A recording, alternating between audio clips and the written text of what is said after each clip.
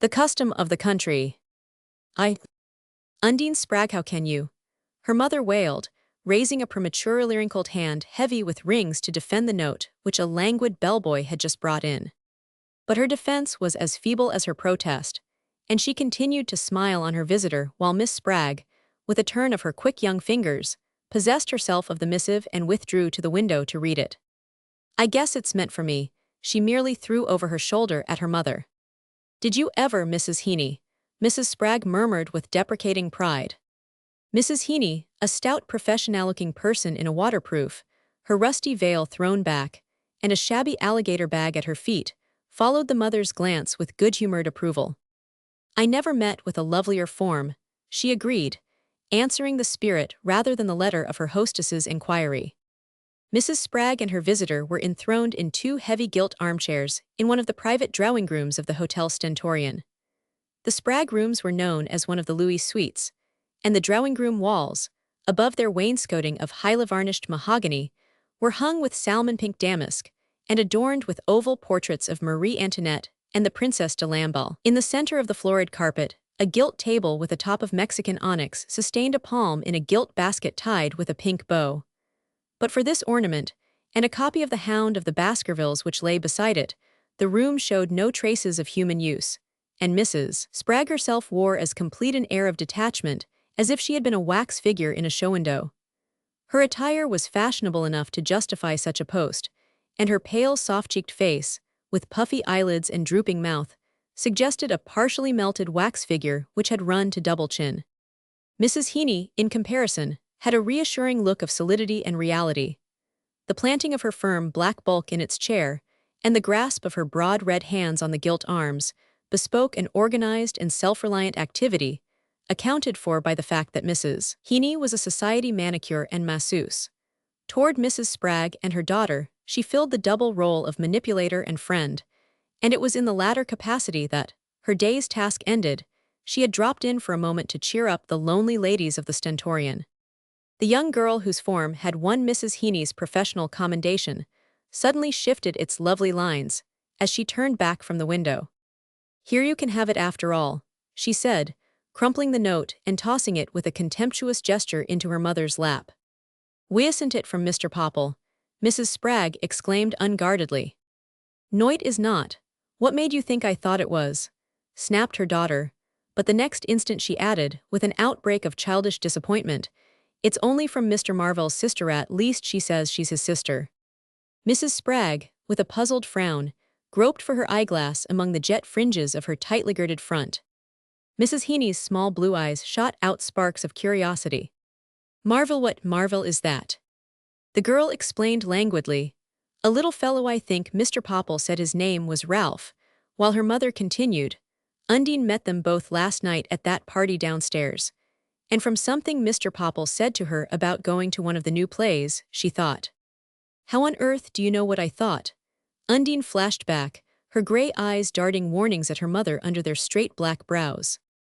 "Why, you said you thought," Mrs. Spragg began reproachfully, but Mrs. Heeny, heedless of their bickerings, was pursuing her own train of thought. "What Popple? Claude Walsingham Popple, the portrait painter?" "Yes, I suppose so. He said he would like to paint me. Mabel Lipscomb introduced him. I do not care if I never see him again," the girl said, bathed in angry pink. "Do you know him, Mrs. Heeny?" Mrs. Spragg inquired. "I should say I 999. I manicured him for his first society portrait of full-length of Mrs. Harmon B. Driscoll." Mrs. Heeny smiled indulgently on her hearers. "I know everybody. If they do not know me, they ain't in it, and Claude Walsingham Popple's in it.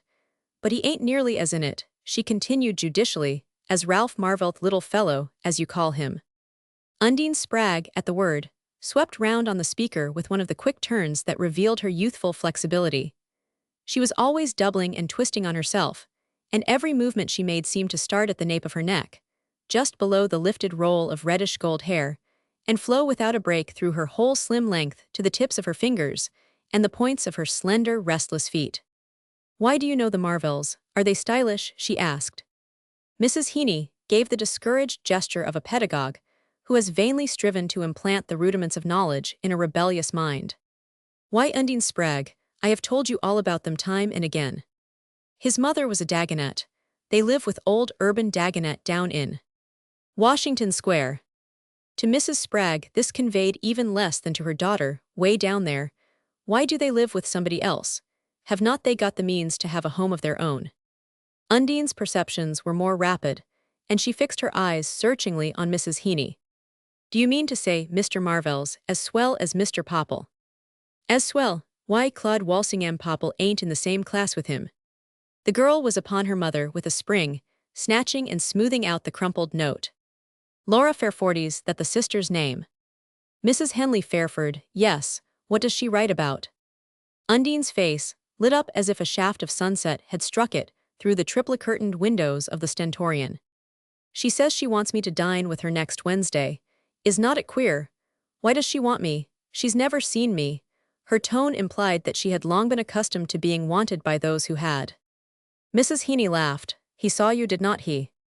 Who, Ralph Marvell? Why, of course he did, Mr. Popple brought him to the party here last night. Well, there you are when a young man in society wants to meet a girl again. He gets his sister to ask her. Undine stared at her incredulously. How queer. But they have not all got sisters, have they? It must be fearfully poky for the ones that have not. They get their mother, sir, their married friends, said Mrs. Heeny omnisciently. Married gentlemen? Inquired Mrs. Spragg, slightly shocked, but genuinely desirous of mastering her lesson. Mercy, no, married ladies. But are there never any gentlemen present? Pursued Mrs. Spragg, feeling that if this were the case Undine would certainly be disappointed. Present where? At their dinners. Of course, Mrs. Fairford gives the smartest little dinners in town. There was an account of one she gave last week in this morning's town talk. I guess it's right here among my clippings. Mrs. Heeny, swooping down on her bag, drew from it a handful of newspaper cuttings, which she spread on her ample lap and proceeded to sort with a moistened forefinger. Here, she said, holding one of the slips at arm's length, and throwing back her head she read, in a slow, unpunctuated chant. Mrs. Henley Fairford gave another of her natty little dinners last Wednesday. As usual, it was smart, small, and exclusive, and there was much gnashing of teeth among the left-outs, as Madame Olga Laukowska gave some of her new step dances. After dinner, that's the French for new dance steps. Mrs. Heeny concluded, thrusting the documents back into her bag. Do you know Mrs. Fairford too? Undine asked eagerly, while Mrs. Spragg, impressed but anxious for facts, pursued. Does she reside on Fifth Avenue? No, she has a little house in 38th Street, down beyond Park Avenue. The ladies' faces drooped again, and the masseuse went on promptly, but they are glad enough to have her in the big houses. Why, yes, I know her, she said, addressing herself to Undine. I massed her for a sprained ankle a couple of years ago. She's got a lovely manner, but no conversation. Some of my patients converse exquisitely, Mrs. Heeny added with discrimination. Undine was brooding over the note. It is written to Mother Mrs. Abner E. Spragg. I never saw anything so funny. Will you allow your daughter to dine with me? Allow, is Mrs. Fairford peculiar? No, you are, said Mrs. Heeny bluntly. Do not you know it's the thing in the best society to pretend that girls cannot do anything without their mother's permission? You just remember that. Undine, you must not accept invitations from gentlemen without you say you have got to ask your mother first. Mercy, but how will mother know what to say? Why, she will say what you tell her to, of course. You would better tell her you want to dine with Mrs. Fairford, Mrs. Heeny added humorously, as she gathered her waterproof together and stooped for her bag. Have I got to write the note then? Mrs. Spragg asked with rising agitation. Mrs. Heeny reflected. Why, no, I guess Undine can write it as if it was from you. Mrs. Fairford do not know your writing. This was an evident relief to Mrs. Spragg, and as Undine swept to her room with the note her mother sank back, murmuring plaintively, Oh, do not go yet, Mrs. Heeny. I have not seen a human being all day, and I cannot seem to find anything to say to that French maid. Mrs. Heeny looked at her hostess with friendly compassion. She was well aware that she was the only bright spot on Mrs. Spragg's horizon. Since the Spraggs, some 2 years previously, had moved from Apex City to New York, they had made little progress in establishing relations with their new environment. And when, about 4 months earlier, Mrs. Spragg's doctor had called in Mrs. Heeny to minister professionally to his patient, he had done more for her spirit than for her body. Mrs. Heeny had had such cases before. She knew the rich, helpless family, stranded in lonely splendor in a sumptuous West Side hotel, with a father compelled to seek a semblance of social life at the hotel bar, and a mother deprived of even this contact with her kind, and reduced to illness by boredom and inactivity. Poor Mrs. Spragg had done her own washing in her youth, but since her rising fortunes had made this occupation unsuitable, she had sunk into the relative inertia which the ladies of Apex City regarded as one of the prerogatives of affluence. At Apex, however, she had belonged to a social club, and until they moved to the Mealy house, had been kept busy by the incessant struggle with domestic cares. Whereas New York seemed to offer no field for any form of ladylike activity, she therefore took her exercise vicariously, with Mrs. Heeny's help, and Mrs. Heeny knew how to manipulate her imagination as well as her muscles. It was Mrs. Heeny who peopled the solitude of the long ghostly days with lively anecdotes of the Van de Gens, the Driscolls, the Chauncey Ellings, and the other social potentates, whose least doings Mrs. Spragg and Undine had followed from afar in the Apex papers, and who had come to seem so much more remote, since only the width of the Central Park divided mother and daughter from their Olympian portals. Mrs. Spragg had no ambition for herself, seemed to have transferred her whole personality to her child, but she was passionately resolved that Undine should have what she wanted, and she sometimes fancied that Mrs. Heeny, who crossed those sacred thresholds so familiarly, might some day gain admission for Undine. "Well, I'll stay a little mite longer if you want. And supposing I was to rub up your nails while we are talking, it will be more sociable," the masseuse suggested, lifting her bag to the table and covering its shiny onyx surface with bottles and polishers. Mrs. Spragg consentingly slipped the rings from her small mottled hands. It was soothing to feel herself in Mrs. Heeny's grasp, and though she knew the attention would cost her $3, she was secure in the sense that Abner would not mind. It had been clear to Mrs. Spragg, ever since their rather precipitate departure from Apex City, that Abner was resolved not to mind herself at any cost to see through the New York adventure. It seemed likely now that the cost would be considerable. They had lived in New York for 2 years without any social benefit to their daughter, and it was of course for that purpose that they had come. If, at the time, there had been other and more pressing reasons, they were such as Mrs. Spragg and her husband never touched on, even in the gilded privacy of their bedroom at the Stentorian. And so completely had silence closed in on the subject that to Mrs. Spragg it had become non-existent. She really believed that, as Abner put it, they had left Apex because Undine was too big for the place. She seemed as yet poor child, too small for New York, actually imperceptible to its heedless multitudes, and her mother trembled for the day when her invisibility should be borne in on her.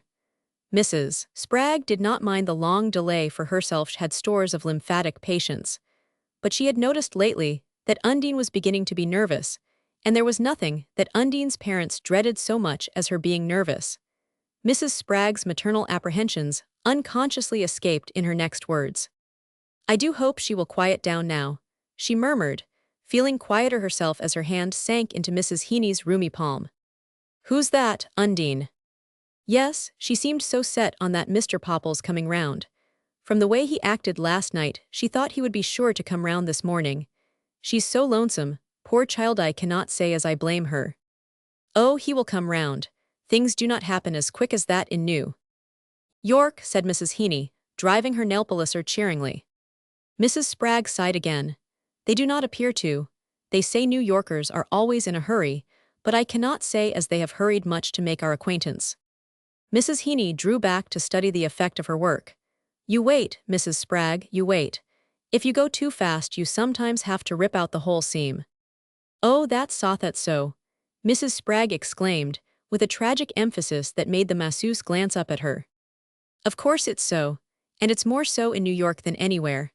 The wrong sets like flypaper. Once you are in it you can pull and pull, but you will never get out of it again." Undine's mother heaved another and more helpless sigh. "I wish you would tell Undine that, Mrs. Heeny." "Oh, I guess Undine's all right. A girl like her can afford to wait, and if young Marvell's really taken with her, she will have the run of the place in no time." This solacing thought enabled Mrs. Spragg to yield herself unreservedly to Mrs. Heeny's ministrations, which were prolonged for a happy confidential hour. And she had just bidden the masseuse goodbye, and was restoring the rings to her fingers, when the door opened to admit her husband. Mr. Spragg came in silently, setting his high hat down on the centre table, and laying his overcoat across one of the gilt chairs. He was tallish, gray-bearded and somewhat stooping, with the slack figure of the sedentary man who would be stout if he were not dyspeptic, and his cautious gray eyes with pouch-like underlids had straight black brows like his daughter's. His thin hair was worn a little too long over his coat collar, and a Masonic emblem dangled from the heavy gold chain which crossed his crumpled black waistcoat. He stood still in the middle of the room, casting a slow, pioneering glance about its gilded void. Then he said gently, "Well, Mother." Mrs. Spragg remained seated, but her eyes dwelt on him affectionately. "Undine's been asked out to a dinner party, and Mrs. Heaney says it's to one of the first families. It's the sister of one of the gentlemen that Mabel Lipscomb introduced her to last night." There was a mild triumph in her tone, for it was owing to her insistence and Undine's that Mr. Spragg had been induced to give up the house they had bought in West End Avenue and move with his family to the Stentorian. Undine had early decided that they could not hope to get on while they kept house. All the fashionable people she knew either boarded or lived in hotels. Mrs. Spragg was easily induced to take the same view, but Mr. Spragg had resisted, being at the moment unable either to sell his house or to let it as advantageously as he had hoped. After the move was made, it seemed for a time as though he had been right, and the first social steps would be as difficult to make in a hotel as in one's own house. And Mrs. Spragg was therefore eager to have him know that Undine really owed her first invitation to a meeting under the roof of the Stentorian. "You see we were right to come here, Abner," she added, and he absently rejoined, "I guess you two always manage to be right." But his face remained unsmiling, and instead of seating himself and lighting his cigar, as he usually did before dinner, he took 2 or 3 aimless turns about the room, and then paused in front of his wife. "What's the matter? Ran anything wrong downtown?" she asked, her eyes reflecting his anxiety.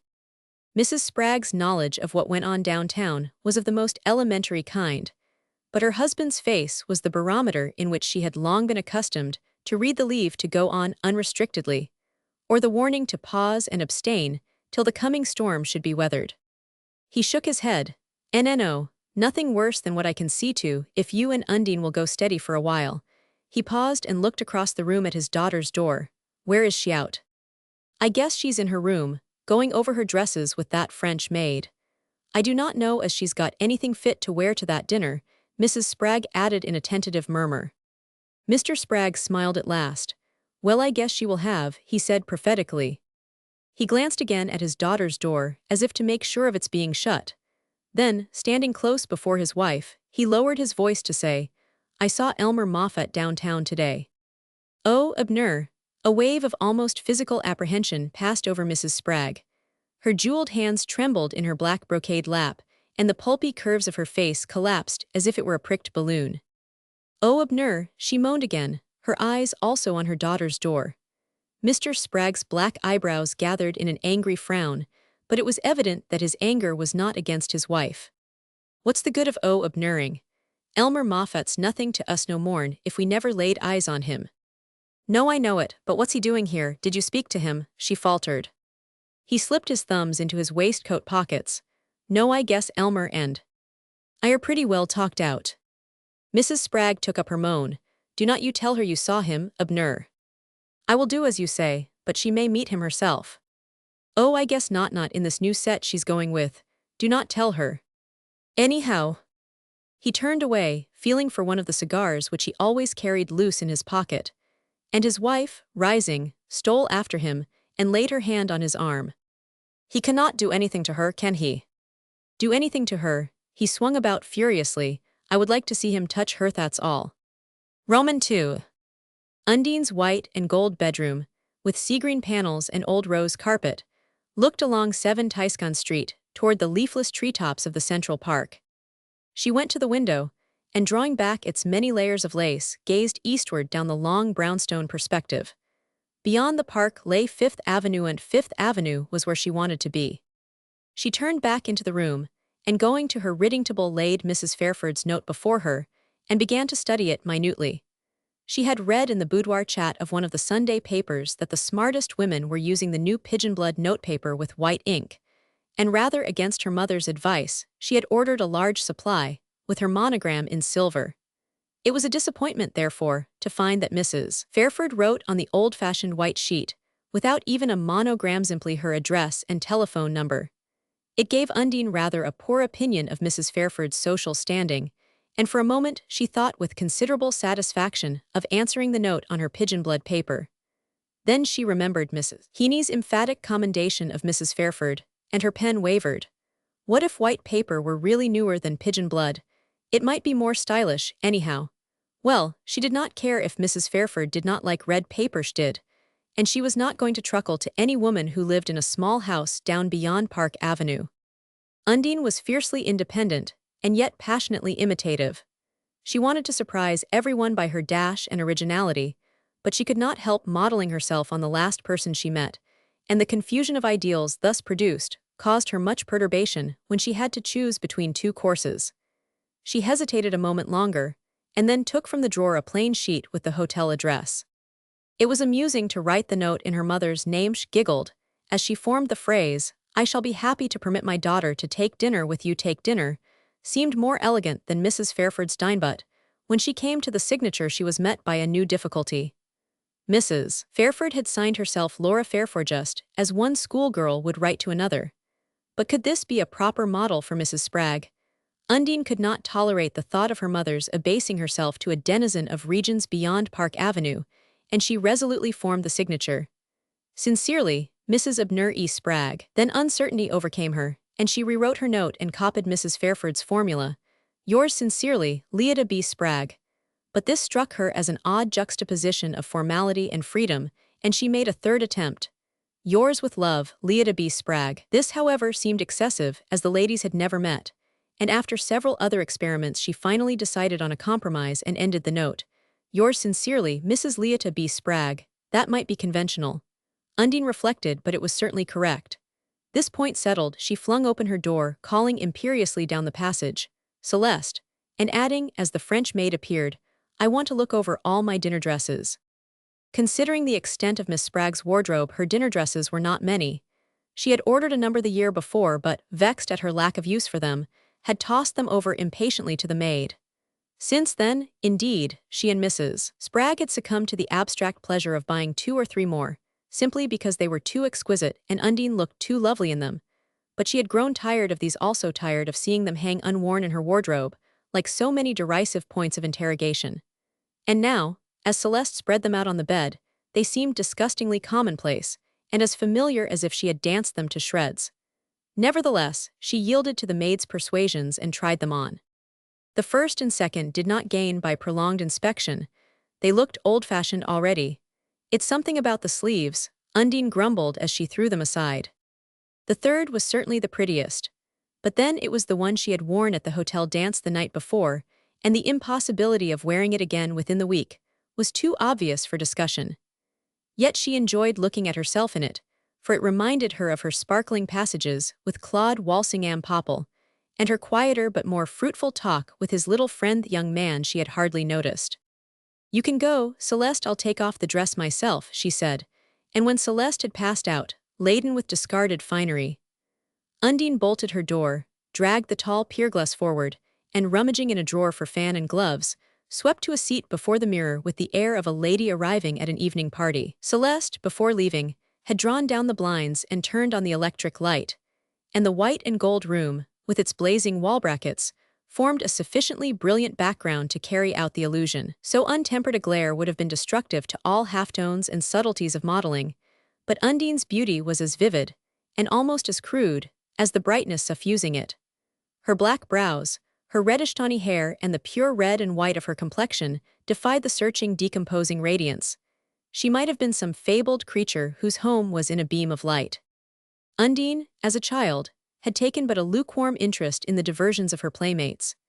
Even in the early days when she had lived with her parents in a ragged outskirt of Apex, and hung on the fence with Indiana Frusk, the freckled daughter of the plumber across the way, she had cared little for dolls or skipping ropes, and still less for the riotous games in which the loud Indiana played Atalanta to all the boyhood of the quarter. Already Undine's chief delight was to dress up in her mother's Sunday skirt and play lady before the wardrobe mirror. The taste had outlasted childhood, and she still practiced the same secret pantomime, gliding in, settling her skirts, swaying her fan, moving her lips in soundless talk and laughter.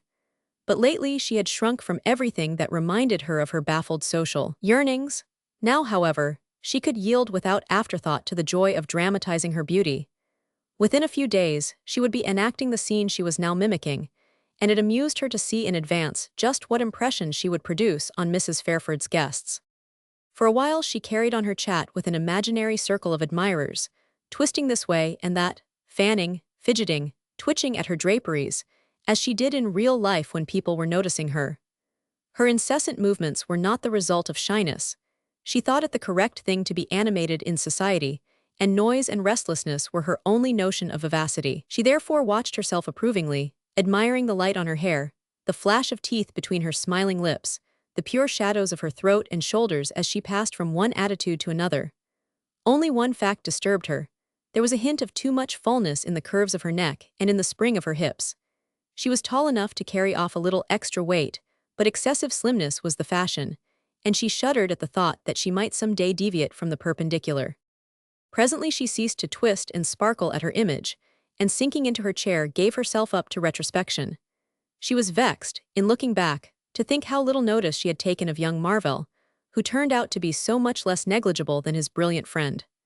She remembered thinking him rather shy, less accustomed to society, and though in his quiet deprecating way he had said one or two droll things, he lacked Mr. Popple's masterly manner, his domineering yet caressing address.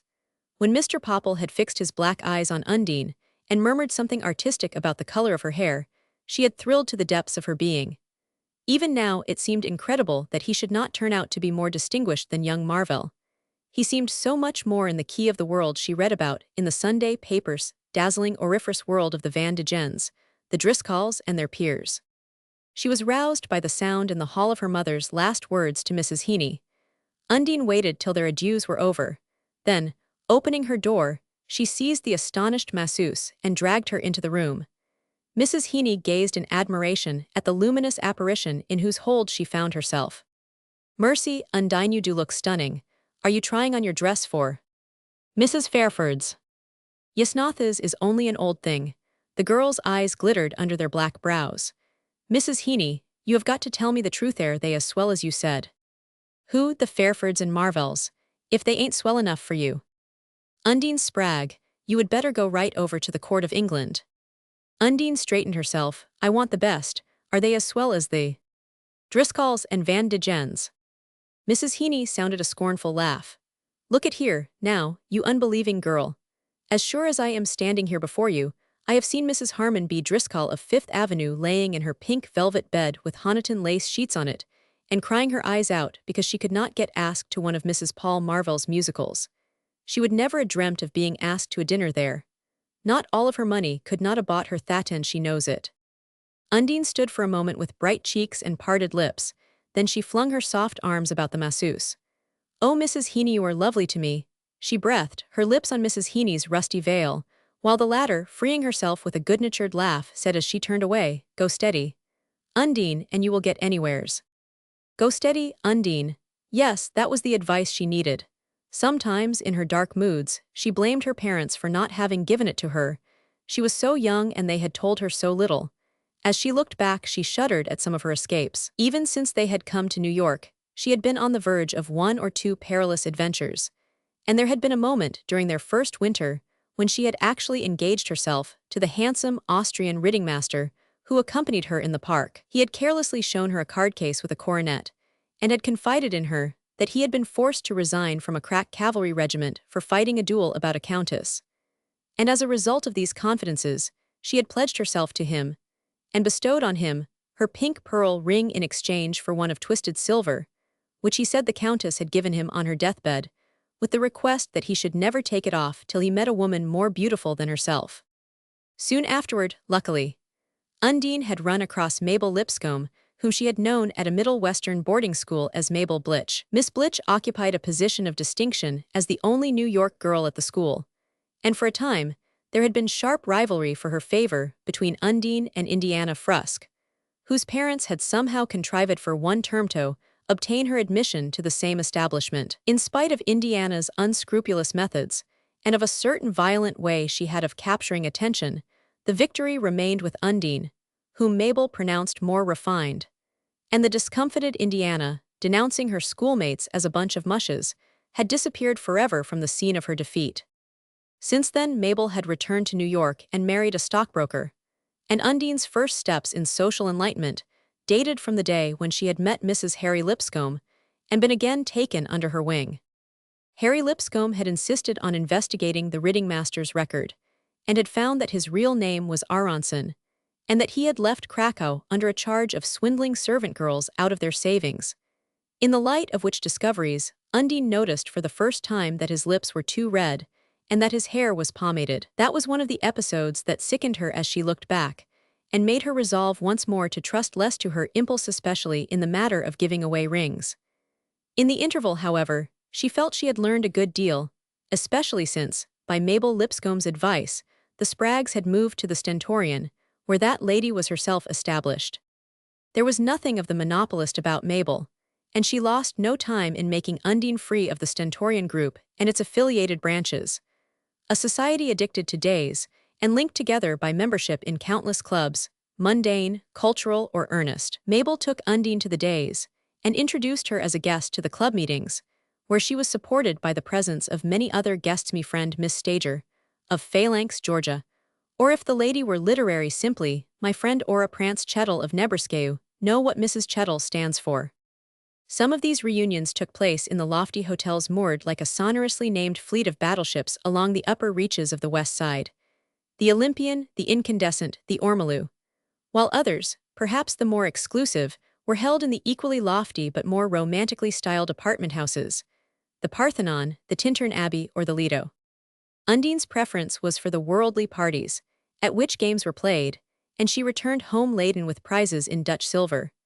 But she was duly impressed by the debating clubs, where ladies of local distinction addressed the company from an improvised platform, or the members argued on subjects of such imperishable interest as "What is charm?"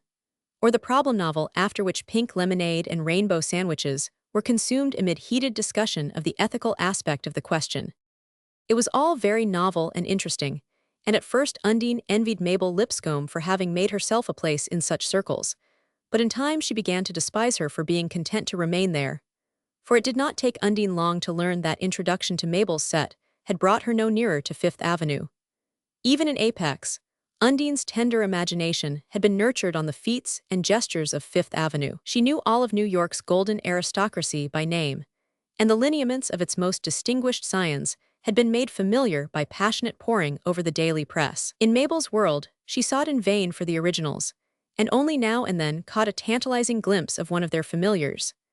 As when Claude Walsingham Popple, engaged on the portrait of a lady whom the Lipscombs described as the wife of a steel magnate, felt it his duty to attend one of his client's teas, where it became Mabel's privilege to make his acquaintance and to name to him her friend Miss Spragg. Unsuspected social gradations were thus revealed to the attentive Undine, but she was beginning to think that her sad proficiency had been acquired in vain, when her hopes were revived by the appearance of Mr. Popple and his friend at the Stentorian dance. She thought she had learned enough to be safe from any risk of repeating the hideous Aronson mistake, yet she now saw she had blundered again in distinguishing Claude Walsingham Popple, while she almost snubbed his more retiring companion. It was all very puzzling, and her perplexity had been farther increased by Mrs. Heeny's tale of the great Mrs. Harmon B. Driscoll's despair. Hitherto Undine had imagined that the Driscoll and Van de Gen clans and their allies held undisputed suzerainty over New York society. Mabel Lipscomb thought so too, and was given to bragging of her acquaintance with a Mrs. Spoff, who was merely a second cousin of Mrs. Harmon B. Driscoll's. Yet here was she, Undine Spragg of Apex, about to be introduced into an inner circle to which Driscolls and Van de Gens had laid siege in vain. It was enough to make her feel a little dizzy with her triumph, work her up into that state of perilous self-confidence in which all her worst follies had been committed.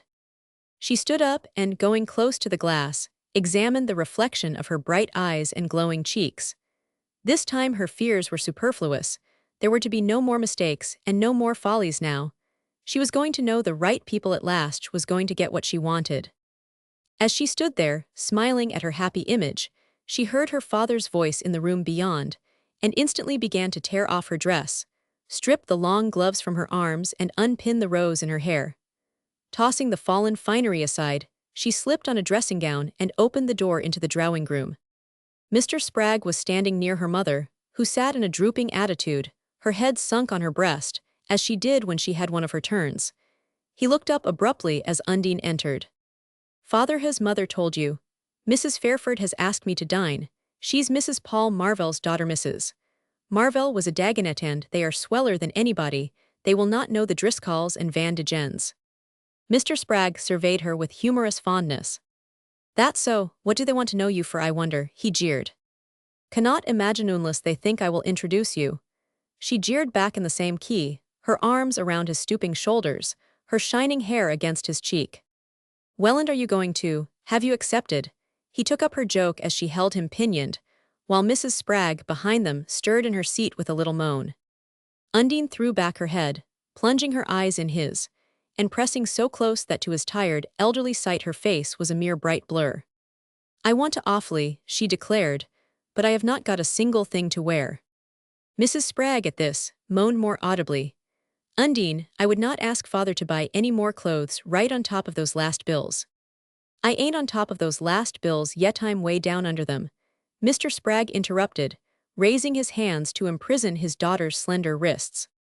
"Oh, well, if you want me to look like a scarecrow and not get asked again, I have got a dress that will do perfectly," Undine threatened, in a tone between banter and vexation.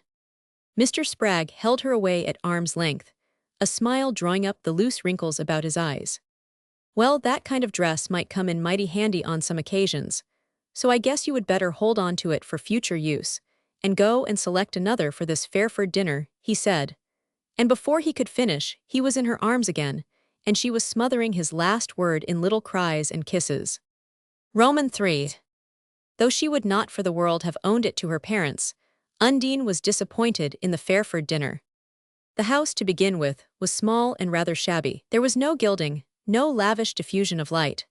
The room they sat in after dinner, with its green-shaded lamps making faint pools of brightness, and its rows of books from floor to ceiling, reminded Undine of the old circulating library at Apex, before the new marble building was put up. Then, instead of a gas log, or a polished grate with electric bulbs behind ruby glass, there was an old-fashioned wood fire, like pictures of Back to the Farm for Christmas.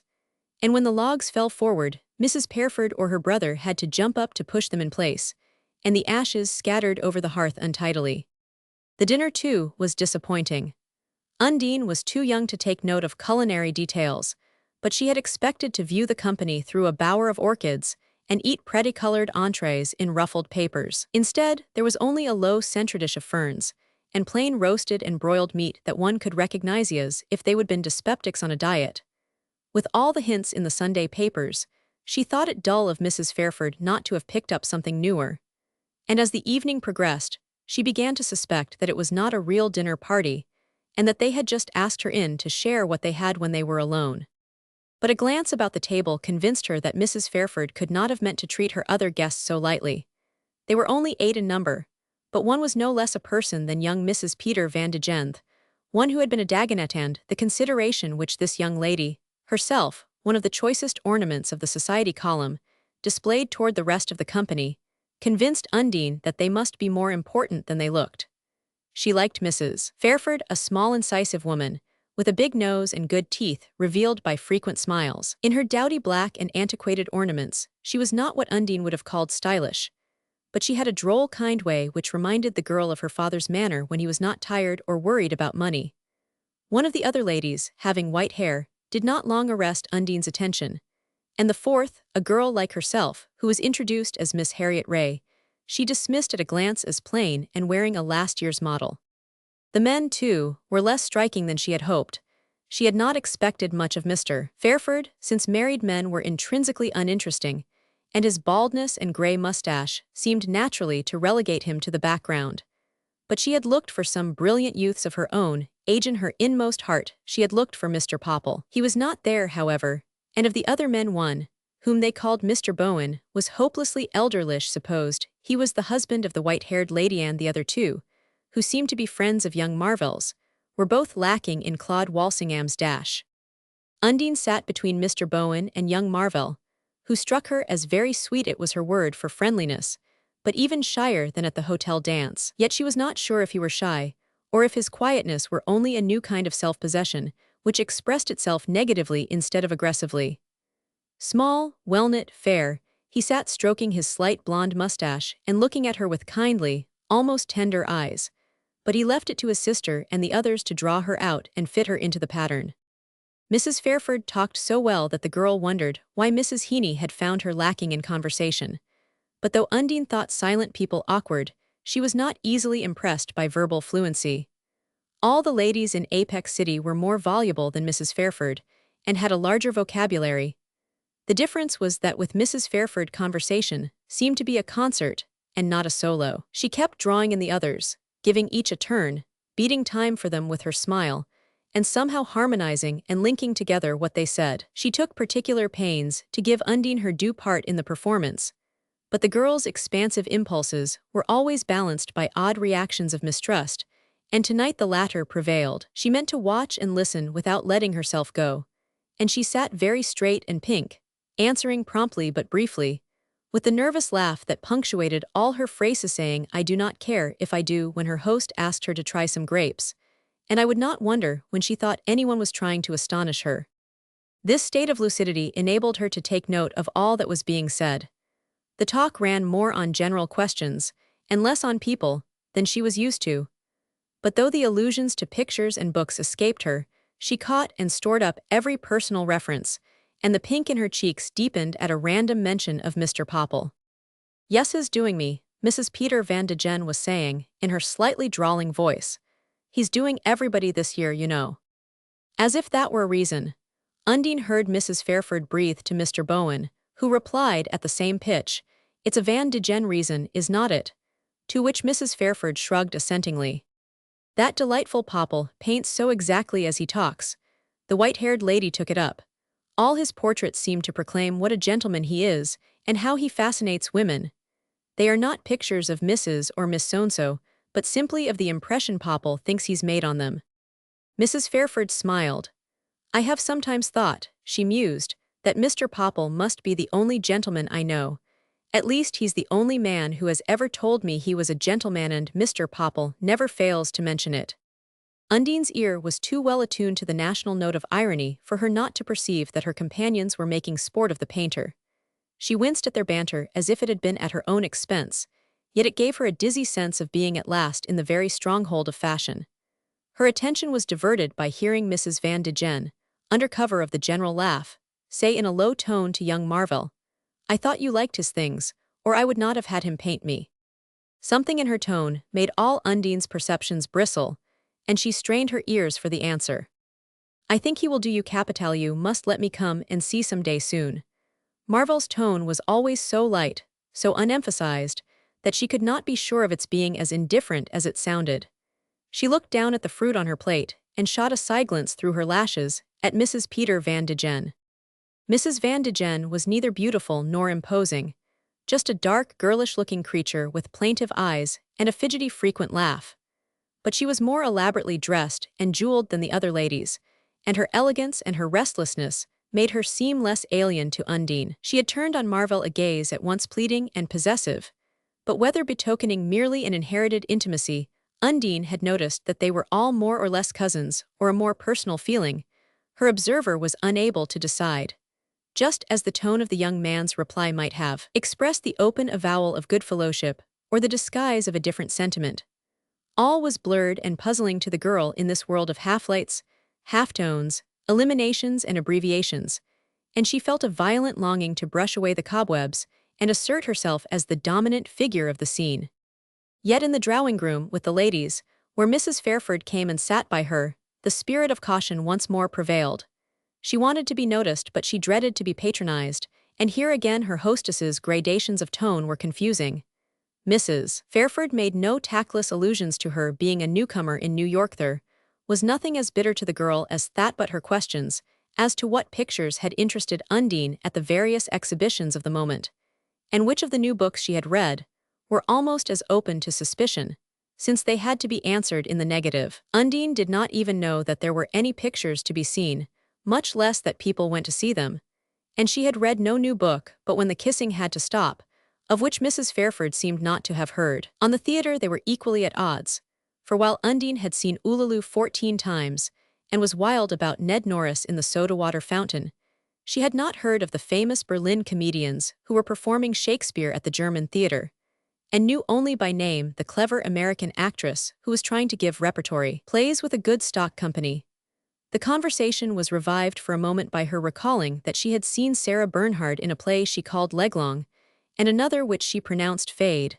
But even this did not carry them far, as she had forgotten what both plays were about, and had found the actress a good deal older than she expected.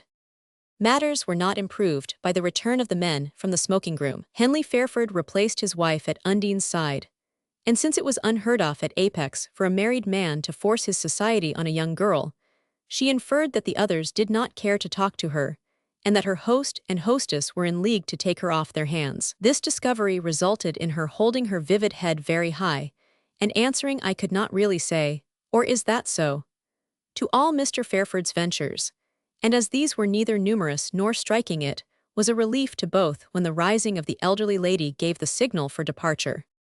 In the hall, where young Marvell had managed to precede her, Undine found Mrs. Van Degen putting on her cloak.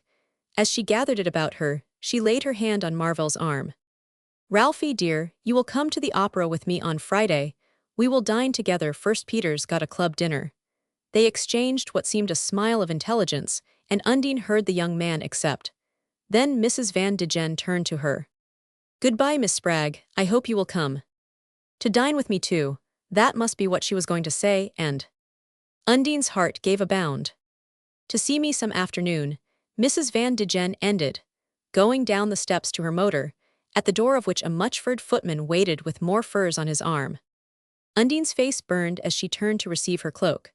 When she had drawn it on with haughty deliberation, she found Marvell at her side, in hat and overcoat, and her heart gave a higher bound. He was going to escort her home, of course. This brilliant youth felt now that he was brilliant who dined alone with married women, whom the Van Degen set called Ralphie dear, had really no eyes for anyone but herself, and at the thought her lost self-complacency flowed back warm through her veins. The street was coated with ice, and she had a delicious moment descending the steps on Marvell's arm, and holding it fast while they waited for her cab to come up. But when he had helped her in, he closed the door and held his hand out over the lowered window. "Goodbye," he said, smiling, and she could not help the break of pride in her voice as she faltered out stupidly from the depths of her disillusionment, "Oh, goodbye." Roman 4. "Father, you have got to take a box for me at the opera next Friday." From the tone of her voice, Undine's parents knew at once that she was nervous. They had counted a great deal on the Fairford dinner as a means of tranquilization, and it was a blow to detect signs of the opposite result when, late the next morning, their daughter came dawdling into the sodden splendor of the stentorian breakfast-room. The symptoms of Undine's nervousness were unmistakable to Mr. and Mrs. Spragg. They could read the approaching storm in the darkening of her eyes from limpid gray to slate color, and in the way her straight black brows met above them, and the red curves of her lips narrowed to a parallel line below. Mr. Spragg, having finished the last course of his heterogeneous meal, was adjusting his gold eyeglasses for a glance at the paper when Undine trailed down the sumptuous stuffy room, where coffee fumes hung perpetually under the emblazoned ceiling, and the spongy carpet might have absorbed a year's crumbs without a sweeping. About them sat other pallid families, richly dressed, and silently eating their way through a bill of fare which seemed to have ransacked the globe for gastronomic incompatibilities. And in the middle of the room, a knot of equally pallid waiters, engaged in languid conversation, turned their backs by common consent on the persons they were supposed to serve. Undine, who rose too late to share the family breakfast, usually had her chocolate brought to her in bed by Celeste, after the manner described in the articles on a Society Woman's Day which were appearing in Boudoir Chat. Her mere appearance in the restaurant, therefore, prepared her parents for those symptoms of excessive tension which a nearer inspection confirmed, and Mr. Spragg folded his paper and hooked his glasses to his waistcoat with the air of a man who prefers to know the worst and have it over. "An opera box," faltered Mrs. Spragg, pushing aside the bananas and cream with which she had been trying to tempt an appetite too languid for fried liver or crab mayonnaise. "A parterre box," Undine corrected, ignoring the exclamation and continuing to address herself to her father. Friday's the stylish night, and that new tenor's going to sing again in Cavalleria, she condescended to explain. That so? Mr. Spragg thrust his hands into his waistcoat pockets and began to tilt his chair till he remembered there was no wall to meet it. He regained his balance and said, "Would not a couple of good orchestra seats do you?" "No, they would not," Undine answered with a darkening brow. He looked at her humorously. "You invited the whole dinner party, I suppose." "No one. Going all alone in a box." She was disdainfully silent. "I do not suppose you are thinking of taking mother and me." This was so obviously comic that they all laughed. Even Mrs. Spragg, and Undine went on more mildly. "I want to do something for Mabel Lipscomb, make some return. She's always taking me round, and I have never done a thing for her, not a single thing."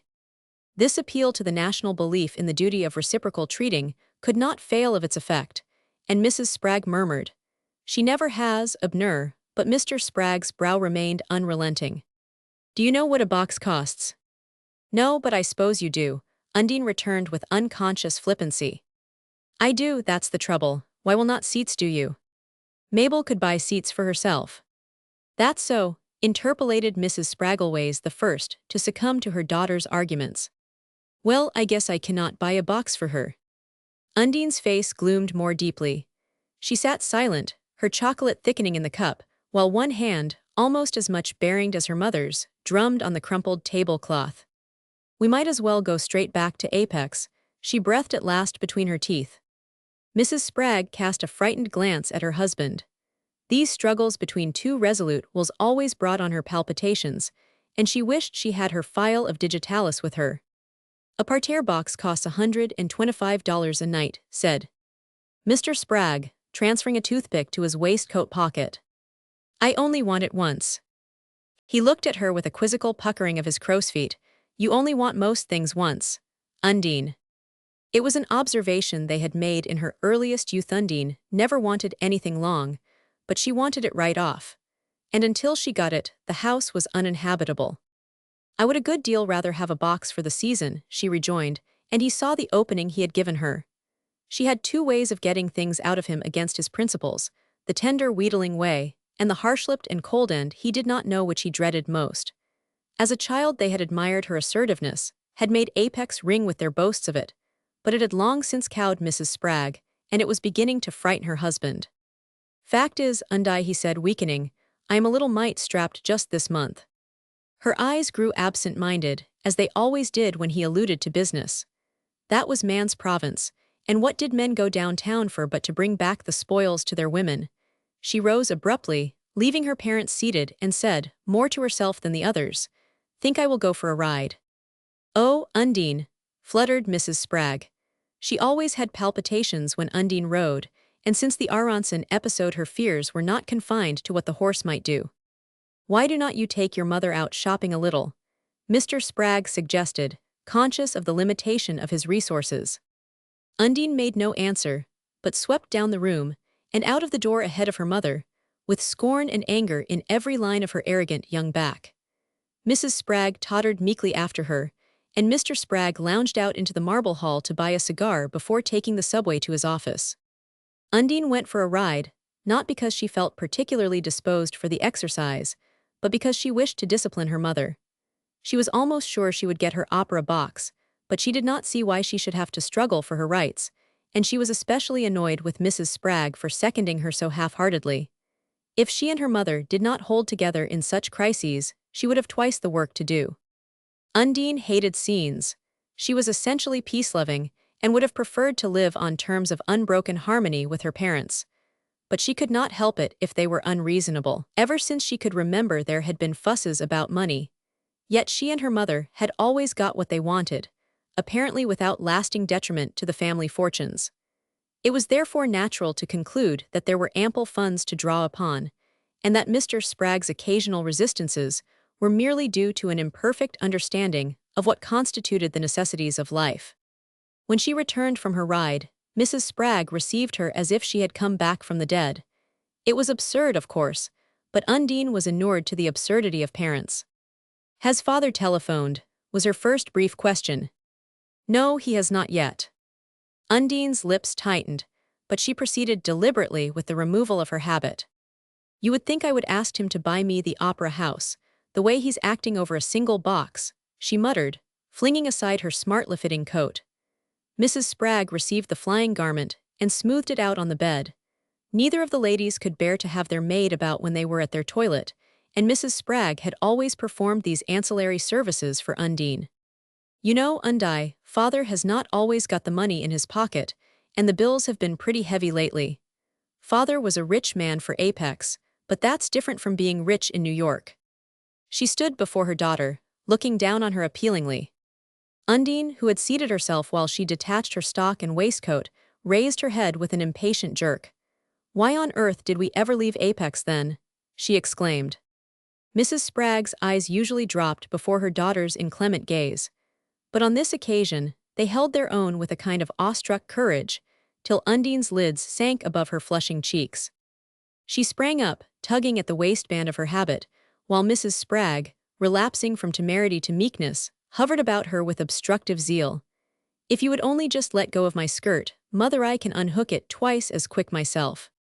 Mrs. Spragg drew back, understanding that her presence was no longer wanted. But on the threshold she paused, as if overruled by a stronger influence, and said, with a last look at her daughter, "You did not meet anybody when you were out, did you, Undine?" Undine's brows drew together.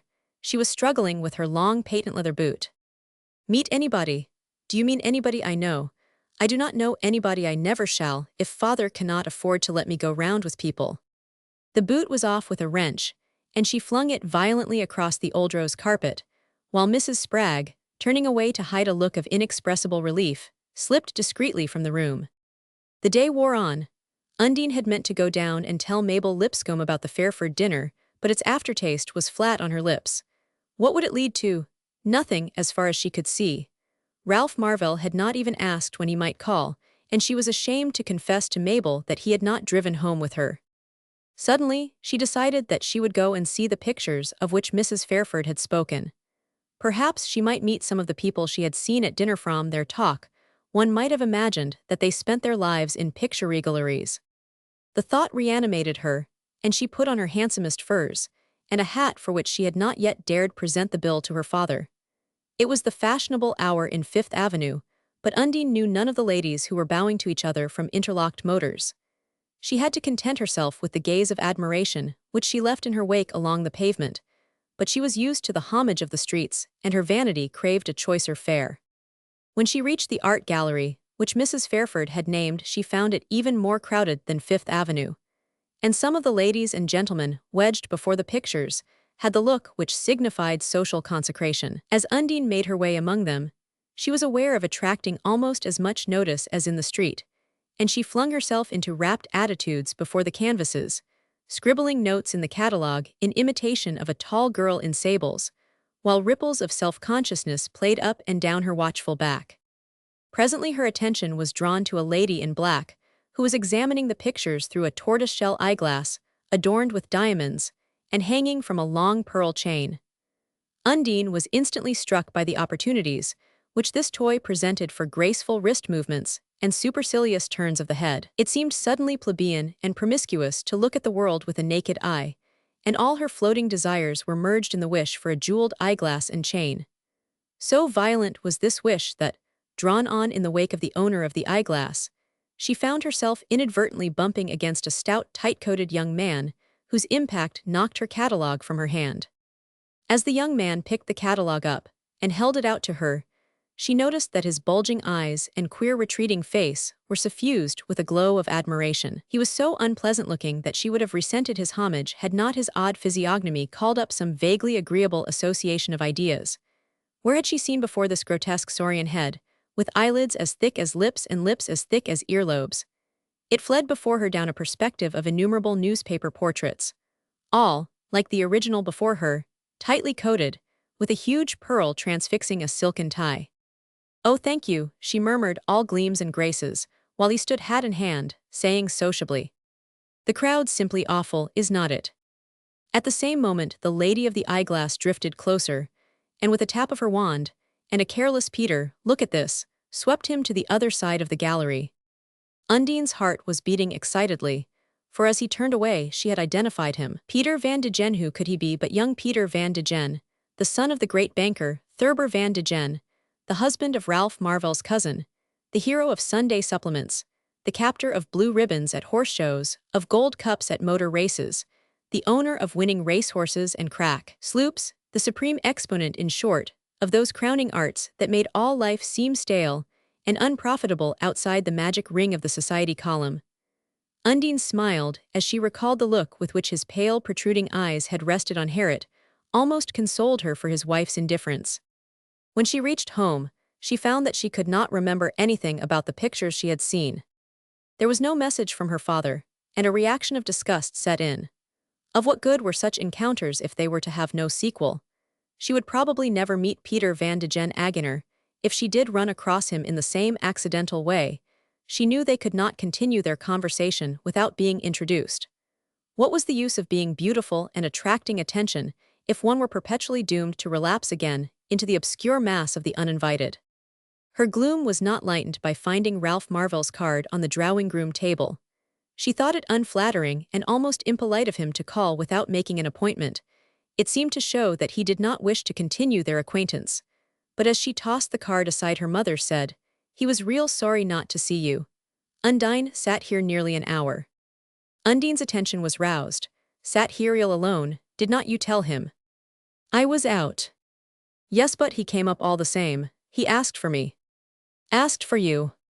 The social order seemed to be falling in ruins at Undine's feet. A visitor who asked for a girl's mother. She stared at Mrs. Spragg with cold incredulity. "What makes you think he did?" "Why, they told me so.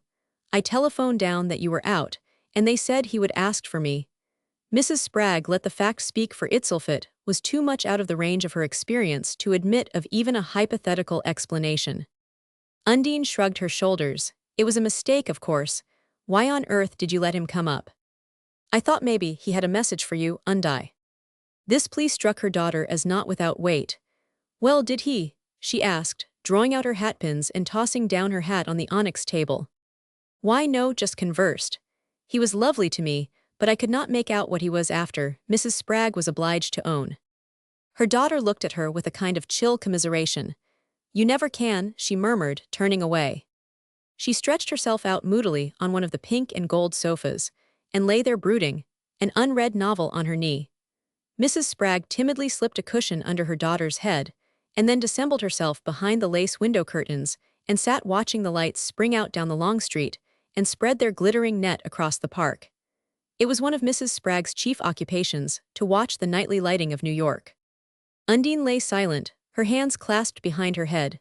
She was plunged in one of the moods of bitter retrospection when all her past seemed like a long struggle for something she could not have, from a trip to Europe to an opera box, and when she felt sure that, as the past had been, so the future would be. And yet, as she had often told her parents, all she sought for was improvement. She honestly wanted the best. Her first struggle after she had ceased to scream for candy, or sulk for a new toy, had been to get away from Apex in summer. Her summers, as she looked back on them, seemed to typify all that was dreariest and most exasperating in her life. The earliest had been spent in the yellow frame cottage where she had hung on the fence, kicking her toes against the broken palings, and exchanging moist chewing gum and half-eaten apples with Indiana Frusk. Later on, she had returned from her boarding school to the comparative gentility of summer vacations at the Mealy house, whither her parents, forsaking their squalid suburb, had moved in the first flush of their rising fortunes. The tessellated floors, the plush parlors and organ-like radiators of the Mealy house had, aside from their intrinsic elegance, the immense advantage of lifting the Spraggs high above the Frusks, and making it possible for Undine, when she met Indiana in the street or at school, to chill her advances by a careless allusion to the splendors of hotel life. But even in such a setting, and in spite of the social superiority it implied, the long months of the Middle Western summer, fly-blown, torrid, exhaling stale odors, soon became as insufferable as they had been in the little yellow house. At school, Undine met other girls whose parents took them to the Great Lakes for August. Some even went to California, others, so bliss ineffable, went east. Pale and listless under the stifling boredom of the Mealy house routine, Undine secretly sucked lemons, nibbled slate pencils, and drank pints of bitter coffee to aggravate her look of ill health.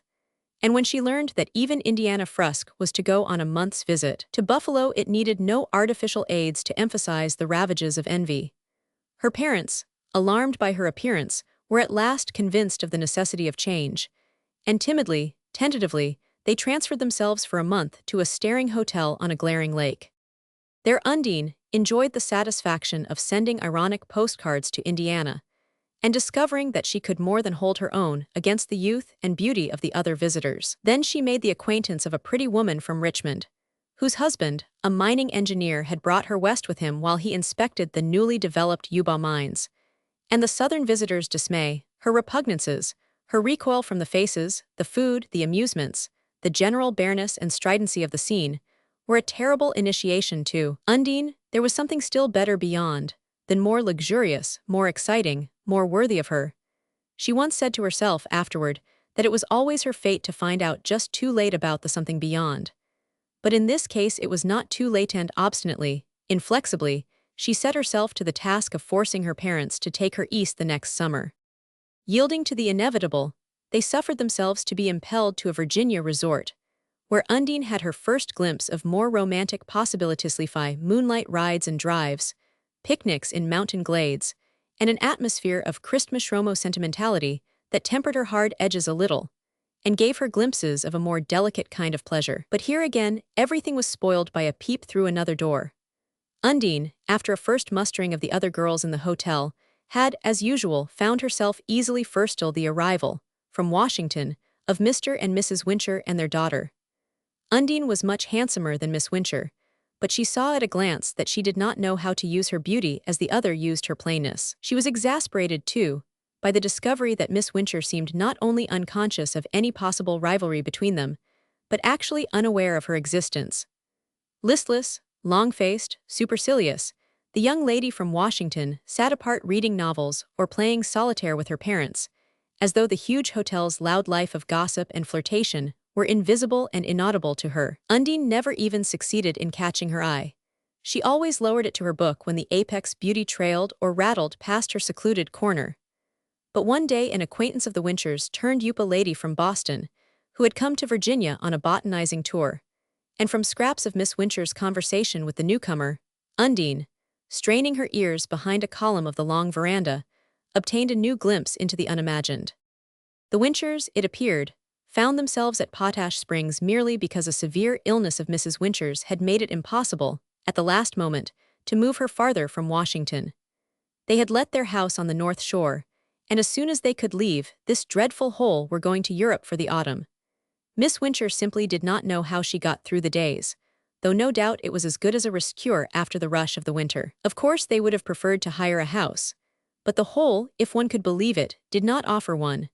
So they had simply shut themselves off as best they could from the hotel crew. Had her friend, Miss Wincher parenthetically asked, happened to notice the Sunday young men? They were queerer even than the belles they came for, and had escaped the promiscuity of the dinner hour by turning one of their rooms into a dining room, and picnicking there with the Persimmon House standards. One could not describe it in any other way. But luckily, the awful place was doing Mama good, and now they had nearly served their term. Undine turned sick as she listened. Only the evening before she had gone on a buggy ride with a young gentleman from Deposita Dentist's assistant and had let him kiss her and given him the flower from her hair. She loathed the thought of him now. She loathed all the people about her, and most of all the disdainful Miss Wincher. It enraged her to think that the Winchers classed her with the hotel crew, with the belles who awaited their Sunday young men. The place was forever blighted for her, and the next week she dragged her amazed but thankful parents back to Apex. But Miss Wincher's depreciatory talk had opened ampler vistas, and the pioneer blood in Undine would not let her rest. She had heard the call of the Atlantic seaboard, and the next summer found the Spraggs at Skog Harbor, Maine. Even now Undine felt a shiver of boredom as she recalled it. That summer had been the worst of all. The bare wind-beaten inn, all shingles without and blueberry pie within, was exclusive, parochial, Bostonian, and the Spraggs wore through the interminable weeks in blank, unmitigated isolation. The incomprehensible part of it was that every other woman in the hotel was plain, dowdy, or elderly, and most of them all three. If there had been any competition on ordinary lines, Undine would have won, as Van de Gen said, hands down. But there wasn't. The other guests simply formed a cold, impenetrable group, who walked, boated, played golf, and discussed Christian Science and the subliminal, unaware of the tremulous organism drifting helplessly against their rockbound circle. It was on the day the Spraggs left Skog Harbor that Undine vowed to herself with set lips, "I will never try anything again till I try New York." Now she had gained her point and tried New York, and so far, it seemed, with no better success.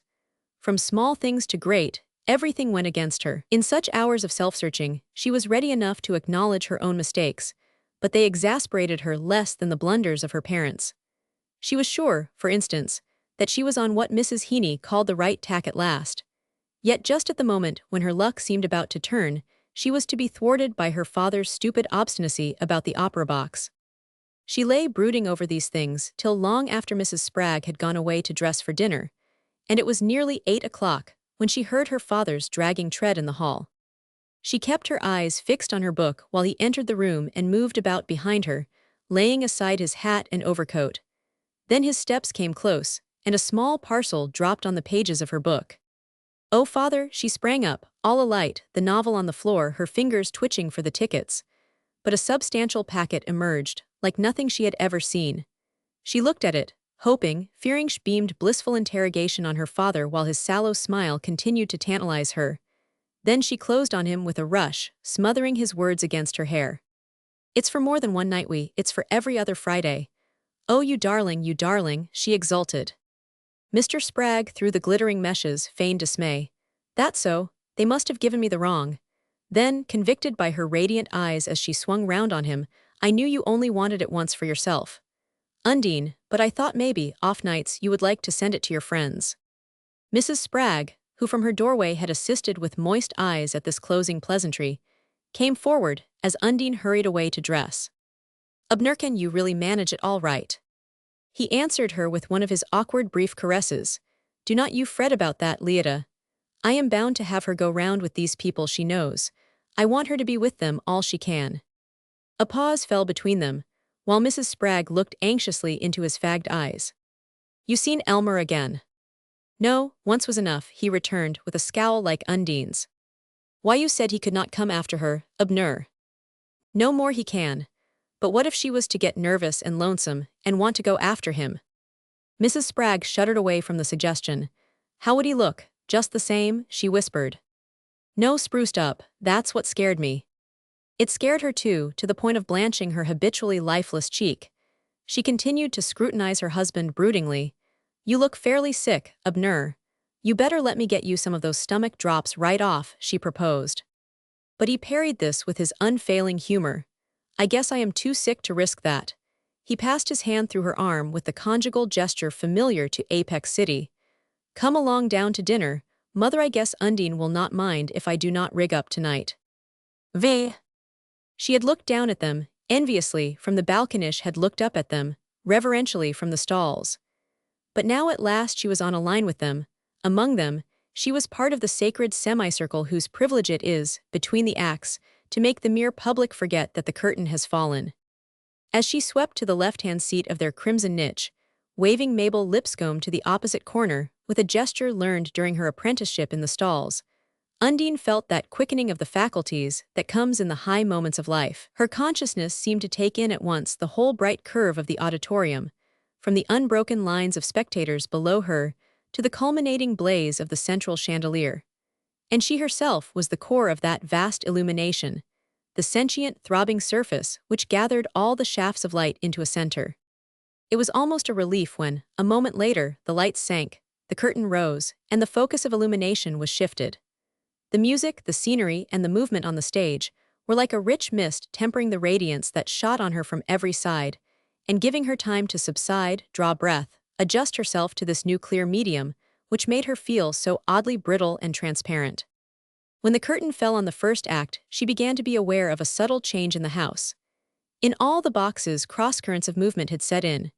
Groups were coalescing and breaking up, fans waving and heads twinkling, black coats emerging among white shoulders, late comers dropping their furs and laces in the red penumbra of the background. Undine, for the moment unconscious of herself, swept the house with her opera-glass, searching for familiar faces. Some she knew without being able to name them, fixed figureheads of the social prowethers she recognized from their portraits in the papers. But of the few from whom she could herself claim recognition, not one was visible. And as she pursued her investigations, the whole scene grew blank and featureless. Almost all the boxes were full now, but one, just opposite, tantalized her by its continued emptiness. How queer to have an opera box and not use it. What on earth could the people be doing? What rarer delight could they be tasting? Undine remembered that the numbers of the boxes and the names of their owners were given on the back of the program, and after a rapid computation, she turned to consult the list.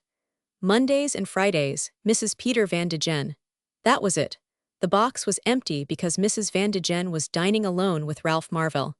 Peter will be at one of his dinners. Undine had a sharp vision of the Van de Gen diningroom, pictured it as oak-carved and sumptuous with gilding with a small table in the center, and rosy lights and flowers, and Ralph Marvell, across the hothouse grapes and champagne, leaning to take a light from his hostess's cigarette. Undine had seen such scenes on the stage. She had come upon them in the glowing pages of fiction, and it seemed to her that every detail was before her now, from the glitter of jewels on Mrs. Van de Gen's bare shoulders to the way young Marvell stroked his slight blonde mustache while he smiled and listened. Undine blushed with anger at her own simplicity in fancying that he had been taken by her, that she could ever really count among these happy self-absorbed people. They all had their friends, their ties, their delightful crowding obligations. Why should they make room for an intruder in a circle so packed with the initiated? As her imagination developed the details of the scene in the Van de Gen diningroom, it became clear to her that fashionable society was horribly immoral, and that she could never really be happy in such a poisoned atmosphere. She remembered that an eminent divine was preaching a series of sermons against social corruption, and she determined to go and hear him on the following Sunday. This train of thought was interrupted by the feeling that she was being intently observed from the neighboring box. She turned around with a feint of speaking to Mrs. Lipscomb and met the bulging stare of Peter Van de Gen. He was standing behind the lady of the eyeglass, who had replaced her tortoise-shell implement by one of close-licet brilliance, which, at word from her companion, she critically bent on Undine. "No, I do not remember," she said, and the girl reddened, divining herself unidentified after this protracted scrutiny. But there was no doubt as to young Van de Gen's remembering her. She was even conscious that he was trying to provoke in her some reciprocal sign of recognition, and the attempt drove her to the haughty study of her program. "Why, there's Mr. Popple over there," exclaimed Mabel Lipscomb, making large signs across the house with fan and playbill. Undine had already become aware that Mabel, planted, blonde and brimming, too near the edge of the box, was somehow out of scale and out of drawing, and the freedom of her demonstrations increased the effect of disproportion. No one else was wagging and waving in that way. A gestureless mute telegraphy seemed to pass between the other boxes.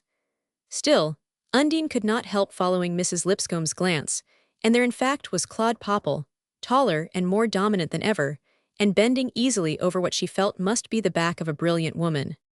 He replied by a discreet salute to Mrs. Lipscomb's intemperate motions, and Undine saw the brilliant woman's opera-glass turn in their direction, and said to herself that in a moment Mr. Popple would be round. But the entr'acte wore on, and no one turned the handle of their door or disturbed the peaceful somnolence of Harry Lipscomb, who, not being as he put it onto grand opera, had abandoned the struggle and withdrawn to the seclusion of the inner box. Undine jealously watched Mr. Popple's progress from box to box, from brilliant woman to brilliant woman, but just as it seemed about to carry him to their door, he reappeared at his original post across the house. "Undine, do look, there's Mr. Marvell," Mabel began again, with another conspicuous outbreak of signaling, and this time Undine flushed to the nape as Mrs. Peter Van de Gen appeared in the opposite box with Ralph Marvell behind her. The two seemed to be alone in the boxes. They had doubtless been alone all the evening, and Undine furtively turned to see if Mr. Van de Gen shared her disapproval. But Mr. Van de Gen had disappeared, and Undine, leaning forward, nervously touched Mabel's arm. "What's the matter, Undine? Do not you see Mr. Marvell over there? Is that his sister he's with?" "No, I would not beckon like that," Undine whispered between her teeth. "Why not? Do not you want him to know you are here?" "Yes, but the other people are not beckoning." Mabel looked about unabashed. "Perhaps they have all found each other. Shall I send Harry over to tell him?" she shouted above the blare of the wind instruments. "No," gasped Undine as the curtain rose. She was no longer capable of following the action on the stage. Two presences possessed her imagination, that of Ralph Marvell, small, unattainable, remote, and that of Mabel Lipscomb, nearby, immense and irrepressible. It had become clear to Undine that Mabel Lipscomb was ridiculous. That was the reason why Popple did not come to the box. No one would care to be seen talking to her while Mabel was at her side. Mabel, monumental and molded, while the fashionable were flexible and diaphanous. Mabel strident and explicit while they were subdued and elusive. At the Stentorian, she was the center of her groofer. She revealed herself as unknown and unknowing.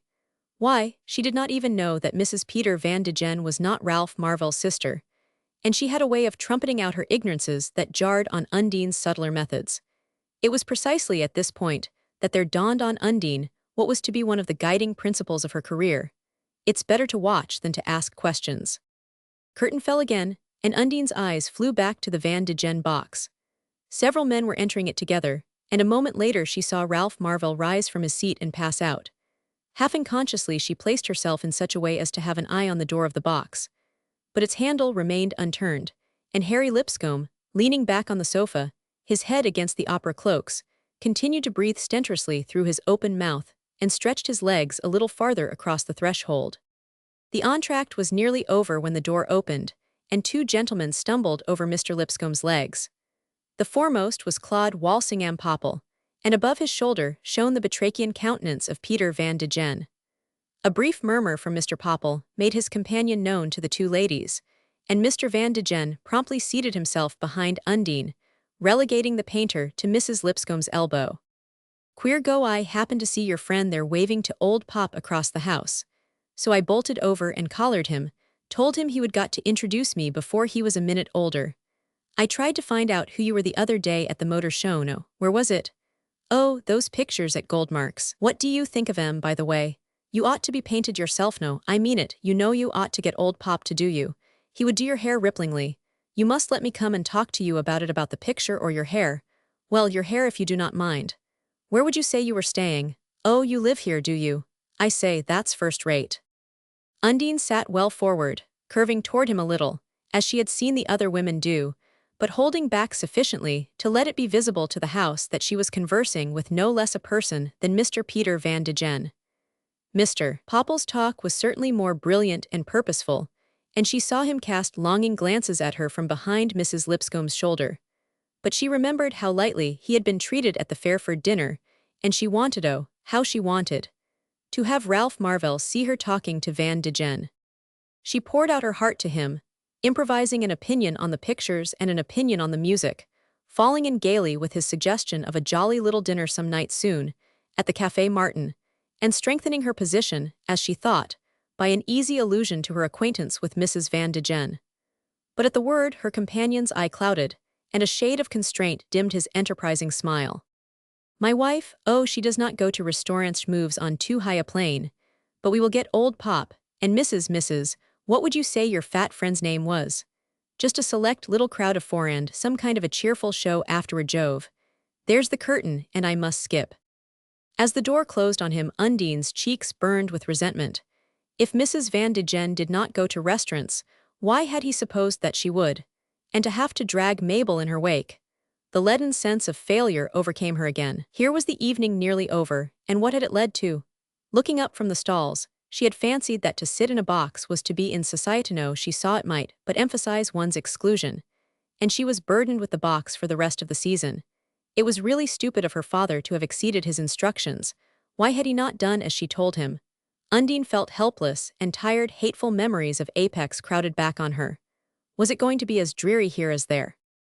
She felt Lipscomb's loud whisper in her back. "Say, you girls, I guess I will cut this and come back for you when the show busts up." They heard him shuffle out of the box, and Mabel settled back to undisturbed enjoyment of the stage. When the last entr'acte began, Undine stood up, resolved to stay no longer. Mabel, lost in the study of the audience, had not noticed her movement, and as she passed alone into the back of the box, the door opened and Ralph Marvell came in. Undine stood with one arm listlessly raised to detach her cloak from the wall. Her attitude showed the long slimness of her figure and the fresh curve of the throat below her bent-back head. Her face was paler and softer than usual, and the eyes she rested on Marvell's face looked deep and starry under their fixed brows. "Ah, you're not going," he exclaimed. "I thought you were not coming," she answered simply. "I waited till now on purpose to dodge your other visitors." She laughed with pleasure. Oh, we had not so many. Some intuition had already told her that frankness was the tone to take with him. They sat down together on the red damask sofa, against the hanging cloaks. As Undine leaned back, her hair caught in the spangles of the wrap behind her, and she had to sit motionless while the young man freed the captive mesh. Then they settled themselves again, laughing a little at the incident. A glance had made the situation clear to Mrs. Lipscomb, and they saw her return to her rapt inspection of the boxes. In their mirror-hung recess, the light was subdued to a rosy dimness, and the hum of the audience came to them through half-drawn silken curtains. Undine noticed the delicacy and finish of her companion's features as his head detached itself against the red silk walls. The hand with which he stroked his small mustache was finely finished too, but sinewy and not effeminate.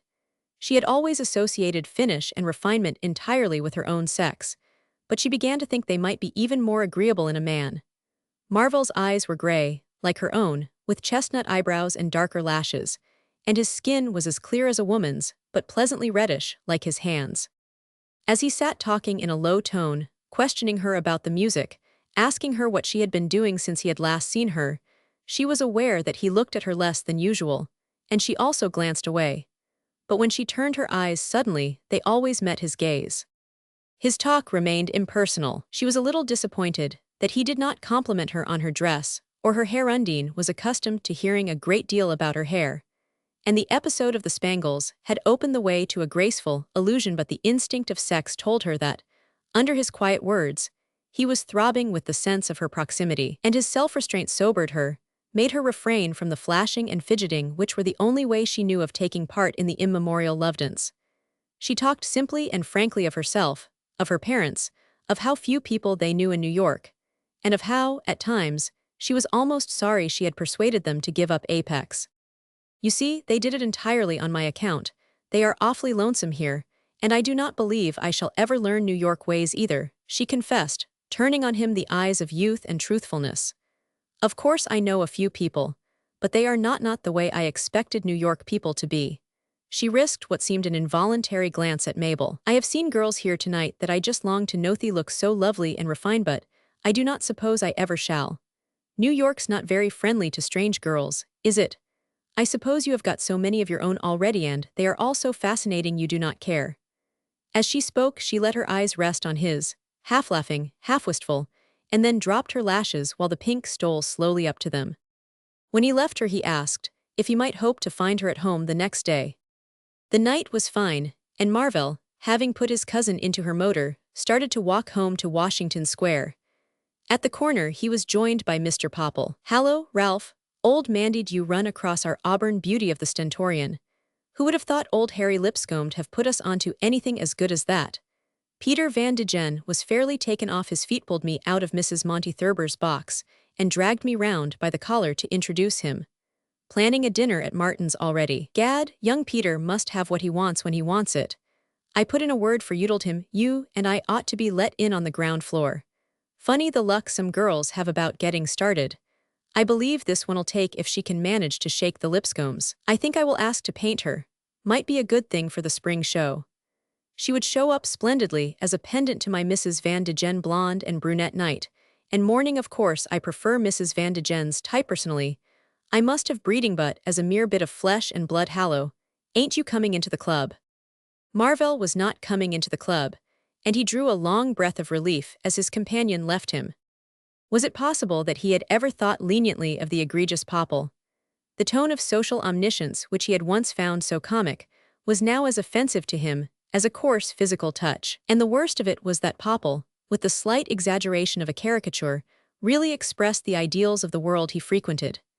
As he spoke of Miss Spragg, so others at any rate would think of her. Almost everyone in Ralph's set would agree that it was luck for a girl from Apex to be started by Peter Van de Gen at a Café Martin dinner. Ralph Marvell, mounting his grandfather's doorstep, looked up at the symmetrical old red house front, with its frugal marble ornament, as he might have looked into a familiar human face. "They are right, after all, in some ways they are right," he murmured, slipping his key into the door. They were his mother and old Mr. Urban Dagonet. Both, from Ralph's earliest memories, so closely identified with the old house in Washington Square that they might have passed for its inner consciousness as it might have stood for their outward form. And the question as to which the house now seemed to affirm their intrinsic rightness was that of the social disintegration expressed by widely different architectural physiognomies at the other end of Fifth Avenue. As Ralph pushed the bolts behind him and passed into the hall, with its dark mahogany doors and the quiet Dutch interior effect of its black and white marble paving, he said to himself that what Popple called society was really just like the houses it lived in. A muddle of misapplied ornament over a thin steel shell of utility. The steel shell was built up in Wall Street, the social trimmings were hastily added in Fifth Avenue, and the union between them was as monstrous and factitious, as unlike the gradual homogeneous growth which flowers into what other countries know as society, as that between the Blois gargoyles on Peter Van de Gen's roof and the skeleton walls supporting them. That was what they had always said. What, at least, the Dagonet attitude, the Dagonet view of life, the very lines of the furniture in the old Dagonet house expressed. Ralph sometimes called his mother and grandfather the Aborigines, and likened them to those vanishing denizens of the American continent, doomed to rapid extinction with the advance of the invading race. He was fond of describing Washington Square as the reservation, and of prophesying that before long its inhabitants would be exhibited at ethnological shows, pathetically engaged in the exercise of their primitive industries. Small, cautious, middle class had been the ideals of Aboriginal New York, but it suddenly struck the young man that they were singularly coherent and respectable as contrasted with the chaos of indiscriminate appetites which made up its modern tendencies. He too had wanted to be modern, had revolted, half-humorously, against the restrictions and exclusions of the old code, and it must have been by one of the ironic reversions of heredity that, at this precise point, he began to see what there was to be said on the other his side, as he now felt it to be. Roman 6. Upstairs in his brown firelit room, he threw himself into an armchair and remembered Harvard first, then Oxford, then a year of wandering and rich initiation. Returning to New York, he had read law, and now had his desk in the office of the respectable firm in whose charge the Dagonet estate had mouldered for several generations. But his profession was the least real thing in his life. The realities lay about him now, the books jamming his old college bookcases and overflowing on chairs and tables. Sketches, too, could do charming things, if only he had known how to finish them. And on the writing table at his elbow, scattered sheets of prose and verse, charming things also, but like the sketches, unfinished. Nothing in the Dagonet and Marvell tradition was opposed to this desultory dabbling with life. For 4 or 5 generations, it had been the rule of both houses that a young fellow should go to Columbia or Harvard, read law, and then lapse into more or less cultivated inaction. The only essential was that he should live like a gentleman, that is, with a tranquil disdain for mere money-getting, a passive openness to the finer sensations, 1 or 2 fixed principles as to the quality of wine, and an archaic probity that had not yet learned to distinguish between private and business honor. No equipment could more thoroughly have unfitted the modern youth for getting on. It hardly needed the scribbled pages on the desk to complete the hopelessness of Ralph Marvell's case. He had accepted the fact with a humorous fatalism. Material resources were limited on both sides of the house, but there would always be enough for his frugal wants, enough to buy books, not editions, and pay now and then for a holiday dash to the great centers of art and ideas. And meanwhile, there was the world of wonders within him. As a boy at the seaside, Ralph, between tides, had once come on a cavia secret, inaccessible place with glaucous lights, mysterious murmurs, and a single shaft of communication with the sky. He had kept his find from the other boys, not churlishly, for he was always an outspoken lad, but because he felt there were things about the cave that the others, good fellows as they all were, could not be expected to understand, and that, anyhow, it would never be quite his cave again after he had let his thick-set freckled cousins play smuggler and pirate in it. And so with his inner world. Though so colored by outer impressions, it wove a secret curtain about him, and he came and went in it with the same joy of furtive possession. One day, of course, someone would discover it and reign there with him, reign over it and him. Once or twice already a light foot had reached the threshold. His cousin Claire Dagonet, for instance. There had been a summer when her voice had sounded far down the windings, but he had run over to Spain for the autumn, and when he came back she was engaged to Peter Van de Gen, and for a while it looked black in the cave. That was long ago, as time is reckoned under 30, and for 3 years now he had felt for her only a half-contemptuous pity, to have stood at the mouth of his cave, and have turned from it to the Van de Gen lair. Poor Claire repented. Indeed she wanted it clearly, but she repented in the Van de Gen diamonds, and the Van de Gen motor bore her broken heart from opera to ball. She had been subdued to what she worked in, and she could never again find her way to the enchanted cave. Ralph, since then, had reached the point of deciding that he would never marry. Reached it not suddenly or dramatically, but with such sober advisedness as is urged on those about to take the opposite step. What he most wanted, now that the first flutter of being was over, was to learn and to know what the great people had thought, think about their thinking, and then launch his own boat. Write some good verse if possible. If not, then critical prose. A dramatic poem lay among the stuff at his elbow. But the prose critic was at his elbow too, and not to be satisfied about the poem. And poet and critic passed the nights in hot if unproductive debate. On the whole, it seemed likely that the critic would win the day, and the essay on the rhythmical structures of Walt Whitman take shape before the banished god. Yet if the light in the cave was less supernaturally blue, the chant of its tides less laden with unimaginable music, it was still a thronged and echoing place when Undine Spragg appeared on its threshold. His mother and sister of course wanted him to marry. They had the usual theory that he was made for conjugal bliss. Women always thought that of a fellow who did not get drunk and have low tastes. Ralph smiled at the idea as he sat crouched among his secret treasures. Marry but whom, in the name of light and freedom, the daughters of his own race sold themselves to the invaders. The daughters of the invaders bought their husbands as they bought an opera box. It ought all to have been transacted on the stock exchange. His mother, he knew, had no such ambitions for him. She would have liked him to fancy a nice girl like Harriet Ray. Harriet Ray was neither vulgar nor ambitious. She regarded Washington Square as the birthplace of society, knew by heart all the cousinships of early New York, hated motorcars, could not make herself understood on the telephone, and was determined, if she married, never to receive a divorced woman. As Mrs. Marvell often said, such girls as Harriet were growing rare. Ralph was not sure about this. He was inclined to think that, certain modifications allowed for, there would always be plenty of Harriet Rays for unworldly mothers to commend to their sons, and he had no desire to diminish their number by removing one from the ranks of the marriageable. He had no desire to marry at all. That had been the whole truth of it till he met Undine Spragg. And now, he lit a cigar and began to recall his hour's conversation with Mrs. Spragg. Ralph had never taken his mother's social faiths very seriously. Surveying the march of civilization from a loftier angle, he had early mingled with the invaders and curiously observed their rites and customs. But most of those he had met had already been modified by contact with the indigenous. They spoke the same language as his, though on their lips it had often so different a meaning. Ralph had never seen them actually in the making, before they had acquired the speech of the conquered race. But Mrs. Spragg still used the dialect of her people, and before the end of the visit, Ralph had ceased to regret that her daughter was out. He felt obscurely that in the girl's presence frank and simple as he thought her, should have learned less of life in early apex.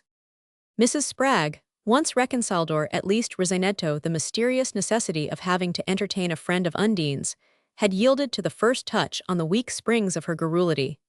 She had not seen Mrs. Heaney for 2 days, and this friendly young man with the gentle manner was almost as easy to talk to as the masseuse. And then she could tell him things that Mrs. Heaney already knew, and Mrs. Spragg liked to repeat her stories.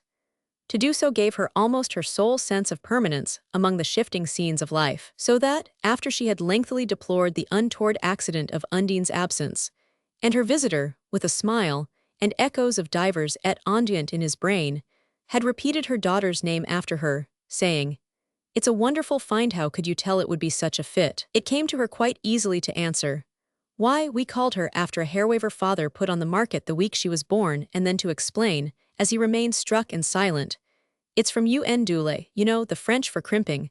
Father always thought the name made it take." He was quite a scholar, and had the greatest knack for finding names. "I remember the time he invented his Goliath glue, he sat up all night over the Bible to get the name. No, Father did not start in as a druggist," she went on, expanding with the signs of Marvell's interest. "He was educated for an undertaker, and built up a first-class business, but he was always a beautiful speaker, and after a while he sorta drifted into the ministry. Of course it did not pay him anything like as well, so finally he opened a drugstore, and he did first-rate at that too, though his heart was always in the pulpit. But after he made such a success with his hair waver, he got speculating in land out at Apex, and somehow everything went though Mr. Spragg did all he could. Mrs. Spragg, when she found herself embarked on a long sentence, always ballasted it by italicizing the last word. Her husband, she continued, could not at the time do much for his father-in-law. Mr. Spragg had come to Apex as a poor boy, and their early married life had been a protracted struggle, darkened by domestic affliction. 2 of their 3 children had died of typhoid in the epidemic which devastated Apex before the new waterworks were built. And this calamity, by causing Mr. Spragg to resolve that thereafter Apex should drink pure water, had led directly to the founding of his fortunes. He had taken over some of poor father's land for a bad debt, and when he got up the pure water move, the company voted to buy the land and build the new reservoir up there. And after that we began to be better off, and it did seem as if it had come out so to comfort us some about the children. Mr. Spragg, thereafter, had begun to be a power in Apex, and fat years had followed on the lean. Ralph Marvell was too little versed in affairs to read between the lines of Mrs. Spragg's untutored narrative, and he understood no more than she the occult connection between Mr. Spragg's domestic misfortunes and his business triumph. Mr. Spragg had helped out his ruined father-in-law, and had vowed on his children's graves that no Apex child should ever again drink poisoned water, and out of those 2 disinterested impulses, by some impressive law of compensation, material prosperity had come. What Ralph understood and appreciated was Mrs. Spragg's unaffected frankness in talking of her early life. Here was no retrospective pretense of an opulent past, such as the other invaders were given to parading before the bland but undeceived subject race. The Spraggs had been plain people, and had not yet learned to be ashamed of it. The fact drew them much closer to the Dagonet ideals than any sham elegance in the past tense. Ralph felt that his mother, who shuddered away from Mrs. Harmon B. Driscoll, would understand and esteem Mrs. Spragg. But how long would their virgin innocence last? Popple's vulgar hands were on it already, Popple's, and the unspeakable Van de Gens. Once they and theirs had begun the process of initiating Undine, there was no knowing her, rather there was too easy knowing how it would end. It was incredible that she too should be destined to swell the ranks of the cheaply fashionable, yet were not her very freshness, her malleability, the mark of her fate.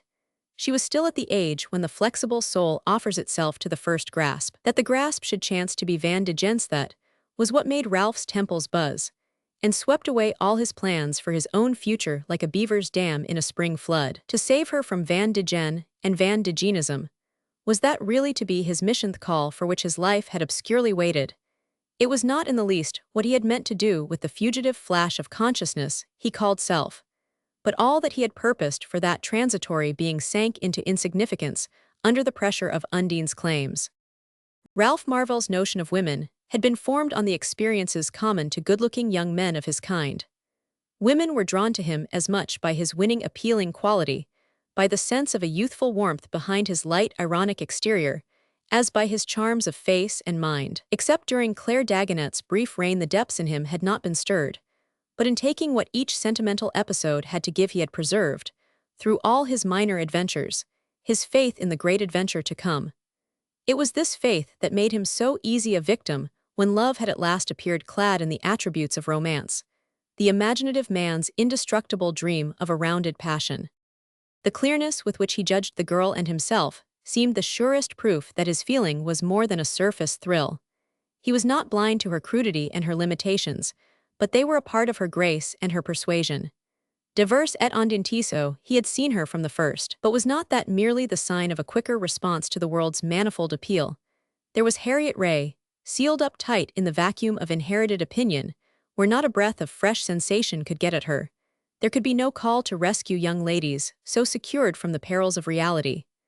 Undine had no such traditional safeguards. Ralph guessed Mrs. Spragg's opinions to be as fluid as her daughter's, and the girl's very sensitiveness to new impressions, combined with her obvious lack of any sense of relative values, would make her an easy prey to the powers of folly. He seemed to see her as he sat there, pressing his fists into his templesh, seemed to see her like a lovely rock-bound Andromeda, with the devouring monster society careering up to make a mouthful of her, and himself whirling down on his winged horse, just Pegasus, turned Rocinante for the Nancy to cut her bonds, snatch her up, and whirl her back into the blue. Romans 7. Some 2 months later than the date of young Marvell's midnight vigil, Mrs. Heeny, seated on a low chair at Undine's knee, gave the girl's left hand an approving pat as she laid aside her lapful of polishers. "There, I guess you can put your ring on again," she said with a laugh of jovial significance. And Undine, echoing the laugh in a murmur of complacency, slipped on the fourth finger of her recovered hand a band of sapphires in an intricate setting. Mrs. Heeny took up the hand again. "Them's old stones, Undine've got a different look," she said, examining the ring while she rubbed her cushioned palm over the girl's brilliant fingertips. And the setting's quainti would not wonder, but what it was one of old Grandma Dagonet's. Mrs. Spragg, hovering near in fond beatitude, looked up quickly. "Why do not you suppose he bought it for her, Mrs. Heeny? It came in a Tiffany box." The manicure laughed again. "Of course he's had Tiffany rub it up. Ain't you ever heard of ancestral jewels, Mrs. Spragg? In the European aristocracy, they never go out and buy engagement rings, and Undine's marrying into our aristocracy." Mrs. Spragg looked relieved. "Oh, I thought maybe they were trying to scrimp on the ring." Mrs. Heeny, shrugging away this explanation, rose from her seat and rolled back her shiny black sleeves. "Look at here, Undine, if you really want me to do your hair, it's time we got to work." The girl swung about in her seat so that she faced the mirror on the dressing table. Her shoulders shone through transparencies of lace and muslin, which slipped back as she lifted her arms to draw the tortoiseshell pins from her hair. "Of course you have got to do a tie, want to look perfectly lovely." "Well, I dunno's my hands in nowadays," said Mrs. Heeny, in a tone that belied the doubt she cast on her own ability. "Oh, you are an artist, Mrs. Heeny, and I just could not have had that French maid round tonight," sighed Mrs. Spragg, sinking into a chair near the dressing table. Undine, with a backward toss of her head, scattered her loose locks about her. As they spread and sparkled under Mrs. Heeny's touch, Mrs. Spragg leaned back, drinking in through half-closed lids her daughter's loveliness. Some new quality seemed added to Undine's beauty. It had a milder bloom, a kind of melting grace, which might have been lent to it by the moisture in her mother's eyes. "So you are to see the old gentleman for the first time at this dinner," Mrs. Heeny pursued, sweeping the live strands up into a loosely woven crown. "Yes, I am frightened to death." Undine, laughing confidently, took up a handglass and scrutinized the small brown mole above the curve of her upper lip. "I guess she will know how to talk to him," Mrs. Spragg averred with a kind of quavering triumph. "She will know how to look at him, anyhow," said Mrs. Heeny, and Undine smiled at her own image. "I hope he will not think I am too awful." Mrs. Heeny laughed. "Did you read the description of yourself in the Radiator this morning? I wished I would have had time to cut it out, I guess. I will have to start a separate bag for your clippings soon." Undine stretched her arms luxuriously above her head and gazed through lowered lids at the foreshortened reflection of her face. "Mercy, do not jerk about like that. Am I to put in this rose? There, you are lovely." Mrs. Heeny sighed as the pink petals sank into the hair above the girl's forehead.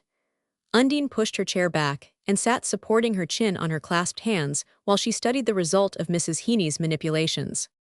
"Yes, that's the way Mrs. Peter Van Digen's flower was put in the other night, only hers was a camellia. Do you think I would look better with a camellia? I guess if Mrs. Van Digen looked like a rose, she would have worn a rose." Mrs. Heeny rejoined poetically. "Sit still a minute longer," she added. "Your hair's so heavy I would feel easier if I was to put in another pin." Undine remained motionless, and the manicure, suddenly laying both hands on the girl's shoulders and bending over to peer at her reflection, said playfully, "Ever been engaged before, Undine?" A blush rose to the face in the mirror, spreading from chin to brow, and running rosily over the white shoulders from which their covering had slipped down. "My, if he could see you now," Mrs. Heeny jested.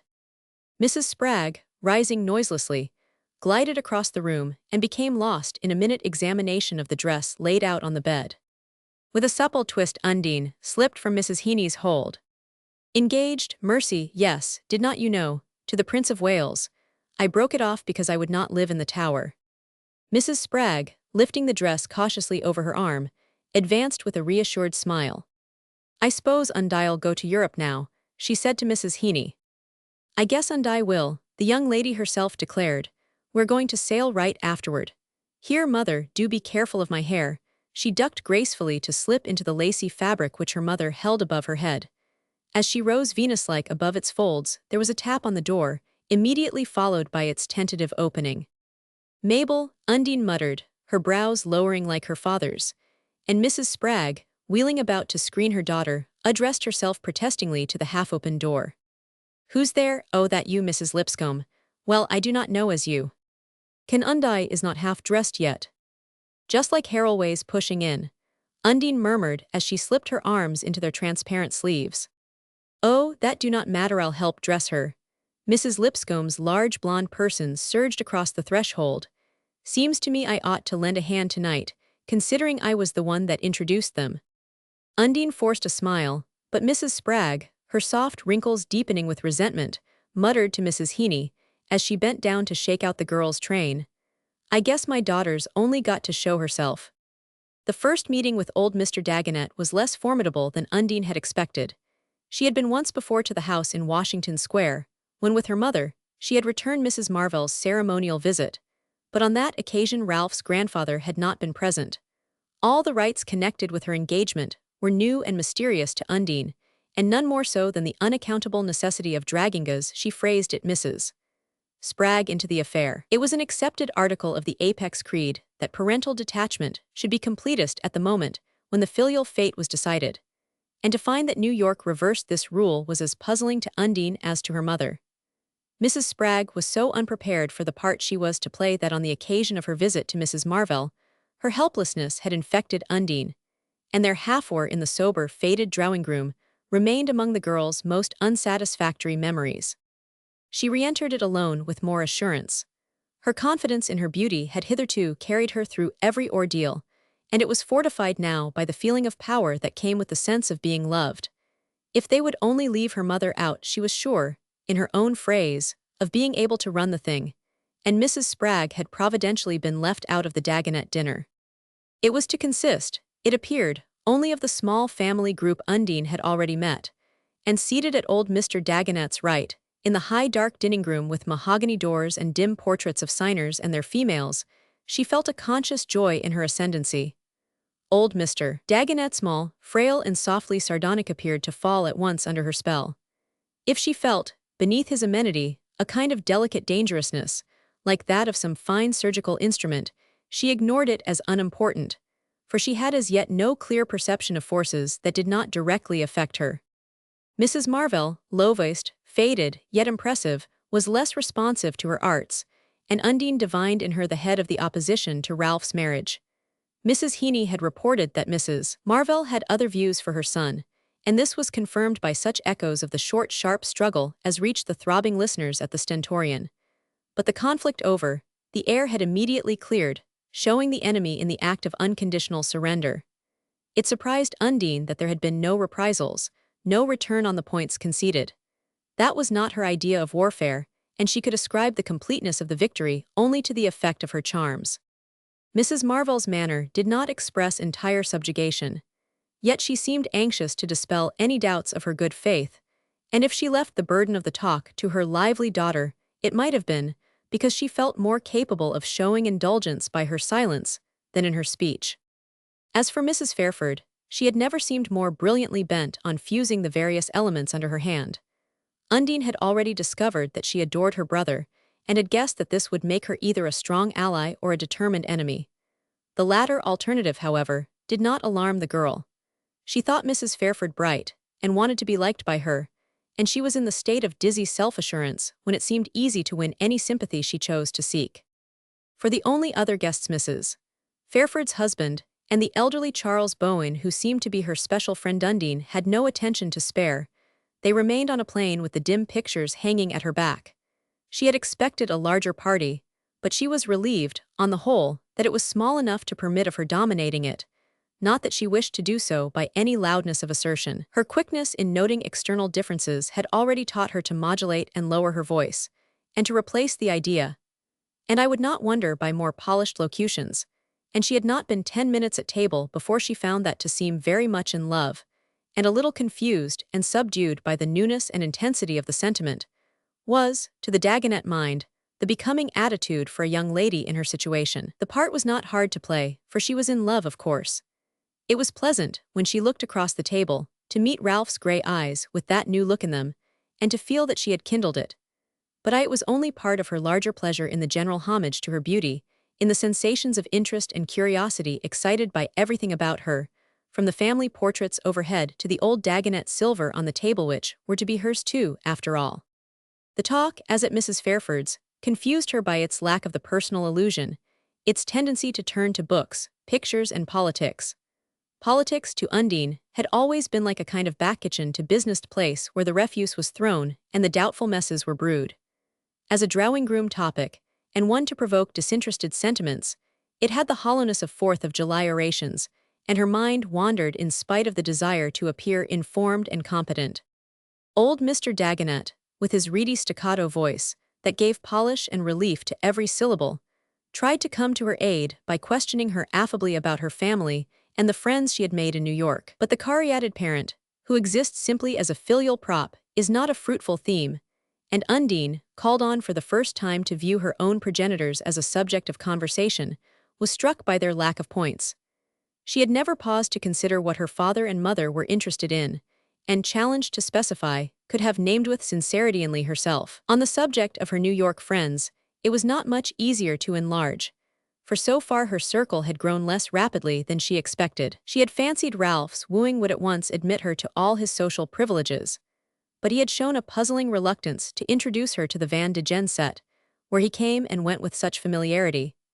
And the persons, he seemed anxious to have her know a few frumpy clever women of his sister's age, and 1 or 2 brisk old ladies in shabby houses with mahogany furniture and Stuart portraits did not offer the opportunities she sought. "Oh, I do not know many people yet. I tell Ralph he's got to hurry up and take me round," she said to Mr. Dagonet, with a side sparkle for Ralph, whose gaze, between the flowers and lights, she was aware of perpetually drawing. "My daughter will take you must know his mother's friends," the old gentleman rejoined, while Mrs. Marvell smiled noncommittally. "But you have a great friend of your own, lady, who takes you into society," Mr. Dagonet pursued, and Undine had the sense that the irrepressible Mabel was again pushing in. "Oh yes, Mabel Lipscomb. We were schoolmates," she said indifferently. Lipscomb, what is Mr. Lipscomb's occupation?" "He's a broker," said Undine, glad to be able to place her friend's husband in so handsome a light. The subtleties of a professional classification unknown to Apex had already taught her that in New York it is more distinguished to be a broker than a dentist, and she was surprised at Mr. Dagonet's lack of enthusiasm. "Ah, a broker," he said it almost as Popple might have said a dentist, and Undine found herself astray in a new labyrinth of social distinctions. She felt a sudden contempt for Harry Lipscomb, who had already struck her as too loud and irrelevantly comic. "I guess Mabel'll get a divorce pretty soon," she added, desiring, for personal reasons, to present Mrs. Lipscomb as favorably as possible. Mr. Dagonet's handsome eyebrows drew together. "A divorce? That's bad. Has he been misbehaving himself?" Undine looked innocently surprised. "Oh, I guess not. They like each other well enough. But he's been a disappointment to her. He is not in the right set, and I think Mabel realizes she will never really get anywhere till she gets rid of him." These words, uttered in the high fluting tone that she rose to when sure of her subject, fell on a pause which prolonged and deepened itself to receive them, while every face at the table, Ralph Marvell's excepted, reflected in varying degree Mr. Dagonet's pained astonishment. "But my dear young lady, what would your friend's situation be, if, as you put it, she got rid of her husband on so trivial a pretext?" Undine, surprised at his dullness, tried to explain. "Oh, that would not be the reason given, of course. Any lawyer could fix it up for them. Do not they generally call it desertion?" There was another, more palpitating, silence broken by a laugh from Ralph's. "Ralph," his mother breathed, then, turning to Undine, she said with a constrained smile, "I believe in certain parts of the country such unfortunate arrangements are beginning to be tolerated. But in New York, in spite of our growing indifference, a divorced woman is still, thank heaven, at a decided disadvantage." Undine's eyes opened wide. Here at last was a topic that really interested her, and one that gave another amazing glimpse into the camera obscura of New York society. "Do you mean to say Mabel would be worse off then?" Could not she even go round as much as she does now? Mrs. Marvell met this gravely. It would depend, I should say, on the kind of people she wished to see. Oh, the very best, of course. That would be her only object. Ralph interposed with another laugh. You see, Undine, you would better think twice before you divorce me. Ralph, his mother again breathed, but the girl, flushed and sparkling, flung back, Oh, it all depends on you. Out in Apex, if a girl marries a man who do not come up to what she expected, people consider it's to her credit to want to change. You would better think twice of that. If I were only sure of knowing what you expect. He caught up her joke, tossing it back at her across the fascinated silence of their listeners. Why, everything, she announced, and Mr. Dagonet, turning, laid an intricately-vined old hand on hers, and said, with a change of tone that relaxed the tension of the listeners, My child, if you look like that you will get it. Roman 8. It was doubtless owing to Mrs. Fairford's foresight that such possibilities of tension were curtailed, after dinner, by her carrying off Ralph and his betrothed to the theatre. Mr. Dagonet, it was understood, always went to bed after an hour's whist with his daughter, and the silent Mr. Fairford gave his evenings to bridge at his club.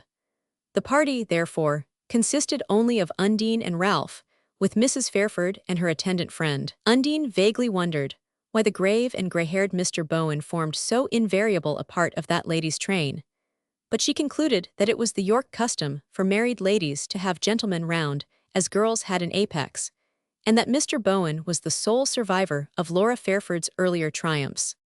She had, however, little time to give to such conjectures, for the performance they were attending, debut of a fashionable London actress, attracted a large audience in which Undine immediately recognized a number of familiar faces. Her engagement had been announced only the day before, and she had the delicious sense of being in all the papers, and of focusing countless glances of interest and curiosity as she swept through the theatre in Mrs. Fairford's wake. Their stalls were near the stage, and progress thither was slow enough to permit of prolonged enjoyment of this sensation.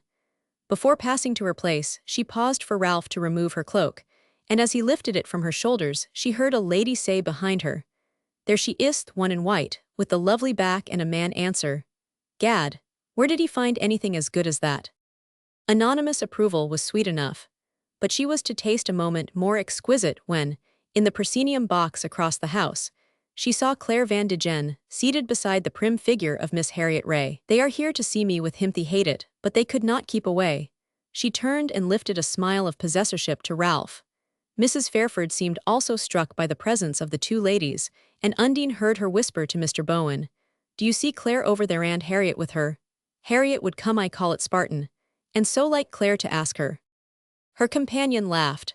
It's one of the deepest instincts in human nature. The murdered are as much given as the murderer to haunting the scene of the crime. Doubtless guessing Ralph's desire to have Undine to himself, Mrs. Fairford had sent the girl in first, and Undine, as she seated herself, was aware that the occupant of the next stall half turned to her, as with a vague gesture of recognition. But just then the curtain rose, and she became absorbed in the development of the drama, especially as it tended to display the remarkable toilets which succeeded each other on the person of its leading lady. Undine, seated at Ralph Marvell's side, and feeling the thrill of his proximity as a subtler element in the general interest she was exciting, was at last repaid for the disappointment of her evening at the opera. It was characteristic of her that she remembered her failures as keenly as her triumphs, and that the passionate desire to obliterate, to get even with them, was always among the latent incentives of her conduct. Now at last she was having what she wanted, was in conscious possession of the real thing, and through her other, diffused, sensations Ralph's adoration gave her such a last refinement of pleasure as might have come to some warrior queen borne in triumph by captive princes, and reading in the eyes of one the passion he dared not speak. When the curtain fell, this vague enjoyment was heightened by various acts of recognition. All the people she wanted to go with, as they said in Apex, seemed to be about her in the stalls and boxes, and her eyes continued to revert with special satisfaction to the incongruous group formed by Mrs. Peter Van de Gen and Miss Ray. The sight made it irresistible to whisper to Ralph, You ought to go round and talk to your cousin. Have you told her we are engaged? Claire, of course, she's going to call on you tomorrow. Oh, she needn't put herself out, she's never been yet, said Undine loftily. He made no rejoinder but presently asked, Who's that you are waving to? Mr. Popple, he's coming round to see us. You know he wants to paint me. Undine fluttered and beamed as the brilliant Popple made his way across the stalls to the seat which her neighbor had momentarily left. First-rate chap next to ya woever he isto give me this chance, the artist declared. Ha, Ralph, my boy, how did you pull it off? That's what we are all of us wondering. He leaned over to give Marvell's hand the ironic grasp of celibacy. Well, you have left us lamenting. He has, you know, Miss Spragg, but I have got one pull over the other's I can paint you.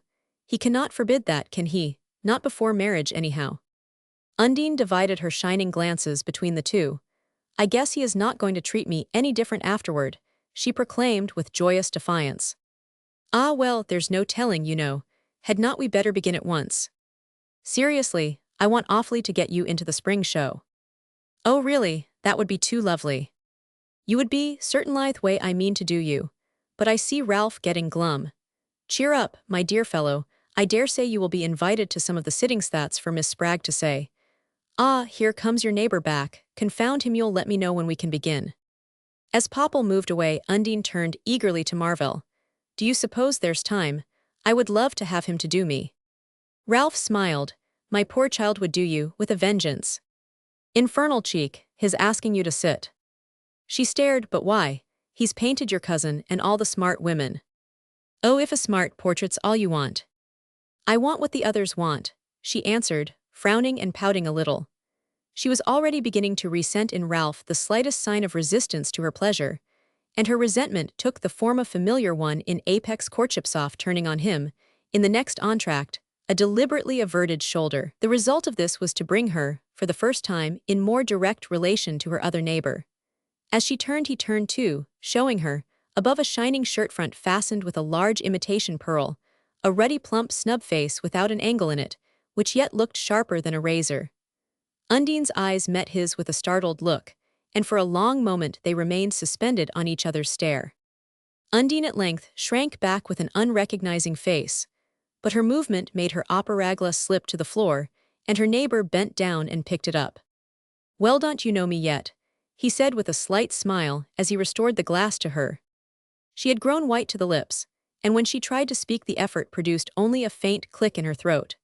She felt that the change in her appearance must be visible, and the dread of letting Marvell see it made her continue to turn her ravaged face to her other neighbor. The round black eyes set prominently in the latter's round glossy countenance had expressed at first only an impersonal and slightly ironic interest, but a look of surprise grew in them as Undine's silence continued. What's the matter? Do not you want me to speak to you? She became aware that Marvell, as if unconscious of her slight show of displeasure, had left his seat, and was making his way toward the aisle. And this assertion of independence, which a moment before she would so deeply have resented, now gave her a feeling of intense relief. Not speak to me, please. I will tell you another time I'll write. Her neighbor continued to gaze at her, forming his lips into a noiseless whistle under his small dark mustache. Well, that's about the stiffest, he murmured, and as she made no answer he added, Afraid I will ask to be introduced to your friend. She made a faint movement of entreaty. I cannot explain. I promise to see you, but I ask you not to talk to me now. He unfolded his program and went on speaking in a low tone while he affected to study it. Anything to oblige, of course. That's always been my motto. But is it a bargain fair and square? You will see me. She receded farther from him. I promise. I want to, she faltered. All right then. Call me up in the morning at the Driscoll building. 7 on I get it. She nodded, and he added in a still lower tone, I suppose I can congratulate you anyhow. And then, without waiting for her reply, turned to study Mrs. Van de Gen's box through his opera-glass. Claire, as if aware of the scrutiny fixed on her from below, leaned back and threw a question over her shoulder to Ralph Marvell, who had just seated himself behind her. Who's the funny man with the red face talking to Miss Spragg? Ralph bent forward. The man next to her never saw him before, but I think you are mistaken, she's not speaking to him. Wasn't she, Harriet? Miss Ray pinched her lips together without speaking, and Mrs. Van de Gen paused for the fraction of a second. Perhaps he's an Apex friend, she then suggested. Very likely, only I think she would have introduced him if he had been. His cousin faintly shrugged. Shall you encourage that? Peter Van de Gen, who had strayed into his wife's box for a moment, caught the colloquy and lifted his opera-glass. "The fellow next to Miss Spragg. By George, Ralph, she's ripping tonight. Wait a minute, I know his face. Saw him in old Harmon Driscoll's office the day of the Ubomine meeting. This chap's his secretary or something. Driscoll called him in to give some facts to the directors, and he seemed a mighty wide-awake customer." Claire Van Degen turned gaily to her cousin. "If he has anything to do with the Driscolls, you would better cultivate him. That's the kind of acquaintance the Dagonets have always needed. I married to set them an example." Ralph rose with a laugh. "You are right. I will hurry back and make his acquaintance." He held out his hand to his cousin, avoiding her disappointed eyes. Undine, on entering her bedroom late that evening, was startled by the presence of a muffled figure which revealed itself, through the dimness, as the ungirded midnight outline of Mrs. Spragg. "Mother, what on earth?" the girl exclaimed, as Mrs. Spragg pressed the electric button and flooded the room with light. The idea of a mother sitting up for her daughter was so foreign to Apex customs that it roused only mistrust and irritation in the object of the demonstration. Mrs. Spragg came forward deprecatingly to lift the cloak from her daughter's shoulders. "I just had to, Undine. I told father I had to. I wanted to hear all about it." Undine shrugged away from her. "Mercy, at this hour, you will be as white as a sheet tomorrow, sitting up all night like this." She moved toward the toiletable and began to demolish with feverish hands the structure which Mrs. Heaney, a few hours earlier, had so lovingly raised. But the rose caught in a mesh of hair, and Mrs. Spragg, venturing timidly to release it, had a full view of her daughter's face in the glass. "Why, Undine, you are as white as a sheet now. You look fairly sick." "What's the matter, daughter?" The girl broke away from her. "Oh, cannot you leave me alone, mother? There do I look white now," she cried, the blood flaming into her pale cheeks, and as Mrs. Spragg shrank back, she added more mildly, in the tone of a parent rebuking a persistent child, "It's enough to make anybody sick to be stared at that way." Mrs. Spragg overflowed with compunction. "I am so sorry, Undine. I guess it was just seeing you in this glare of light." "Yes, light's awful. Do turn some off," ordered Undine, for whom ordinarily no radiance was too strong, and Mrs. Spragg, grateful to have commands laid upon her, hastened to obey. Undine, after this, submitted in brooding silence to having her dress unlaced, and her slippers and dressing-gown brought to her. Mrs. Spragg visibly yearned to say more, but she restrained the impulse lest it should provoke her dismissal. "Will not you take just a sup of milk before you go to bed?" she suggested at length, as Undine sank into an armchair. "I have got some for you right here in the parlor." Without looking up, the girl answered, "No, I do not want anything, do go to bed." Her mother seemed to be struggling between the lifelong instinct of obedience and a swift unformulated fear. "I am going, Undine," she wavered. "Did not they receive you right, daughter?" she asked with sudden resolution. "What nonsense! How should they receive me? Everybody was lovely to me." Undine rose to her feet and went on with her undressing, tossing her clothes on the floor and shaking her hair over her bare shoulders. Mrs. Spragg stooped to gather up the scattered garments as they fell, folding them with a wistful caressing touch, and laying them on the lounge, without daring to raise her eyes to her daughter. It was not till she heard Undine throw herself on the bed that she went toward her and drew the coverlet up with deprecating hands. "Oh, do put the light out, I'm dead tired," the girl grumbled, pressing her face into the pillow. Mrs. Spragg turned away obediently. Then, gathering all her scattered impulses into a passionate act of courage, she moved back to the bedside. "Undine, you did not see anybody, I mean at the theater? Anybody you did not want to see?" Undine, at the question, raised her head and started right against the tossed pillows, her white, exasperated face close to her mother's twitching features. The two women examined each other a moment, fear and anger in their crossed glances, then Undine answered, "No, nobody. Good night." Roman night. Undine, late the next day, waited alone under the leafless trellising of a wisteria arbor on the west side of the Central Park. She had put on her plainest dress, and wound a closely patterned veil over her least vivid hat, but even thus toned down to the situation, she was conscious of blazing out from it inconveniently. The habit of meeting young men in sequestered spots was not unknown to her. The novelty was in feeling any embarrassment about it. Even now she was disturbed not so much by the unlikely chance of an accidental encounter with Ralph Marvell as by the remembrance of similar meetings, far from accidental, with the romantic Aronson. Could it be that the hand now adorned with Ralph's engagement ring had once, in this very spot, surrendered itself to the ridding master's pressure?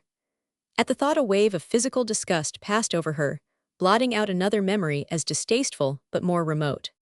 It was revived by the appearance of a ruddy middle-sized young man, his stoutish figure tightly buttoned into a square-shouldered overcoat, who presently approached along the path that led to the arbor. Silhouetted against the slope of the asphalt, the newcomer revealed an outline thick yet compact, with a round head set on a neck in which, at the first chance, prosperity would be likely to develop a red crease. His face, with its rounded surfaces, and the sanguine innocence of a complexion belied by prematurely astute black eyes, had a look of jovial cunning, which Undine had formerly thought smart, but which now struck her as merely vulgar. She felt that in the Marvell set Elmer Moffat would have been stamped as not a gentleman. Nevertheless, something in his look seemed to promise the capacity to develop into any character he might care to assume, though it did not seem probable that, for the present, that of a gentleman would be among them. He had always had a brisk, swaggering step, and the faintly impudent tilt of the head that she had once thought dashing. But whereas this look had formerly denoted a somewhat desperate defiance of the world and its judgments, it now suggested an almost assured relation to these powers, and Undine's heart sank at the thought of what the change implied. As he drew nearer, the young man's air of assurance was replaced by an expression of mildly humorous surprise. "Wealthies is white of you, Undine," he said, taking her lifeless fingers into his dapperly gloved hand. Through her veil she formed the words, "I said I would come." He laughed. "That's so, and you see I believed you, though I might not have." "I do not see the use of beginning like this," she interrupted nervously. "That's so too. Suppose we walk along a little ways. It's rather chilly standing round." He turned down the path that descended toward the ramble, and the girl moved on beside him with her long flowing steps. When they had reached the comparative shelter of the interlacing trees, Moffat paused again to say, "If we are going to talk, I would like to see you, Undine," and after a first moment of reluctance, she submissively threw back her veil. He let his eyes rest on her in silence. Then he said judicially, "You have filled out some, but you are paler." After another appreciative scrutiny, he added, "There's mighty few women as well worth looking at, and I am obliged to you for letting me have the chance again."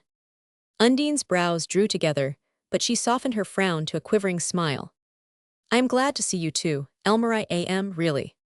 He returned her smile while his glance continued to study her humorously. "You did not betray the fact last night, Miss Spragg. I was so taken aback. I thought you were out in Alaska somewhere." The young man shaped his lips into the mute whistle by which he habitually vented his surprise. "You did. Did not Abner E. Spragg tell you he would see me downtown?" Undine gave him a startled glance. "Father, why, have you seen him? He never said a word about it." Her companion's whistle became audible. "He's running yet," he said gaily. "I wish I could scare some people as easy as I can your father." The girl hesitated. "I never felt toward you the way father did," she hazarded at length, and he gave her another long look in return.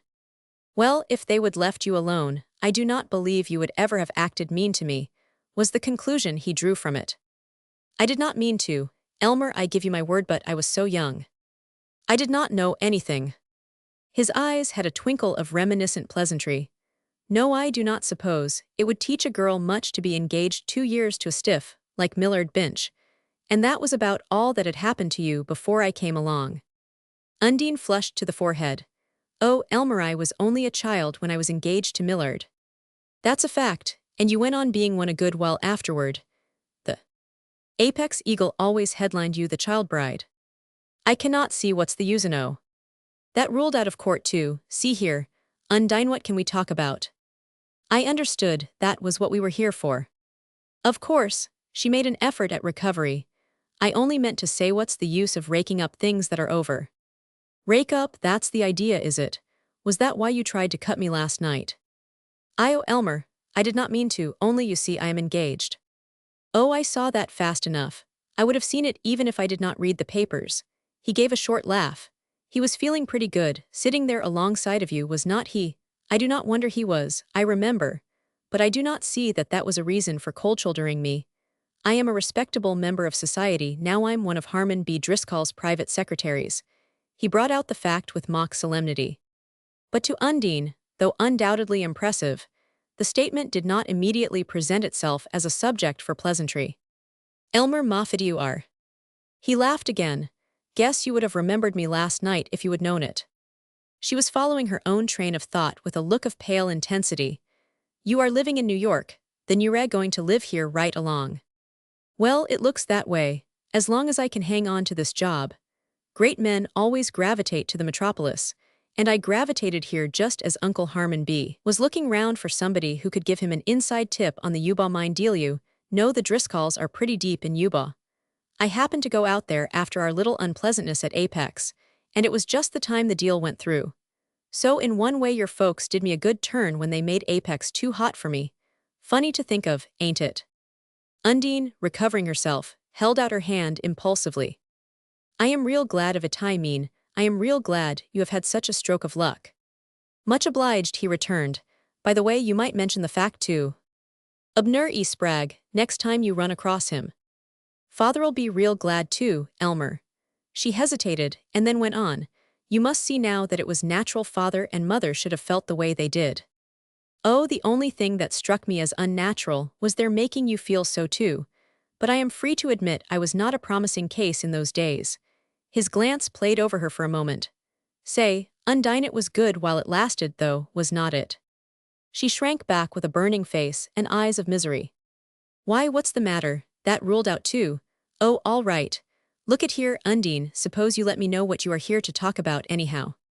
She cast a helpless glance down the windings of the wooded glen, in which they had halted. Just to ask you to beg you not to say anything of this kind again ever. Anything about you and me. She nodded mutely. Why, what's wrong? Anybody been saying anything against me? Oh no, it's not that. What on earth is it? The next step that you are ashamed of me, one way or another. She made no answer, and he stood digging the tip of his walking stick into a fissure of the asphalt. At length he went on in a tone that showed a first faint trace of irritation. I do not want to break into your gilt-edged crowd, if it's that you are scared of. His tone seemed to increase her distress. No, you do not understand. All I want is that nothing shall be known. Yes, but why? It was all straight enough if you come to that. It does not matter whether it was straight or not. He interpolated a whistle which made her add. What I mean is that out here in the East, they do not even like it if a girl's been engaged before. This last strain on his credulity wrung a laugh from Moffat. Gee, how would they expect her fair young life to pass, playing Holy City on the melodeon and knitting tidies for church fairs? Girls are looked after here, it's all different, their mothers go round with them. This increased her companion's hilarity, and he glanced about him with a pretense of compunction. Excuse me, I ought to have remembered. Where's your chaperone, Miss Spragg? He crooked his arm with mock ceremony. Allow me to escort you to the buffet. You see I am onto the New York style myself. A sigh of discouragement escaped her. Elmer, if you really believe I never wanted to act mean to you, do not you act mean to me now. Act mean? He grew serious again and moved nearer to her. What is it you want, Undine? Why cannot you say it right out? What I told you, I do not want Ralph Marvell or any of them to know anything. If any of his folks found out, they would never let him marry Miniver. And he would not want to, he would be so horrified. And it would kill me, Elmer, it would just kill me. She pressed close to him, forgetful of her new reserves and repugnances, and impelled by the passionate absorbing desire to wring from him some definite pledge of safety. Oh, Elmer, if you ever liked me, help me now, and I will help you if I get the chance. He had recovered his coolness as hers forsook her, and stood his ground steadily, though her entreating hands, her glowing face, were near enough to have shaken less sturdy nerves. That's so, puss. You just ask me to pass the sponge over Elmer Moffat of Apex City, cut the gentleman when we meet, that the size of it. Oh, Elmer, it's my first chance, I cannot lose it. She broke out, sobbing. Nonsense, child, of course you shall not. Here, look up. Undine, I never saw you cry before. Do not you be afraid of me, I ain't going to interrupt the wedding march. He began to whistle a bar of Lohengrin. I only just want one little promise in return. She threw a startled look at him, and he added reassuringly, Oh, do not mistake me. I do not want to butt into your setnot for social purposes, anyhow, but if ever it should come handy to know any of 'em in a business way, would you fix it up for me after you are married? Their eyes met, and she remained silent for a tremulous moment or two, then she held out her hand. Afterward, I promise. And you promise, Elmer. Oh, to have and to hold. He sang out, swinging about to follow her as she hurriedly began to retrace her steps. The March twilight had fallen, and the stentorian facade was all aglow, when Undine regained its monumental threshold. She slipped through the marble vestibule and soared skyward in the mirror-lined lift, hardly conscious of the direction she was taking. What she wanted was solitude, and the time to put some order into her thoughts, and she hoped to steal into her room without meeting her mother. Through her thick veil, the clusters of lights in the Spragg drawing-room dilated and flowed together in a yellow blur, from which, as she entered, a figure detached itself. And with a start of annoyance, she saw Ralph Marvell rise from the perusal of the fiction number of a magazine which had replaced the Hound of the Baskervilles on the onyx table. Yes, you told me not to commend, here I am. He lifted her hand to his lips as his eyes tried to find hers through the veil. She drew back with a nervous gesture. I told you I would be awfully late. I know, trying on, and you are horribly tired and wishing with all your might I was not here. I am not so sure I am not, she rejoined, trying to hide her vexation in a smile. What a tragic little voice. You really are done up. I could not help dropping in for a minute, but of course if you say so I will be off. She was removing her long gloves and he took her hands and drew her close. Only take off your veil and let me see you. A quiver of resistance ran through her. He felt it and dropped her hands. Please do not tease. I never could bear it, she stammered, drawing away. Till tomorrow then. That is, if the dressmakers permit. She forced a laugh. If I showed myself now you might not come back tomorrow. I look perfectly hideous, it was so hot and they kept me so long. All to make yourself more beautiful, for a man who's blind with your beauty already. The words made her smile, and moving nearer she bent her head and stood still while he undid her veil. As he put it back their lips met, and his look of passionate tenderness was incense to her. But the next moment, his expression passed from worship to concern. Dear, why, what's the matter? You have been crying. She put both hands to her hat, in the instinctive effort to hide her face. His persistence was as irritating as her mother's. I told you it was frightfully hot and all my things were horrid, and it made me so cross and nervous. She turned to the looking-glass with a feint of smoothing her hair. Marvell laid his hand on her arm. I cannot bear to see you so done up. Why cannot we be married tomorrow, and escape all these ridiculous preparations? I shall hate your fine clothes if they're going to make you so miserable. She dropped her hands and swept about on him, her face lit up by a new idea. He was extraordinarily handsome and appealing, and her heart began to beat faster. I hate it all too. I wish we could be married right away. Marvell caught her to him joyously. Dearest, dearest, do not if you do not mean it, the thought's too glorious. Undine lingered in his arms, not with any intent of tenderness, but as if too deeply lost in a new train of thought to be conscious of his hold. I suppose most of the things could be got ready sooner if I said they must, she brooded, with a fixed gaze that traveled past him. And the rest, why should not the rest be sent over to Europe after us? I want to go straight off with you, away from everything, ever so far away, where there will be nobody but you and me alone. She had a flash of illumination which made her turn her lips to his. Oh, my darling, me darling, Marvell whispered. Mr. and Mrs. Spragg were both given to such long periods of ruminating apathy that the student of inheritance might have wondered whence Undine derived her overflowing activity. The answer would have been obtained by observing her father's business life. From the moment he set foot in Wall Street, Mr. Spragg became another man. Physically, the change revealed itself only by the subtlest signs. As he steered his way to his office through the jostling crowd of William Street, his relaxed muscles did not grow more taut or his lounging gait less desultory. His shoulders were hollowed by the usual droop, and his rusty black waistcoat showed the same creased concavity at the waist, the same flabby prominence below. It was only in his face that the difference was perceptible, though even here it rather lurked behind the features than openly modified them, showing itself now and then in the cautious glint of half-closed eyes, the forward thrust of black brows, or a tightening of the lax lines of the mouths. The gleam of night watchman's light might flash across the darkness of a shuttered house front. The shutters were more tightly barred than usual, when, on a morning some 2 weeks later than the date of the incidents last recorded, Mr. Spragg approached the steel and concrete tower in which his office occupied a lofty pigeonhole. Events had moved rapidly and somewhat surprisingly in the interval, and Mr. Spragg had already accustomed himself to the fact that his daughter was to be married within the week, instead of awaiting the traditional post-Lent date. Conventionally, the change meant little to him, but on the practical side, it presented unforeseen difficulties. Mr. Spragg had learned within the last weeks that a New York marriage involved material obligations unknown to Apex. Marvell, indeed, had been loftily careless of such questions, but his grandfather, on the announcement of the engagement, had called on Mr. Spragg and put before him, with polished precision, the young man's financial situation.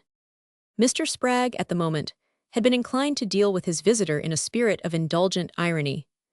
As he leaned back in his revolving chair, with feet adroitly balanced against a tilted scrap basket, his air of relaxed power made Mr. Dagonet's venerable elegance seem as harmless as that of an ivory jackstraw. His first replies to his visitor were made with the mildness of a kindly giant. "Ralph do not make a living out of the law, you say?" "No, it did not strike me he would be likely to, from the talks I have had with him. Fact is, the law's a business that wants." Mr. Spragg broke off, checked by a protest from Mr. Dagonet. "Oh, a profession, you call it. It ain't a business."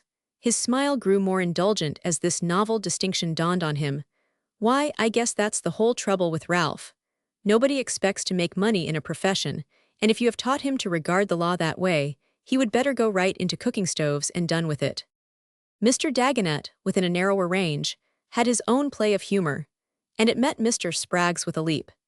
"It's because I knew he would manage to make cooking stoves as unremunerative as a profession that I saved him from so glaring a failure by putting him into the law." The retort drew a grunt of amusement from Mr. Spragg, and the eyes of the two men met in unexpected understanding. "That's so, what can he do then?" the future father-in-law inquired. "He can write poetry, at least he tells me he can." Mr. Dagonet hesitated, as if aware of the inadequacy of the alternative, and then added, "And he can count on 3,000 a year from me."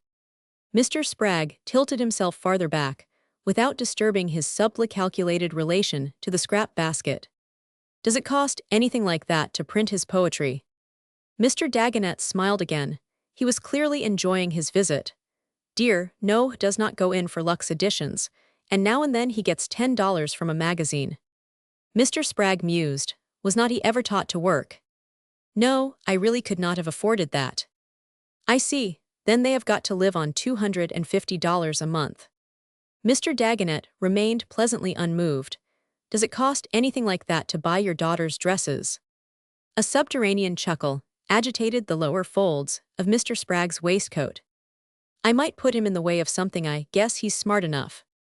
Mr. Dagonet made a gesture of friendly warning. "It will pay us both in the end to keep him out of business," he said, rising as if to show that his mission was accomplished. The results of this friendly conference had been more serious than Mr. Spragg could have foreseen, and the victory remained with his antagonist. It had not entered into Mr. Spragg's calculations that he would have to give his daughter any fixed income on her marriage.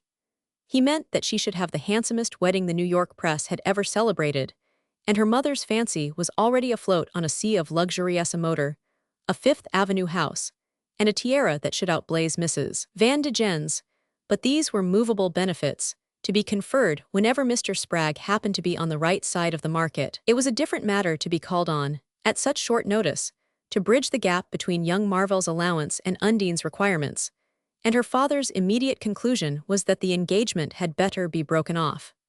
Such scissions were almost painless in Apex, and he had fancied it would be easy, by an appeal to the girl's pride, to make her see that she owed it to herself to do better. "You would better wait a while and look round again," was the way he had put it to her at the opening of the talk, of which, even now, he could not recall the close without a tremor. Undine, when she took his meaning, had been terrible. Everything had gone down before her, as towns and villages went down before one of the tornadoes of her native state. Wait a while, look round. Did he suppose she was marrying for money? Did not he see it was all a question, now and here, of the kind of people she wanted to go with? Did he want to throw her straight back into the Lipscomb set, to have her marry a dentist and live in a West Side flat? Why had not they stayed in Apex, if that was all he thought she was fit for? She might as well have married Millard Binch, instead of handing him over to Indiana Frusk. Could not her father understand that nice girls, in New York, did not regard getting married like going on a buggy ride?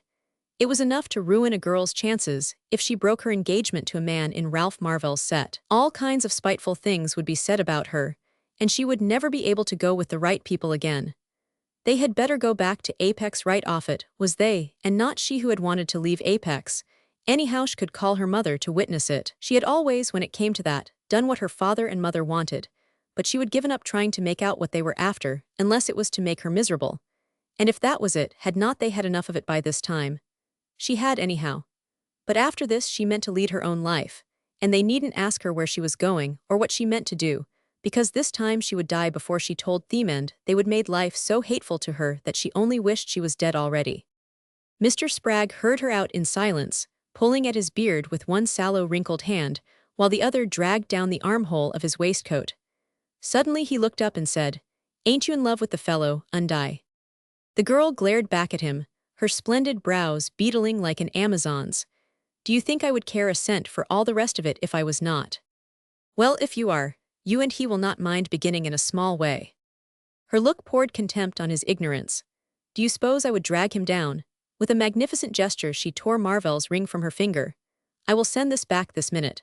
I will tell him I thought he was a rich man, and now I see I am mistaken." She burst into shattering sobs, rocking her beautiful body back and forward in all the abandonment of young grief, and her father stood over her, stroking her shoulder and saying helplessly, "I will see what I can do, Undine." All his life, and at ever-diminishing intervals, Mr. Spragg had been called on by his womenkind to see what he could do, and the seeing had almost always resulted as they wished. Undine did not have to send back her ring, and in her state of trance-like happiness, she hardly asked by what means her path had been smoothed, but merely accepted her mother's assurance that father had fixed everything all right. Mr. Spragg accepted the situation also. A son-in-law who expected to be pensioned like a Grand Army veteran was a phenomenon new to his experience, but if that was what Undine wanted, she should have it. Only 2 days later, however, he was met by a new demand. Young people had decided to be married right off, instead of waiting till June. This change of plan was made known to Mr. Spragg at a moment when he was peculiarly unprepared for the financial readjustment it necessitated.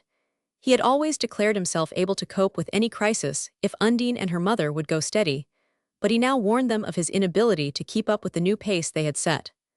Undine, not deigning to return to the charge, had commissioned her mother to speak for her, and Mr. Spragg was surprised to meet in his wife a firmness as inflexible as his daughter's. "I cannot do it, Lute can't put my hand on the cash," he had protested, but Mrs. Spragg fought him inch by inch, her back to the wall, flinging out at last, as he pressed her closer, "Well, if you want to know, she's seen Elmer." The bolt reached its mark, and her husband turned an agitated face on her. "Elmer, what on earth did not come here?" "No, but he sat next to her the other night at the theater, and she's wild with us for not having warned her." Mr. Spragg's scowl drew his projecting brows together. "Warned her of what? What's Elmer to her? Why's she afraid of Elmer Moffat?" "She's afraid of his talking." "Talking? What on earth can he say that will hurt her?" "Oh, I do not know," Mrs. Spragg wailed. "She's so nervous I can hardly get a word out of her." Mr. Spragg's whitening face showed the touch of a new fear. "Is she afraid he will get round her and make up to her? Is that what she means by talking? I do not know, I do not know. I only know she is afraid. She's afraid as death of him." For a long interval they sat silently looking at each other while their heavy eyes exchanged conjectures. Then Mr. Spragg rose from his chair, saying, as he took up his hat, "Do not you fret, Leota, I will see what I can do." He had been seeing now for an arduous fortnight, and the strain on his vision had resulted in a state of tension such as he had not undergone since the epic days of the pure water move at Apex. It was not his habit to impart his fears to Mrs. Spragg and Undine, and they continued the bridal preparations, secure in their invariable experience that, once father had been convinced of the impossibility of evading their demands, he might be trusted to satisfy them by means with which his womenkind need not concern themselves.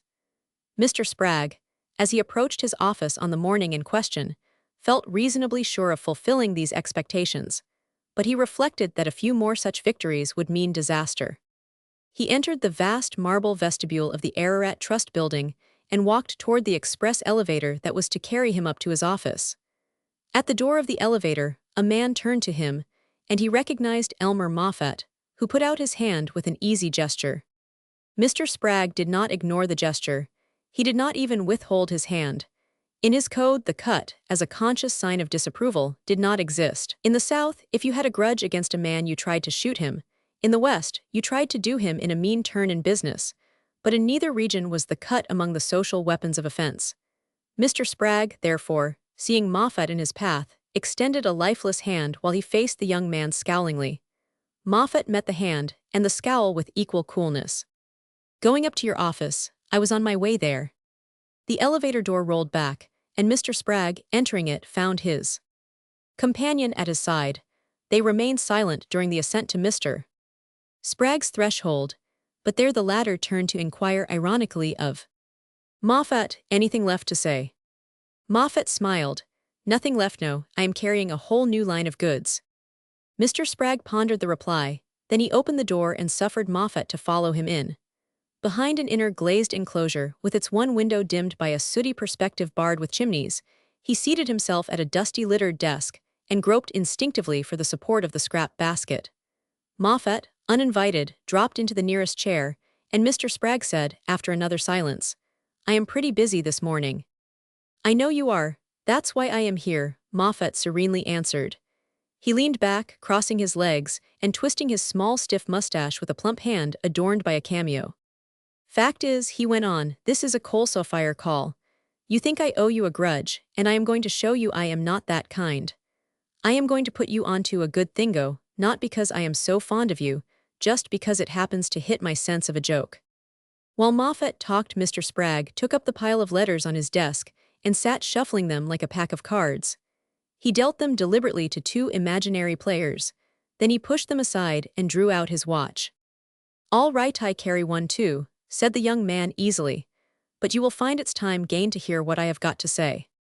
Mr. Spragg considered the vista of chimneys without speaking, and Moffat continued, "I do not suppose you care to hear the story of my life, so I will not refer you to the back numbers. You used to say out in Apex that I spent too much time loafing round the bar of the Mealy House. That was one of the things you had against me. Well, maybe I did, but it taught me to talk, and to listen to the other fellows too. Just at present, I am one of Harmon B. Driscoll's private secretaries, and some of that Mealy House loafing has come in more useful than any job I ever put my hand to." The old man happened to hear I knew something about the inside of the Yuba deal, and took me on to have the information where he could get at it. I have given him good talk for his money, but I have done some listening too. Yuba ain't the only commodity the Driscolls deal in. Mr. Spragg restored his watch to his pocket and shifted his drowsy gaze from the window to his visitor's face. "Yes," said Moffat, as if in reply to the movement, "the Driscolls are getting busy out in Apex. Now they have got all the street railroads in their pocket, they want the water supply too, but you know that as well as I do. Fact is, they have got to have it, and there's where you and I come in." Mr. Spragg thrust his hands in his waistcoat armholes and turned his eyes back to the window. "I am out of that long ago," he said indifferently. "Sure," Moffat acquiesced, "but you know what went on when you were in it." "Well," said Mr. Spragg, shifting one hand to the Masonic emblem on his watch chain. "Well, Representative James J. Rolliver, who was in it with you, ain't out of it yet. He's the man the Driscolls are up against. What do you know about him?" Mr. Spragg twirled the emblem thoughtfully. "Driscoll tell you to come here?" Moffat laughed. "No, sir, not by a good many miles." Mr. Spragg removed his feet from the scrap basket and straightened himself in his chair. "Well, I did not either. Good morning, Mr. Moffat." The young man stared a moment, a humorous glint in his small black eyes, but he made no motion to leave his seat. "Undine's to be married next week, is not she?" he asked in a conversational tone. Mr. Spragg's face blackened, and he swung about in his revolving chair. "You go to." Moffat raised a deprecating hand. "Oh, you needn't warn me off. I do not want to be invited to the wedding, and I do not want to forbid the banns." There was a derisive sound in Mr. Spragg's throat. "But I do want to get out of Driscoll's office," Moffat imperturbably continued. "There's no future there for a fellow like me. I see things big. That's the reason Apex was too tight a fit for me. It's only the little fellows that succeed in little places. New York's my size without a single alteration. I could prove it to you tomorrow if I could put my hand on $50,000. Mr. Spragg did not repeat his gesture of dismissal. He was once more listening guardedly but intently. Moffat saw it and continued. And I could put my hand on double that summies, sir. Double if you would just step round with me to old Driscoll's office before 5 p. 1000. See the connection, Mr. Spragg. The older man remained silent, while his visitor hummed a bar or two of In the Gloaming. Then he said, You want me to tell Driscoll what I know about James J. Rolliver. I want you to tell the truth. I want you to stand for political purity in your native state. A man of your prominence owes it to the community, sir, cried Moffat. Mr. Spragg was still tormenting his Masonic emblem. Rolliver and I always stood together, he said at last, with a tinge of reluctance. Well, how much have you made out of it? Ain't he always been ahead of the game? I cannot do it, said Mr. Spragg, bringing his clenched hand down on the desk, as if addressing an invisible throng of assailants. Moffat rose without any evidence of disappointment in his ruddy countenance. Well, so long, he said, moving toward the door. Near the threshold he paused to add carelessly, Excuse my referring to a personal matter, but I understand Miss Spragg's wedding takes place next Monday. Mr. Spragg was silent. How's that? Moffat continued unabashed. I saw in the papers the date was set for the end of June. Mr. Spragg rose heavily from his seat. I presume my daughter has her reasons, he said, moving toward the door in Moffat's wake. I guess she has same as I have for wanting you to step round with me to old Driscoll's. If Undine's reasons are as good as mine. Stop right here, Elmer Moffat. The older man broke out with lifted hand. Moffat made a burlesque feint of evading a blow, then his face grew serious, and he moved close to Mr. Spragg, whose arm had fallen to his side. See here, I know Undine's reasons. I have had a talk with her, didn't she tell you? She do not beat about the bush the way you do. She told me straight out what was bothering her. She wants the Marvells to think she's right out of kindergarten. No goods sent out on approval from this counter. And I see her point. I do not mean to publish my memoirs. Only a deal's a deal. He paused a moment, twisting his fingers about the heavy gold watch chain that crossed his waistcoat. Tell you what, Mr. Spragg, I do not bear malice not against Undine. Anyway, and if I could have afforded it, I would have been glad enough to oblige her and forget old times. But you did not hesitate to kick me when I was down, and it's taken me a day or two to get on my legs again after that kicking. I see my way now to get there and keep there, and there's a kinder poetic justice in your being the man to help me up. If I can get hold of $50,000 within a day or so, I do not care who's got the start of me. I have got a dead sure thing in sight, and you are the only man that can get it for me. Now do you see where we are coming out? Mr. Spragg, during this discourse, had remained motionless, his hands in his pockets, his jaws moving mechanically, as though he mumbled a toothpick under his beard. His sallow cheek had turned a shade paler, and his brows hung threateningly over his half-closed eyes. But there was no threat, there was scarcely more than a note of dull curiosity in the voice with which he said, You mean to talk? Moffat's rosy face grew as hard as a steel safe. I mean you to talk to old Driscoll. He paused, and then added, It's 100,000 down between us. Mr. Spragg once more consulted his watch. I will see you again, he said with an effort. Moffat struck one fist against the other. No, sir, you will not. You will only hear from me through the Marvell family. Your news ain't worth $1 to Driscoll if he do not get it today. He was checked by the sound of steps in the outer office, and Mr. Spragg's stenographer appeared in the doorway. It's Mr. Marvell, she announced. And Ralph Marvell, glowing with haste and happiness, stood between the two men, holding out his hand to Mr. Spragg. Am I awfully in the way, sir? Turn me out if I am, but first let me just say a word about this necklace I have ordered for Un. He broke off, made aware by Mr. Spragg's glance of the presence of Elmer Moffat, who, with unwonted discretion, had dropped back into the shadow of the door. Marvell turned on Moffat a bright gaze full of the instinctive hospitality of youth, but Moffat looked straight past him at Mr. Spragg. The latter, as if in response to an imperceptible signal, mechanically pronounced his visitor's name, and the two young men moved toward each other. I beg your pardon most awfully, am I breaking up an important conference? Ralph asked as he shook hands. Why, no, I guess we are pretty nearly through. I will step outside and woo the blonde while you are talking, Moffat rejoined in the same key. Thanks so much, I shall not take 2 seconds. Ralph broke off to scrutinize him, but have not we met before? It seems to me I have seen Yao just lately. Moffat seemed about to answer, but his reply was checked by an abrupt movement on the part of Mr. Spragg. There was a perceptible pause, during which Moffat's bright black glance rested questioningly on Ralph.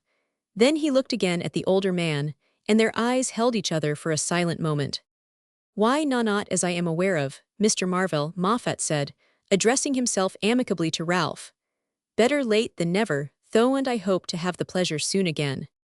He divided a nod between the two men, and passed into the outer office, where they heard him addressing the stenographer in a strain of exaggerated gallantry.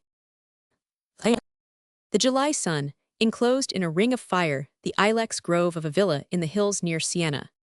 Below, by the roadside, the long yellow house seemed to waver and palpitate in the glare. But steep by steep, behind it, the cool Alkstusk mounted to the ledge where Ralph Marvell, stretched on his back in the grass, lay gazing up at a black reticulation of branches between which bits of sky gleamed with the hardness and brilliancy of blue enamel. Up there, too, the air was thick with heat, but compared with the white fire below it was a dim and tempered warmth, like that of the churches in which he and Undine sometimes took refuge at the height of the torrid days. Ralph loved the heavy Italian summer, as he had loved the light spring days leading up to it, the long line of dancing days that had drawn them on and on ever since they had left their ship at Naples 4 months earlier. 4 months of beauty, changeful, inexhaustible, weaving itself about him in shapes of softness and strength. And beside him, hand in hand with him, embodying that spirit of shifting magic, the radiant creature through whose eyes he saw it. This was what their hastened marriage had blessed them with, giving them leisure, before summer came, to penetrate to remote folds of the southern mountains, to linger in the shade of Sicilian orange groves, and finally, traveling by slow stages to the Adriatic, to reach the central hill country where even in July they might hope for a breathable air.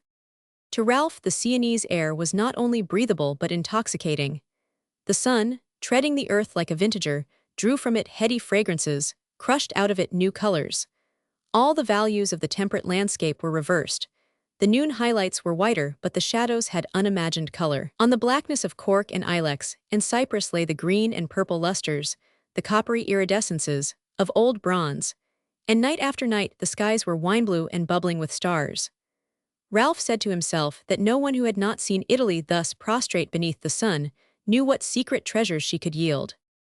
As he lay there, fragments of past states of emotion, fugitive felicities of thought and sensation, rose and floated on the surface of his thoughts. It was one of those moments when the accumulated impressions of life converge on heart and brain, elucidating, enlacing each other, in a mysterious confusion of beauty. He had had glimpses of such a state before, of such mergings of the personal with the general life, that one felt one's self a mere wave on the wild stream of being, yet thrilled with a sharper sense of individuality than can be known within the mere bounds of the actual. But now he knew the sensation in its fullness, and with it came the releasing power of language. Words were flashing like brilliant birds through the boughs overhead. He had but to wave his magic wand to have them flutter down to him. Only they were so beautiful up there, weaving their fantastic flights against the blue, that it was pleasanter, for the moment, to watch them and let the wand lie. He stared up at the pattern they made, till his eyes ached with excess of light. Then he changed his position and looked at his wife. Undine, nearby, leaned against a gnarled tree with the slightly constrained air of a person unused to sylvan abandonments. Her beautiful back could not adapt itself to the irregularities of the tree trunk, and she moved a little now, and then in the effort to find an easier position. But her expression was serene, and Ralph, looking up at her through drowsy lids, thought her face had never been more exquisite. "You look as cool as a wave," he said, reaching out for the hand on her knee. She let him have it, and he drew it closer, scrutinizing it as if it had been a bit of precious porcelain or ivory. It was small and soft, a mere featherweight, a puffball of a hand not quick and thrilling, not a speaking hand, but one to be fondled and dressed in rings, and to leave a rosy blur in the brain. The fingers were short and tapering, dimpled at the base with nails as smooth as rose leaves. Ralph lifted them one by one, like a child playing with piano keys, but they were inelastic and did not spring back fairly far enough to show the dimples. He turned the hand over and traced the course of its blue veins from the wrist to the rounding of the palm below the fingers. Then he put a kiss in the warm hollow between. The upper world had vanished. His universe had shrunk to the palm of a hand. but there was no sense of diminution. In the mystic depths, whence his passions sprang, earthly dimensions were ignored, and the curve of beauty was boundless enough to hold whatever the imagination could pour into it. Ralph had never felt more convinced of his power to write a great poem, but now it was Undine's hand which held the magic wand of expression. She stirred again uneasily, answering his last words with a faint accent of reproach. "I do not feel cool. You said there would be a breeze up here." He laughed. "You poor darling, was not it ever as hot as this in Apex?" She withdrew her hand with a slight grimace. "Yes, but I did not marry you to go back to Apex." Ralph laughed again, then he lifted himself on his elbow and regained the hand. "I wonder what you did marry me for." "Mercy, it's too hot for conundrums." She spoke without impatience, but with a lassitude less joyous than his. He roused himself. "Do you really mind the heat so much? We will go if you do." She sat up eagerly. "Go to Switzerland, you mean?" Well, I had not taken quite as long a leap. I only meant we might drive back to Siena. She relapsed listlessly against her tree trunk. "Oh, Siena's hotter than this. We could go and sit in the cathedral, it's always cool there at sunset." "We have sat in the cathedral at sunset every day for a week."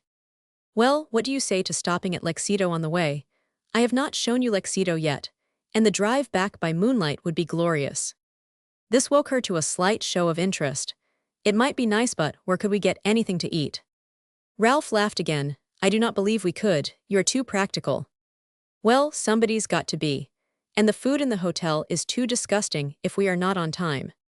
I admit that the best of it has usually been appropriated by the extremely good-looking cavalry officer, who's so keen to know you." Undine's face brightened. "You know he's not a count, he's a marquis. His name's Roviano, his palace in Rome is in the guidebooks, and he speaks English beautifully." Celeste found out about him from the headwaiter, she said, with the security of one who treats of recognized values. Marvell, sitting upright, reached lazily across the grass for his hat.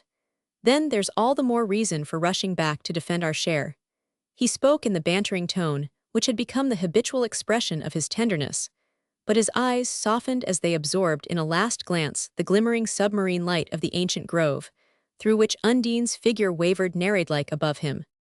"You never looked your name more than you do now," he said, kneeling at her side and putting his arm about her. She smiled back a little vaguely, as if not seizing his allusion, and being content to let it drop into the store of unexplained references which had once stimulated her curiosity, but now merely gave her leisure to think of other things. But her smile was no less lovely for its vagueness, and indeed, to Ralph, the loveliness was enhanced by the latent doubt. He remembered afterward that at that moment the cup of life seemed to brim over. "Come, dear her, or there it's all divine." In the carriage, however, she remained insensible to the soft spell of the evening, noticing only the heat and dust, and saying, as they passed under the wooded cliff of Lexido, that they might as well have stopped there after all, since with such a headache as she felt coming on she did not care if she dined or not. Ralph looked up yearningly at the long walls overhead, but Undine's mood was hardly favorable to communion with such scenes, and he made no attempt to stop the carriage. Instead, he presently said, "If you are tired of Italy, we have got the world to choose from." She did not speak for a moment, then she said, "It's the heat I am tired of. Do not people generally come here earlier?" "Yes, that's why I chose the summer, so that we could have it all to ourselves." She tried to put a note of reasonableness into her voice. "If you had told me we were going everywhere at the wrong time, of course I could have arranged about my clothes." "You poor darling. Let us, by all means, go to the place where the clothes will be right. They are too beautiful to be left out of our scheme of life." Her lips hardened. "I know you do not care how I look. But you did not give me time to order anything before we were married, and I have got nothing but my last winter's things to wear." Ralph smiled. Even his subjugated mind perceived the inconsistency of Undine's taxing him with having hastened their marriage, but her variations on the eternal feminine still enchanted him. "We will go wherever you please, you make every place the one place," he said, as if he were humoring an irresistible child. "To Switzerland, then." "Celeste says St. Moritz is too heavenly," exclaimed Undine, who gathered her ideas of Europe chiefly from the conversation of her experienced attendant. "One can be cool short of the Engadine. Why not go south again, say to Capri?" Capri, is that the island we saw from Naples, where the artists go? She drew her brows together. It would be simply awful getting there in this heat. Well then, I know a little place in Switzerland where one can still get away from the crowd, and we can sit and look at a green waterfall while I lie in wait for adjectives. Mr. Spragg's astonishment, on learning that his son-in-law contemplated maintaining a household on the earnings of his muse, was still matter for pleasantry between the pair.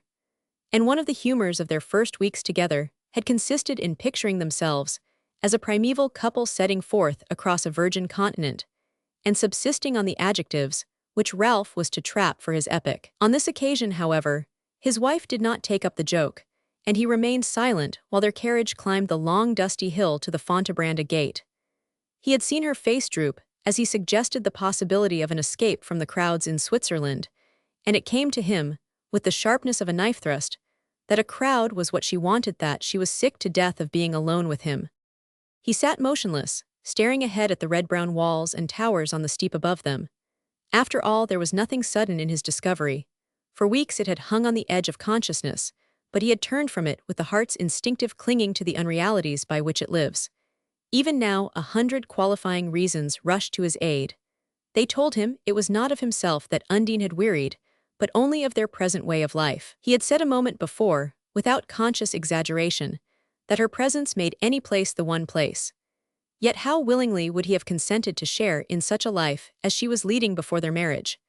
And he had to acknowledge their months of desultory, wandering from one remote Italian hilltop to another, must have seemed as purposeless to her as balls and dinners would have been to him. An imagination like his, peopled with such varied images and associations, fed by so many currents from the long stream of human experience, could hardly picture the bareness of the small half-lit place in which his wife's spirit fluttered. Her mind was as destitute of beauty and mystery as the prairie schoolhouse in which she had been educated, and her ideals seemed to Ralph as pathetic as the ornaments made of corks and cigar bands with which her infant hands had been taught to adorn it. He was beginning to understand this, and learning to adapt himself to the narrow compass of her experience. The task of opening new windows in her mind was inspiring enough to give him infinite patience, and he would not yet own to himself that her pliancy and variety were imitative rather than spontaneous. Meanwhile, he had no desire to sacrifice her wishes to his, and it distressed him that he dared not confess his real reason for avoiding the Engadine. The truth was that their funds were shrinking faster than he had expected. Mr. Spragg, after bluntly opposing their hastened marriage on the ground that he was not prepared, at such short notice, to make the necessary provision for his daughter, had shortly afterward probably, as Undine observed to Ralph, in consequence of a lucky turn in the street, met their wishes with all possible liberality, bestowing on them a wedding in conformity with Mrs. Spragg's ideals, and up to the highest standard of Mrs. Heeny's clippings, and pledging himself to provide Undine with an income adequate to so brilliant a beginning. It was understood that Ralph, on their return, should renounce the law for some more paying business. But this seemed the smallest of sacrifices to make for the privilege of calling Undine his wife. And besides, he still secretly hoped that, in the interval, his real vocation might declare itself in some work which would justify his adopting the life of letters.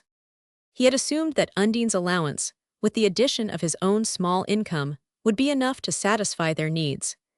His own were few, and had always been within his means, but his wife's daily requirements, combined with her intermittent outbreaks of extravagance, had thrown out all his calculations, and they were already seriously exceeding their income.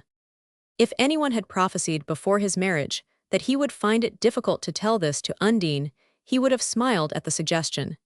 And during their first days together, it had seemed as though pecuniary questions were the last likely to be raised between them. But his marital education had since made strides, and he now knew that a disregard for money may imply not the willingness to get on without it, but merely a blind confidence that it will somehow be provided.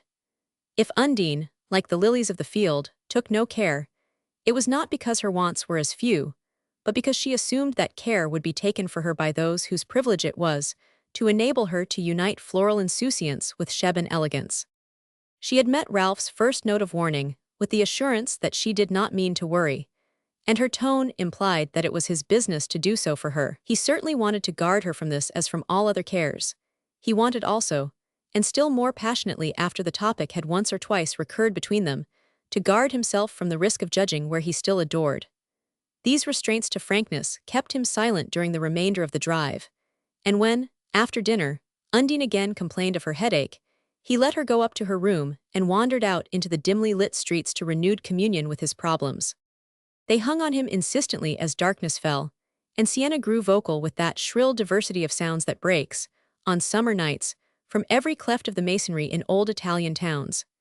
Then the moon rose, unfolding depth by depth the lines of the antique land, and Ralph, leaning against an old brick parapet, and watching each silver-blue remoteness disclose itself between the dark masses of the middle distance, felt his spirit enlarged and pacified. For the first time, as his senses thrilled to the deep touch of beauty, he asked himself if out of these floating and fugitive vibrations he might not build something concrete and stable, if even such dull common cares as now oppressed him might not become the motive power of creation. If he could only, on the spot, do something with all the accumulated spoils of the last month, something that should both put money into his pocket and harmony into the rich confusion of his spirit.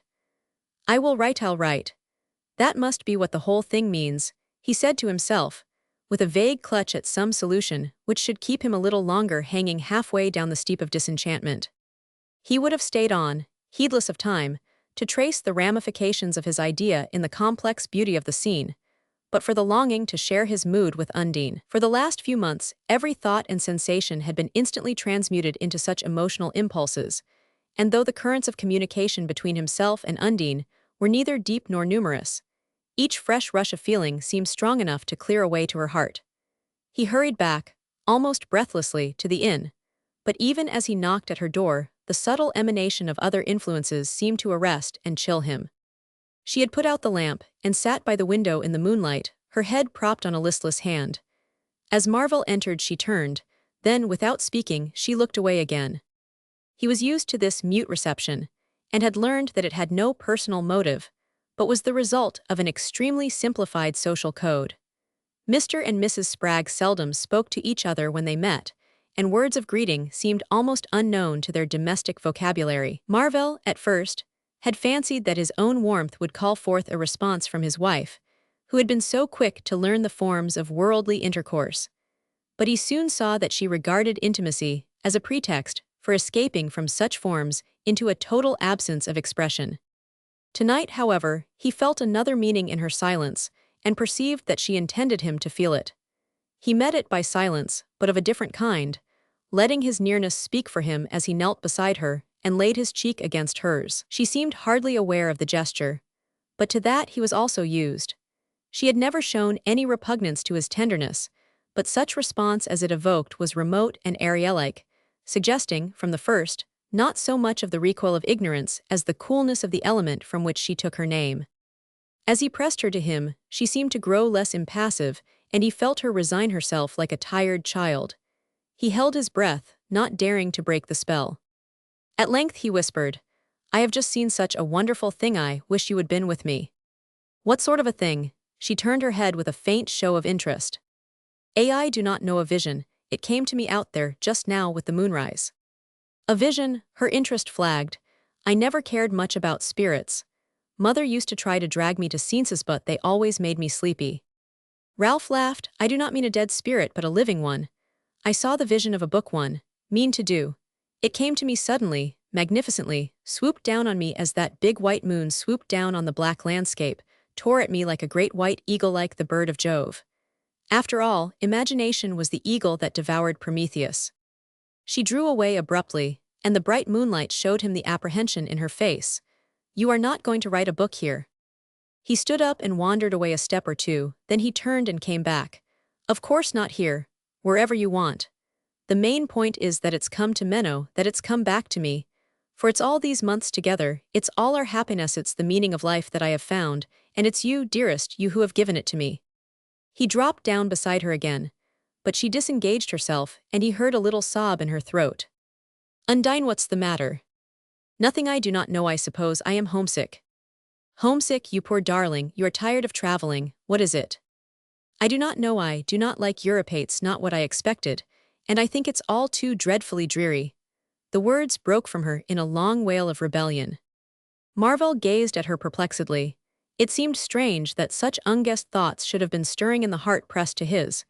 It's less interesting than you expected or less amusing. Is that it? It's dirty and ugly. All the towns we have been to are disgustingly dirty. I loathe the smells and the beggars. I am sick and tired of the stuffy rooms in the hotels. I thought it would all be so splendid, but New York's ever so much nicer. Not New York in July. I do not care. There are the roof gardens, anyway, and there are always people round. All these places seem as if they were dead. It's all like some awful cemetery.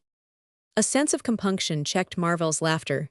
Do not cry, dear Dunt. I see, I understand. You are lonely and the heat has tired you out. It is dull here, awfully dull. I have been stupid not to feel it. But we will start at once. You will get out of it. She brightened instantly. We will go up to Switzerland. We will go up to Switzerland. He had a fleeting glimpse of the quiet place with the green waterfall, where he might have made tryst with his vision. Then he turned his mind from it and said, We will go just where you want.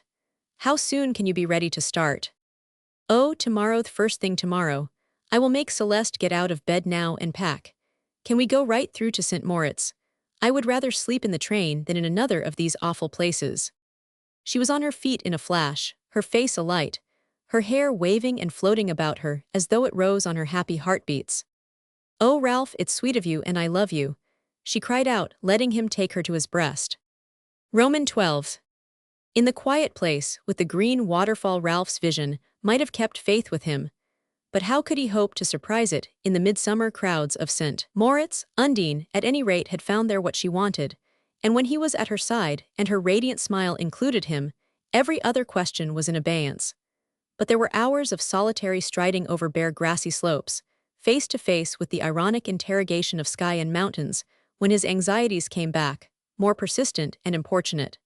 Sometimes they took the form of merely material difficulties. How, for instance, was he to meet the cost of their ruinous suite at the Engadine Palace, while he awaited Mr. Spragg's next remittance? And once the hotel bills were paid, what would be left for the journey back to Paris, the looming expenses there, the price of the passage to America? These questions would fling him back on the thought of his projected book, which was, after all, to be what the masterpieces of literature had mostly been, a potboiler. Well, why not? Did not the worshipper always heap the rarest essences on the altar of his divinity? Ralph still rejoiced in the thought of giving back to Undine something of the beauty of their first months together. But even on his solitary walks, the vision eluded him, and he could spare so few hours to its pursuit. Undine's days were crowded, and it was still a matter of course that where she went he should follow. He had risen visibly in her opinion since they had been absorbed into the life of the big hotels, and she had seen that his command of foreign tongues put him at an advantage, even in circles where English was generally spoken if not understood. Undine herself, hampered by her lack of languages, was soon drawn into the group of compatriots who struck the social pitch of their hotel. Their types were familiar enough to Ralph, who had taken their measure in former wanderings and come across their duplicates in every scene of continental idleness. Foremost among them was Mrs. Harvey Shallum, a showy Parisianized figure, with a small wax-featured husband whose ultra-fashionable clothes seemed a tribute to his wife's importance rather than the mark of his personal taste. Mr. Shallum, in fact, could not be said to have any personal bent. Though he conversed with a colorless fluency in the principal European tongues, he seldom exercised his gift, except in intercourse with hotel managers and headwaiters, and his long silences were broken only by resigned allusions to the enormities he had suffered at the hands of this gifted but unscrupulous class. Mrs. Shallum, though in command of but a few verbs, all of which, on her lips, became irregular, managed to express a polyglot personality as vivid as her husband's was effaced. Her only idea of intercourse with her kind was to organize it into bands and subject it to frequent displacements, and society smiled at her for these exertions like an infant vigorously rocked. She saw at once Undine's value as a factor in her scheme, and the two formed an alliance on which Ralph refrained from shedding the cold light of depreciation. It was a point of honor with him not to seem to disdain any of Undine's amusements. The noisy, interminable picnics, the hot, promiscuous balls, the concerts, bridge parties, and theatricals, which helped to disguise the difference between the high Alps and Paris or New York. He told himself that there is always a narcissus element in youth, and that what Undine really enjoyed was the image of her own charm mirrored in the general admiration. With her quick perceptions and adaptabilities, she would soon learn to care more about the quality of the reflecting surface. And meanwhile no criticism of his should mar her pleasure. The appearance at their hotel of the cavalry officer from Siena was a not wholly agreeable surprise.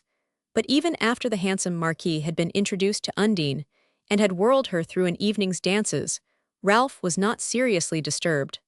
Husband and wife had grown closer to each other since they had come to St. Moritz, and in the brief moments she could give him Undine was now always gay and approachable.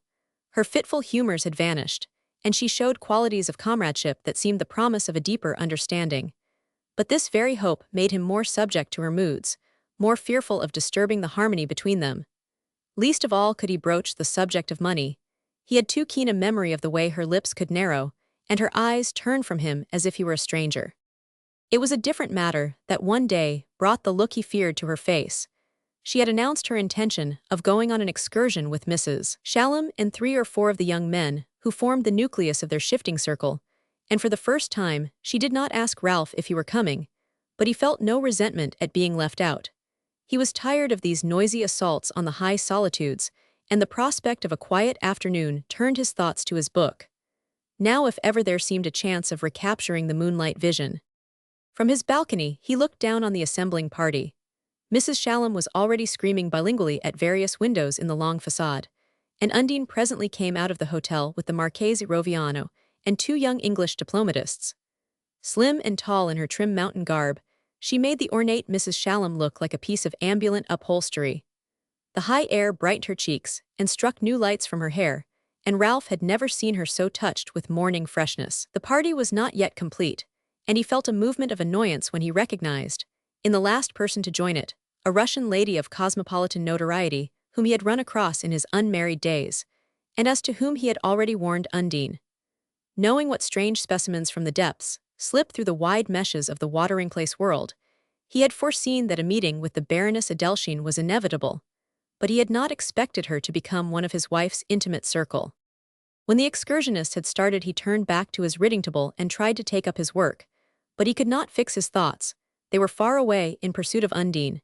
He had been but 5 months married, and it seemed, after all, rather soon for him to be dropped out of such excursions as unquestioningly as poor Harvey Shallum.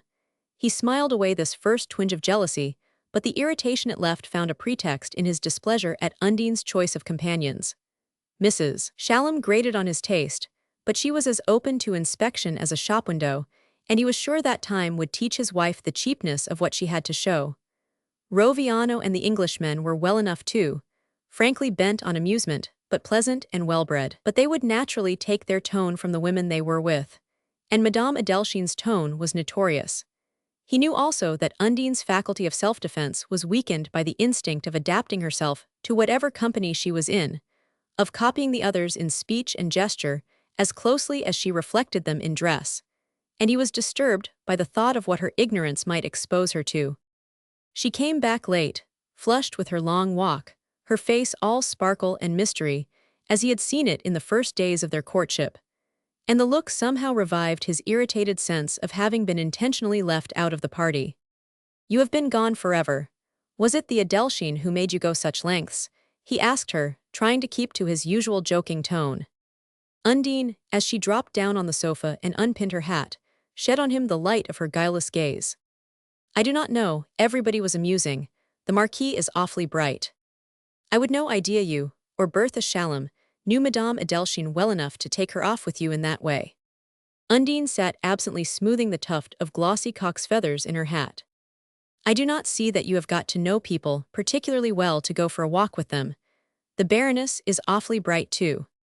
She always gave her acquaintances their titles, seeming not, in this respect, to have noticed that a simpler form prevailed.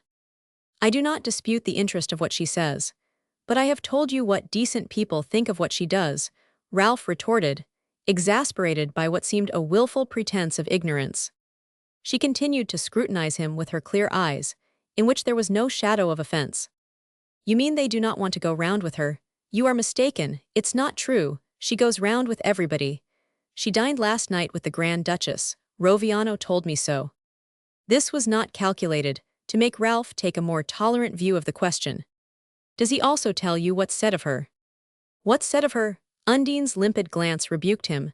"Do Do you mean that disgusting scandal you told me about? Do you suppose I would let him talk to me about such things? I meant you are mistaken about her social position. He says she goes everywhere. Ralph laughed impatiently. No doubt Roviano's an authority, but it does not happen to be his business to choose your friends for you. Undine echoed his laugh. Well, I guess I do not need anybody to do that.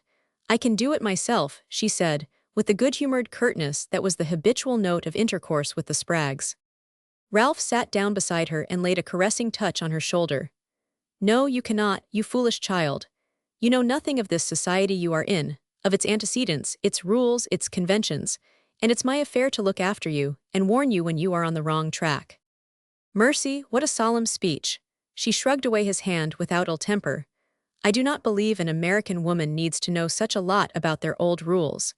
They can see I mean to follow my own, and if they do not like it, they needn't go with me. Oh, they will go with you fast enough, as you call it. They will be too charmed to. The question is how far they will make you go with them, and where they will finally land you. She tossed her head back, with the movement she had learned in speaking schoolpieces about freedom and the British tyrant. No one's ever yet gone any farther with me than I wanted, she declared. She was really exquisitely simple. I am not sure Roviano has not, in vouching for Madame Adelschein, but he probably thinks you know about her. To him, this is not society any more than the people in an omnibus are. Society, to everybody here, means the sanction of their own special group and of the corresponding groups elsewhere.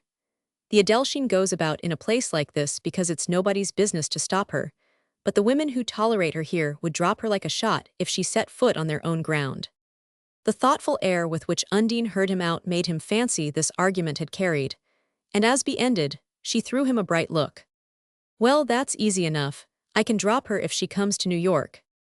Ralph sat silent for a moment, then he turned away and began to gather up his scattered pages.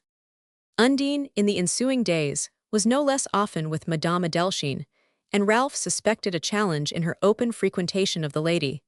But if challenge there were, he let it lie. Whether his wife saw more or less of Madame Adelschein seemed no longer of much consequence.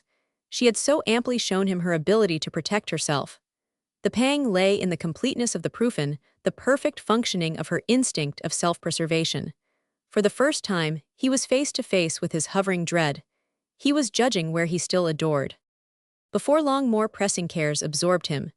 He had already begun to watch the post for his father-in-law's monthly remittance, without precisely knowing how, even with its aid, he was to bridge the gulf of expense between St. Moritz and New York.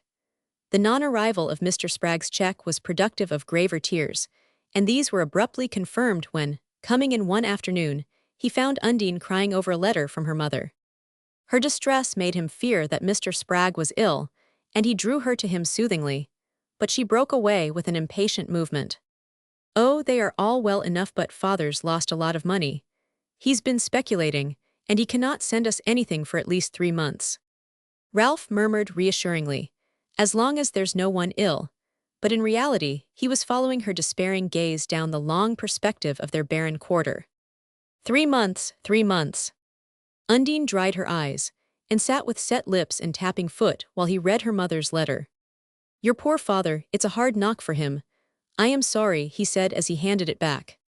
For a moment she did not seem to hear. Then she said between her teeth, It's hard for us. I suppose now we will have to go straight home. He looked at her with wonder. If that were all, in any case I should have to be back in a few weeks. But we needn't have left here in August. It's the first place in Europe that I have liked, and it's just my luck to be dragged away from it. I am so awfully sorry, dearest. It's my fault for persuading you to marry a pauper. It's father's fault. Why on earth did he go and speculate? There's no use his saying he's sorry now. She sat brooding for a moment and then suddenly took Ralph's hand. Could not your people do something, help us out just this once, I mean? He flushed to the forehead. It seemed inconceivable that she should make such a suggestion. I could not ask them, it's not possible. My grandfather does as much as he can for me, and my mother has nothing but what he gives her. Undine seemed unconscious of his embarrassment. He does not give us nearly as much as father does, she said, and as Ralph remained silent, she went on. Could not you ask your sister then? I must have some clothes to go home in. His heart contracted as he looked at her. What sinister change came over her when her will was crossed? She seemed to grow inaccessible, implacable. Her eyes were like the eyes of an enemy. "I do not know, I'll see," he said, rising and moving away from her. At that moment the touch of her hand was repugnant. Yes, might ask Laura, no doubt, and whatever she had would be his. But the necessity was bitter to him, and Undine's unconsciousness of the fact hurt him more than her indifference to her father's misfortune. What hurt him most was the curious fact that, for all her light irresponsibility, it was always she who made the practical suggestion, hit the nail of expediency on the head. No sentimental scruple made the blow waver or deflected her resolute aim. She had thought at once of Laura, and Laura was his only, his inevitable, resource. His anxious mind pictured his sister's wonder, and made him wince under the sting of Henley Fairford's irony. Fairford, who at the time of the marriage had sat silent and pulled his mustache while everyone else argued and objected, yet under whose silence Ralph had felt a deeper protest than under all the reasoning of the others. It was no comfort to reflect that Fairford would probably continue to say nothing. But necessity made light of these twinges, and Ralph set his teeth and cabled. Undine's chief surprise seemed to be that Laura's response, though immediate and generous, did not enable them to stay on at St. Moritz. But she apparently read in her husband's look the uselessness of such a hope, for, with one of the sudden changes of mood that still disarmed him, she accepted the need of departure, and took leave philosophically of the Shallums and their band. After all, Paris was ahead, and in September one would have a chance to see the new models and surprise the secret councils of the dressmakers. Ralph was astonished at the tenacity with which she held to her purpose. He tried, when they reached Paris, to make her feel the necessity of starting at once for home, but she complained of fatigue and of feeling vaguely unwell, and he had to yield to her desire for rest. The word, however, was to strike him as strangely misapplied, for from the day of their arrival she was in state of perpetual activity. She seemed to have mastered her Paris by divination, and between the hounds of the boulevards and the Place Vendôme she moved at once with supernatural ease. "Of course," she explained to him, "I understand how little we have got to spend. But I left New York without a rag, and it was you who made me countermand my trousseau, instead of having it sent after us. I wish now I had not listened to you. Father'd have had to pay for that before he lost his money. As it is, it will be cheaper in the end for me to pick up a few things here. The advantage of going to the French dressmakers is that they will wait twice as long for their money as the people at home. And they are all crazy to dress me. Bertha Shallum will tell you so. She says no one ever had such a chance. That's why I was willing to come to this stuffy little hotel. I wanted to save every scrap I could to get a few decent things. And over here they are accustomed to being bargained with. You ought to see how I have beaten them down. Have you any idea what a dinner dress costs in New York?" So it went on, obtusely and persistently, whenever he tried to sound the note of prudence.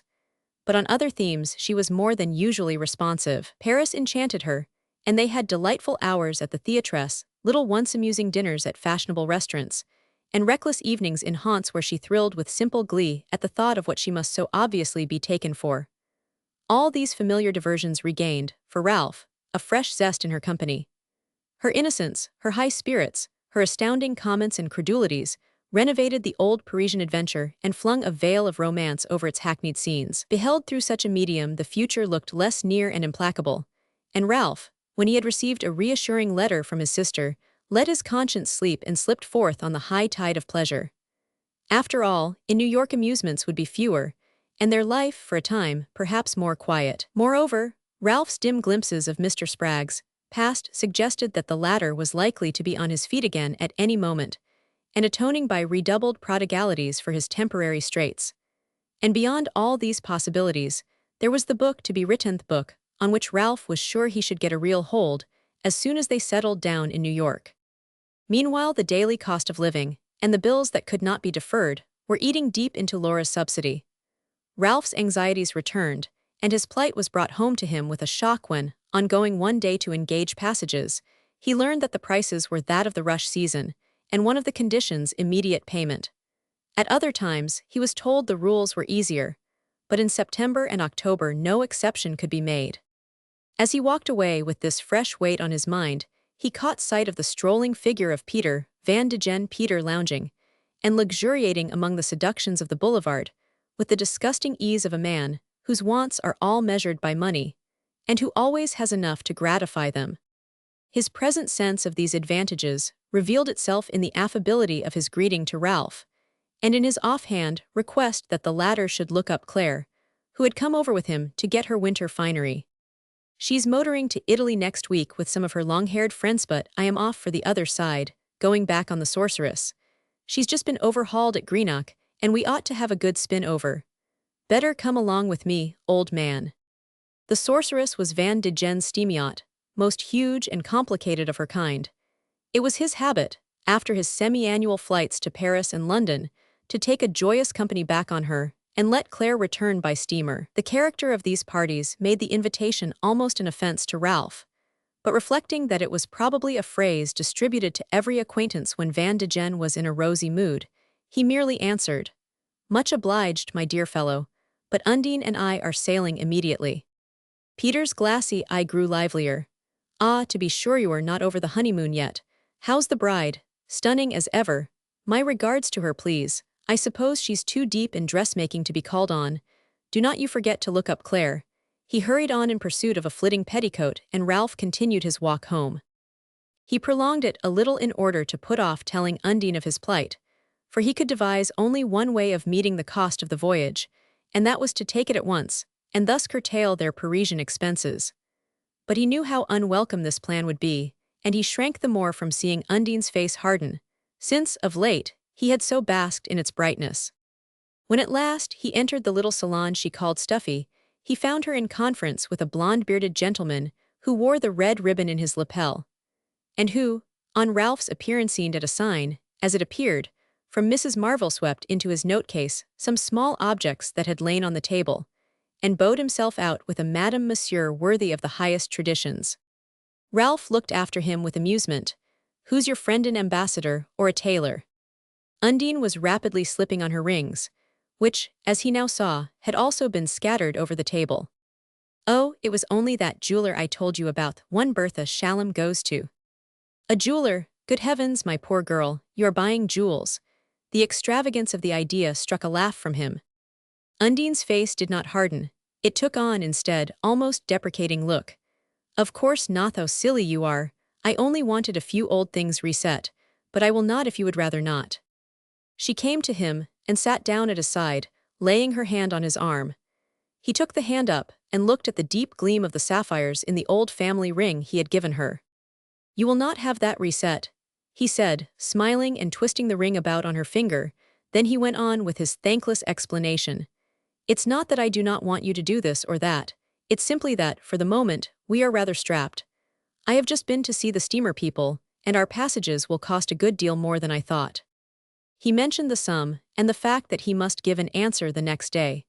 Would she consent to sail that very Saturday, or should they go a fortnight later, in a slow boat from Plymouth? Undine frowned on both alternatives. She was an indifferent sailor, and shrank from the possible nastiness of the cheaper boat. She wanted to get the voyage over as quickly and luxuriously as possible. Bertha Shallam had told her that in a deck suit no one need be seasick, but she wanted still more to have another week or two of Paris, and it was always hard to make her see why circumstances could not be bent to her wishes.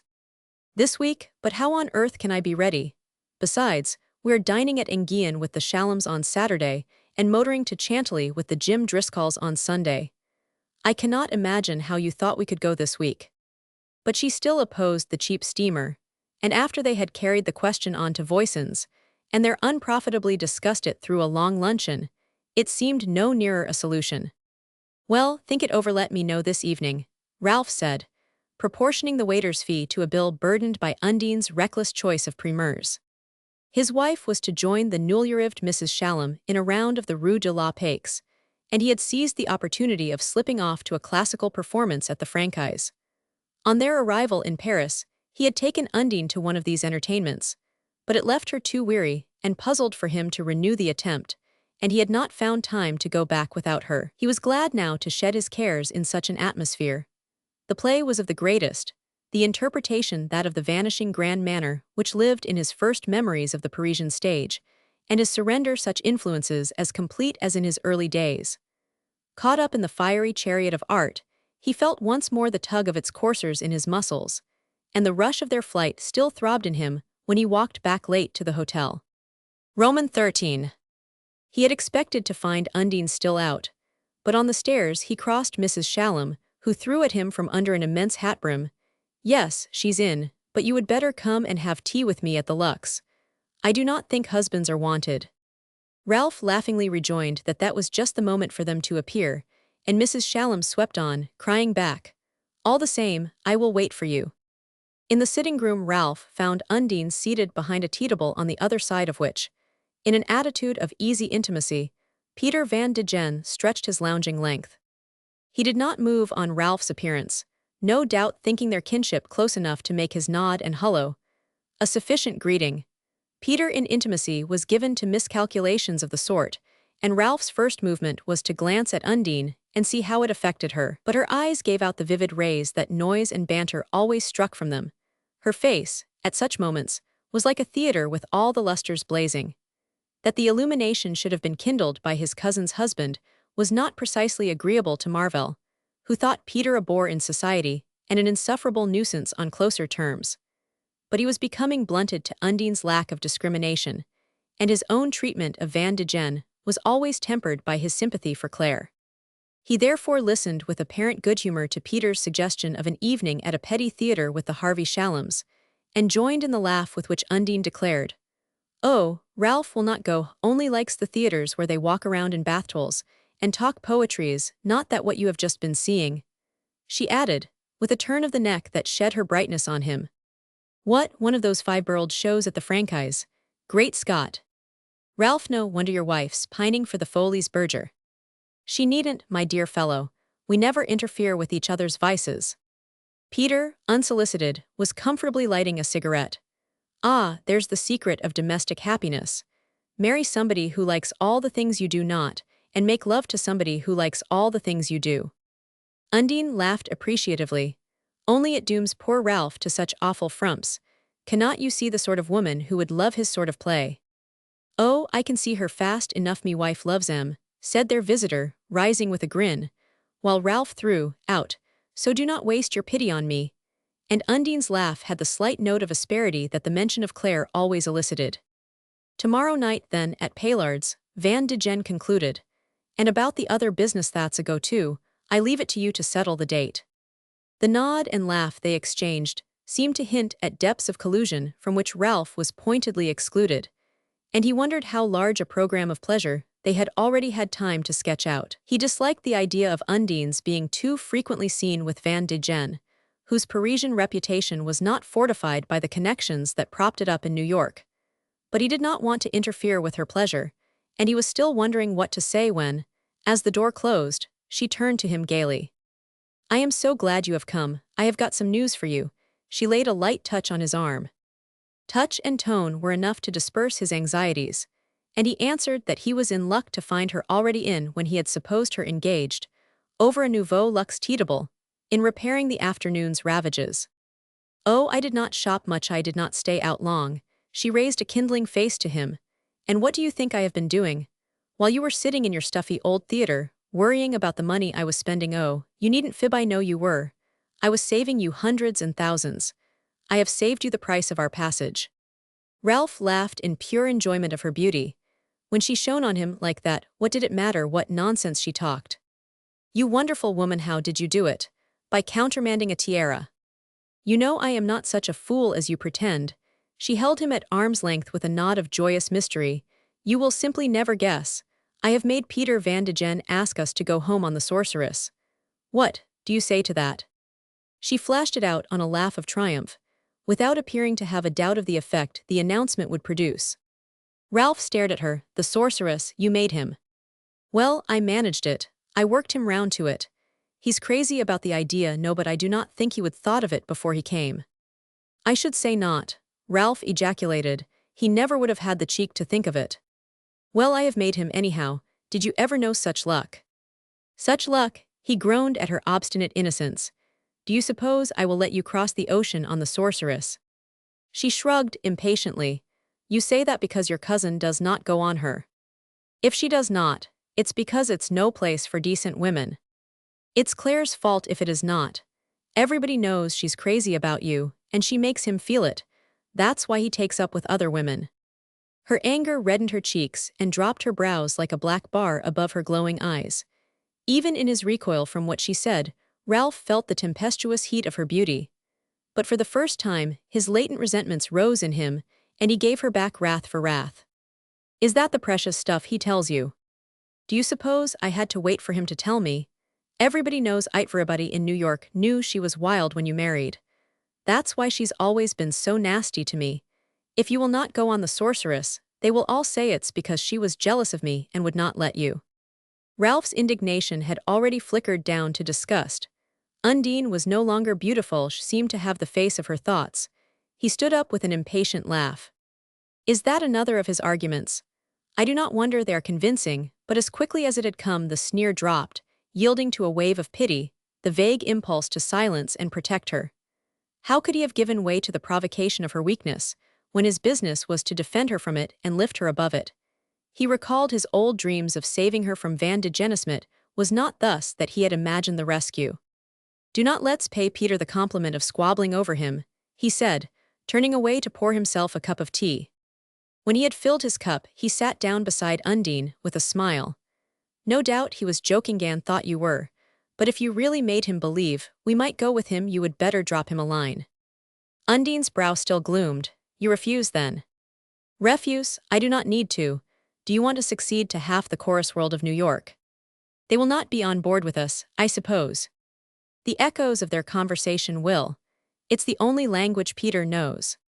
He told me he longed for the influence of a good woman. She checked herself, reddening at Ralph's laugh. Well, tell him to apply again, when he's been under it a month or two. Meanwhile we will stick to the liners. Ralph was beginning to learn that the only road to her reason lay through her vanity, and he fancied that if she could be made to see Van de Gen as an object of ridicule, she might give up the idea of the sorceress of her own accord. But her will hardened slowly under his joking opposition, and she became no less formidable as she grew more calm. He was used to women who, in such cases, yielded as a matter of course to masculine judgments. If one pronounced a man not decent, the question was closed. But it was Undine's habit to ascribe all interference with her plans to personal motives, and he could see that she attributed his opposition to the furtive machinations of poor Claire.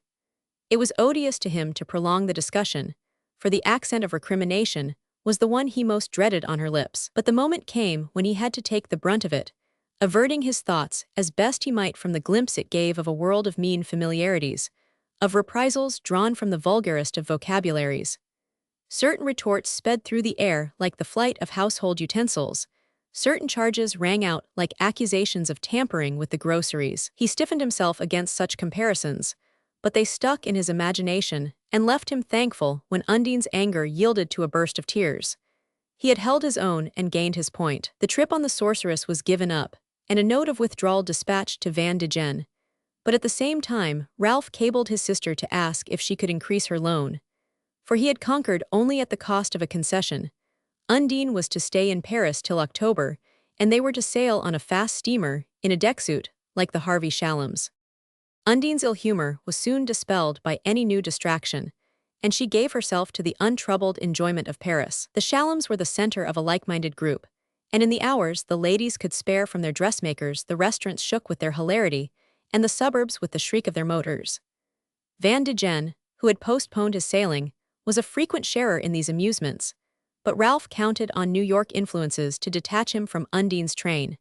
He was learning to influence her through her social instincts, where he had once tried to appeal to other sensibilities. His worst moment came when he went to see Claire Van de Gen, who, on the eve of departure, had begged him to come to her hotel. He found her less restless and rattling than usual, with a look in her eyes that reminded him of the days when she had haunted his thoughts. The visit passed off without vain returns to the past, but as he was leaving she surprised him by saying, "Do not let Peter make a goose of your wife." Ralph reddened but laughed. Oh, Undine's wonderfully able to defend herself, even against such seductions as Peter's.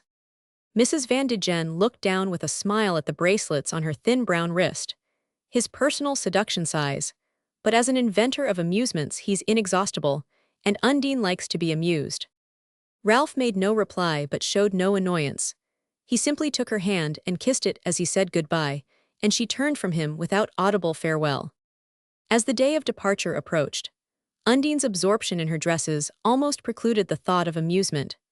Early and late, she was closeted with fitters, and Packer 7, the competent Celeste, not being trusted to handle the treasures now pouring, and Ralph cursed his weakness in not restraining her, and then fled for solace to museums and galleries. He could not rouse in her any scruple about incurring fresh debts, yet he knew she was no longer unaware of the value of money. She had learned to bargain, pare down prices, evade fees, browbeat the small tradespeople and wheedle concessions from the great knot, as Ralph perceived, from any effort to restrain her expenses, but only to prolong and intensify the pleasure of spending. Pained by the trait, he tried to laugh her out of it. He told her once that she had a miserly hand showing her, in proof, that for all their softness, the fingers would not bend back, or the pink palm open. But she retorted a little sharply that it was no wonder, since she had heard nothing talked of since their marriage but economy, and this left him without any answer. So the purveyors continued to mount to their apartment, and Ralph, in the course of his frequent nights from it, found himself always dodging the corners of black glazed boxes and swaying pyramids of pasteboard, always lifting his hat to sidling milliners' girls, or effacing himself before slender venduses floating by in a mist of opopanax. He felt incompetent to pronounce on the needs to which these visitors ministered, but the reappearance among them of the blonde-bearded jeweler gave him ground for fresh fears. Undine had assured him that she had given up the idea of having her ornaments reset, and there had been ample time for their return. But on his questioning her, she explained that there had been delays and bothers, and put him in the wrong by asking ironically if he supposed she was buying things for pleasure, when she knew as well as he that there was not any money to pay for them. But his thoughts were not all dark. Undine's moods still infected him, and when she was happy he felt an answering lightness. Even when her amusements were too primitive to be shared, he could enjoy their reflection in her face. Only, as he looked back, he was struck by the evanescence, the lack of substance, in their moments of sympathy, and by the permanent marks left by each breach between them. Yet he still fancied that some day the balance might be reversed, and that as she acquired a finer sense of values, the depths in her would find a voice. Something of this was in his mind when, the afternoon before their departure, he came home to help her with their last arrangements. She had begged him, for the day, to leave her alone in their cramped salon, into which belated bundles were still pouring, and it was nearly dark when he returned. The evening before she had seemed pale and nervous, and at the last moment had excused herself from dining with the Shallums at a suburban restaurant. It was so unlike her to miss any opportunity of the kind that Ralph had felt a little anxious. But with the arrival of the Packers she was afoot and in command again, and he withdrew submissively, as Mr. Spragg, in the early apex days, might have fled from the spring storm of house-cleaning. When he entered the sitting-room, he found it still in disorder. Every chair was hidden under scattered dresses, tissue paper surged from the yawning trunks, and prone among her heaped-up finery. Undine lay with closed eyes on the sofa. She raised her head as he entered, and then turned listlessly away. "My poor girl, what's the matter? Have not they finished yet?" Instead of answering, she pressed her face into the cushion and began to sob. The violence of her weeping shook her hair down on her shoulders, and her hands, clenching the arm of the sofa, pressed it away from her as if any contact were insufferable. Ralph bent over her in alarm. "Why, what's wrong, dear? What's happened?" Her fatigue of the previous evening came back to him, a puzzled, hunted look in her eyes, and with the memory, a vague wonder revived. He had fancied himself fairly disencumbered of the stock formulas about the hallowing effects of motherhood, and there were many reasons for not welcoming the news he suspected she had to give. But the woman a man loves is always a special case, and everything was different that befell Undine. If this was what had befallen her, it was wonderful and divine. For the moment, that was all he felt. "Dear, tell me what's the matter," he pleaded. She sobbed on unheedingly, and he waited for her agitation to subside. He shrank from the phrases considered appropriate to the situation, but he wanted to hold her close and give her the depth of his heart in long kiss. Suddenly she sat upright and turned a desperate face on him. "Why on earth are you staring at me like that? Anybody can see what's the matter." He winced at her tone, but managed to get one of her hands in his, and they stayed thus in silence, eye to eye. "Are you as sorry as all that?" he began at length, conscious of the flatness of his voice. Sorry, I'm." She snatched her hand away and went on weeping. "But Undine, rest by, and by you will feel differently, I know you will." Differently, When, in a year, it takes a whole year out of life, what do I care how I shall feel in a year? The chill of her tone struck in. This was more than a revolt of the nerves. It was a settled, a reasoned resentment. Ralph found himself groping for extenuations, evasions, anything to put a little warmth into her. Who knows, perhaps, after all, it's a mistake.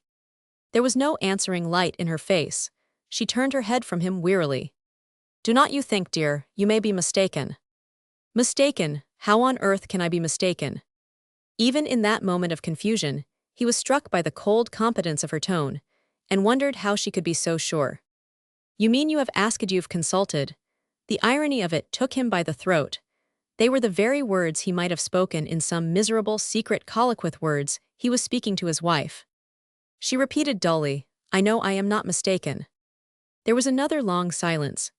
Undine lay still, her eyes shut, drumming on the arm of the sofa with a restless hand. The other lay cold in Ralph's clasp, and through it there gradually stole to him the benumbing influence of the thoughts she was thinking, the sense of the approach of illness, anxiety, and expense, and of the general unnecessary disorganization of their lives. That's all you feel, then? He asked at length, a little bitterly, as if to disguise from himself the hateful fact that he felt it too. He stood up and moved away. That's all, he repeated. Why, what else do you expect me to feel? I feel horribly ill, if that's what you want. He saw the sobs trembling up through her again. Poor dear poor girl, I'm so sorry, so dreadfully sorry. The senseless reiteration seemed to exasperate her. He knew it by the quiver that ran through her like the premonitory ripple on smooth water before the coming of the wind. She turned about on him and jumped to her feet. Sorry you are sorry, you are sorry. Why, what earthly difference will it make to you? She drew back a few steps and lifted her slender arms from her sides. Look at Messy, how I look, how I am going to look. You will not hate yourself more and more every morning when you get up and see yourself in the glass. Your life's going on just as usual, but what's mine going to be for months and months? And just as I would been to all this bother fagging myself to death about all these things, her tragic gesture swept the disordered room just as I thought I was going home to enjoy myself, and look nice, and see people again, and have a little pleasure after all our worries. She dropped back on the sofa with another burst of tears. For all the good this rubbish will do me now. I loathe the very sight of it. She sobbed with her face in her hands. Roman 14. It was one of the distinctions of Mr. Claude Walsingham, Popple, that his studio was never too much encumbered with the attributes of his art to permit the installing, in one of its cushioned corners, of an elaborately furnished tea table, flanked by the most varied seductions in sandwiches and pastry. Mr. Popple, like all great men, had at first had his ups and downs, but his reputation had been permanently established by the verdict of a wealthy patron, who, returning from an excursion into other fields of portraiture, had given it as the final fruit of his experience that Popple was the only man who could do pearls. To sitters for whom this was of the first consequence, it was another of the artist's merits that he always subordinated art to elegance, in life as well as in his portraits. The messy element of production was no more visible in his expensively screened and tapestried studio than its results were perceptible in his painting, and it was often said, in praise of his work, that he was the only artist who kept his studio tidy enough for a lady to sit to him in a new dress. Mr. Popple, in fact, held that the personality of the artist should at all times be dissembled behind that of the man. It was his opinion that the essence of good breeding lay in tossing off a picture as easily as you lit a cigarette. Ralph Marvell had once said of him that when he began a portrait, he always turned back his cuffs and said, "Ladies and gentlemen, you can see there's absolutely nothing here," and Mrs. Fairford supplemented the description by defining his painting as chafing-dish art.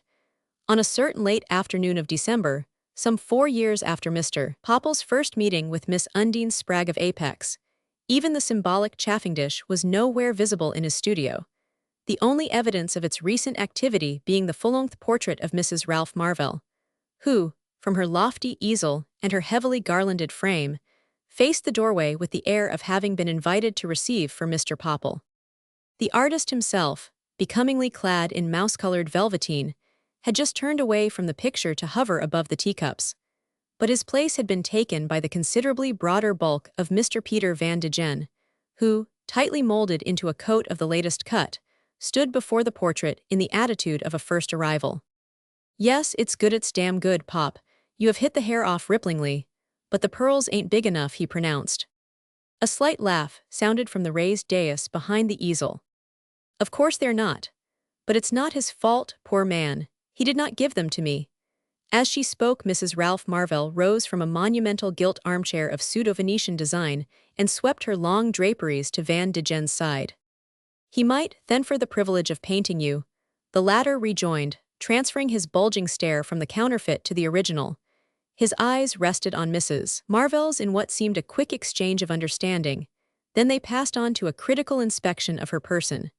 She was dressed for the sitting in something faint and shining, above which the long curves of her neck looked dead white in the cold light of the studio, and her hair, all a shadowless rosy gold, was starred with a hard glitter of diamonds. The privilege of painting me. Mercy, I have to pay for being painted. He will tell you he's giving me the picture, but what do you suppose this cost? She laid a fingertip on her shimmering dress. Van de Gen's eye rested on her with cold enjoyment. Does the price come higher than the dress? She ignored the allusion. Of course what they charge for is the cut. What they cut away, that's what they ought to charge for, ain't it? Pup! Undine took this with cool disdain, but Mr. Popple's sensibilities were offended. My dear Peter-realized artist, you understand, sees all this as a pure question of color, of pattern, and it's a point of honor with the man to steel himself against the personal seduction. Mr. Van de Gen received this protest with a sound of almost vulgar derision, but Undine thrilled agreeably under the glance which her portrayer cast on her. She was flattered by Van de Gen's notice, and thought his impertinence witty, but she glowed inwardly at Mr. Popple's eloquence. After more than 3 years of social experience, she still thought he spoke beautifully, like the hero of a novel, and she ascribed to jealousy the lack of seriousness with which her husband's friends regarded him. His conversation struck her as intellectual, and his eagerness to have her share his thoughts was in flattering contrast to Ralph's growing tendency to keep his to himself. Popple's homage seemed the subtlest proof of what Ralph could have made of her if he had really understood her. It was but another step to ascribe all her past mistakes to the lack of such understanding, and the satisfaction derived from this thought had once impelled her to tell the artist that he alone knew how to rouse her higher self. He had assured her that the memory of her words would thereafter hallow his life, and as he hinted that it had been stained by the darkest errors, she was moved at the thought of the purifying influence she exerted. Thus it was that a man should talk to a true woman, but how few, whom she had known, possessed the secret. Ralph, in the first months of their marriage, had been eloquent too, had even gone the length of quoting poetry. But he disconcerted her by his baffling twists and strange allusions. She always scented ridicule in the unknown, and the poets he quoted were esoteric and abstruse. Mr. Popple's rhetoric was drawn from more familiar sources, and abounded in favorite phrases and in moving reminiscences of the Fifth Reader. He was moreover as literary as he was artistic, possessing an unequaled acquaintance with contemporary fiction, and dipping even into the lighter type of memoirs, in which the old acquaintances of history are served up in the disguise of a royal sorceress or passion in a palace.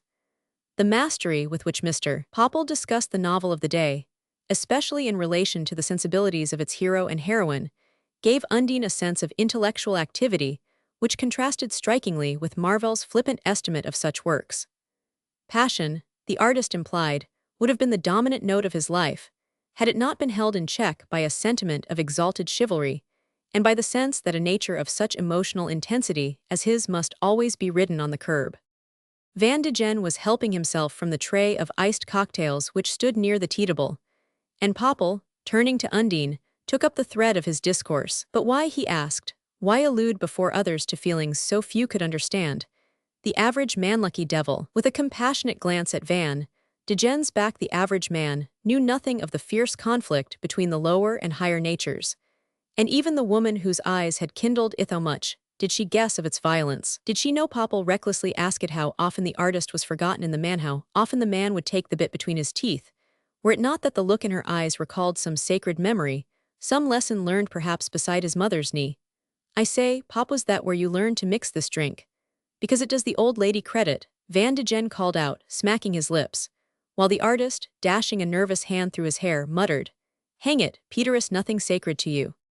It pleased Undine to feel herself capable of inspiring such emotions. She would have been fatigued by the necessity of maintaining her own talk on Popple's level, but she liked to listen to him, and especially to have others overhear what he said to her. Her feeling for Van de Gen was different.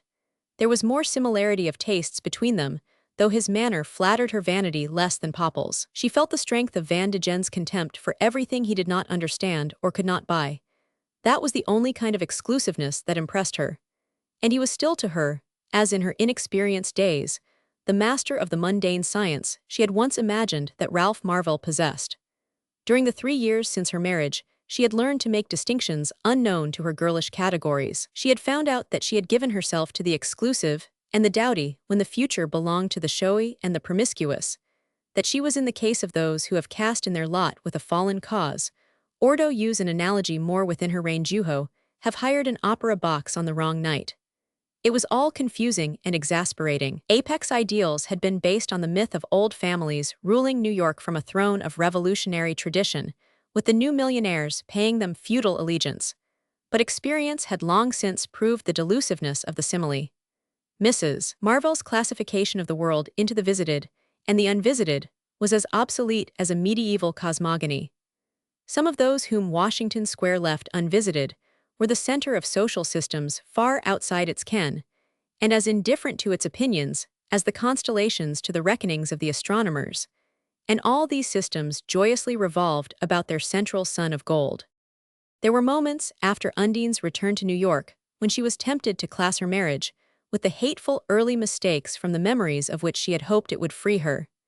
Since it was never her habit to accuse herself of such mistakes, it was inevitable that she should gradually come to lay the blame on Ralph. She found a poignant pleasure, at this stage of her career, in the question, "What does a young girl know of life?"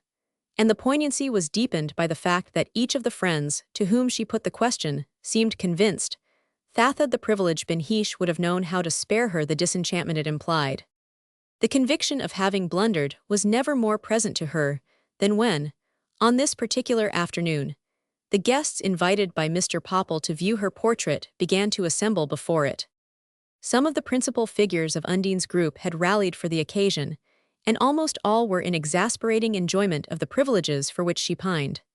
There was young Jim Driscoll, heir apparent of the house, with his short, stout, mistrustful wife, who hated society, but went everywhere lest it might be thought she had been left out, the beautiful Mrs. Beringer, a lovely aimless being, who kept, as Laura Fairford said, a home for stray opinions, and could never quite tell them apart. Little Dickie Bowles, whom every one invited because he was understood to say things if one did not. The Harvey Shallums, fresh from Paris, and dragging in their wake a bewildered nobleman vaguely designated as the Count, who offered cautious conversational openings, like an explorer trying beads on savages. And behind these more salient types, the usual filling in of those who are seen everywhere because they have learned to catch the social eye. Such a company was one to flatter the artist as much his sitter, so completely did it represent that unamity of opinion which constitutes social strength. Not one the number was troubled by any personal theory of art. All they asked of a portrait was that the costume should be sufficiently lifelike, and the face not too much so, and a long experience in idealizing flesh and realizing dress fabrics had enabled Mr. Popple to meet both demands. "Hang it," Peter Van de Gen pronounced, standing before the easel in an attitude of inspired interpretation. "The great thing in a man's portrait is to catch the likeness, we all know that. But with a woman's, it's different. A woman's picture has got to be pleasing. Who wants it about if it is not? Those big chaps who blow about what they call realism, how do their portraits look in a drawing room? Do you suppose they ever ask themselves that? They do not care, they're not going to live with the things. And what do they know of drawing rooms, anyhow? Lots of them have not even got a dress suit. There's where old Pop has the pull over him. He knows how we live and what we want." This was received by the artist with a deprecating murmur, and by his public with warm expressions of approval. Happily in this case, Popple began as in that of so many of my sitters. He hastily put in, "There has been no need to idealize. Nature herself has outdone the artist's dream." Undine, radiantly challenging comparison with her portrait, glanced up at it with a smile of conscious merit, which deepened as young Jim Driscoll declared, "By Jove, Mamie, you must be done exactly like that for the new music room." His wife turned a cautious eye upon the picture. "How big is it?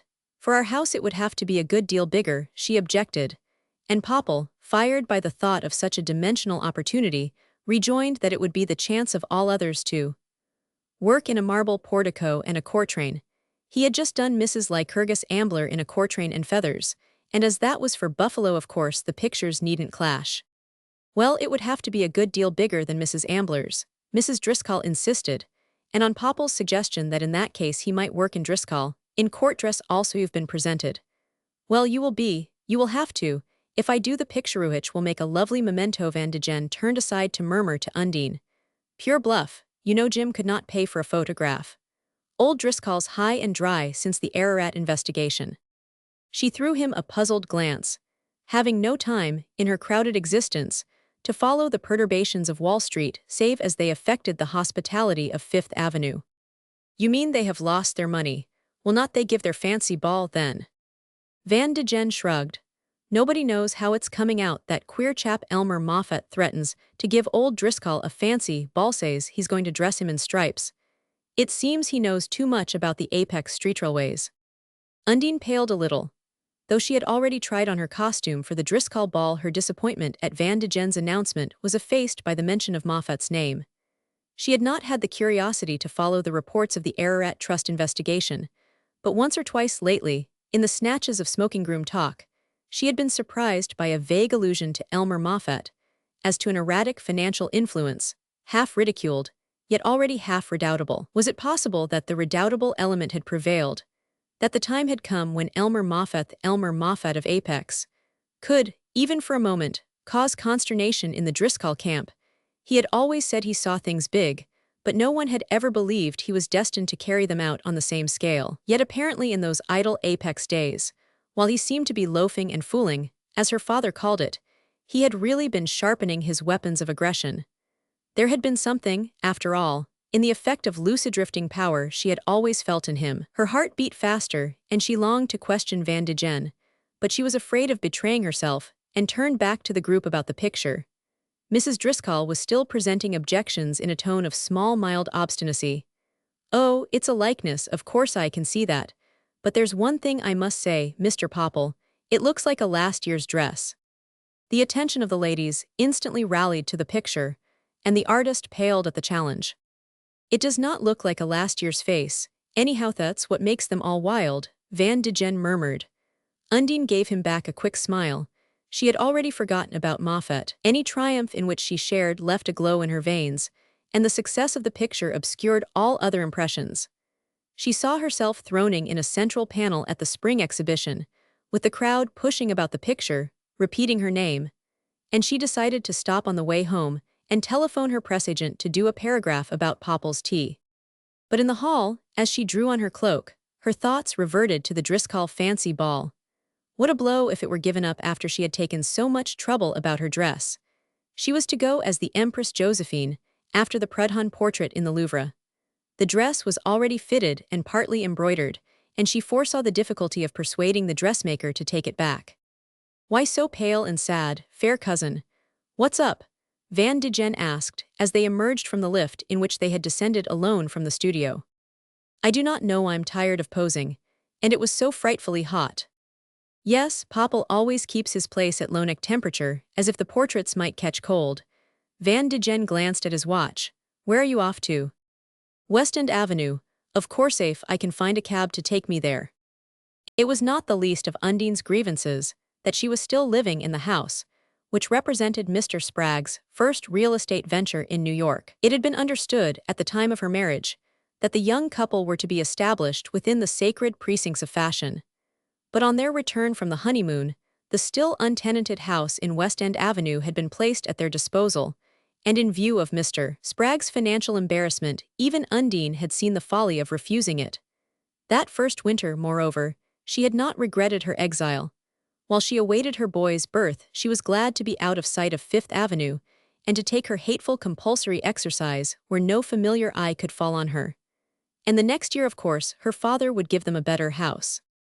But the next year rents had risen in the Fifth Avenue quarter, and meanwhile little Paul Marvell, from his beautiful pink cradle, was already interfering with his mother's plans. Ralph, alarmed by the fresh rush of expenses, sided with his father-in-law in urging Undine to resign herself to West End Avenue. And thus, after 3 years, she was still submitting to the incessant pinpricks inflicted by the incongruity between her social and geographical situation, need of having to give a West Side address to her tradesman, and the deeper irritation of hearing her friends say, "Do let me give you a lift home, dearo, I would forgot. I am afraid I have not the time to go so far." It was bad enough to have no motor of her own, to be avowedly dependent on lifts, openly and unconcealably in quest of them, and perpetually plotting to provoke their offer. She did so hate to be seen in a cab. But to miss them, as often as not, because of the remoteness of her destination, emphasized the hateful sense of being out of things. Van de Gen looked out at the long snowploughed streets, down which the lamps were beginning to put their dreary yellow splashes. "Of course you will not get a cab on a night like this. If you do not mind the open car, you would better jump in with me. I will run you out to the high bridge and give you a breath of air before dinner."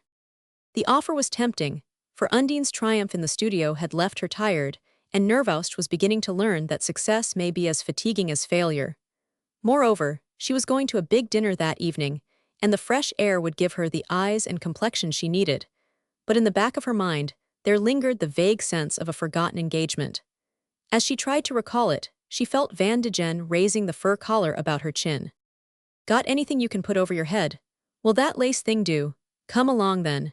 He pushed her through the swinging doors and added with a laugh as they reached the street, "You are not afraid of being seen with me, are you? It's all right at this hour." Ralph still swinging on a strap in the elevated. The winter twilight was deliriously cold, and as they swept through Central Park and gathered impetus for their northward flight along the darkening boulevard, Undine felt the rush of physical joy that drowns scruples and silences memory. Her scruples, indeed, were not serious, but Ralph disliked her being too much with Van de Gen, and it was her way to get what she wanted with as little fuss as possible. Moreover, she knew it was a mistake to make herself too accessible to a man of Peter's sort. Her impatience to enjoy was curbed by an instinct for holding off and biding her time that resembled the patient skill with which her father had conducted the sale of his bad real estate in the pure water move days. But now and then, youth had its way. She could not always resist the present pleasure. And it was amusing, too, to be talked about with Peter Van de Gen, who was noted for not caring for nice women. She enjoyed the thought of triumphing over meretricious charms. It ennobled her in her own eyes to influence such a man for good. Nevertheless, as the motor flew on through the icy twilight, her present cares flew with it. She could not shake off the thought of the useless fancy dress, which symbolized the other crowding expenses she had not dared confess to Ralph. Van de Gen heard her sigh and bent down, lowering the speed of the motor. "What's the matter? Is not everything all right?" His tone made her suddenly feel that she could confide in him, and though she began by murmuring that it was nothing, she did so with the conscious purpose of being persuaded to confess. And his extraordinary niceness seemed to justify her, and to prove that she had been right in trusting her instinct rather than in following the counsels of prudence. Heretofore, in their talks, she had never gone beyond the vaguest hint of material botherses, to which dissimulation seemed vain, while one lived in West End Avenue. But now that the avowal of a definite worry had been wrung from her, she felt the injustice of the view generally taken of poor Peter, for he had been neither too enterprising nor too cautious. Though people said of him that he did not care to part, he had just laughed away, in bluff brotherly fashion, the gnawing thought of the fancy dress, had assured her he would give a ball himself rather than miss seeing her wear it, and had added, "Oh, hang waiting for the bill, want a couple of thou make it all right," in a tone that showed what a small matter money was to anyone who took the larger view of life. The whole incident passed off so quickly and easily that within a few minutes she had settled down with a nod for his everything jolly again now, to untroubled enjoyment of the hour. Peace of mind, she said to herself, was all she needed to make her happy, and that was just what Ralph had never given her. At the thought his face seemed to rise before her, with the sharp lines of care between the eyes. It was almost like a part of his nagging that he should thrust himself in at such a moment. She tried to shut her eyes to the face, but a moment later it was replaced by another, a small odd likeness of itself, and with a cry of compunction she started up from her furs. "Mercy, it's the boy's birthday. I was to take him to his grandmother's. She was to have a cake for him, and Ralph was to come uptown. I knew there was something I would forgotten." Roman 15. In the Dagonet drawing-room, the lamps had long been lit, and Mrs. Fairford, after a last impatient turn, had put aside the curtains of worn damask to strain her eyes into the darkening square. She came back to the hearth, where Charles Bowen stood leaning between the prim caryatides of the white marble chimney-piece.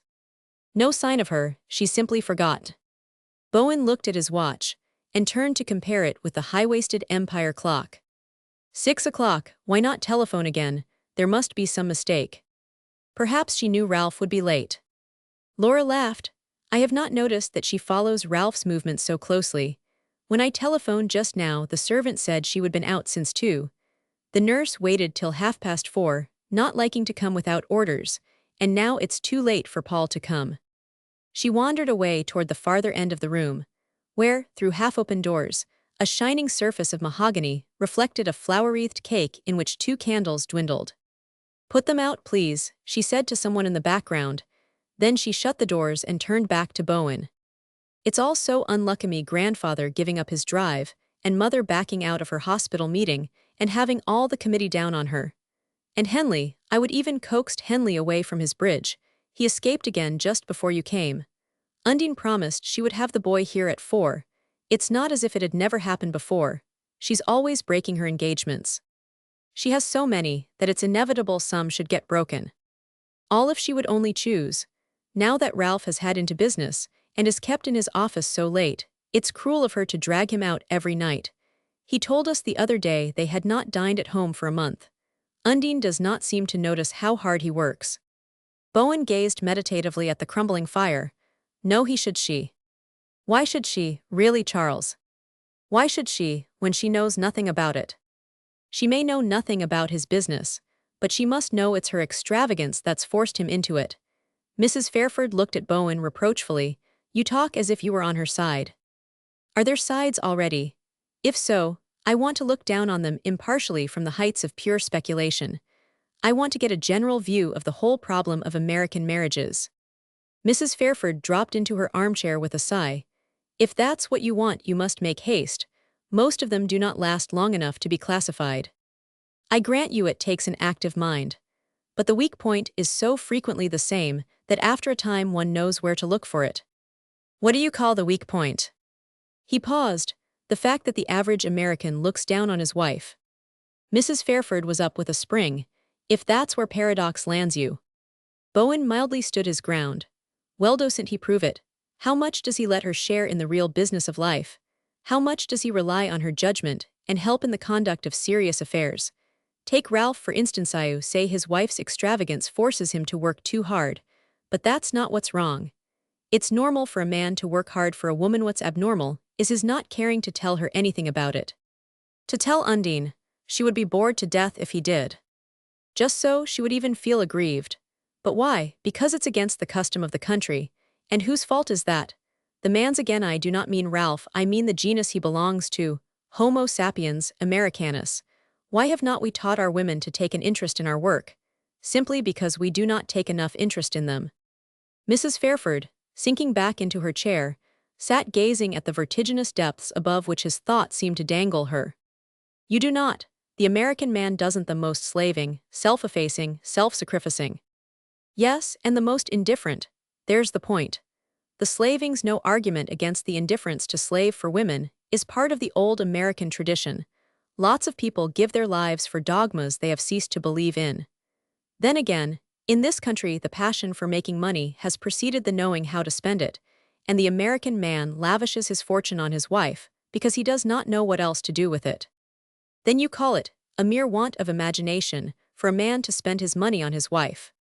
Not necessarily, but it's a want of imagination to fancy it's all he owes her. Look about you, and you will see what I mean. Why does the European woman interest herself so much more in what the men are doing? Because she's so important to them that they make it worth her while. She's not a parenthesis, as she is Harish's in the very middle of the picture. I am not implying that Ralph is not interested in his wife as a passionate, a pathetic exception, but even he has to conform to an environment where all the romantic values are reversed. Where does the real life of most American men lie? In some woman's drawing room or in their offices? The answer's obvious, is not it? The emotional center of gravity's not the same in the two hemispheres. In the effete societies it's love, in our new one it's business. In America the real crime passional is a big still. There's more excitement in wrecking railways than homes. Bowen paused to light another cigarette, and then took up his theme. Is not that the key to our easy divorces? If we cared for women in the old barbarous possessive way, do you suppose we would give them up as readily as we do? The real paradox is the fact that the men who make, materially, the biggest sacrifices for their women, should do least for them ideally and romantically. And what's the result? How do the women avenge themselves? All my sympathies with them, poor deluded dears. When I see their fallacious little attempt to trick out the leavings tossed them by the preoccupied Maleth money, and the motors, and the clothes, and pretend to themselves and each other that that's what really constitutes life. Oh, I know what you are going to say. It's less and less of a pretense with them. I grant you. They are more and more succumbing to the force of the suggestion. But here and there I fancy there's one who still sees through the humbug and knows that money and motors and clothes are simply the big bribe she's paid for keeping out of some man's way. Mrs. Fairford presented an amazed silence to the rush of this tirade, but when she rallied it was to murmur, "And is Undine one of the exceptions?" Her companion took the shot with a smile. "Notia's a monstrously perfect result of the system, the completest proof of its triumph. It's Ralph who's the victim and the exception." "Ah, poor Ralph." Mrs. Fairford raised her head quickly. "I hear him now. I suppose," she added in an undertone, "we cannot give him your explanation for his wife's having forgotten to come." Bowen echoed her sigh, and then seemed to toss it from him with his cigarette end. But he stood in silence while the door opened and Ralph Marvell entered. "Well, Laura, hallo, Charleshave, you been celebrating too?" Ralph turned to his sister. "It's outrageous of me to be so late, and I daren't look my son in the face. But I stayed downtown to make provision for his future birthdays." He returned Mrs. Fairford's kiss. "Do not tell me the party's over and the guest of honor gone to bed."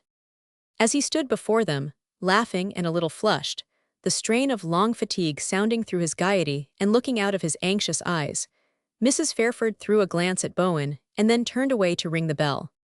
"Sit down, Ralph, you look tired. I will give you some tea." He dropped into an armchair. "I did have rather a rush to get here, but had not I better join the revellers?"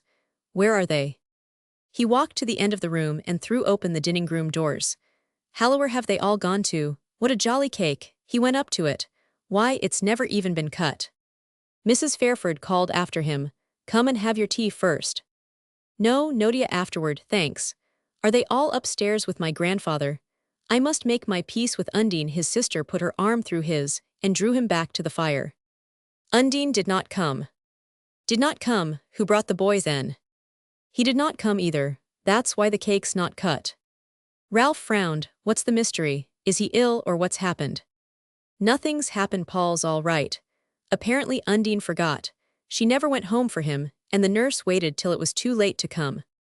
She saw his eyes darken, but he merely gave a slight laugh and drew out his cigarette case.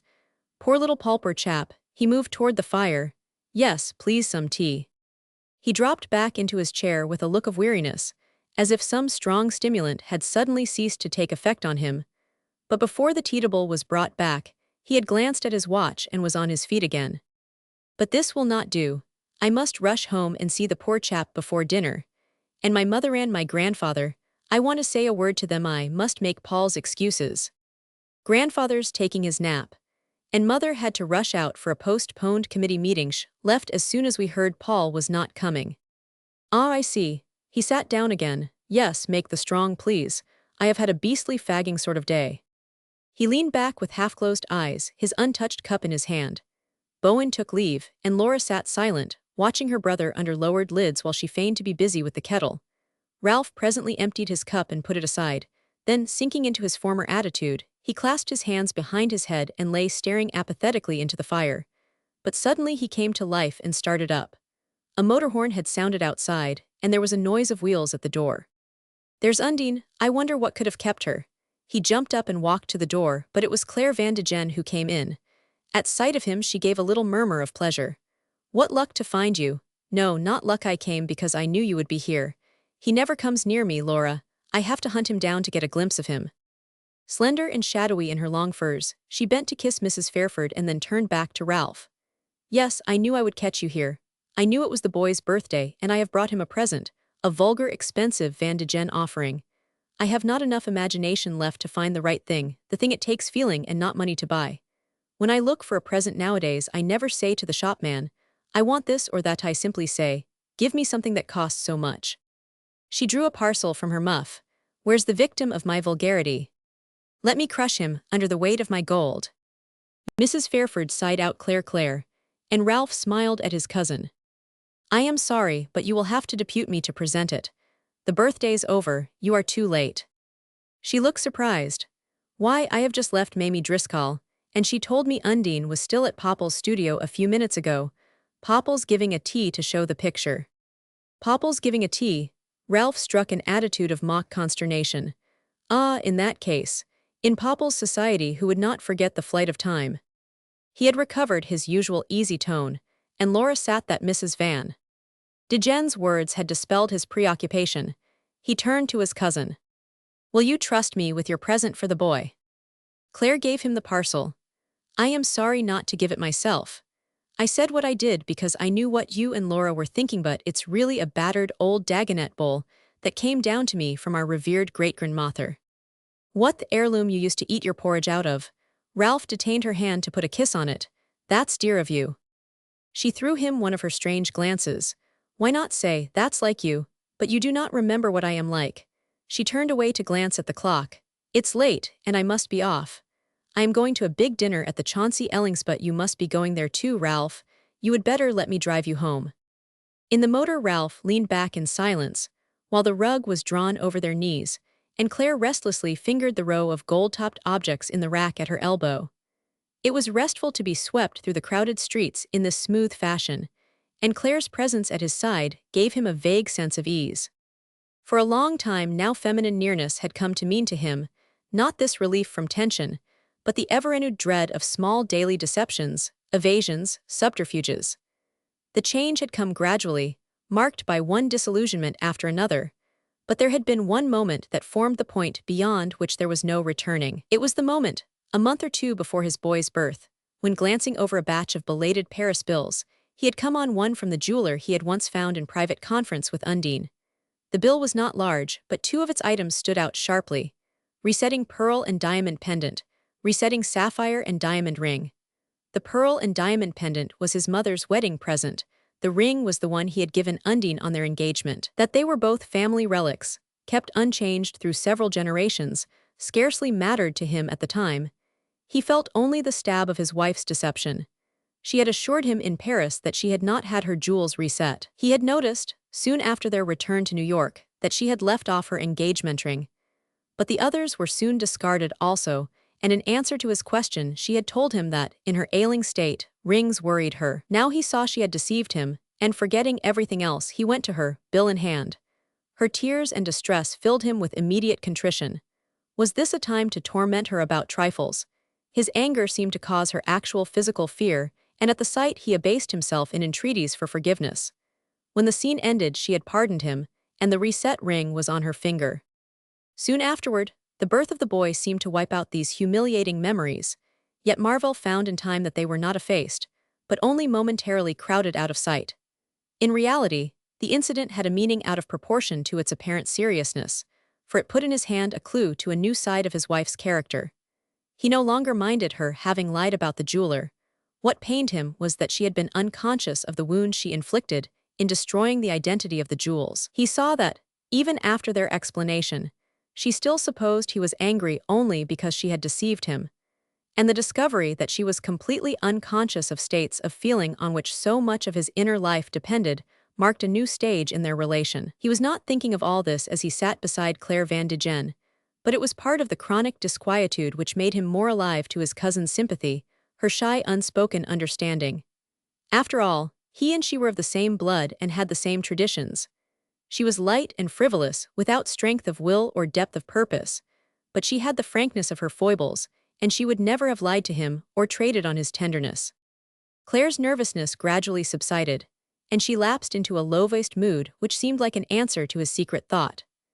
But she did not sound the personal note, and they chatted quietly of commonplace things, of the dinner dance at which they were presently to meet, of the costume she had chosen for the Driscoll fancy ball, the recurring rumors of old Driscoll's financial embarrassment, and the mysterious personality of Elmer Moffat, on whose movements Wall Street was beginning to fix a fascinated eye. When Ralph, the year after his marriage, had renounced his profession to go into partnership with a firm of real estate agents, he had come in contact for the first time with the drama of business, and whenever he could turn his attention from his own tasks, he found a certain interest in watching the fierce interplay of its forces. In the downtown world, he had heard things of Moffat that seemed to single him out from the common herd of moneymakers.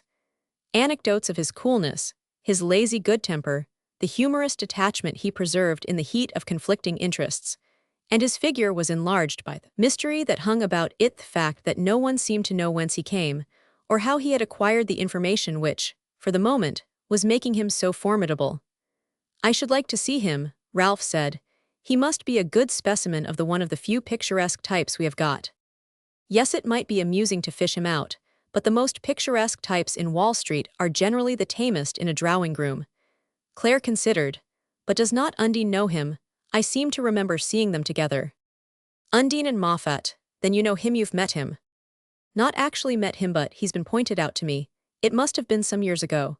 Yes, it was one night at the theater, just after you announced your engagement. He fancied her voice trembled slightly, as though she thought he might notice her way of dating her memories. "You came into our box," she went on, "and I asked you the name of the red-faced man who was sitting in the stall next to Undine. You did not know, but someone told us it was Moffat." Marvell was more struck by her tone than by what she was saying. "If Undine knows him, it's odd she's never mentioned it," he answered indifferently.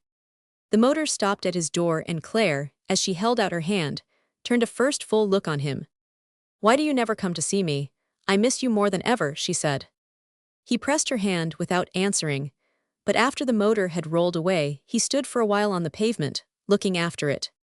When he entered the house, the hall was still dark and the small over-furnished drawing-room empty.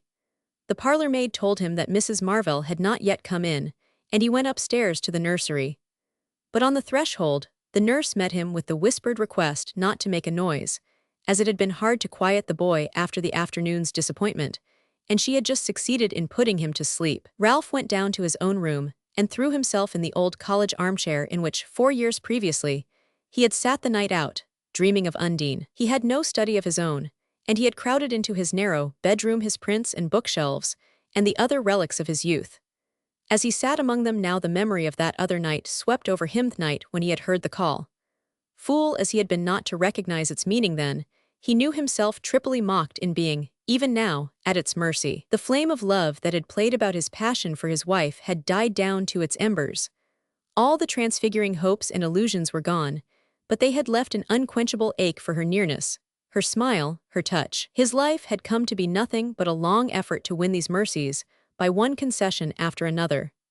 The sacrifice of his literary projects, the exchange of his profession for an uncongenial business, and the incessant struggle to make enough money to satisfy her increasing exactions. That was where the call had led him. The clock struck 8, but it was useless to begin to dress till Undine came in, and he stretched himself out in his chair, reached for a pipe and took up the evening paper. His passing annoyance had died out. He was usually too tired after his day's work for such feelings to keep their edge long. But he was curious, disinterestedly curious to know what pretext Undine would invent for being so late, and what excuse she would have found for forgetting the little boy's birthday. He read on till 8:30, then he stood up and sauntered to the window. The avenue below it was deserted.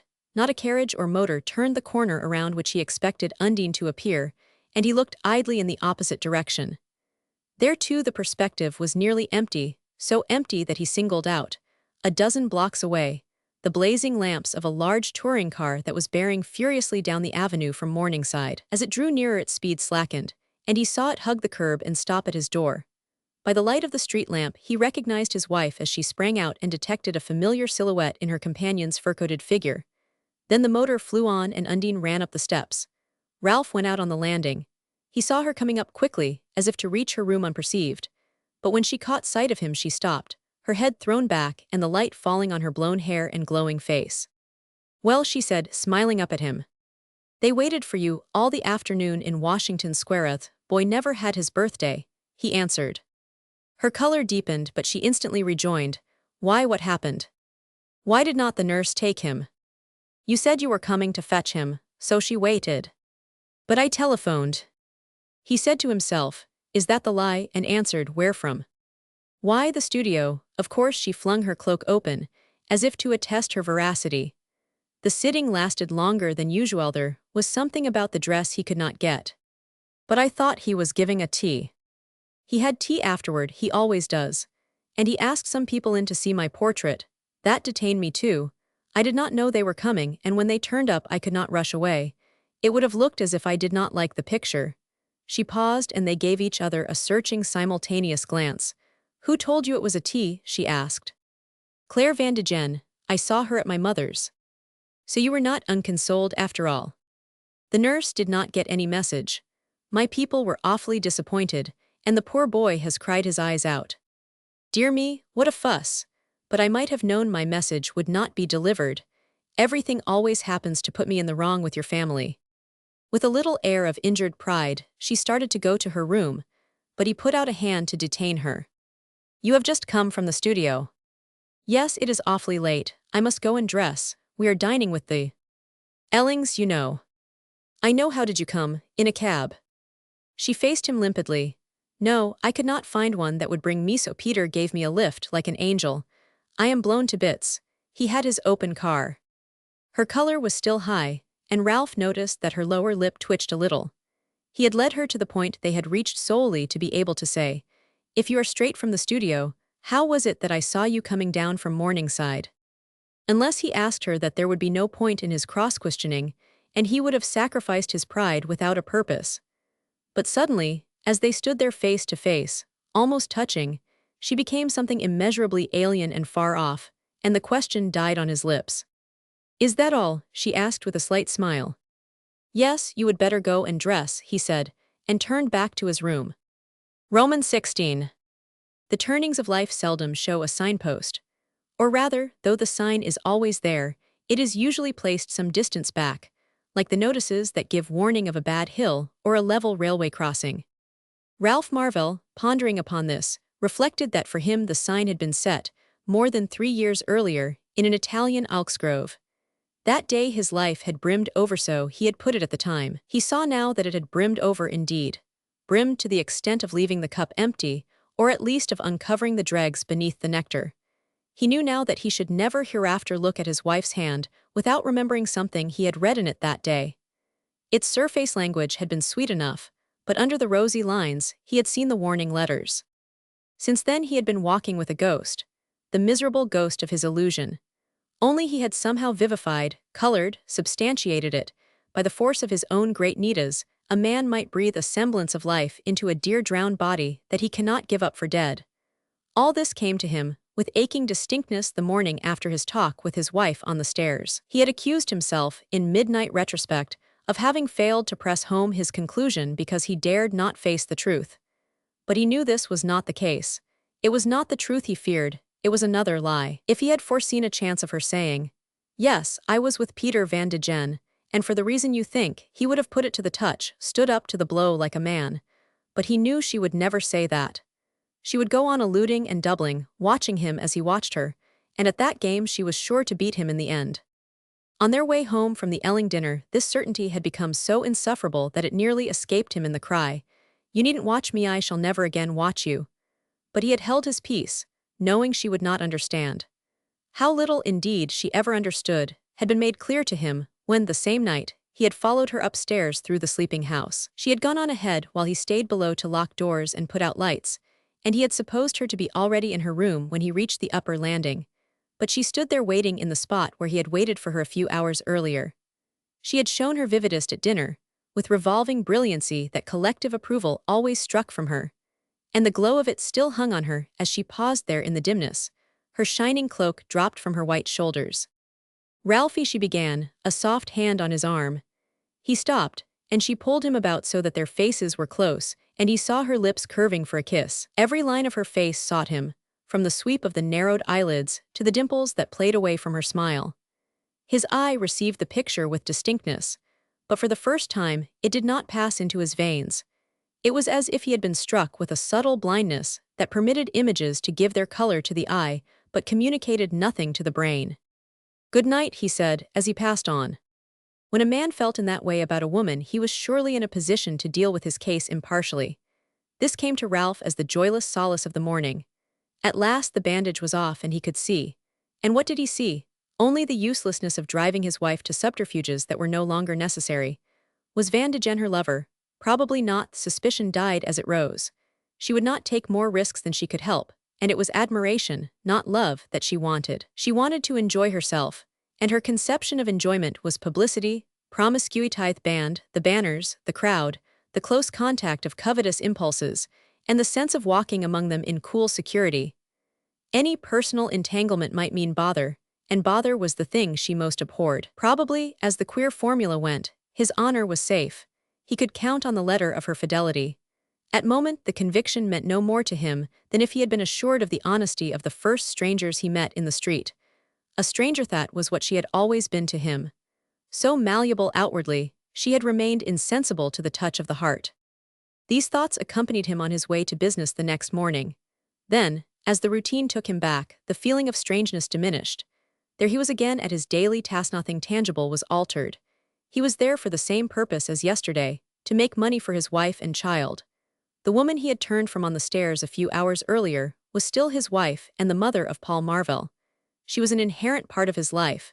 The inner disruption had not resulted in any outward upheaval. And with the sense of inevitableness, there came a sudden wave of pity. Poor Undine.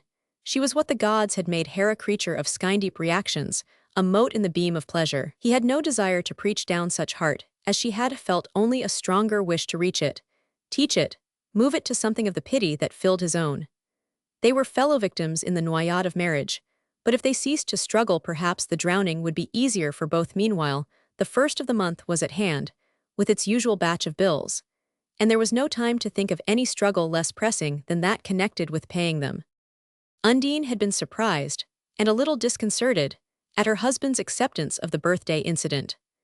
Since the resetting of her bridal ornaments, the relations between Washington Square and West End Avenue had been more and more strained, and the silent disapproval of the Marvell ladies was more irritating to her than open recrimination. She knew how keenly Ralph must feel her last slight to his family, and she had been frightened when she guessed that he had seen her returning with Van de Gen. He must have been watching from the window, since, credulous as he always was, he evidently had a reason for not believing her when she told him she had come from the studio. There was therefore something both puzzling and disturbing in his silence, and she made up her mind that it must be either explained or cajoled away. These thoughts were with her as she dressed, but at the Ellings they fled like ghosts before light and laughter. She had never been more open to the suggestions of immediate enjoyment. At last she had reached the envied situation of the pretty woman with whom society must reckon, and if she had only had the means to live up to her opportunities, she would have been perfectly content with life, with herself and her husband. She still thought Ralph sweet when she was not bored by his good advice or exasperated by his inability to pay her bills. The question of money was what chiefly stood between them, and now that this was momentarily disposed of by Van de Gen's offer, she looked at Ralph, more kindlish, even felt a return of her first impersonal affection for him. Everybody could see that Claire Van de Gen was gone on him, and Undine always liked to know that what belonged to her was coveted by others. Her reassurance had been fortified by the news she had heard at the Elling dinner, the published fact of Harmon B. Driscoll's unexpected victory. The Ararat investigation had been mysteriously stopquashed, in the language of the Lowend Elmer Moffat, turned down, as Van de Gen, who sat next to her, expressed it. "I do not believe we will ever hear of that gentleman again," he said contemptuously, and their eyes crossed gaily as she exclaimed, "Then they will give the fancy ball after all. I should have given you one anyhow. Shouldn't you have liked that as well?" "Oh, you can give me one too," she returned, and he bent closer to say, "By Jove, I willn't anything else you want." But on the way home her fears revived. Ralph's indifference struck her as unnatural. He had not returned to the subject of Paul's disappointment, had not even asked her to write a word of excuse to his mother. Van de Gen's way of looking at her at dinner was incapable of graduating his glances, had made it plain that the favor she had accepted would necessitate her being more conspicuously in his company, though she was still resolved that it should be on just such terms as she chose. And it would be extremely troublesome if, at this juncture, Ralph should suddenly turn suspicious and secretive. Undine, hitherto, had found more benefits than drawbacks in her marriage, but now the tie began to gall. It was hard to be criticized for every grasp at opportunity by a man so avowedly unable to do the reaching for her. Ralph had gone into business to make more money for her, but it was plain that the more would never be much, and that he would not achieve the quick rise to affluence which was man's natural tribute to woman's merits. Undine felt herself trapped, deceived, and it was intolerable that the agent of her disillusionment should presume to be the critic of her conduct. Her annoyance, however, died out with her fears. Ralph, the morning after the Elling dinner, went his way as usual, and after nerving herself for the explosion which did not come, she set down his indifference to the dulling effect of business. No wonder poor women whose husbands were always downtown had to look elsewhere for sympathy. Van de Gen's check helped to calm her, and the weeks whirled on toward the Driscoll ball. The ball was as brilliant as she had hoped, and her own part in it as thrilling as a page from one of the society novels with which she had cheated the monotony of Apex days. She had no time for reading now. Every hour was packed with what she would have called life, and the intensity of her sensations culminated on that triumphant evening. What could be more delightful than to feel that, while all the women envied her dress, the men did not so much as look at it? Their admiration was all for herself, and her beauty deepened under it as flowers take a warmer color in the rays of sunset. Only Van de Gen's glance weighed on her a little too heavily. Was it possible that he might become a bother less negligible than those he had relieved her of? Undine was not greatly alarmed, still had full faith in her powers of self-defense, but she disliked to feel the least crease in the smooth surface of existence. She had always been what her parents called sensitive. As the winter passed, material cares once more assailed her. In the thrill of liberation produced by Van de Gen's gift, she had been imprudent and launched into fresh expenses. Not that she accused herself of extravagance. She had done nothing not really necessary. The drawing-room, for instance, cried out to be done over, and Popple, who was an authority on decoration, had shown her, with a few strokes of his pencil, how easily it might be transformed into a French period room, all curves and cupids. Just the setting for a pretty woman and his portrait of her. But Undine, still hopeful of leaving West End Avenue, had heroically resisted the suggestion, and contented herself with the renewal of the curtains and carpet, and the purchase of some fragile gilt chairs which, as she told Ralph, would be so much to the good when they moved. The explanation, as she made it, seemed an additional evidence of her thrift. Partly as a result of these exertions, she had a nervous breakdown toward the middle of the winter, and her physician having ordered massage and a daily drive, it became necessary to secure Mrs. Heeny's attendance and to engage a motor by the month. Other unforeseen expense bills, that, at such times, seemed to run up without visible impulsion were added to by a severe illness of little Paul's. A long, costly illness, with 3 nurses and frequent consultations. During these days, Ralph's anxiety drove him to what seemed to Undine foolish excesses of expenditure, and when the boy began to get better the doctors advised country air. Ralph at once hired a small house at Tuxedo, and Undine, of course, accompanied her son to the country, but she spent only the Sundays with him, running up to town during the week to be with her husband, as she explained. This necessitated the keeping up of 2 households, and even for so short a time, the strain on Ralph's purse was severe. So it came about that the bill for the fancy dress was still unpaid, and Undine left to wonder distractedly what had become of Van de Gen's money. That Van de Gen seemed also to wonder was becoming unpleasantly apparent.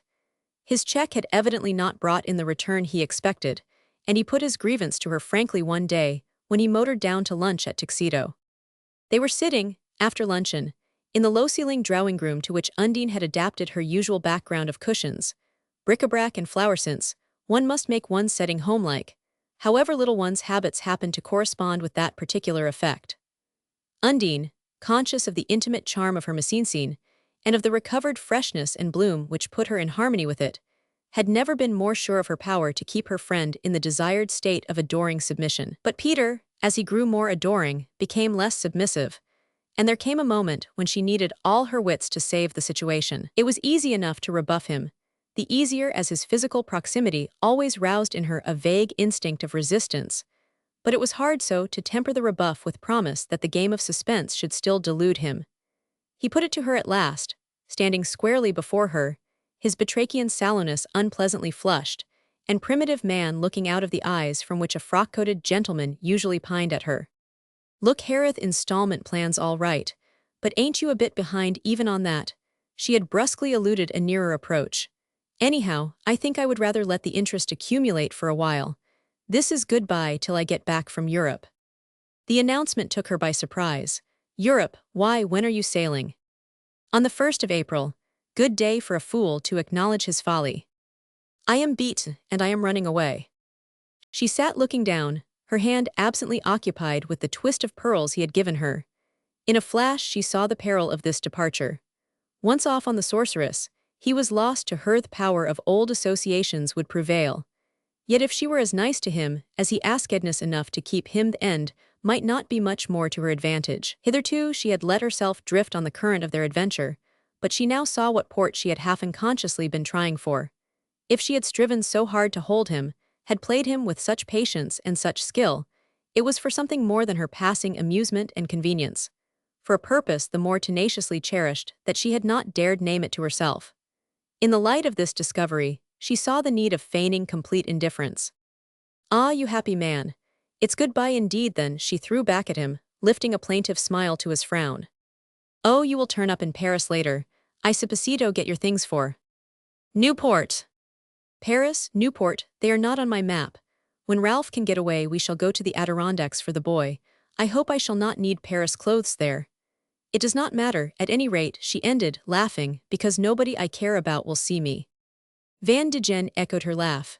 "Oh, Comethet's rough on Ralph." She looked down with a slight increase of color. "I oughtn't to have said it, ought I? But the fact is I am unhappy and a little hurt." "Unhappy, hurt," he was at her side again. "Why, what's wrong?" She lifted her eyes with a grave look. "I thought you would be sorrier to leave me." "Oh, it will not be for long, it needn't be, you know." He was perceptibly softening. "It's damnable, the way you are tied down. Fancy rotting all summer in the Adirondacks. Why do you stand it? You oughtn't to be bound for life by a girl's mistake." The lashes trembled slightly on her cheek. "Are not we all bound by our mistakes, we women? Do not let us talk of such things. Ralph would never let me go abroad without him." She paused, and then, with a quick upward sweep of the lids, "After all, it's better it should be good essence I am paying for another mistake in being so unhappy at your going."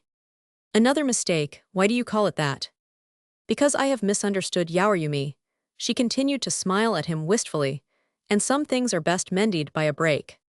He met her smile with a loud sigh. She could feel him in the meshes again. "Is it to be a break between us?" "Have not you just said so? Anyhow, it might as well be, since we shall not be in the same place again for months." The frock-coated gentleman once more languished from his eyes. She thought she trembled on the edge of victory. "Hang it," he broke out, "you ought to have a change. You are looking awfully pulled down. Why cannot you coax your mother to run over to Paris with you? Ralph could not object to that." She shook her head. "I do not believe she could afford it, even if I could persuade her to leave father. You know father has not done very well lately. I should not like to ask him for the money." "You are so confoundedly proud." He was edging nearer. "It would all be so easy if you would only be a little fond of me." She froze to her sophied. "We women cannot repair our mistakes. Do not make me more miserable by reminding me of mine." "Oh, nonsense. There's nothing cash will not do. Why will not you let me straighten things out for you?"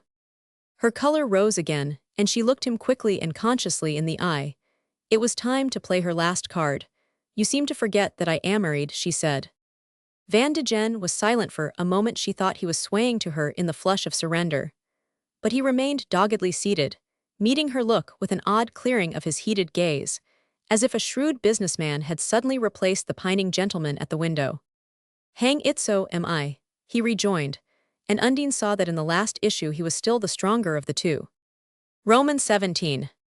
Nothing was bitterer to her than to confess to herself the failure of her power. But her last talk with Van de Gen had taught her a lesson almost worth the abasement.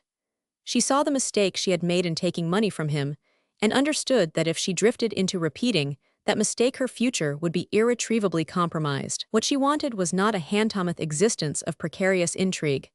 To one with her gifts, the privileges of life should come openly. Already in her short experience, she had seen enough of the women who sacrifice future security for immediate success, and she meant to lay solid foundations before she began to build up the light superstructure of enjoyment. Nevertheless, it was galling to see Van de Gen leave, and to know that for the time he had broken away from her. Over a nature so insensible to the spells of memory, the visible and tangible would always prevail. If she could have been with him again in Paris, where, in the shining spring days, every sight and sound ministered to such influences, she was sure she could have regained her hold. And the sense of frustration was intensified by the fact that everyone she knew was to be there. Her potential rivals were crowding the eastbound steamers.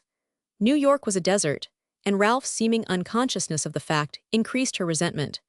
She had had but one chance at Europe since her marriage, and that had been wasted through her husband's unaccountable perversity.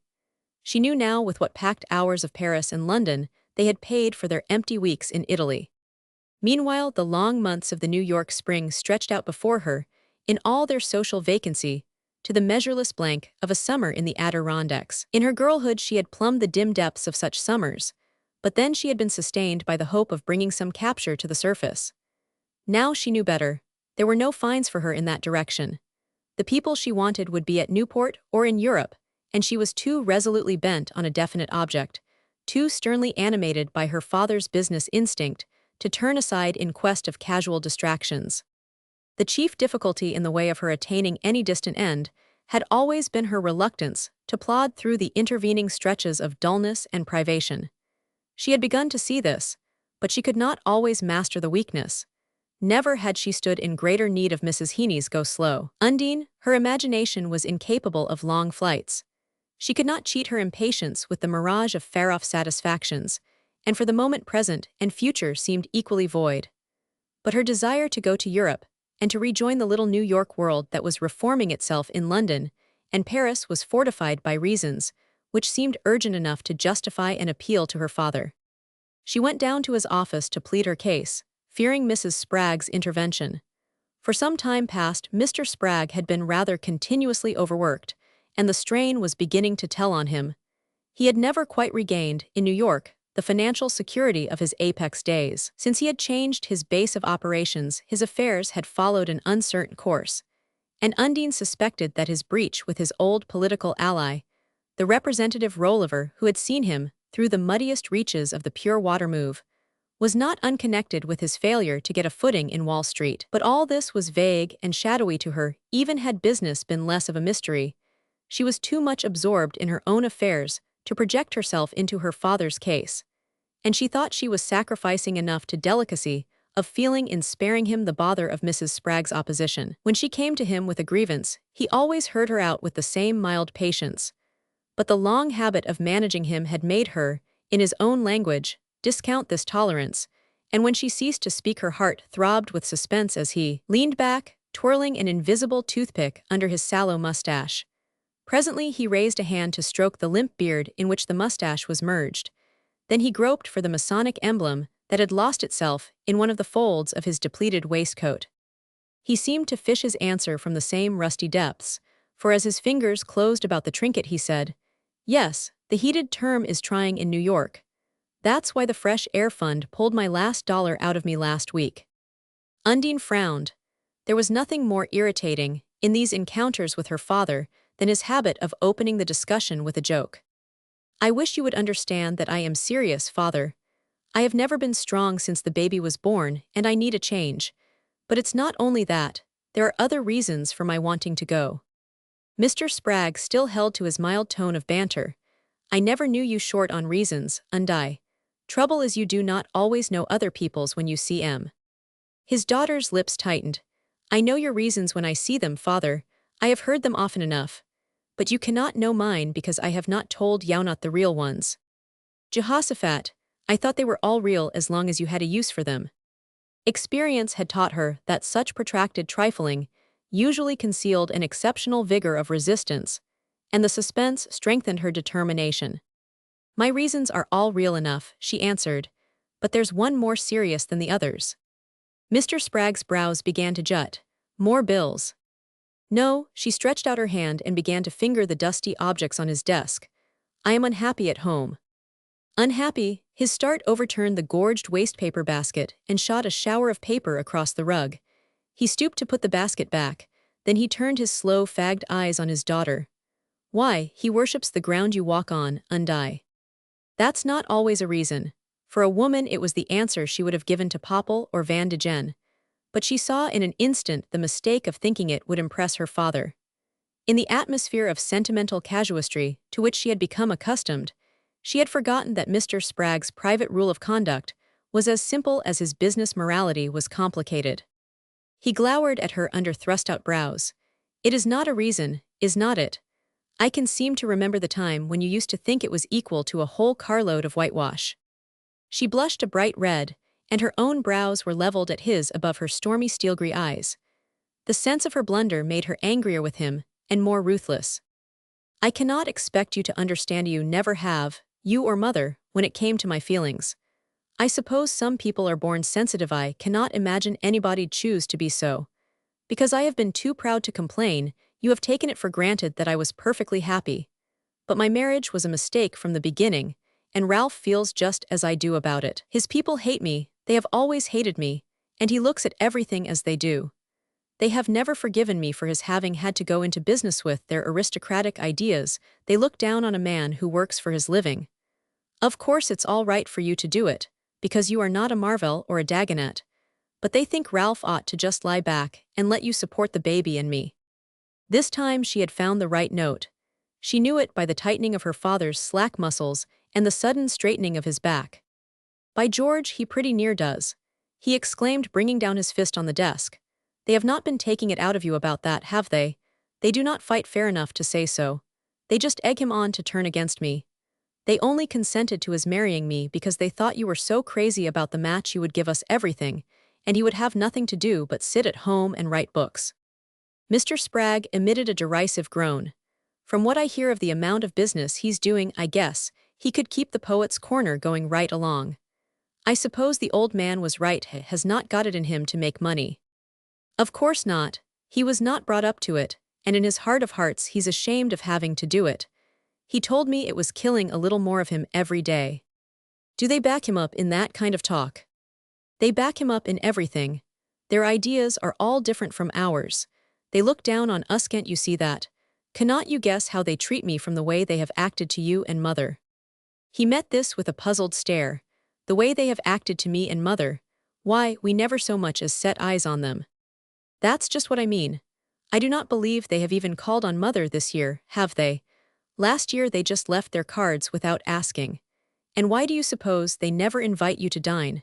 In their set, lots of people older than you and mother dine every night of the winter, societies full of them. The Marvells are ashamed to have you meet their friends. That's the reason.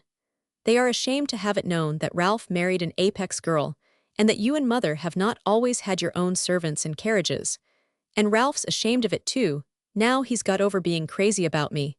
If he was free, I believe he would turn round tomorrow and marry that Ray girl his mother's saving up for him. Mr. Spragg listened with a heavy brow and pushed-out lip. His daughter's outburst seemed at last to have roused him to a faint resentment.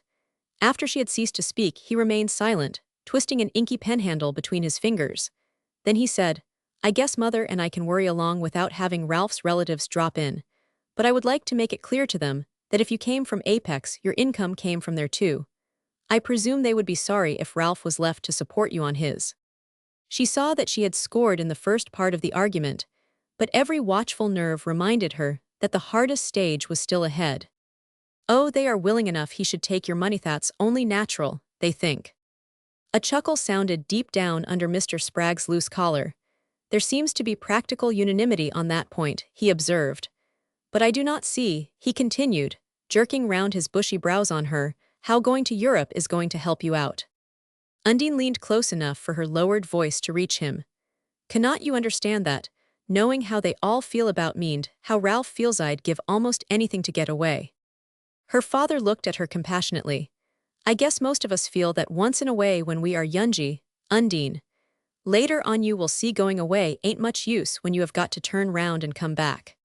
She nodded at him with close-pressed lips, like a child in possession of some solemn secret. That's just it, that's the reason I am so wild to go, because it might mean I would not ever have to come back. Not come back, what on earth are you talking about? It might mean that I could get Freebagin over again. He had pushed his seat back with a sudden jerk, and cut her short by striking his palm on the arm of the chair. For the Lord's sake, Undine, do you know what you are saying? Oh yes, I know. She gave him back a confident smile. If I can get away, soon go straight over to Paris. There's someone there who would do anything, who could do anything if I was free. Mr. Spragg's hands continued to grasp his chair arms. Good God, Undine Marvel, are you sitting there in your sane senses, and talking to me of what you could do if you were free. Their glances met in an interval of speechless communion, but Undine did not shrink from her father's eyes, and when she lowered her own, it seemed to be only because there was nothing left for them to say. I know just what I could do if I were free. I could marry the right man, she answered boldly.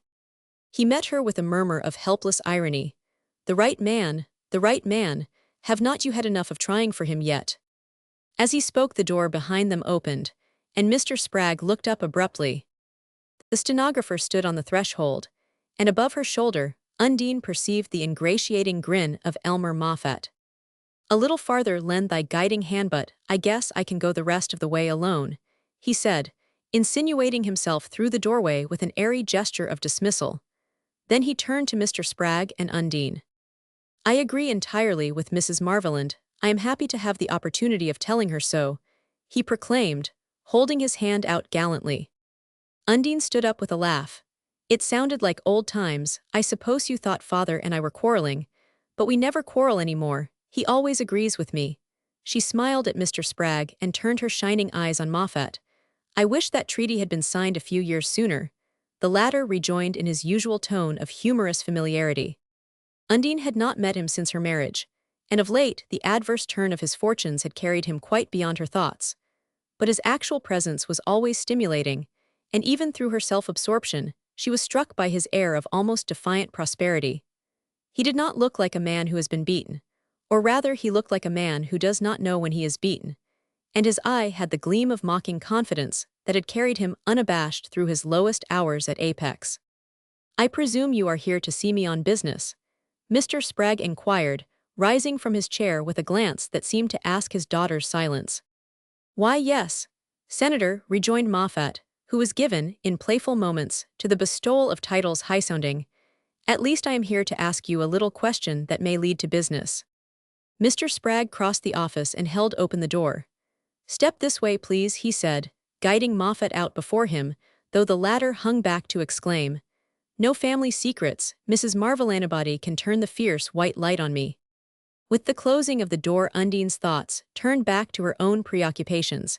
It had not struck her as incongruous that Moffat should have business dealings with her father. She was even a little surprised that Mr. Spragg should still treat him so coldly, but she had no time to give to such considerations. Her own difficulties were too importunately present to her. She moved restlessly about the office, listening to the rise and fall of the two voices on the other side of the partition, without once wondering what they were discussing. What should she say to her father when he came back? What argument was most likely to prevail with him? If he really had no money to give her, she was imprisoned fast. Van de Gen was lost to her, and the old life must go on interminably. In her nervous pacings, she paused before the blotched looking-glass that hung in a corner of the office under a steel engraving of Daniel Webster. Even that defective surface could not disfigure her, and she drew fresh hope from the sight of her beauty. Her few weeks of ill health had given her cheeks a subtler curve and deepened the shadows beneath her eyes, and she was handsomer than before her marriage. No, Van de Gen was not lost to her even. From narrowed lids to parted lips, her face was swept by a smile like retracted sunlight. He was not lost to her while she could smile like that. Besides, even if her father had no money, there were always mysterious ways of raising it. In the old Apex days he had often boasted of such feats.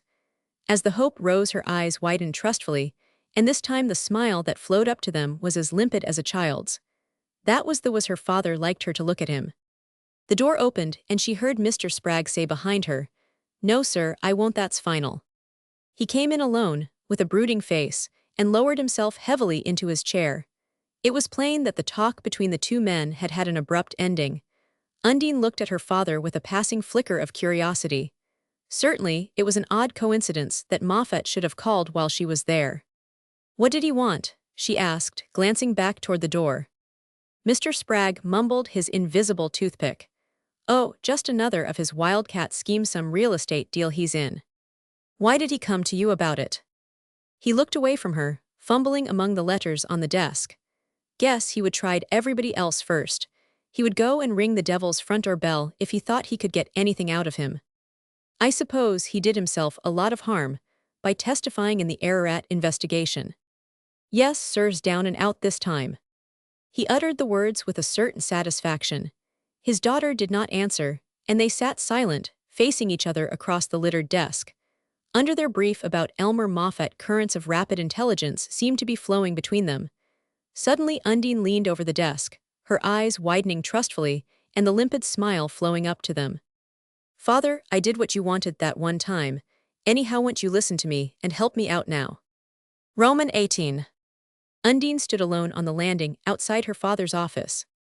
Only once before had she failed to gain her end with him, and there was a peculiar irony in the fact that Moffat's intrusion should have brought before her the providential result of her previous failure.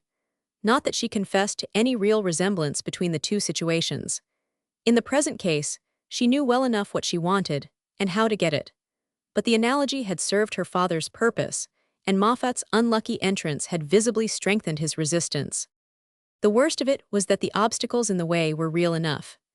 Mr. Spragg had not put her off with vague asseverations somewhat against her, while he had forced his proofs on her, showing her how much above his promised allowance he had contributed in the last 3 years to the support of her household. Since she could not accuse herself of extravagancy, having still full faith in her gift of managing, she could only conclude that it was impossible to live on what her father and Ralph could provide, and this seemed a practical reason for desiring her freedom.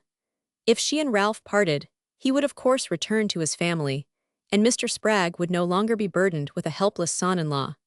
But even this argument did not move him. Undine, as soon as she had risked Van de Gen's name, found herself face to face with a code of domestic conduct as rigid as its exponent's business principles were elastic.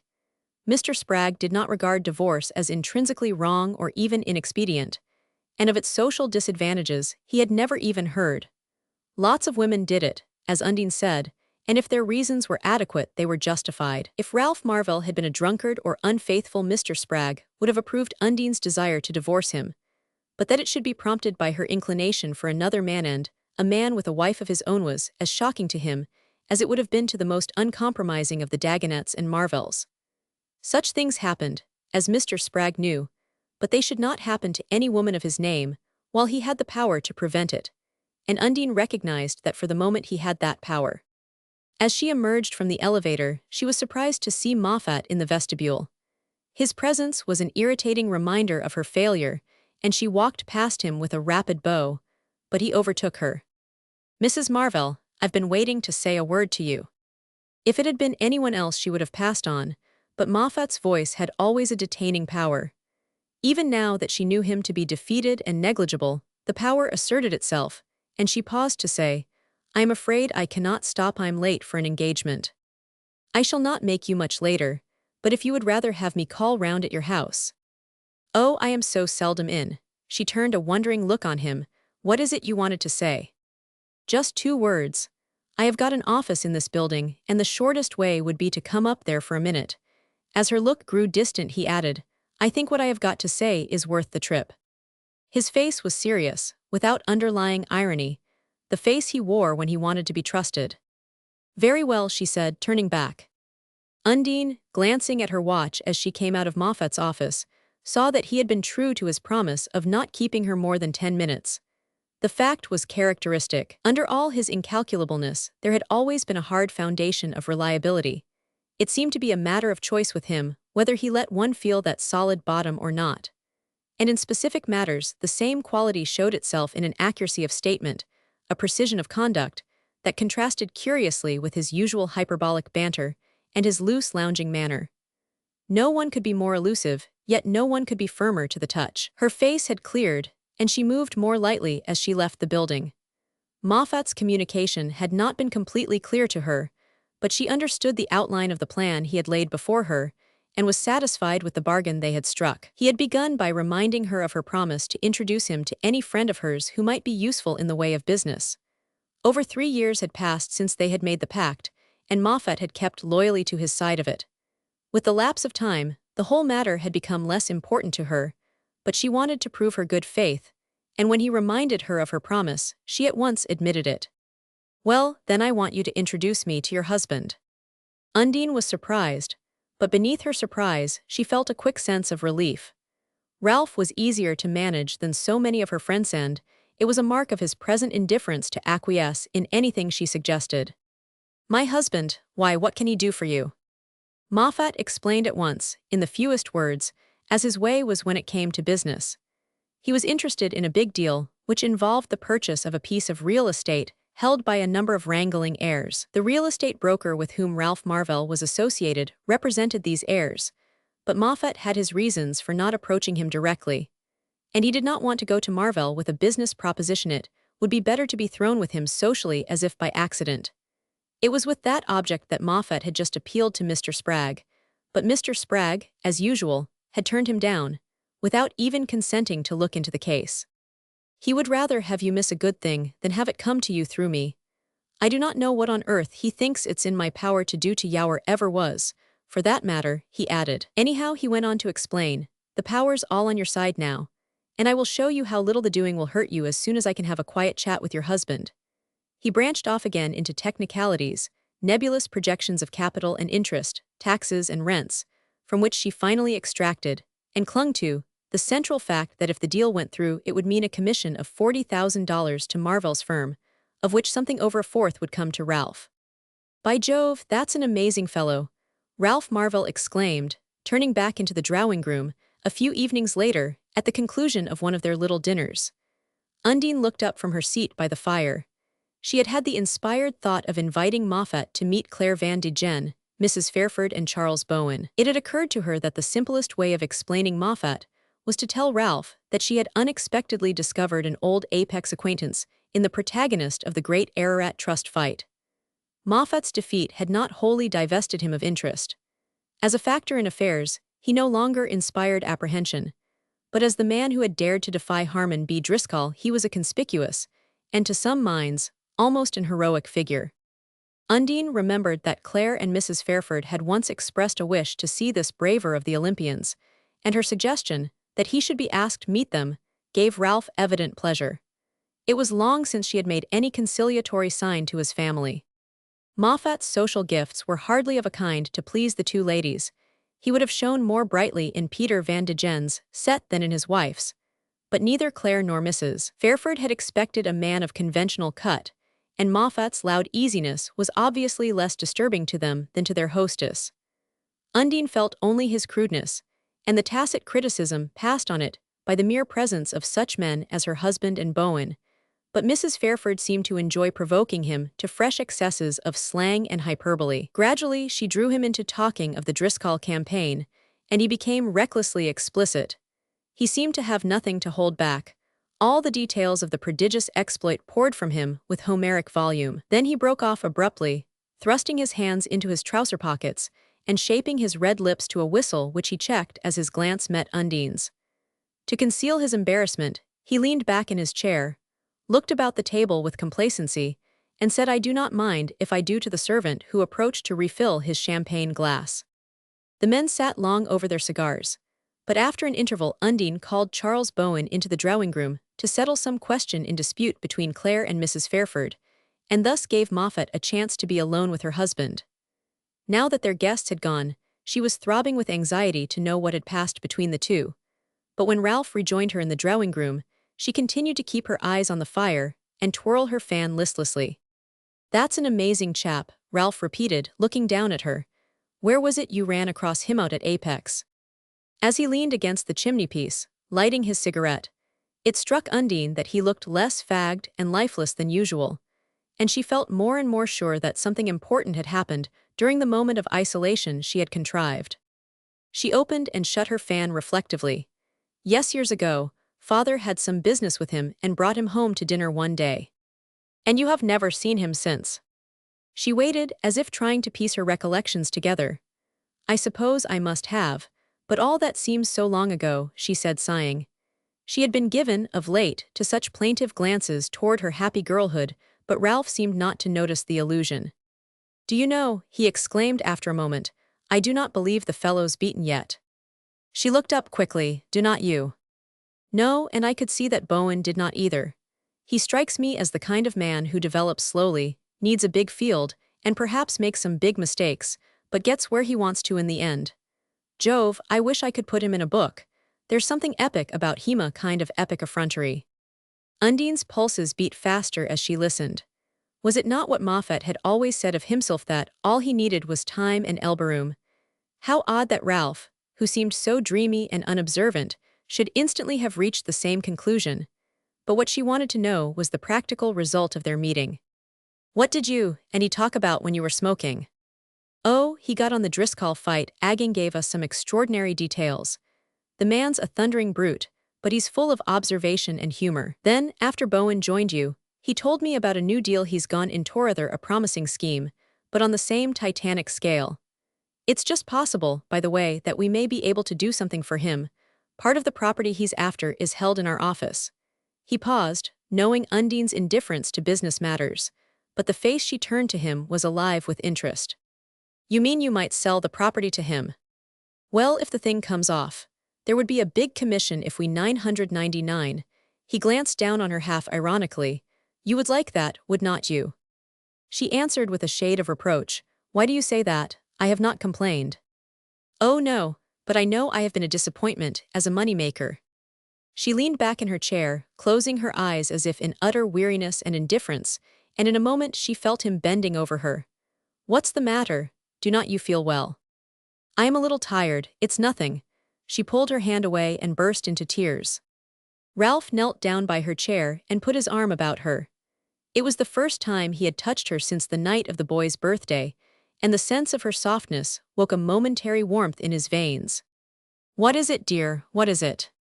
Without turning her head, she sobbed out, "You seem to think I am too selfish and odious, that I am just pretending to be 99. "No, no," he assured her, smoothing back her hair. But she continued to sob on in a gradual crescendo of despair, till the vehemence of her weeping began to frighten him, and he drew her to her feet and tried to persuade her to let herself be led upstairs. She yielded to his arm, sobbing in short, exhausted gasps, and leaning her whole weight on him as he guided her along the passage to her bedroom. On the lounge to which he lowered her, she lay white and still, tears trickling through her lashes, and her handkerchief pressed against her lips. He recognized the symptoms with a sinking heart. She was on the verge of a nervous attack such as she had had in the winter, and he foresaw with dismay the disastrous train of consequences, the doctors' and nurses' bills, and all the attendant confusion and expense. If only Moffat's project might be realized, if for once he could feel around some in his pocket, and be freed from the perpetual daily strain. The next morning Undine, though calmer, was too weak to leave her bed, and her doctor prescribed rest and absence of worrilater, perhaps, a change of scene. He explained to Ralph that nothing was so wearing to a high-strung nature as monotony, and that if Mrs. Marvell were contemplating a Newport season, it was necessary that she should be fortified to meet it. In such cases, he often recommended a dash to Paris or London, just to tone up the nervous system. Undine regained her strength slowly, and as the days dragged on, the suggestion of the European trip recurred with increasing frequency. But it came always from her medical advisor.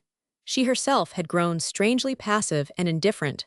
She continued to remain upstairs on her lounge, seeing no one but Mrs. Heaney, whose daily ministrations had once more been prescribed, and asking only that the noise of Paul's play should be kept from her. His scamperings overhead disturbed her sleep, and his bed was moved into the day nursery, above his father's room. The child's early romping did not trouble Ralph, since he himself was always awake before daylight. The days were not long enough to hold his cares, and they came and stood by him through the silent hours, when there was no other sound to drown their voices. Ralph had not made a success of his business. The real estate brokers who had taken him into partnership had done so only with the hope of profiting by his social connections, and in this respect, the alliance had been a failure. It was in such directions that he most lacked facility, and so far he had been of use to his partners only as an office drudge. He was resigned to the continuance of such drudgery, though all his powers cried out against it. But even for the routine of business, his aptitude was small, and he began to feel that he was not considered an addition to the firm. The difficulty of finding another opening made him fear a break, and his thoughts turned hopefully to Elmer Moffat's hint of a deal. The success of the negotiation might bring advantages beyond the immediate pecuniary profit, and that, at the present juncture, was important enough in itself. Moffat reappeared 2 days after the dinner, presenting himself in West End Avenue in the late afternoon, with the explanation that the business in hand necessitated discretion, and that he preferred not to be seen in Ralph's office. It was a question of negotiating with the utmost privacy for the purchase of a small strip of land between 2 large plots, already acquired by purchasers, cautiously designated by Moffat as his parties. How far he stood in with the parties he left it to Ralph to conjecture, but it was plain that he had a large stake in the transaction, and that it offered him his first chance of recovering himself since Driscoll had thrown him. The owners of the coveted plot did not seem anxious to sell, and there were personal reasons for Moffat's not approaching them through Ralph's partners, who were the regular agents of the estate, so that Ralph's acquaintance with the conditions, combined with his detachments from the case, marked him out as a useful intermediary. Their first talk left Ralph with a dazzled sense of Moffat's strength and keenness, but with a vague doubt as to the straightness of the proposed transaction. Ralph had never seen his way clearly in that dim underworld of affairs, where men of the Moffat and Driscoll type moved like shadowy, destructive monsters beneath the darting small fry of the surface. He knew that business has created its own special morality, and his musings on man's relation to his self-imposed laws had shown him how little human conduct is generally troubled about its own sanctions. He had a vivid sense of the things a man of his kind did not do, but his inability to get a mental grasp on large financial problems made it hard to apply to them so simple a measure as this inherited standard. He only knew, as Moffat's plan developed, that it seemed all right while he talked of it with its originator, but vaguely wrong when he thought it over afterward. It occurred to him to consult his grandfather, and if he renounced the idea for the obvious reason that Mr. Dagonet's ignorance of business was as fathomless as his own, this was not his sole motive. Finally, it occurred to him to put the case hypothetically to Mr. Spragg. As far as Ralph knew, his father-in-law's business record was unblemished, yet one felt in him an elasticity of adjustment not allowed for in the Dagonet Code. Mr. Spragg listened thoughtfully to Ralph's statement of the case, growling out here and there a tentative correction, and turning his cigar between his lips as he seemed to turn the problem over in the loose grasp of his mind. "Well, what's the trouble with it?" he asked at length, stretching his big square-toed shoes against the grate of his son-in-law's dining-room, where, in the after-dinner privacy of a family evening, Ralph had seized the occasion to consult him. "The trouble," Ralph considered. "Why, that's just what I should like you to explain to me." Mr. Spragg threw back his head and stared at the garlanded French clock on the chimney-piece. Mrs. Spragg was sitting upstairs in her daughter's bedroom, and the silence of the house seemed to hang about the two men like a listening presence. "Well, I dunno, but what I agree with the doctor who said there weren't any diseases, but only sick people. Every case is different, I guess." Mr. Spragg, munching his cigar, turned a ruminating glance on Ralph.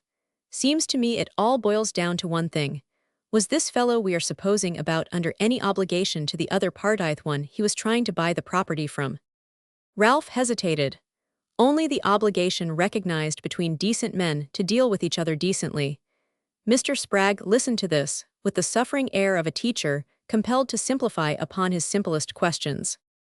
"Any personal obligation, I meant. Had the other fellow done him a good turn any time?" "No, I do not imagine them to have had any previous relations at all." His father-in-law stared. "Where's your trouble, then?" He sat for a moment frowning at the embers. "Even when it's the other way round, it ain't always so easy to decide how far that kind of thing's binding, and they say shipwrecked fellows'll make a meal of friend as quick as they would of a total stranger." He drew himself together with a shake of his shoulders and pulled back his feet from the grate. "But I do not see the conundrum in your case. I guess it's up to both parties to take care of their own skins." He rose from his chair and wandered upstairs to Undine. That was the Wall Street Code. It all boiled down to the personal obligation, to the salt eaten in the enemy's tent. Ralph's fancy wandered off on a long trail of speculation from which he was pulled back with a jerk by the need of immediate action. Moffat's deal could not wait.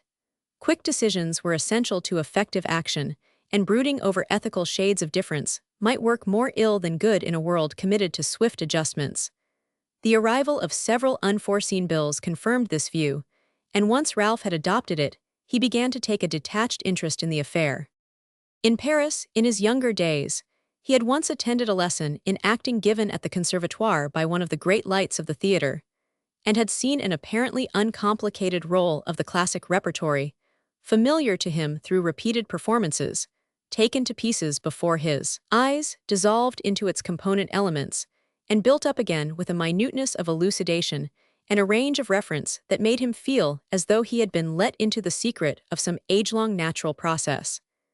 As he listened to Moffat, the remembrance of that lesson came back to him. At the outset, the deal, and his own share in it, had seemed simple enough. He would have put on his hat and gone out on the spot in the full assurance of being able to transact the affair. But as Moffat talked, he began to feel as blank and blundering as the class of dramatic students before whom the great actor had analyzed his part. The affair was in fact difficult and complex, and Moffat saw at once just where the difficulties lay and how the personal idiosyncrasies of the parties affected them. Such insight fascinated Ralph, and he strayed off into wondering why it did not qualify every financier to be a novelist, and what intrinsic barrier divided the two arts.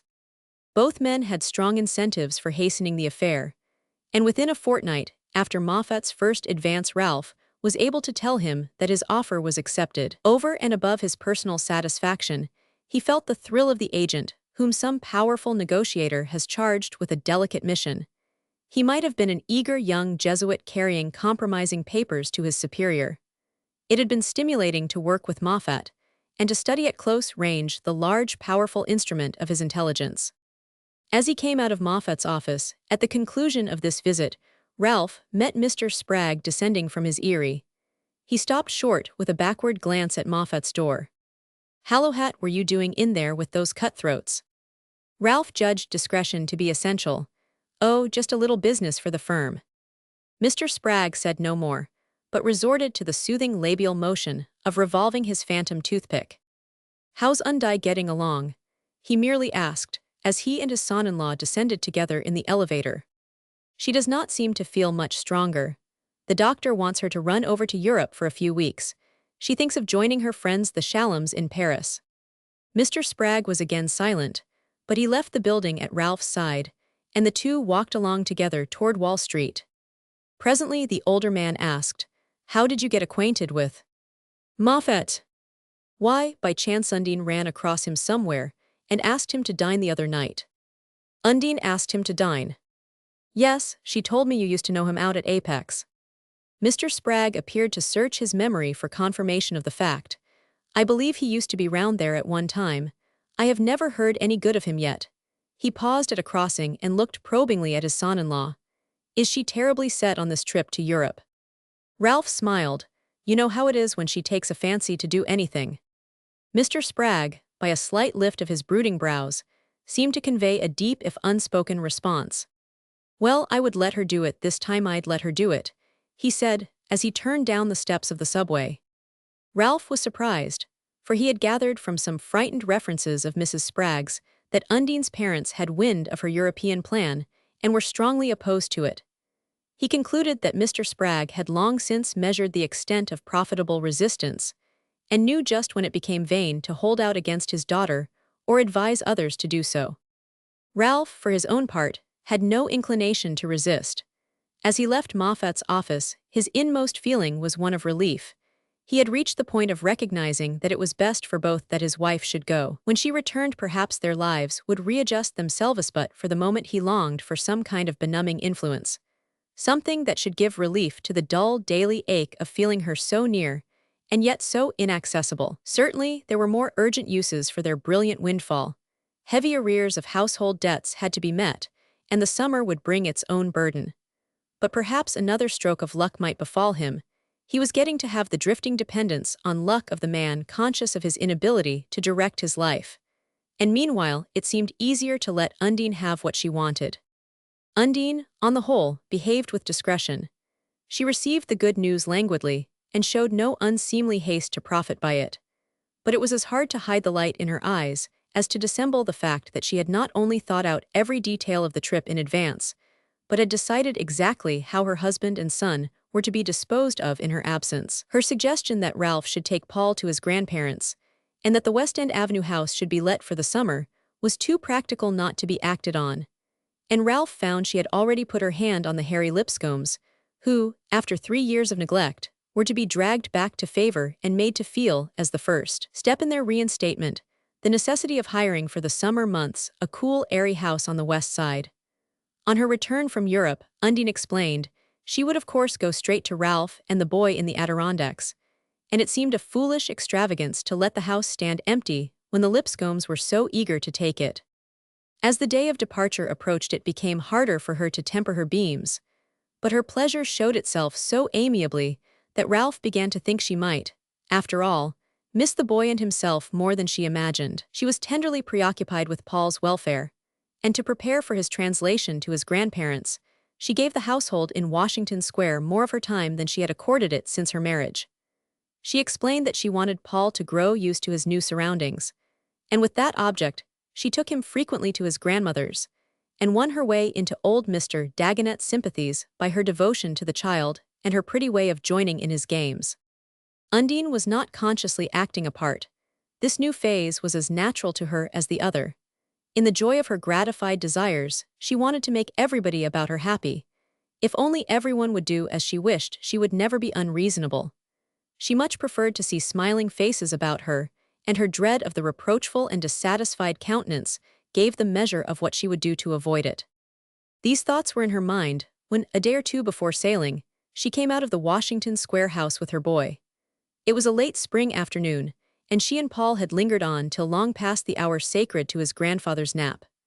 Now, as she came out into the square, she saw that, however well Mr. Dagonet had borne their protracted romp, it had left his playmate flushed and sleepy, and she lifted Paul in her arms to carry him to the nearest cab stand. As she raised herself, she saw a thick-set figure approaching her across the square, and a moment later she was shaking hands with Elmer Moffat. In the bright spring air, he looked seasonably glossy and prosperous, and she noticed that he wore a bunch of violets in his buttonhole. His small black eyes twinkled with approval as they rested on her, and Undine reflected that, with Paul's arms about her neck, and his little flushed face against her own, she must present a not unpleasing image of young motherhood. "That the heir apparent?" Moffat asked, adding, "Happy to make your acquaintance, sir," as the boy, at Undine's bidding, held out a fist sticky with sugar plums. "He's been spending the afternoon with his grandfather, and they played so hard that he's sleepy," she explained. Little Paul, at that stage in his career, had a peculiar grace of wide-gazing deep-lashed eyes and arched cherubic lips, and Undine saw that Moffat was not insensible to the picture she and her son composed. She did not dislike his admiration, for she no longer felt any shrinking from him. She would even have been glad to thank him for the service he had done her husband if she had known how to allude to it without awkwardness. Moffat seemed equally pleased at the meeting, and they looked at each other almost intimately over Paul's tumbled curls. "He's a mighty fine fellow, and no mistake, but is not he rather an armful for you?" Moffat asked, his eyes lingering with real kindliness on the child's face. "Oh, we have not far to go. I will pick up a cab at the corner." "Well, let me carry him that far anyhow," said Moffat. Undine was glad to be relieved of her burden, for she was unused to the child's weight, and disliked to feel that her skirt was dragging on the pavement. "Go to the gentleman, Polly'll carry you better than mother," she said. The little boy's first movement was one of recoil from the ruddy, sharp-eyed countenance that was so unlike his father's delicate face. But he was an obedient child, and after a moment's hesitation, he wound his arms trustfully about the red gentleman's neck. "That's a good fellow, sit tight, and I will give you a ride," Moffat cried, hoisting the boy to his shoulder. Paul was not used to being perched at such a height, and his nature was hospitable to new impressions. "Oh, I like it up here, you are higher than father," he exclaimed, and Moffat hugged him with a laugh. "It must feel mighty good to come uptown to a fellow like you in the evenings," he said, addressing the child but looking at Undine, who also laughed a little. "Oh, they are a dreadful nuisance, you know, but Paul's a very good boy. I wonder if he knows what a friend I have been to him lately," Moffat went on, as they turned into Fifth Avenue. Undine smiled. She was glad he should have given her an opening. "He shall be told as soon as he's old enough to thank you. I am so glad you came to Ralph about that business." "Oh, I gave him a leg up, and I guess he's given me one too. Queer the way things come round has fairly put me in the way of a fresh start." Their eyes met in a silence which Undine was the first to break. "It's been awfully nice of you to do what you have done right along, and this last thing has made a lot of difference to us." "Well, I am glad you feel that way. I never wanted to be anything but nice, as you call it." Moffat paused a moment and then added, "If you are less scared of me than your father is, I would be glad to call round and see you once in a while." The quick blood rushed to her cheeks. There was nothing challenging, demanding in his tonish guest at once that if he made the request it was simply for the pleasure of being with her, and she liked the magnanimity implied. Nevertheless, she was not sorry to have to answer. Of course I will always be glad to see Yaoanli. As it happens, I am just sailing for Europe. For Europe, the word brought Moffat to a stand so abruptly that little Paul lurched on his shoulder. For Europe, he repeated. Why, I thought you said the other evening you expected to stay on in town till July. Did not you think of going to the Adirondacks? Flattered by his evident disappointment, she became high and careless in her triumph. Oh yes, but that's all changed. Ralph and the boy are going, but I sail on Saturday to join some friends in Paris and later, I may do some motoring in Switzerland and Italy. She laughed a little in the mere enjoyment of putting her plans into words, and Moffat laughed too, but with an edge of sarcasm. I see. Everything's changed, as you say, and your husband can blow you off to the trip. Well, I hope you will have a first-class time. Their glances crossed again, and something in his cool scrutiny impelled Undine to say, with a burst of candor, If I do, you know, I shall owe it all to you. Well, I always told you I meant to act white by you, he answered. They walked on in silence, and presently he began again in his usual joking strain. See what one of the Apex girls has been up to. Apex was too remote for her to understand the reference, and he went on. Why, Millard Binch's wife Indiana Frusk that was. Did not you see in the papers that Indiana'd fixed it up with James J. Rolliver to marry her? They say it was easy enough squaring Millard Binch, you'd know it would, but it cost Rolliver near $1 million to mislay Mrs. R. and the children. Well, Indiana's pulled it off anyhow. She always was a bright girl. But she never came up to you. Oh, she stammered with a laugh, astonished and agitated by his news. Indiana Frusk and Rolliver. It showed how easily the thing could be done. If only her father had listened to her. If a girl like Indiana Frusk could gain her end so easily, what might not Undine have accomplished? She knew Moffat was right in saying that Indiana had never come up to her. She wondered how the marriage would strike Van de Gen. She signaled to a cab, and they walked toward it without speaking. Undine was recalling with intensity that one of Indiana's shoulders was higher than the other, and that people in Apex had thought her lucky to catch Millard Binch, the druggist's clerk, when Undine herself had cast him off after a lingering engagement. And now Indiana Frusk was to be Mrs. James J. Rolliver. Undine got into the cab and bent forward to take little Paul. Moffat lowered his charge with exaggerated care, and a steady that made the child laugh. Then, stooping over, he put a kiss on Paul's lips before handing him over to his mother. Roman 19. The Parisian Diamond, Company Anglo-American Branch. Charles Bowen, seated, one rainy evening of the Paris season, in a corner of the great Nouveau Luxe restaurant, was lazily trying to resolve his impressions of the scene into the phrases of a letter to his old friend Mrs. Henley Fairford.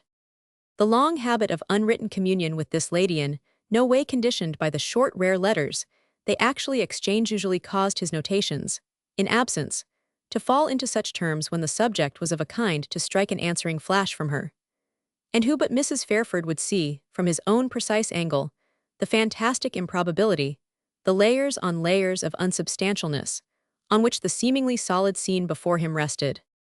The dining room of the Nouveau Luxe was at its fullest, and having contracted on the garden side through stress of weather, had even overflowed to the farther end of the long hall beyond, so that Bowen, from his corner, surveyed a seemingly endless perspective of plumed and jeweled heads, of shoulders bare or black-coated, encircling the close-packed tables. He had come half an hour before the time he had named to his expected guest, so that he might have the undisturbed amusement of watching the picture compose itself again before his eyes. During some 40 years, perpetual exercise of his perceptions, he had never come across anything that gave them the special titillation produced by the sight of the dinner hour at the Nouveau Luxe.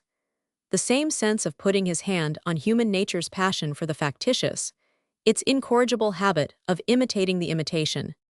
As he sat watching the familiar faces swept toward him on the rising tide of arrival, it was one of the joys of the scene that the type was always the same even when the individual was not hailed with renewed appreciation, this costly expression of a social ideal. The dining room at the Nouveau Luxe represented, on such a spring evening, what unbounded material power had devised for the delusion of its leisure.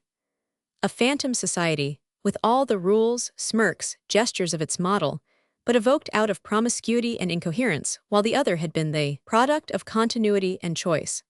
And the instinct which had driven a new class of world compellers, to bind themselves to slavish imitation of the superseded, and their prompt and reverent faith in the reality of the sham they had created seemed to Bowen the most satisfying proof of human permanence. With this thought in his mind, he looked up to greet his guest. The Comte Raymond de Chelles, straight, slim, and gravely smiling, came toward him with frequent pauses of salutation at the crowded tables, saying, as he seated himself and turned his pleasant eyes on the scene, "Il n'est pas à dire, my dear Bowen, it's charming and sympathetic and original. We owe America a debt of gratitude for inventing it." Bowen felt a last touch of satisfaction. They were the very words to complete his thought. "My dear fellow, it's really you and your kind who are responsible. It's the direct creation of feudalism, like all the great social upheavals." Raymond de Chelles stroked his handsome brown mustache. "I should have said, on the contrary, that one enjoyed it for the contrast. It's such a refreshing change from our institutions which are, nevertheless, the necessary foundations of society. But just as one may have an infinite admiration for one's wife, and yet occasionally he waved a light hand toward the spectacle. This, in the social order, is the diversion, the permitted diversion, that your original race has devised. A kind of superior bohemia, where one may be respectable without being bored." Bowen laughed. "You have put it in a nutshell. The ideal of the American woman is to be respectable without being bored. And from that point of view, this world they have invented has more originality than I gave it credit for." Chelles thoughtfully unfolded his napkin.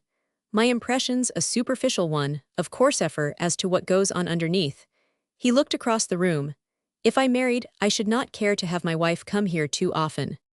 Bowen laughed again. "She would be as safe as in a bank. Nothing ever goes on. Nothing that ever happens here is real." "Ah, Quanticella," the Frenchman murmured, inserting a fork into his melon. Bowen looked at him with enjoyment, was such a precious footnote to the page. The two men, accidentally thrown together some years previously during a trip up the Nile, always met again with pleasure when Bowen returned to France. Raymond de Chelles, who came of a family of moderate fortune, lived for the greater part of the year on his father's estates in Burgundy. But he came up every spring to the entresol of the old Marquis Hotel for a 2-month study of human nature, applying to the pursuit the discriminating taste and transient ardor that give the finest bloom to pleasure. Bowen liked him as a companion and admired him as a charming specimen of the Frenchman of his class, embodying in his lean, fatigued, and finished person that happy mean of simplicity and intelligence of which no other race has found the secret. If Raymond de Chelles had been English, he would have been a mere fox-hunting animal, with appetites but without tastes. But in his lighter Gallic clay, the wholesome territorial savor, the inherited passion for sport and agriculture, were blent with an openness to finer sensations, a sense of the commingo of ideas, under which one felt the tight hold of 2 or 3 inherited notions, religious, political, and domestic, in total contradiction to his surface attitude, that the inherited notions would in the end prevail. Everything in his appearance declared, from the distinguished slant of his nose to the narrow forehead under his thinning hair. He was the kind of man who would inevitably revert when he married. But meanwhile the surface he presented to the play of life was broad enough to take in the fantastic spectacle of the nouveau luxe, and to see its gestures reflected in a Latin consciousness was an endless entertainment to Bowen. The tone of his guest's last words made him take them up. "But is the lady you allude to more than a hypothesis? Surely you are not thinking of getting married?" Chelles raised his eyebrows ironically. "When has not one to think of it in my situation? One hears of nothing else at home. One knows that, like death, it has to come." His glance, which was still mustering the room, came to a sudden pause and kindled. "Who's the lady over there, fair-haired, in white, one who's just come in with the red-faced man? They seem to be with a party of your compatriots." Bowen followed his glance to a neighboring table, where, at the moment, Undine Marvell was seating herself at Peter Van Digen's side, in the company of the Harvey Shallums, the beautiful Mrs. Beringer, and a dozen other New York figures. She was so placed that as she took her seat she recognized Bowen and sent him a smile across the tables. She was more simply dressed than usual, and the pink lights, warming her cheeks and striking gleams from her hair, gave her face a dewy freshness that was new to Bowen. He had always thought her beauty too obvious, too bathed in the bright publicity of the American air. But tonight she seemed to have been brushed by the wing of poetry, and its shadow lingered in her eyes. Chelles' gaze made it evident that he had received the same impression. One is sometimes inclined to deny your compatriots actual beautito, charge them with producing the effect without having the features. But in this case you say you know the lady. Yes, she's the wife of an old friend. The wife, she's married. There again it's so puzzling. Your young girls look so experienced, and your married women sometimes sound married. Well, they often err in these days of divorce. The other's interest quickened. Your friend's divorced. Oh no, heaven forbid. Mrs. Marvell has not been long married, and it was a love match of the good old kind. And the husband, which is he? He's not here's in New York. Feverishly adding to a fortune already monstrous. No, not precisely monstrous. The Marvells are not well off. Bowen, amused by his friend's interrogations. And he allows an exquisite being like that to come to Paris, without him and, in company, with the red-faced gentleman, who seems so alive to his advantages. We do not allow our women this or that. I do not think we set much store by the compulsory virtues. His companion received this with amusement. If you are as detached as that, why does the obsolete institution of marriage survive with you? Oh, it still has its uses. One could not be divorced without it. Chelles laughed again, but his straying eye still followed the same direction, and Bowen noticed that the fact was not unremarked by the object of his contemplation. Undine's party was one of the liveliest in the room. The American laugh rose above the din of the orchestra as the American toilets dominated the less daring effects at the other tables. Undine, on entering, had seemed to be in the same mood as her companions, but Bowen saw that, as she became conscious of his friend's observation, she isolated herself in a kind of soft abstraction, and he admired the adaptability which enabled her to draw from such surroundings the contrasting graces of reserve. They had greeted each other with all the outer signs of cordiality, but Bowen fancied she would not care to have him speak to her. She was evidently dining with Van de Gen, and Van de Gen's proximity was the last fact she would wish to have transmitted to the critics in Washington Square. Bowen was therefore surprised when, as he rose to leave the restaurant, he heard himself hailed by Peter. "Hallo, hold on. When did you come over? Mrs. Marvell's dying for the last news about the old homestead." Undine's smile confirmed the appeal. She wanted to know how lately Bowen had left New York, and pressed him to tell her when he had last seen her boy, how he was looking, and whether Ralph had been persuaded to go down to Claire's on Saturdays and get a little riding and tennis. And dear Laura, was she well too, and was Paul with her, or still with his grandmother? They were all dreadfully bad correspondents, and so was she. Undine laughingly admitted, and when Ralph had last written her these questions had still been undecided. As she smiled up at Bowen, he saw her glance stray to the spot where his companion hovered, and when the diners rose to move toward the garden for coffee she said, with a sweet note and a detaining smile, "Do come with us, I have not half finished." Van de Gen echoed the request, and Bowen, amused by Undine's arts, was presently introducing Chelles, and joining with him in the party's transit to the terrace. The rain had ceased, and under the clear evening sky, the restaurant garden opened green depths that skillfully hid its narrow boundaries. Van de Gen's company was large enough to surround two of the tables on the terrace, and Bowen noted the skill with which Undine, leaving him to Mrs. Shallum's care, contrived to draw Raymond de Chelles to the other table. Still more noticeable was the effect of this stratagem on Van de Gen, who also found himself relegated to Mrs. Shallum's group. Poor Peter's state was betrayed by the irascibility which wreaked itself on a jostling waiter, and found cause for loud remonstrance in the coldness of the coffee and the badness of the cigars. And Bowen, with something more than the curiosity of the looker-in, wondered whether this were the real clue to Undine's conduct. He had always smiled at Mrs. Fairford's fears for Ralph's domestic peace. He thought Undine too clear-headed to forfeit the advantages of her marriage, but it now struck him that she might have had a glimpse of larger opportunities. Bowen, at the thought, felt the pang of the sociologist over the individual havoc wrought by every social readjustment. It had so long been clear to him that poor Ralph was a survival, and destined, as such, to go down in any conflict with the rising forces. Roman 20. Some 6 weeks later, Undine Marvell stood at the window smiling down on her recovered Paris. Her hotel sitting-room had, as usual, been flowered, cushioned and lampshaded into a delusive semblance of stability, and she had really felt, for the last few weeks, that the life she was leading there must be going to last. It seemed so perfect an answer to all her wants. As she looked out at the thronged street, on which the summer light lay like a blush of pleasure, she felt herself naturally akin to all the bright and careless freedom of the scene. She had been away from Paris for 2 days, and the spectacle before her seemed more rich and suggestive after her brief absence from it. Her senses luxuriated in all its material details. The thronging motors, the brilliant shops, the novelty and daring of the women's dresses, the piled-up colors of the ambulant flower carts, the appetizing expanse of the fruiterers' windows, even the chromatic effects of the petits fours behind the plate glass of the pastry cooks. All the surface sparkle and variety of the inexhaustible streets of Paris.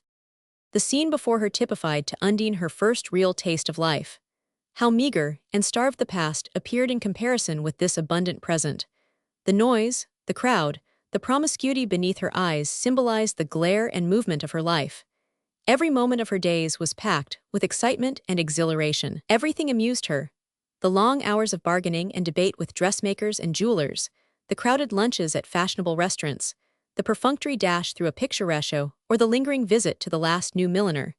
The afternoon motor rush to some leafy suburb, where tea and music and sunset were hastily absorbed on a crowded terrace above the Seine. The whirl home through the boys to dress for dinner and start again on the round of evening diversions. The dinner at the Nouveau Luxe or the Café de Paris, and the little play at the Capucines or the Variets, followed because the night was too lovely, and it was a shame to waste it, by a breathless flight back to the boys, with supper in one of its lamphung restaurants, or, if the weather forbade, a tumultuous progress through the midnight haunts where ladies were not supposed to show themselves, and might consequently taste the thrill of being occasionally taken for their opposites. As the varied vision unrolled itself, Undine contrasted it with the pale monotony of her previous summers. The one she most resented was the first after her marriage, the European summer out of whose joys she had been cheated by her own ignorance and Ralph's perversity. They had been free then, there had been no child to hamper their movements. Their money anxieties had hardly begun. The face of life had been fresh and radiant, and she had been doomed to waste such opportunities on a succession of ill-smelling Italian towns. She still felt it to be her deepest grievance against her husband. And now that, after 4 years of petty household worries, another chance of escape had come, he already wanted to drag her back to bondage. This fit of retrospection had been provoked by 2 letters which had come that morning. One was from Ralph, who began by reminding her that he had not heard from her for weeks, and went on to point out, in his usual tone of good-humored remonstrance, that since her departure the drain on her letter of credit had been deep and constant. "I wanted you," he wrote, "to get all the fun you could out of the money I made last spring, but I did not think you would get through it quite so fast. Try to come home without leaving too many bills behind you. Your illness and Paul's cost more than I expected, and Lipscomb has had a bad knock in Wall Street and has not yet paid his first quarter." Always the same monotonous refrain. Was it her fault that she and the boy had been ill, or that Harry Lipscomb had been on the wrong side of Wall Street? Ralph seemed to have money on the brain. His business life had certainly deteriorated him, and since he had not made a success of it after all, why should not he turn back to literature and try to write his novel? Undine, the previous winter, had been dazzled by the figures which a well-known magazine editor, whom she had met at dinner, had named as within reach of the successful novelist. She perceived for the first time that literature was becoming fashionable, and instantly decided that it would be amusing and original if she and Ralph should owe their prosperity to his talent. She already saw herself, as the wife of a celebrated author, wearing artistic dresses and doing the drawing-room over with Gothic tapestries and dim lights in altar candlesticks. But when she suggested Ralph's taking up his novel, he answered with a laugh that his brains were sold to the firm that, when he came back at night, the tank was empty and, now he wanted her to sail for home in a week. The other letter excited a deeper resentment. It was an appeal from Laura Fairford to return and look after Ralph. He was overworked and out of spirits, she wrote, and his mother and sister, reluctant as they were to interfere, felt they ought to urge Undine to come back to him. Details followed, unwelcome and officious. What right had Laura Fairford to preach to her of wifely obligations? No doubt Charles Bowen had sent home a highly colored report, and there was really a certain irony in Mrs. Fairford's criticizing her sister-in-law's conduct on information obtained from such a source. Undine turned from the window and threw herself down on her deeply cushioned sofa. She was feeling the pleasant fatigue consequent on her trip to the country, whither she and Mrs. Shallam had gone with Raymond de Chelles to spend a night at the old Marquis's chateau. When her traveling companions, an hour earlier, had left her at her door, she had half promised to rejoin them for a late dinner in the boys. And as she leaned back among the cushions, disturbing thoughts were banished by the urgent necessity of deciding what dress she should wear. These bright weeks of the Parisian spring had given her a first real glimpse into the art of living. From the experts who had taught her to subdue the curves of her figure and soften her bright free stare with dusky pencilings, to the skilled purveyors of countless forms of pleasurette theaters and restaurants, the green and blossoming suburbs, the whole shining shifting spectacle of nights, and days every sight and sound and word had combined to charm her perceptions and refine her taste. And her growing friendship with Raymond de Chelles had been the most potent of these influences. Chelles, at once immensely taken, had not only shown his eagerness to share in the helter-skelter motions of Undine's party, but had given her glimpses of another, still more brilliant existence, that life of the inaccessible Faubourg of which the first tantalizing hints had but lately reached her. Hitherto, she had assumed that Paris existed for the stranger, that its native life was merely an obscure foundation for the dazzling superstructure of hotels and restaurants in which her compatriots disported themselves. But lately, she had begun to hear about other American women, the women who had married into the French aristocracy, and who led, in the high-walled houses beyond the Seine which she had once thought so dull and dingy, a life that made her own seem as undistinguished as the social existence of the Mealy house. Perhaps what most exasperated her was the discovery, in this impenetrable group, of the Miss Wincher who had poisoned her fair-off summer at Potash Springs. To recognize her old enemy in the Marquise de Trezac, who so frequently figured in the Parisian Chronicle, was the more irritating to Undine, because her intervening social experiences had caused her to look back on Nettie Wincher as a frumpy girl who would not have had a show in New York. Once more all the accepted values were reversed, and it turned out that Miss Wincher had been in possession of some key to success on which Undine had not yet put her hand. To know that others were indifferent to what she had thought important was to cheapen all present pleasure and turn the whole force of her desires in a new direction. What she wanted for the moment was to linger on in Paris, prolonging her flirtation with Chelles, and profiting by it to detach herself from her compatriots and enter doors closed to their approach. And Chelles himself attracted her.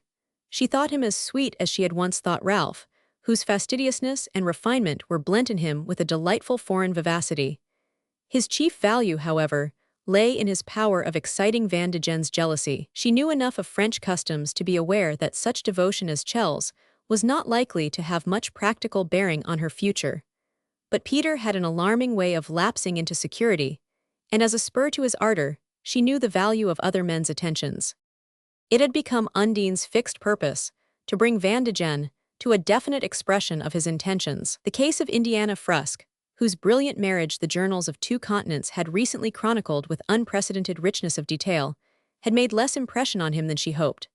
He treated it as a comic episode without special bearing on their case, and once, when Undine cited Rolliver's expensive fight for freedom as an instance of the power of love over the most invulnerable natures, had answered carelessly, "Oh, his first wife was a laundress, I believe." But all about them, couples were unpairing and pairing again with an ease and rapidity that encouraged Undine to bide her time. It was simply a question of making Van de Gen want her enough, and of not being obliged to abandon the game before he wanted her as much as she meant he should. This was precisely what would happen if she were compelled to leave Paris now. Already the event had shown how right she had been to come abroad. The attention she attracted in Paris had reawakened Van de Gen's fancy, and her hold over him was stronger than when they had parted in America. But the next step must be taken with coolness and circumspection, and she must not throw away what she had gained by going away at a stage when he was surer of her than she of him. She was still intensely considering these questions when the door behind her opened, and he came in. She looked up with a frown, and he gave a deprecating laugh. "Did not I knock? Do not look so savage. They told me downstairs you had got back, and I just bolted in without thinking." He had whitened and purpled since their first encounter, 5 years earlier, but his features had not matured. His face was still the face of a covetous bullying boy, with a large appetite for primitive satisfactions and a sturdy belief in his intrinsic right to them. It was all the more satisfying to Undine's vanity to see his look change at her tone from command to conciliation, and from conciliation to the entreaty of a capricious literated animal. "What a ridiculous hour for a visit," she exclaimed, ignoring his excuse. "Well, if you disappear like that, without a word." I told my maid to telephone you I was going away. You could not make time to do it yourself, I suppose. We rushed off suddenly. I would hardly time to get to the station. You rushed off where, may I ask? Van de Gen still lowered down on her. Oh, did not I tell you? I have been down staying at Chelles' Chateau Inn. Burgundy. Her face lit up, and she raised herself eagerly on her elbow. It's the most wonderful old house you ever saw. A real castle, with towers and water all round it, and a funny kind of bridge they pull up. Chelles said he wanted me to see just how they lived at home, and I did. I saw everything. The tapestries that Louis Quinze gave them, and the family portraits, and the chapel, where their own priest says mass, and they sit by themselves in a balcony with crowns all over it. The priest was a lovely old man who said he would give anything to convert me. Do you know, I think there's something very beautiful about the Roman Catholic religion. I have often felt I might have been happier if I would had some religious influence in my life. She sighed a little, and turned her head away. She flattered herself that she had learned to strike the right note with Van de Gen. At this crucial stage, he needed a taste of his own methods, a glimpse of the fact that there were women in the world who could get on without him. He continued to gaze down at her sulkily. Were the old people there? You never told me you knew his mother. I do not, they were not there. But it did not make a bit of difference, because Raymond sent down a cook from the Lux. Oh Lord, Van de Gen groaned, dropping down on the end of the sofa.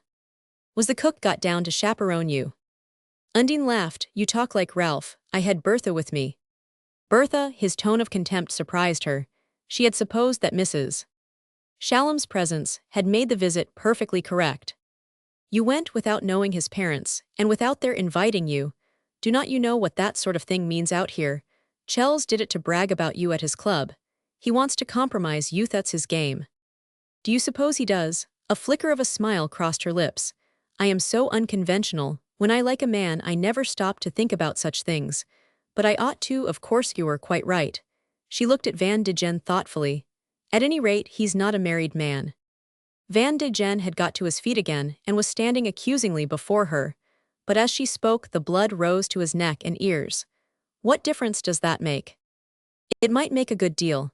I see, she added, how careful I ought to be about going round with you. With me? His face fell at the retort, then he broke into a laugh. He adored Undine's smartness, which was of precisely the same quality as his own. Oh, that's another thing, you can always trust me to look after you. With your reputation, much obliged. Van de Gen smiled. She knew he liked such allusions, and was pleased that she thought him compromising.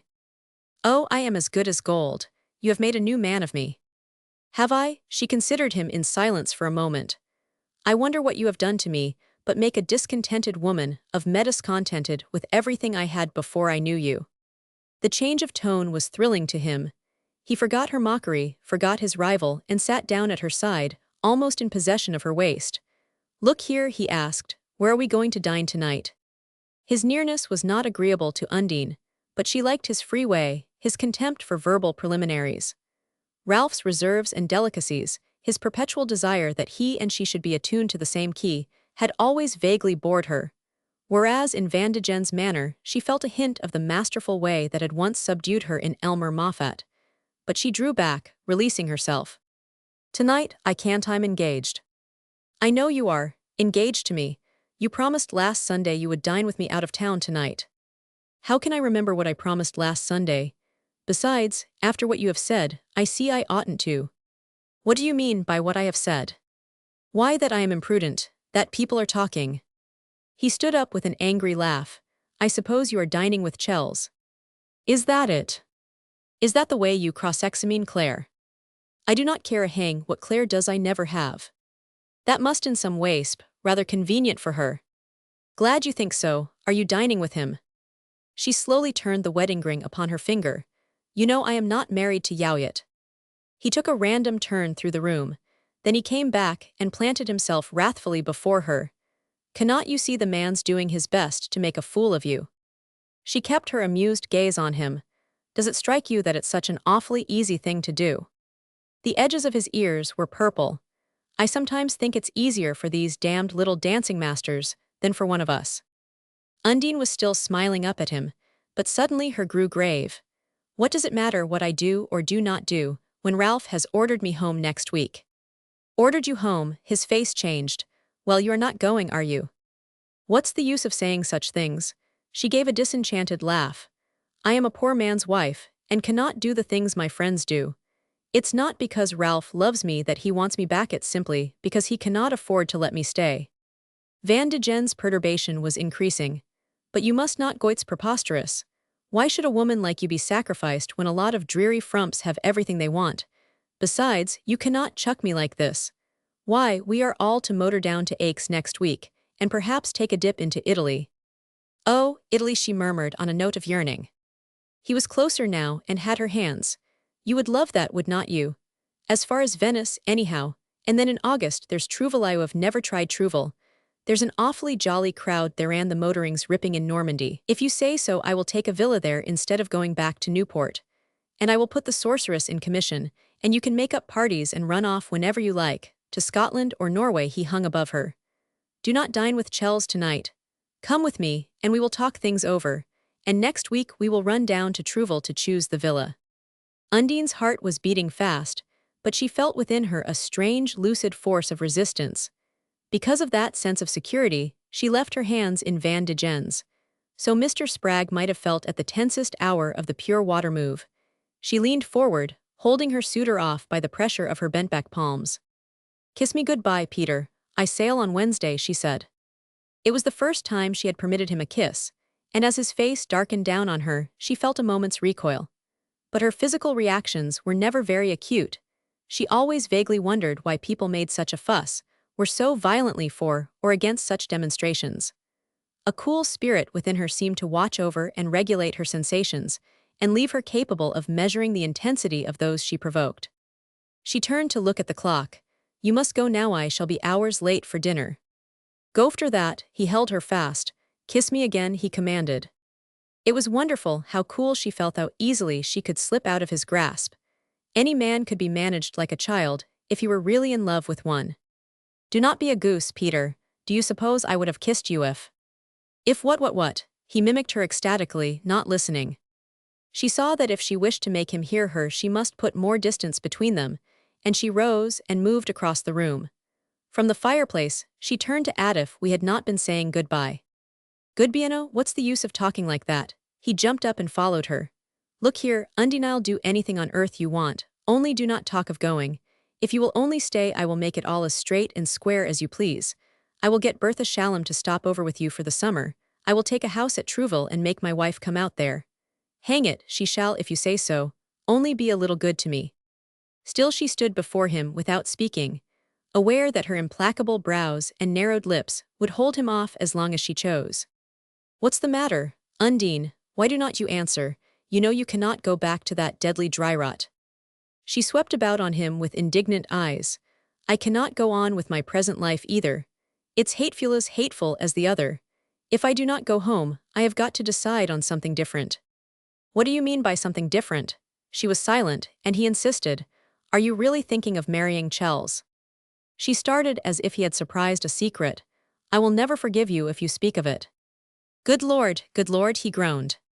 She remained motionless, with lowered lids, and he went up to her and pulled her about so that she faced him. Undine, honor bright, do you think he will marry you? She looked at him with a sudden hardness in her eyes. I really cannot discuss such things with you. Oh, for the Lord's sake, do not take that tone. I do not half know what I am saying, but you must not throw yourself away a second time. I will do anything you want, I swear I will. A knock on the door sent them apart, and a servant entered with a telegram. Undine turned away to the window with the narrow blue slip. She was glad of the interruption. The sense of what she had at stake made her want to pause a moment and to draw breath. The message was a long cable signed with Laura Fairford's name. It told her that Ralph had been taken suddenly ill with pneumonia, that his condition was serious, and that the doctors advised his wife's immediate return. Undine had to read the words over 2 or 3 times to get them into her crowded mind, and even after she had done so, she needed more time to see their bearing on her own situation. If the message had concerned her boy, her brain would have acted more quickly. She had never troubled herself over the possibility of Paul's falling ill in her absence, but she understood now that if the cable had been about him, she would have rushed to the earliest steamer. With Ralph, it was different. Ralph was always perfectly Welsh, could not picture him as being suddenly at death's door and in need of her. Probably his mother and sister had had a panic. They were always full of sentimental terrors. The next moment, an angry suspicion flashed across her. What if the cable were a device of the Marvell women to bring her back? Perhaps it had been sent with Ralph's connivance. No doubt Bowen had written home about her. Washington Square had received some monstrous report of her doings. Yes, the cable was clearly an echo of Laura's letter. Mother and daughter had cooked it up to spoil her pleasure. Once the thought had occurred to her, it struck root in her mind and began to throw out giant branches. Van de Gen followed her to the window, his face still flushed and working. "What's the matter?" he asked, as she continued to stare silently at the telegram. She crumpled the strip of paper in her hand. If only she had been alone, had had a chance to think out her answers. "What on earth's the matter?" he repeated. "Oh, nothing, nothing. Nothing, when you are as white as a sheet." "Am I?" She gave a slight laugh. "It's only a cable from home." "Ralph's." She hesitated. "No, Laura. What the devil is she cabling you about?" "She says Ralph wants me." "No, at once." "At once." Van de Gen laughed impatiently. "Why do not he tell you so himself? What business is it of Laura Fairford's?" Undine's gesture implied a what indeed. "Is that all she says?" She hesitated again. "Yes, that's all." As she spoke, she tossed the telegram into the basket beneath the writing table. "As if I did not have to go anyhow," she exclaimed. With an aching clearness of vision, she saw what lay before her with hurried preparations. The long, tedious voyage on a steamer chosen at haphazard, the arrival in the deadly July heat, and the relapse into all the insufferable daily fag of nursery and kitchench, saw it, and her imagination recoiled. Van de Gen's eyes still hung on her. She guessed that he was intensely engaged in trying to follow what was passing through her mind. Presently he came up to her again, no longer perilous and importunate, but awkwardly tender, ridiculously moved by her distress. "Undine, listen. Will not you let me make it all right for you to stay?" Her heart began to beat more quickly, and she let him come close, meeting his eyes coldly but without anger. "What do you call making it all right? Paying my bills. Do not you see that's what I hate and will never let myself be dragged into again?" She laid her hand on his arm. "The time has come when I must be sensible, Peter. That's why we must say goodbye." "Do you mean to tell me you are going back to Ralph?" She paused a moment. Then she murmured between her lips, "I shall never go back to him." "Then you do mean to marry Charles?" "I have told you we must say goodbye. I have got to look out for my future."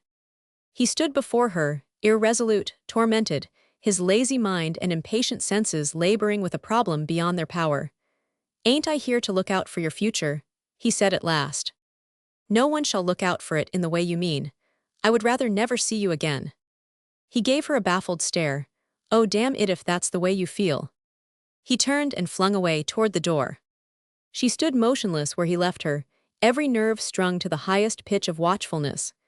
As she stood there, the scene about her stamped itself on her brain with the sharpest precision. She was aware of the fading of the summer light outside, of the movements of her maid, who was laying out her dinner dress in the room beyond, and of the fact that the taroses on her writing table, shaken by Van de Gen's tread, were dropping their petals over Ralph's letter, and down on the crumpled telegram which she could see through the trellised sides of the scrap basket. In another moment Van de Gen would be gone. Worse yet, while he wavered in the doorway, the Shallums and Chells, after vainly awaiting her, might dash back from the boys and break in on them. These and other chances rose before her, urging her to action, but she held fast, immovable, unwavering, a proud yet plaintive image of renunciation. Van de Gen's hand was on the door. He half opened it and then turned back. "That's all you have got to say, then?" "That's all." He jerked the door open and passed out. She saw him stop in the anteroom to pick up his hat and stick, his heavy figure silhouetted against the glare of the wall-lights. A ray of the same light fell on her where she stood in the unlit sitting room, and her reflection bloomed out like a flower from the mirror that faced her. She looked at the image and waited. Van de Gen put his hat on his head and slowly opened the door into the outer hall. Then he turned abruptly, his bulk eclipsing her reflection as he plunged back into the room and came up to her. "I will do anything you say. Undine, I will do anything in God's world to keep you." She turned her eyes from the mirror and let them rest on his face. which looked as small and withered as an old man's, with a lower lip that trembled queerly. Roman 21. The spring in New York proceeded through more than its usual extremes of temperature to the threshold of a sultry June. Ralph Marvell, wearily bent to his task, felt the fantastic humors of the weather as only one more incoherence in the general chaos of his case.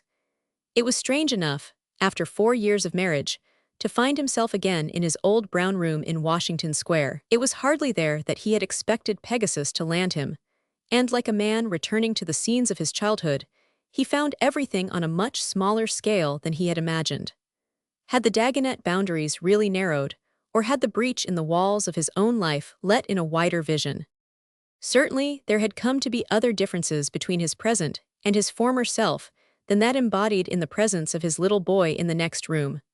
Paul, in fact, was now the chief link between Ralph and his past. Concerning his son he still felt and thought, in a general way, in the terms of the Dagonet tradition.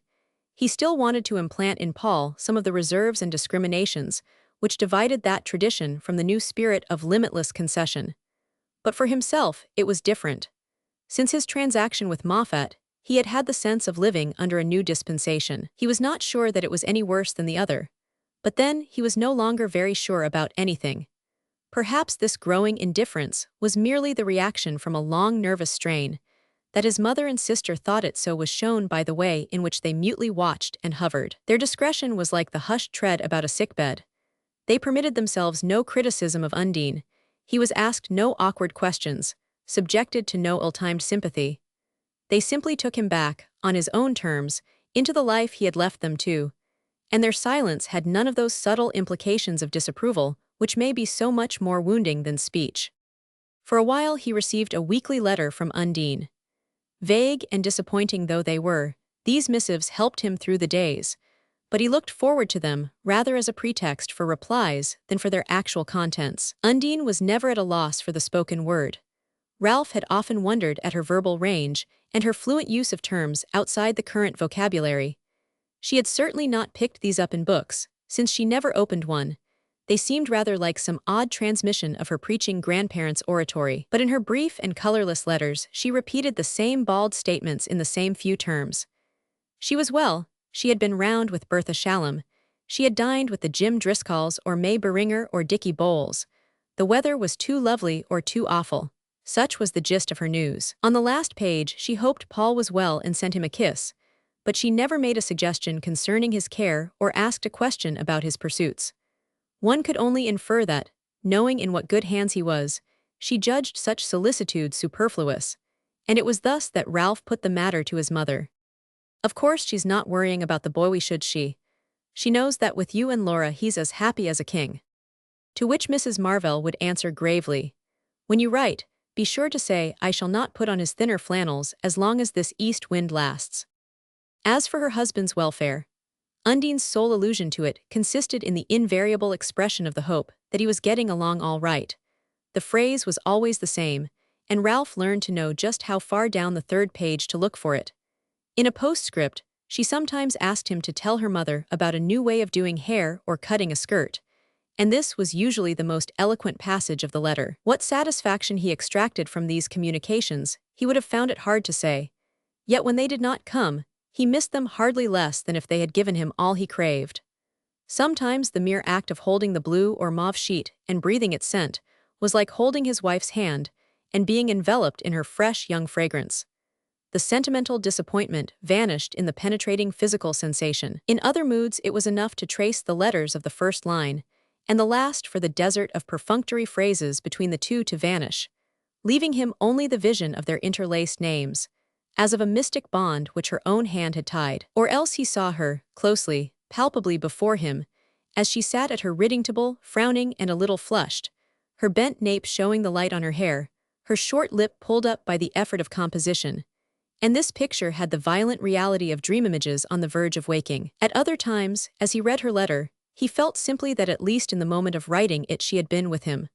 But in one of the last she had said to excuse a bad blot and an incoherent sentence, "Everybody's talking to me at once, and I do not know what I am writing." That letter he had thrown into the fire. After the first few weeks, the letters came less and less regularly. At the end of 2 months they ceased. Ralph had got into the habit of watching for them on the days when a foreign post was due. And as the weeks went by without a sign, he began to invent excuses for leaving the office earlier and hurrying back to Washington Square to search the letterbox for a big tinted envelope with a straggling blotted superscription. Undine's departure had given him a momentary sense of liberation. At that stage in their relations, any change would have brought relief. But now that she was gone, he knew she could never really go. Though his feeling for her had changed, it still ruled his life. If he saw her in her weakness, he felt her in her power. The power of youth and physical radiance that clung to his disenchanted memories as the scent she used clung to her letters. Looking back at their 4 years of marriage, he began to ask himself if he had done all he could to draw her half-formed spirit from its sleep. Had he not expected too much at first, and grown too indifferent in the sequel? After all, she was still in the toy age, and perhaps the very extravagance of his love had retarded her growth, helped to imprison her in a little circle of frivolous illusions. But the last months had made a man of him, and when she came back, he would know how to lift her to the height of his experience. So he would reason, day by day, as he hastened back to Washington Square. But when he opened the door, and his first glance at the hall table showed him there was no letter there, his illusions shriveled down to their weak roots. She had not written, she did not mean to write. He and the boy were no longer a part of her life. When she came back, everything would be as it had been before, with the dreary difference that she had tasted new pleasures, and that their absence would take the savor from all he had to give her. Then the coming of another foreign mail would lift his hopes, and as he hurried home, he would imagine new reasons for expecting a letter. Week after week, he swung between the extremes of hope and dejection, and at last, when the strain had become unbearable, he cabled her. The answer ran, "Very well, best love writing," but the promised letter never came. He went on steadily with his work. He even passed through a phase of exaggerated energy. But his baffled youth fought in him for air. Was this to be the end? Was he to wear his life out in useless drudgery? The plain prose of it, of course, was that the economic situation remained unchanged by the sentimental catastrophe and that he must go on working for his wife and child. But at any rate, as it was mainly for Paul that he would henceforth work, it should be on his own terms and according to his inherited notions of straightness.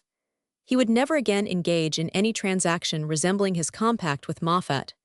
Even now he was not sure there had been anything crooked in that, but the fact of his having instinctively referred the point to Mr. Spragg rather than to his grandfather implied a presumption against it. His partners were quick to profit by his sudden spurt of energy, and his work grew no lighter. He was not only the youngest and most recent member of the firm, but the one who had so far added least to the volume of its business.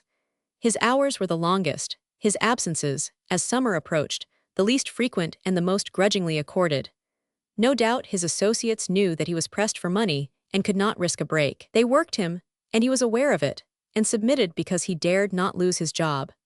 But the long hours of mechanical drudgery were telling on his active body and undisciplined nerves. He had begun too late to subject himself to the persistent mortification of spirit and flesh, which is a condition of the average business life. And after the long dull days in the office, the evenings at his grandfather's Whitstable did not give him the counter-stimulus he needed. Almost everyone had gone out of town, but now and then Miss Ray came to dine, and Ralph, seated beneath the family portraits and opposite the desiccated Harriet, who had already faded to the semblance of one of her own grey-taunts, listened languidly to the kind of talk that the originals might have exchanged about the same table when New York gentility centered in the Battery and the Bowling Green. Mr. Dagonet was always pleasant to see and hear, but his sarcasms were growing faint and recondite. They had as little bearing on life as the humors of a Restoration comedy. As for Mrs. Marvell and Miss Ray, they seemed to the young man even more spectrally remote. Hardly anything that mattered to him existed for them, and their prejudices reminded him of signposts warning off trespassers who have long since ceased to intrude. Now and then he dined at his club and went on to the theater with some young men of his own age, but he left them afterward, half vexed with himself for not being in the humor to prolong the adventure. There were moments when he would have liked to affirm his freedom in however commonplace a way, moments when the vulgarest way would have seemed the most satisfying. But he always ended by walking home alone and tiptoeing upstairs through the sleeping house, lest he should wake his boy. On Saturday afternoons, when the business world was hurrying to the country for golf and tennis, he stayed in town and took Paul to see the Spraggs. Several times since his wife's departure, He had tried to bring about closer relations between his own family and Undine's, and the ladies of Washington Square, in their eagerness to meet his wishes, had made various friendly advances to Mrs. Spragg.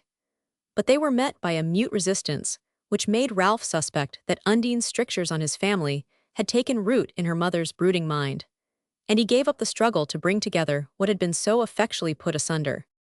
If he regretted his lack of success, it was chiefly because he was so sorry for the Spraggs. Soon after Undine's marriage, they had abandoned their polychrome suite at the Stentorian, and since then their peregrinations had carried them through half the hotels of the metropolis.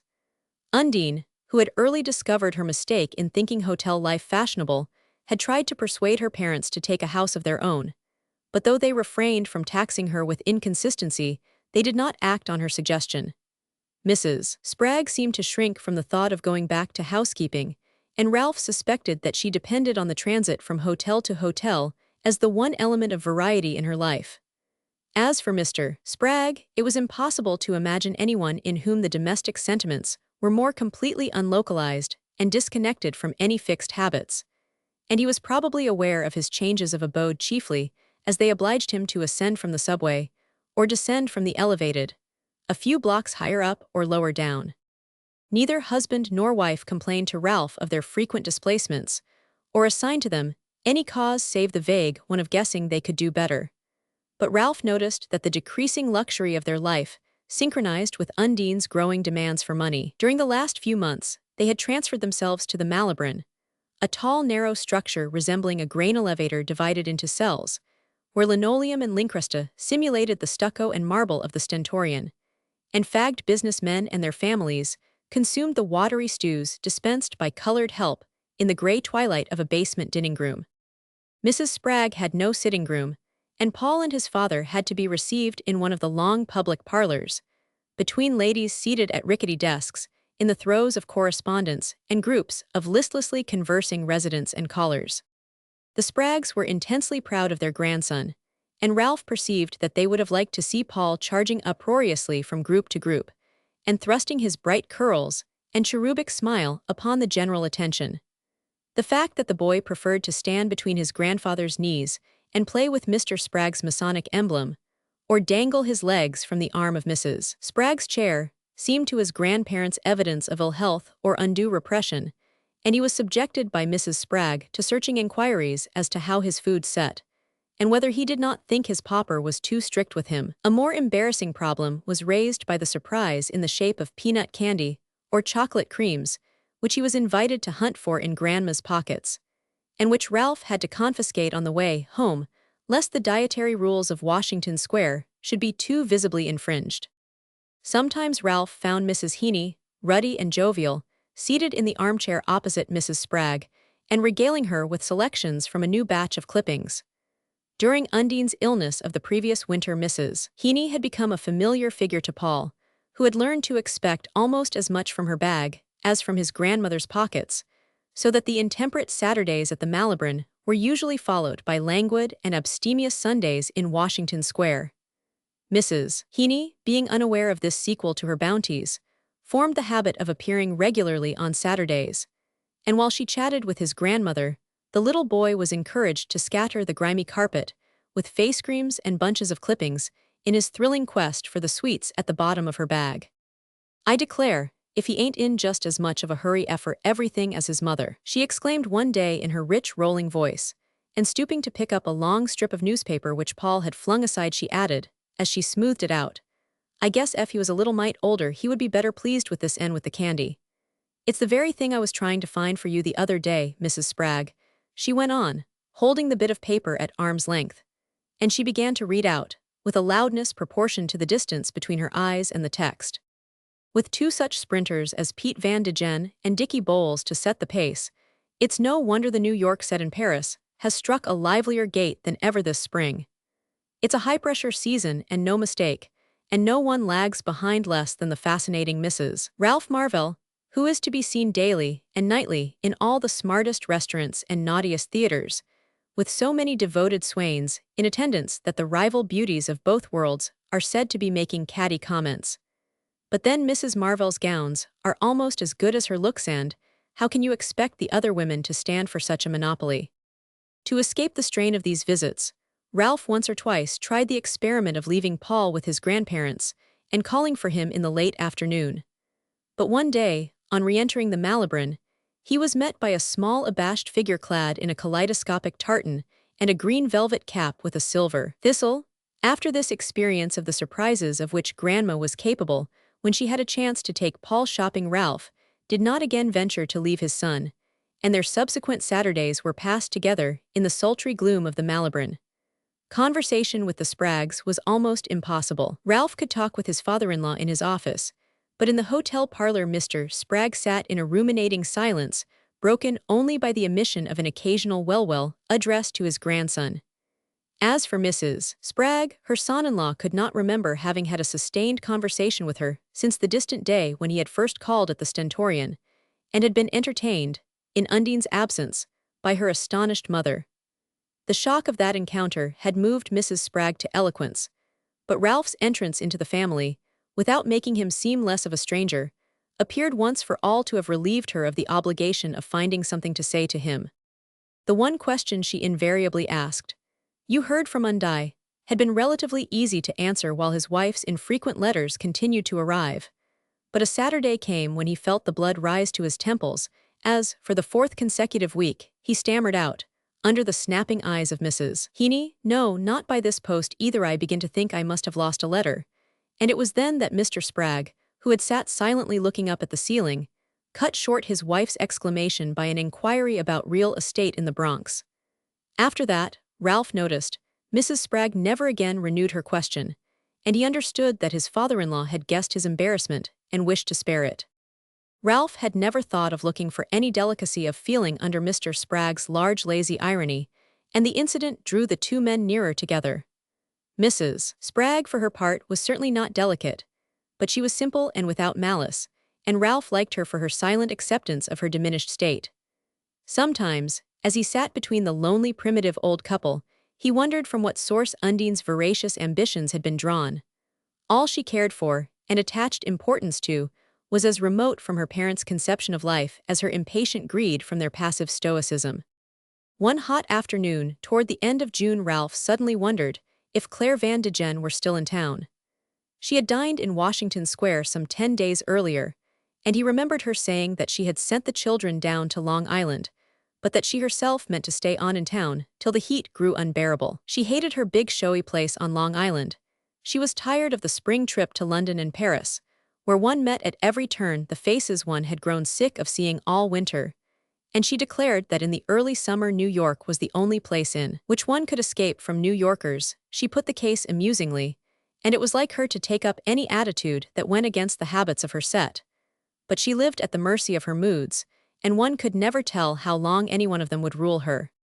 As he sat in his office, with the noise and glare of the endless afternoon rising up in hot waves from the street, there wandered into Ralph's mind a vision of her shady drawing-room. All day it hung before him like the mirage of a spring before a dusty traveler. He felt a positive thirst for her presence, for the sound of her voice, the wide spaces and luxurious silences surrounding her. It was perhaps because, on that particular day, a spiral pain was twisting around in the back of his head, and digging in a little deeper with each twist, and because the figures on the balance sheet before him were hopping about like black imps in an infernal forward and back, that the picture hung there so persistently. It was a long time since he had wanted anything as much as, at that particular moment, he wanted to be with Claire and hear her voice. And as soon as he had ground out the day's measure of work, he rang up the Van de Gen palace and learned that she was still in town. The lowered awnings of her inner drawing-room cast a luminous shadow on old cabinets and consoles, and on the pale flowers scattered here and there in vases of bronze and porcelain. Claire's taste was as capricious as her moods, and the rest of the house was not in harmony with this room. There was, in particular, another drawing-room, which she now described as Peter's creation, but which Ralph knew to be partly hers.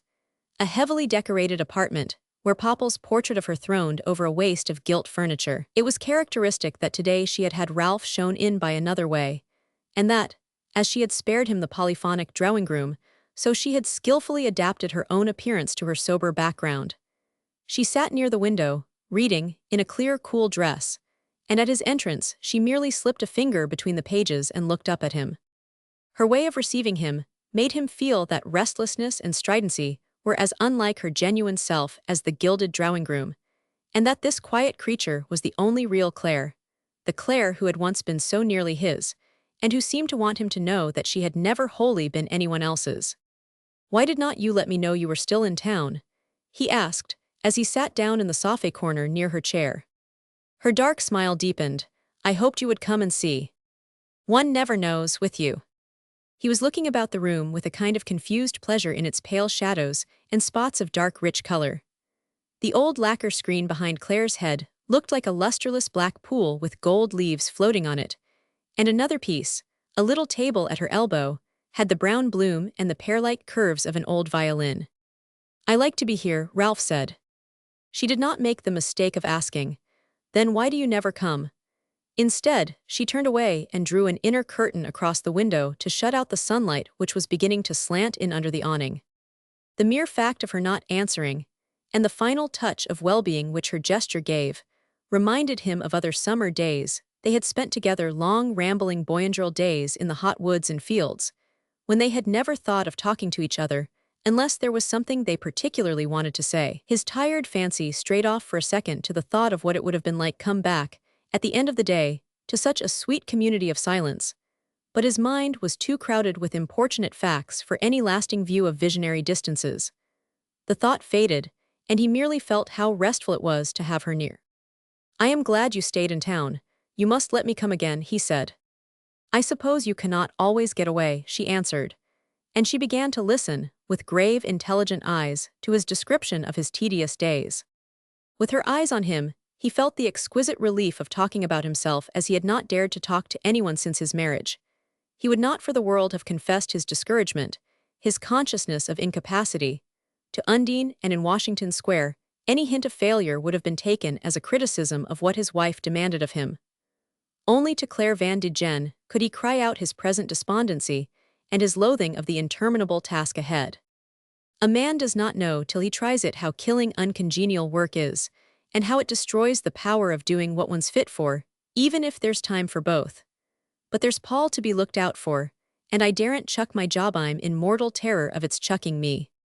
Little by little, he slipped into a detailed recital of all his lesser worries, the most recent of which was his experience with the Lipscombs, who, after a 2 months' tenancy of the West End Avenue house, had decamped without paying their rent. Claire laughed contemptuously.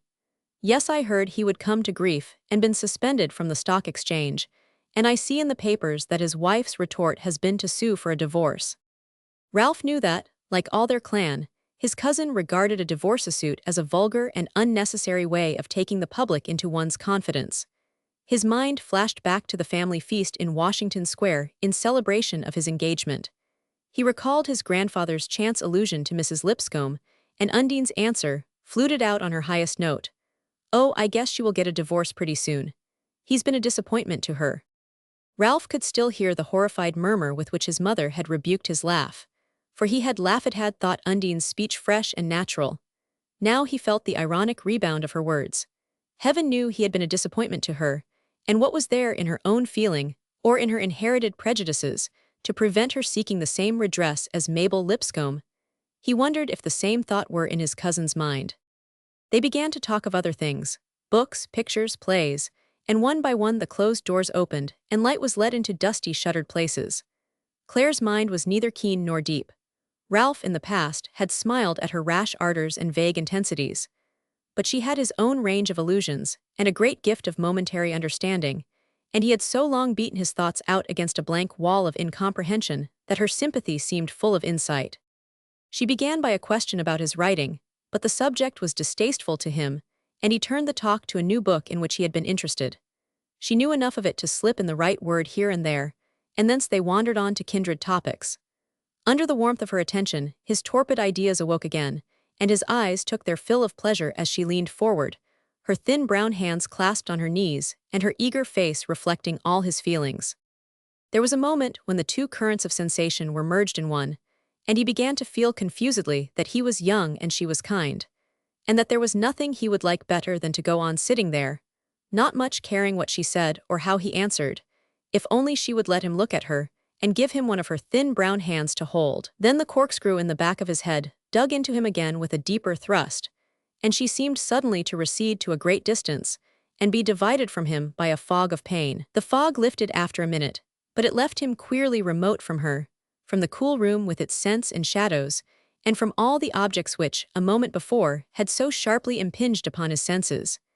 It was as though he looked at it all through a rain-blurred pane, against which his hand would strike if he held it out to her. That impression passed also, and he found himself thinking how tired he was and how little anything mattered. He recalled the unfinished piece of work on his desk, and for a moment had the odd illusion that it was there before him. She exclaimed, "But are you going?" And her exclamation made him aware that he had left his seat and was standing in front of her. He fancied there was some kind of appeal in her brown eyes, but she was so dim and far off that he could not be sure of what she wanted. And the next moment he found himself shaking hands with her, and heard her saying something kind and cold about its having been so nice to see him. Halfway up the stairs little Paul, shining and rosy from supper, lurked in ambush for his evening game. Ralph was fond of stooping down to let the boy climb up his outstretched arms to his shoulders. But today, as he did so, Paul's hug seemed to crush him in a vice, and the shout of welcome that accompanied it racked his ears like an explosion of steam whistles. The queer distance between himself and the rest of the world was annihilated again. Everything stared and glared and clutched him.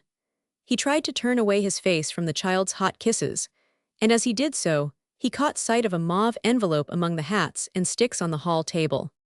Instantly, he passed Paul over to his nurse, stammered out a word about being tired, and sprang up the long flights to his study.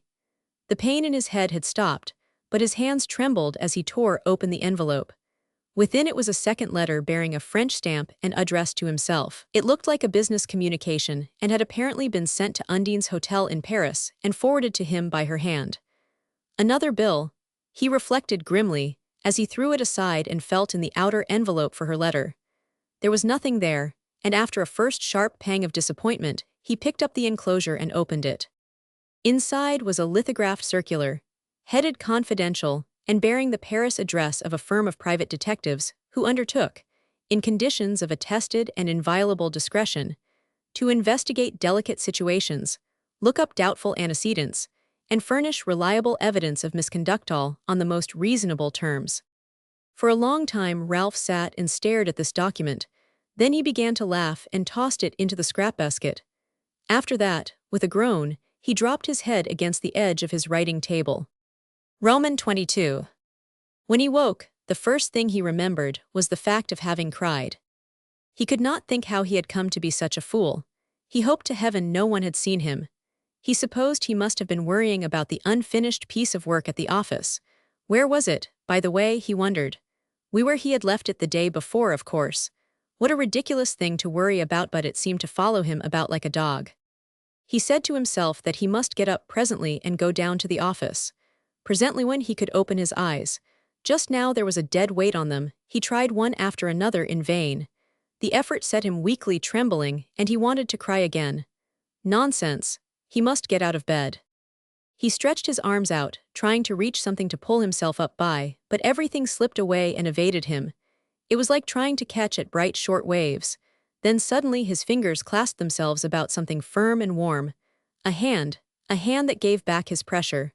The relief was inexpressible. He lay still and let the hand hold him, while mentally he went through the motions of getting up and beginning to dress. So indistinct were the boundaries between thought and action that he really felt himself moving about the room, in a queer disembodied way, as one treads the air in sleep. Then he felt the bedclothes over him and the pillows under his head. "I must get up," he said, and pulled at the hand. It pressed him down again, down into a dim, deep pool of sleep. He lay there for a long time, in a silent blackness far below light and sound. Then he gradually floated to the surface with the buoyancy of a dead body. But his body had never been more alive. Jagged strokes of pain tore through it, hands dragged at it with nails that bit like teeth. They wound thongs about him, bound him, tied weights to him, tried to pull him down with them. But still he floated, danced on the fiery waves of pain, with barbed light pouring down on him from an arrowy sky.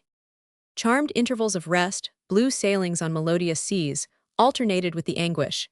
He became a leaf on the air, a feather on a current, a straw on the tide, the spray of the wave spinning itself to sunshine as the wave toppled over into gulfs of blue. He woke on a stony beach, his legs and arms still lashed to his sides and the thongs cutting into him, but the fierce sky was hidden, and hidden by his own languid lids. He felt the ecstasy of decreasing pain, and courage came to him to open his eyes and look about him. The beach was his own bed, the tempered light lay on familiar things, and someone was moving about in a shadowy way between bed and window. He was thirsty and someone gave him a drink. His pillow burned, and someone turned the cool side out. His brain was clear enough now for him to understand that he was ill, and to want to talk about it, but his tongue hung in his throat like a clapper in a bell. He must wait till the rope was pulled. So time and life stole back on him, and his thoughts labored weakly with dim fears. Slowly he cleared a way through them, adjusted himself to his strange state, and found out that he was in his own room in his grandfather's house, that alternating with the white-capped faces about him were those of his mother and sister, and that in a few days if he took his beefsteak and did not fret Paul would be brought up from Long Island, whither, on account of the great heat, he had been carried off by Claire Van de Gen. No one named Undine to him, and he did not speak of her. But one day, as he lay in bed in the summer twilight, he had a vision of a moment, a long way behind him at the beginning of his illness.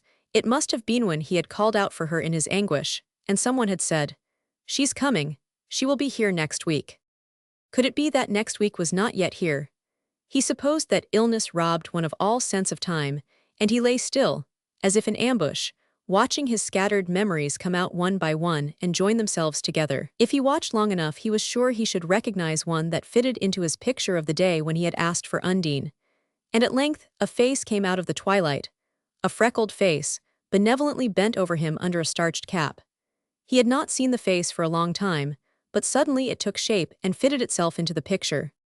Laura Fairford sat nearby, a book on her knee. At the sound of his voice she looked up. "What was the name of the first nurse?" "The first. The one that went away." "Oh, Miss Hicks, you mean. How long is it since she went?" "It must be 3 weeks. She had another case." He thought this over carefully, then he spoke again. "Call Undine." She made no answer, and he repeated irritably, "Why do not you call her?" "I want to speak to her." Mrs. Fairford laid down her book and came to him. "She's not here just now." He dealt with this also, laboriously. "You mean she's out, she's not in the house?" "I mean she has not come yet." As she spoke, Ralph felt a sudden strength and hardness in his brain and body. Everything in him became as clear as noon. "But it was before Miss Hicks left that you told me you would sent for her, and that she would be here the following week. And you say Miss Hicks has been gone 3 weeks. This was what he had worked out in his head, and what he meant to say to his sister. But something seemed to snap shut in his throat, and he closed his eyes without speaking. Even when Mr. Spragg came to see him, he said nothing. They talked about his illness, about the hot weather, about the rumors that Harmon B. Driscoll was again threatened with indictment, and then Mr. Spragg pulled himself out of his chair and said, "I presume you will call round at the office before you leave the city." "Oh yes, as soon as I am up," Ralph answered. They understood each other. Claire had urged him to come down to Long Island and complete his convalescence there, but he preferred to stay in Washington Square till he should be strong enough for the journey to the Adirondacks, whither Laura had already preceded him with Paul. He did not want to see anyone but his mother and grandfather till his legs could carry him to Mr. Spragg's office. It was an oppressive day in mid-August, with a yellow mist of heat in the sky, when at last he entered the big office building. Swirls of dust lay on the mosaic floor, and a stale smell of decayed fruit and salt air and steaming asphalt filled the place like a fog. As he shot up in the elevator, someone slapped him on the back, and turning he saw Elmer Moffat at his side, smooth and rubicund under a new straw hat. Moffat was loudly glad to see him. "I have not laid eyes on you for months. At the old Stand Still." "So am I," he added, as Ralph assented. "Hope to see you there again some day. Do not forget it's my turn this time. Glad if I can be any use to you. So long." Ralph's weak bones ached under his handshake. "How's Mrs. Marvell?" He turned back from his landing to call out, and Ralph answered, "Thanks, she's very well." Mr. Spragg sat alone in his murky inner office, the fly-blown engraving of Daniel Webster above his head and the congested scrap basket beneath his feet. He looked fagged and sallow, like the day. Ralph sat down on the other side of the desk. For a moment his throat contracted as it had when he had tried to question his sister, then he asked, "Where's Undine?" Mr. Spragg glanced at the calendar that hung from a hat peg on the door. Then he released the Masonic emblem from his grasp, drew out his watch, and consulted it critically. "If the train's on time, I presume she's somewhere between Chicago and Omaha roundabout now." Ralph stared at him, wondering if the heat had gone to his head. "I do not understand." "The 20th century's generally considered the best route to Dakota," explained Mr. Spragg, who pronounced the word rote.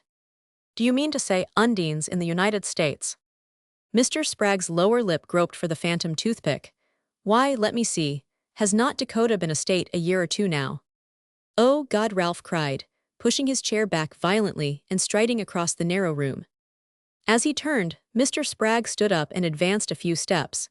He had given up the quest for the toothpick, and his drawn-in lips were no more than a narrow depression in his beard.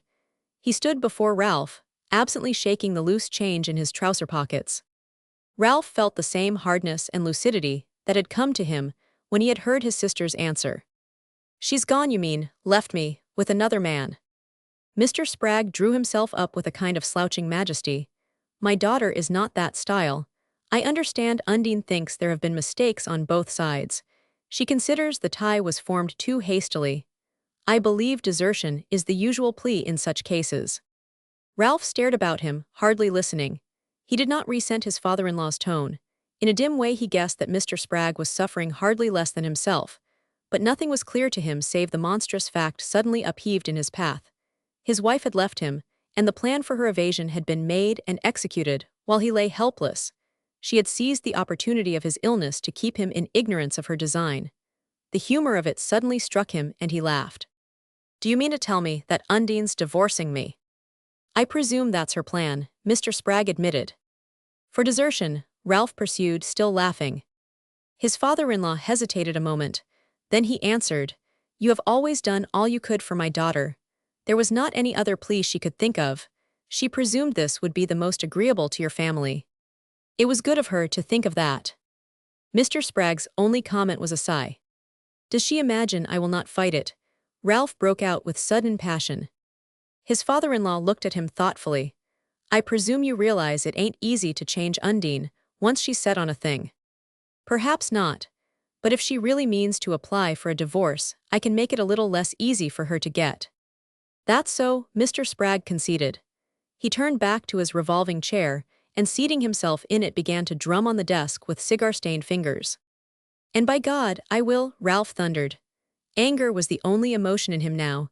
He had been fooled, cheated, made a mock of, but the score was not settled yet. He turned back and stood before Mr. Spragg. "I suppose she's gone with Van de Gen." "My daughter's gone alone, sir. I saw her off at the station. I understood she was to join a lady friend." At every point, Ralph felt his hold slip off the surface of his father-in-law's impervious fatalism. "Does she suppose Van de Gen's going to marry her?" "Undine did not mention her future plans to me." After a moment, Mr. Spragg appended, "If she had, I should have declined to discuss them with her." Ralph looked at him curiously, perceiving that he intended in this negative way to imply his disapproval of his daughter's course. "I shall fight it, I shall fight it," the young man cried again. "You may tell her I shall fight it to the end." Mr. Spragg pressed the nib of his pen against the dust-coated inkstand. "I suppose you would have to engage a lawyer." "She will know it that way," he remarked. "She will know it, you may count on that." Ralph had begun to laugh again. Suddenly he heard his own laugh and it pulled him up. What was he laughing about? What was he talking about? The thing was to hold his tongue and act. There was no use uttering windy threats to this broken-spirited old man. A fury of action burned in Ralph, pouring light into his mind and strength into his muscles. He caught up his hat and turned to the door.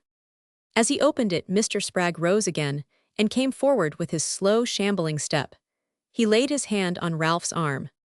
"I would have given anything short of my girl herself not to have this happen to you, Ralph Marvell." "Thank you, sir," said Ralph. They looked at each other for a moment. Then Mr. Spragg added, "But it has happened, you know. Bear that in mind. Nothing you can do will change it. Time and again, I have found that a good thing to remember." Roman 23. In the Adirondacks, Ralph Marvell sat day after day on the balcony of his little house above the lake, staring at the great white cloud reflections in the water and at the dark line of trees that closed them in. Now and then he got into the canoe and paddled himself through a winding chain of ponds to some lonely clearing in the forest, and there he lay on his back in the pine needles and watched the great clouds form and dissolve themselves above his head. All his past life seemed to be symbolized by the building up and breaking down of those fluctuating shapes, which incalculable wind currents perpetually shifted and remodeled or swept from the zenith like a pinch of dust. His sister told him that he looked well better than he had in years, and there were moments when his listlessness, his stony insensibility to the small pricks and frictions of daily life, might have passed for the serenity of recovered health. There was no one with whom he could speak of Undine.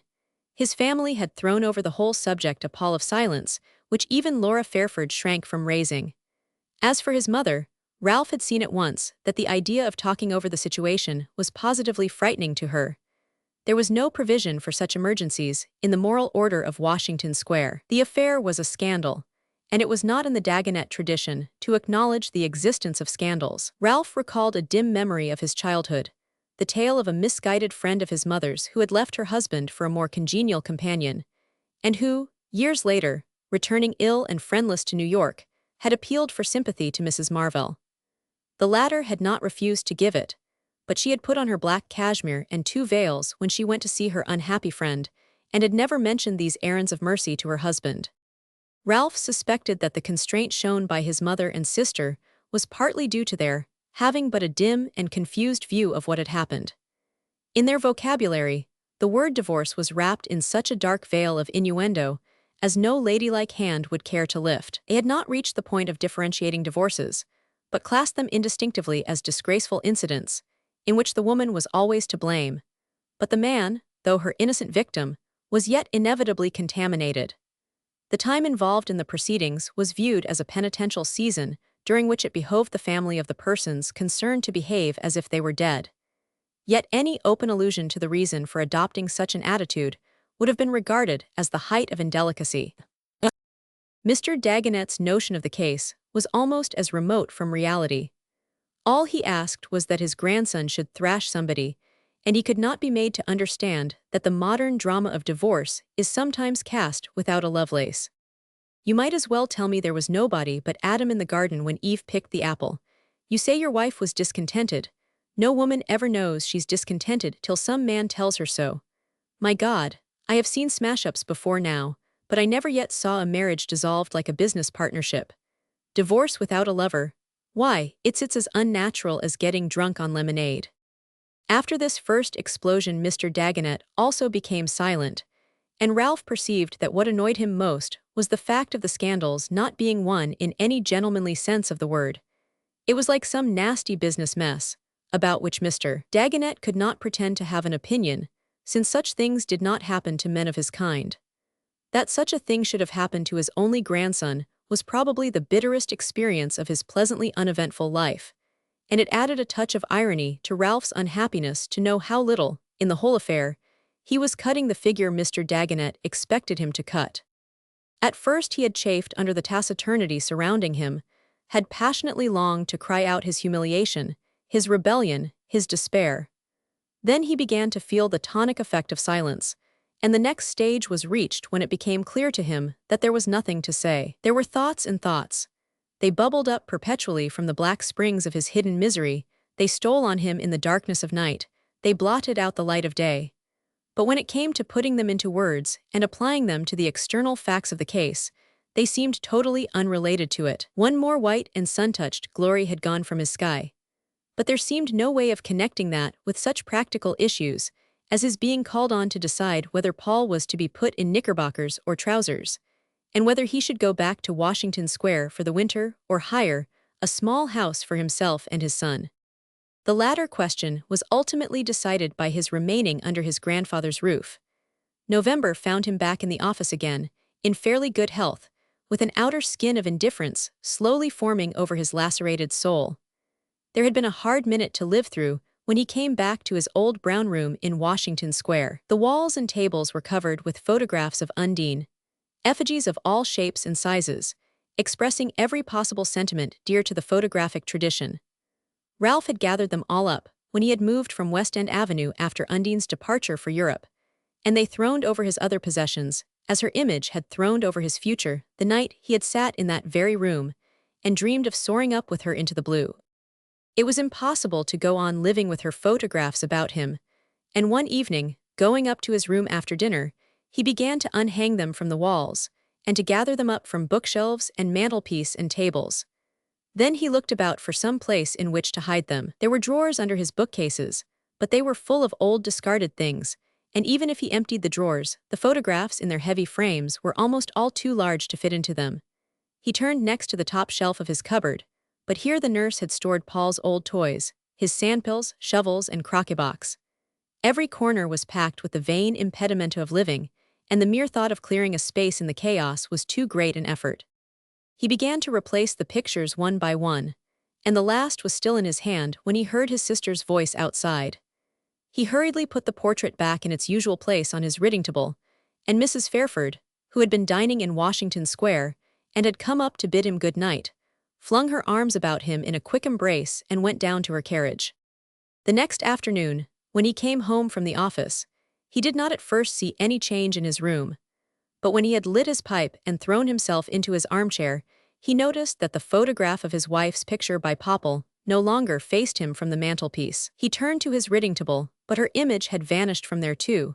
Then his eye, making the circuit of the walls, perceived that they also had been stripped. Not a single photograph of Undine was left, yet so adroitly had the work of elimination been done, so ingeniously the remaining objects readjusted, that the change attracted no attention. Ralph was angry, sore, ashamed. He felt as if Laura, whose hand he instantly detected, had taken a cruel pleasure in her work, and for an instant he hated her for it.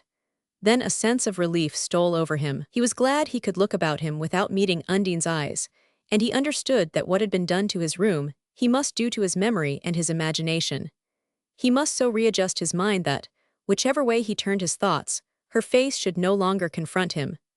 But that was a task that Laura could not perform for him, a task to be accomplished only by the hard continuous tension of his will. With the setting in of the mood of silence, all desire to fight his wife's suit died out.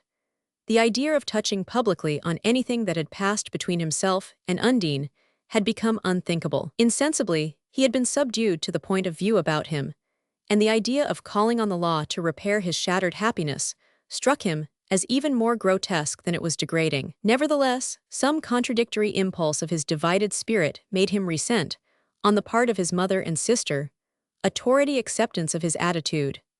There were moments when their tacit assumption that his wife was banished and forgotten irritated him like the hushed tread of sympathizers about the bed of an invalid who will not admit that he suffers. His irritation was aggravated by the discovery that Mrs. Marvell and Laura had already begun to treat Paul as if he were an orphan.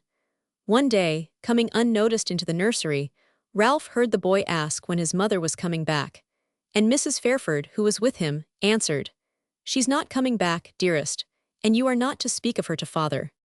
Ralph, when the boy was out of hearing, rebuked his sister for her answer. "I do not want you to talk of his mother as if she were dead. I do not want you to forbid Paul to speak of her."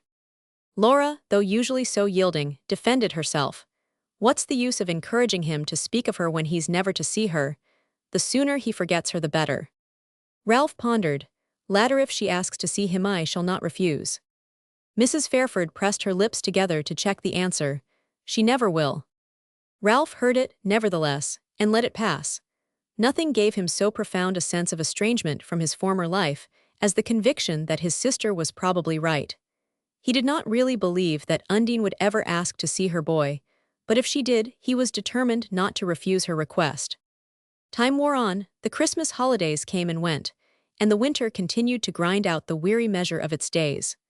Toward the end of January, Ralph received a registered letter, addressed to him at his office, and bearing in the corner of the envelope the names of a firm of Sioux Falls attorneys. He instantly divined that it contained the legal notification of his wife's application for divorce, and as he wrote his name in the postman's book, he smiled grimly at the thought that the stroke of his pen was doubtless signing her release. He opened the letter, found it to be what he had expected, and locked it away in his desk without mentioning the matter to anyone. He supposed that with the putting away of this document, He was thrusting the whole subject out of sight. But not more than a fortnight later, as he sat in the subway on his way downtown, his eye was caught by his own name on the first page of the heavily headlined paper, which the unshaved occupant of the next seat held between grimy fists. The blood rushed to Ralph's forehead as he looked over the man's arm and read, "Society leader gets decree, and beneath it the subordinate clause, says husband too absorbed in business to make home happy." For weeks afterward, wherever he went, he felt that blush upon his forehead. For the first time in his life, the coarse fingering of public curiosity had touched the secret places of his soul, and nothing that had gone before seemed as humiliating as this trivial comment on his tragedy. The paragraph continued on its way through the press, and whenever he took up a newspaper he seemed to come upon it, slightly modified, variously developed, but always reverting with a kind of unctuous irony to his financial preoccupations and his wife's consequent loneliness. The phrase was even taken up by the paragraph writer, called forth excited letters from similarly situated victims, was commented on in humorous editorials, and served as a text for pulpit denunciations of the growing craze for wealth. And finally, at his dentist's, Ralph came across it in a family weekly, as one of the heart problems propounded to subscribers, with a gramophone, a straight-front corset, and a vanity box among the prizes offered for its solution. Roman 24. If you would only had the sense to come straight to me, Undine Spragg. There is not a tip I could not have given you, not one. This speech, in which a faintly contemptuous compassion for her friend's case was blent with the frankest pride in her own, probably represented the nearest approach to tact that Mrs. James J. Rolliver had yet acquired. Undine was impartial enough to note in it a distinct advance on the youthful methods of Indiana Frusk. Yet it required a good deal of self-control to take the words to herself with a smile, while they seemed to be laying a visible scarlet welt across the pale face. She kept valiantly turned to her friend. The fact that she must permit herself to be pitied by Indiana Frusk gave her the uttermost measure of the depth to which her fortunes had fallen.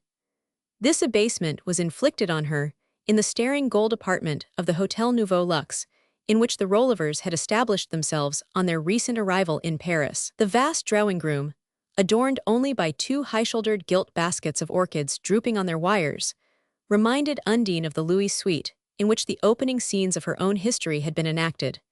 And the resemblance and the difference were emphasized by the fact that the image of her past self was not inaccurately repeated in the triumphant presence of Indiana Rolliver. There is not a tip I could not have given you, not one. Mrs. Rolliver reproachfully repeated, and all Undine's superiorities and discriminations seemed to shrivel up in the crude blaze of the other's solid achievement. There was little comfort in noting, for one's private delectation, that Indiana spoke of her husband as Mr. Rolliver, that she twanged a piercing R, that one of her shoulders was still higher than the other, and that her striking dress was totally unsuited to the hour, the place, and the occasion. She still did, and was all that Undine had so sedulously learned not to be and to do, but to dwell on these obstacles to her success was but to be more deeply impressed by the fact that she had nevertheless succeeded. Not much more than a year had elapsed since Undine Marvell, sitting in the drawing-room of another Parisian hotel, had heard the immense orchestral murmur of Paris rise through the open windows like the ascending movement of her own hopes. The immense murmur still sounded on, deafening and implacable as some elemental force, and the discord in her fate no more disturbed it than the motor wheels rolling by under the windows were disturbed by the particles of dust that they ground to finer powder as they passed. "I could have told you one thing right off," Mrs. Rolliver went on with her ringing energy, "and that is, to get your divorce first thing. A divorce is always a good thing to have. You never can tell when you may want it. You ought to have attended to that before you even began with Peter Van de Gen." Undine listened, irresistibly impressed. "Did you?" she asked, but Mrs. Rolliver at this grew suddenly veiled and sibylline. She wound her big bejeweled hand through her pearls. There were ropes and ropes of theme and leaned back, modestly sinking her lids. "I am here anyhow," she rejoined with circumspect, in look and tone. Undine, obedient to the challenge, continued to gaze at the pearls. They were real, there was no doubt about that. And so was Indiana's marriage if she kept out of certain states. "Do not you see," Mrs. Rolliver continued, "that having to leave him when you did and rush off to Dakota for 6 months, was giving him too much time to think, and giving it at the wrong time too? Oh, I see. But what could I do? I am not an immoral woman.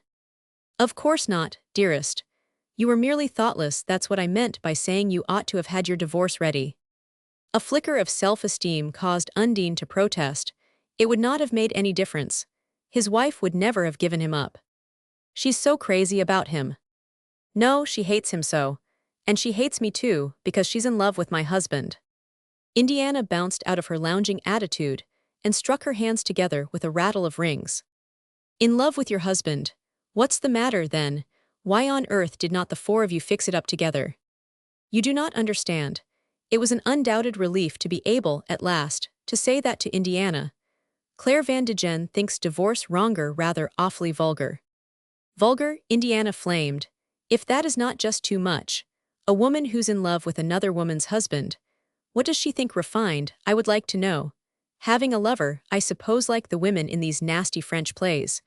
I have told Mr. Rolliver I will not go to the theater with him again in Paris, it's too utterly low. And the swell society's just as bad. It's simply rotten. Thank goodness I was brought up in a place where there's some sense of decency left. She looked compassionately at Undine. It was New York that demoralized you, and I do not blame you for it. Out at Apex you would have acted different. You never would have given way to your feelings before you had got your divorce. A slow blush rose to Undine's forehead. He seemed so unhappy, she murmured. Oh, I know, said Indiana in a tone of cold competence. She gave Undine an impatient glance.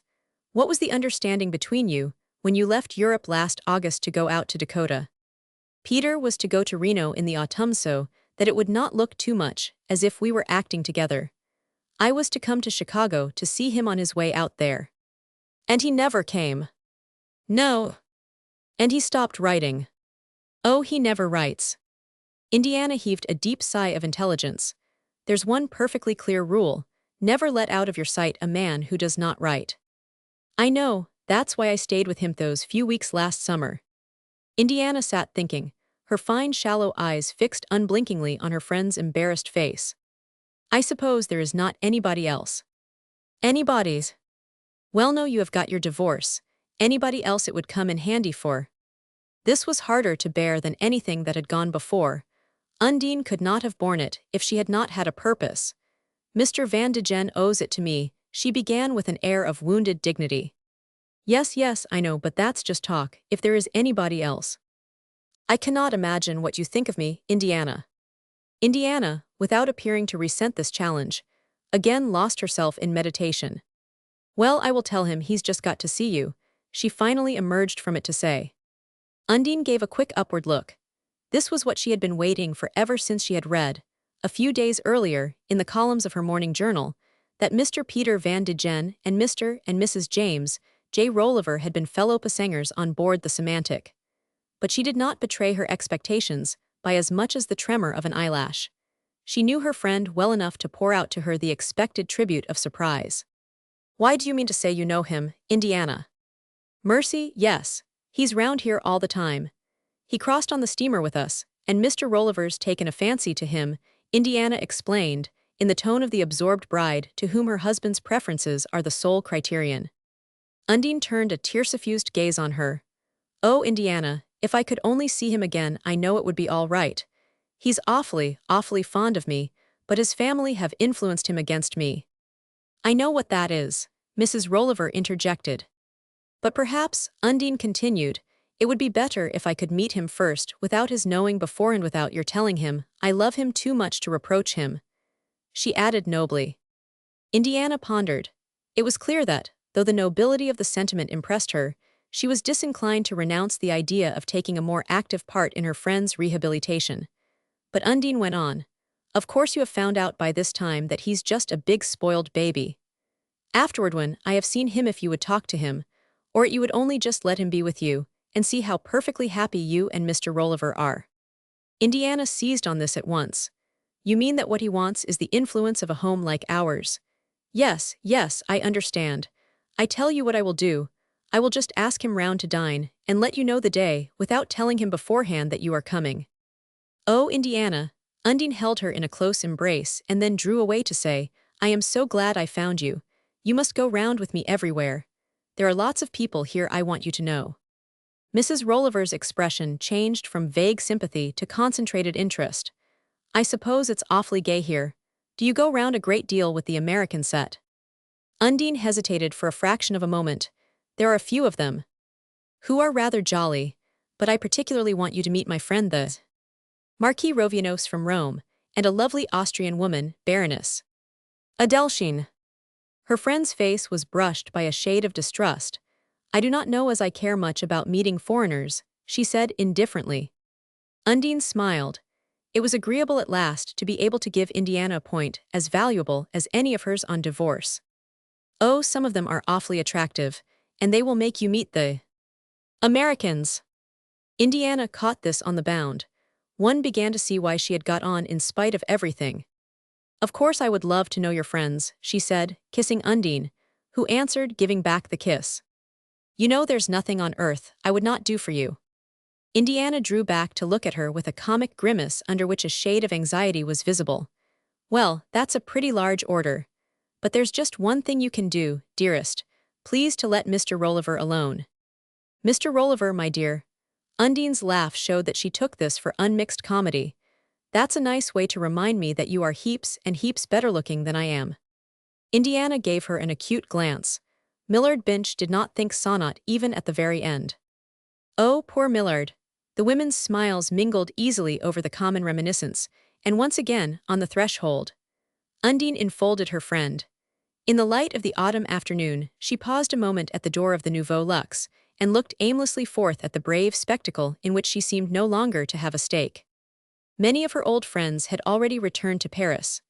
The Harvey Shallums, May Beringer, Dickie Bowles, and other westward-bound nomads, lingering on for a glimpse of the autumn theaters and fashions, before hurrying back to inaugurate the New York season. A year ago Undine would have had no difficulty in introducing Indiana Rolliver to this group, above which her own aspirations already beat an impatient wing. Now her place in it had become too precarious for her to force an entrance for her protectress. Her New York friends were at no pains to conceal from her that in their opinion her divorce had been a blunder. Their logic was that of Apex reversed. Since she had not been sure of Van de Gen, why in the world, they asked, had she thrown away a position she was sure of?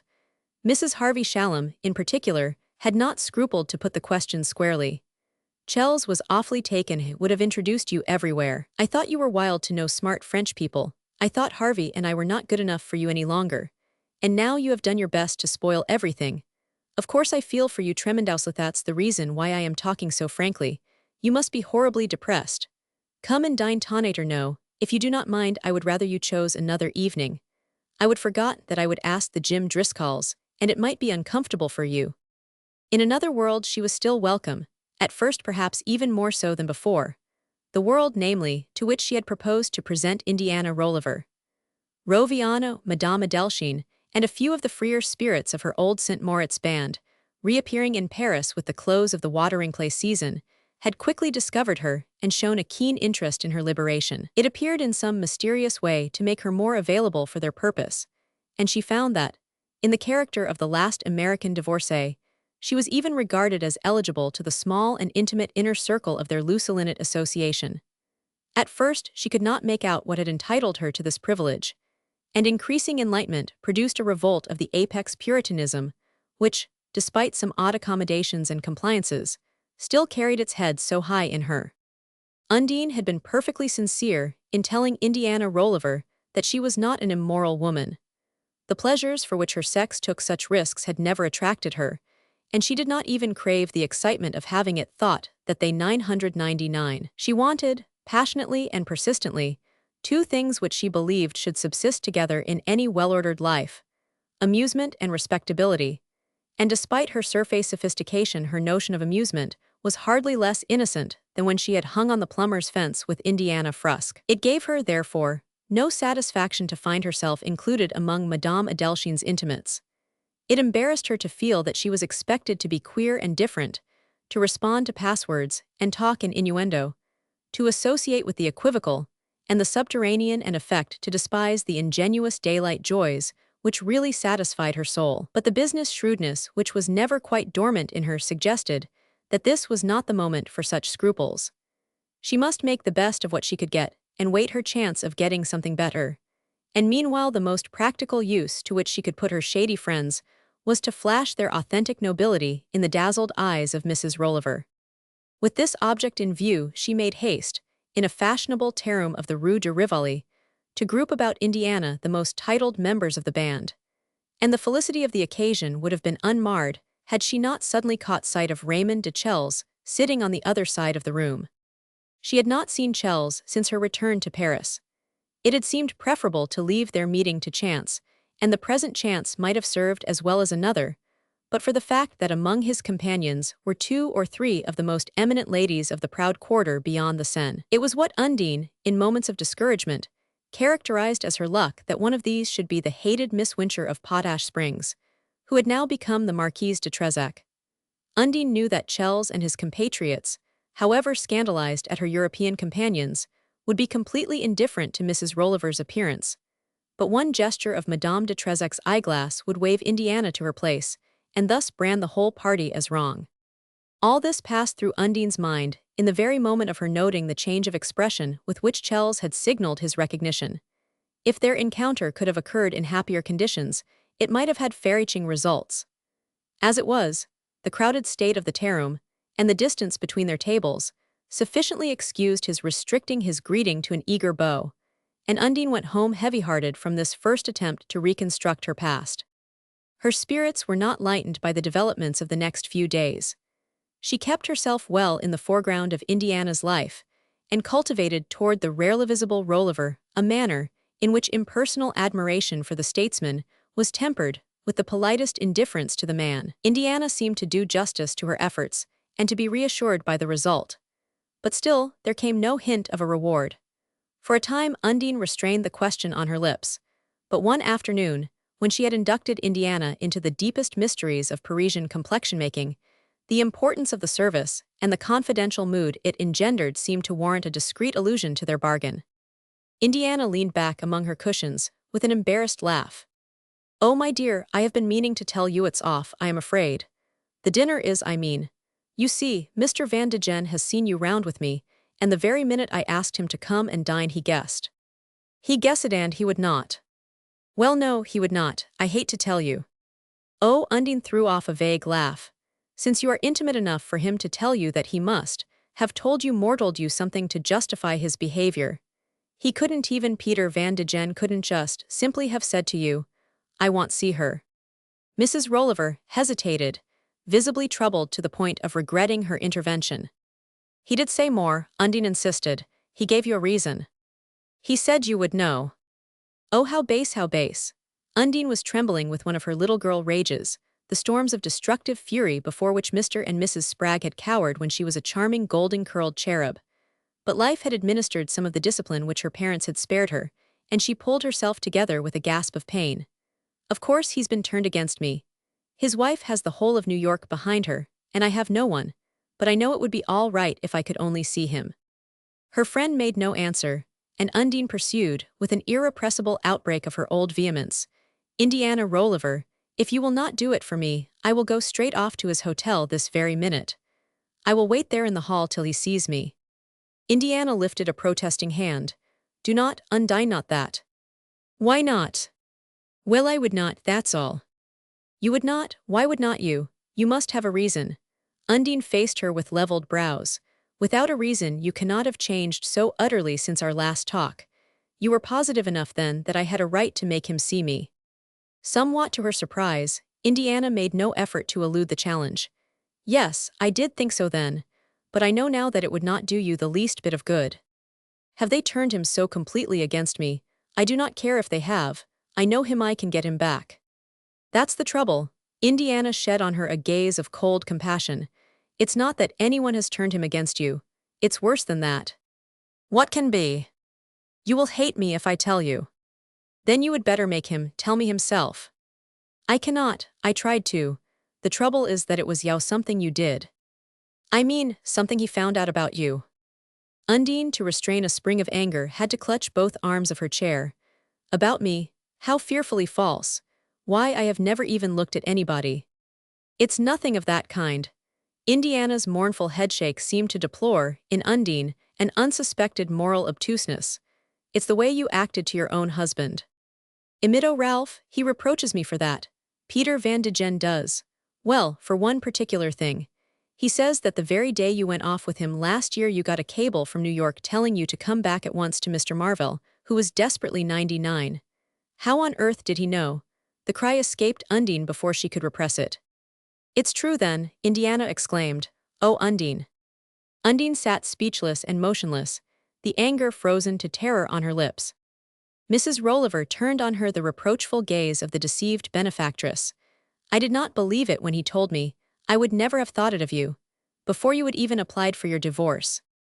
Undine made no attempt to deny the charge or to defend herself. For a moment she was lost in the pursuit of an unseizable clue explanation of this monstrous last perversity of fate. Suddenly she rose to her feet with a set face. The Marvells must have told him the beasts. It relieved her to be able to cry it out. It was your husband's sister. What did you say her name was? When you did not answer her cable, she cabled Mr. Van de Gen to find out where you were and tell you to come straight back. Undine stared. He never did. No. Does not that show you the story's all trumped up? Indiana shook her head.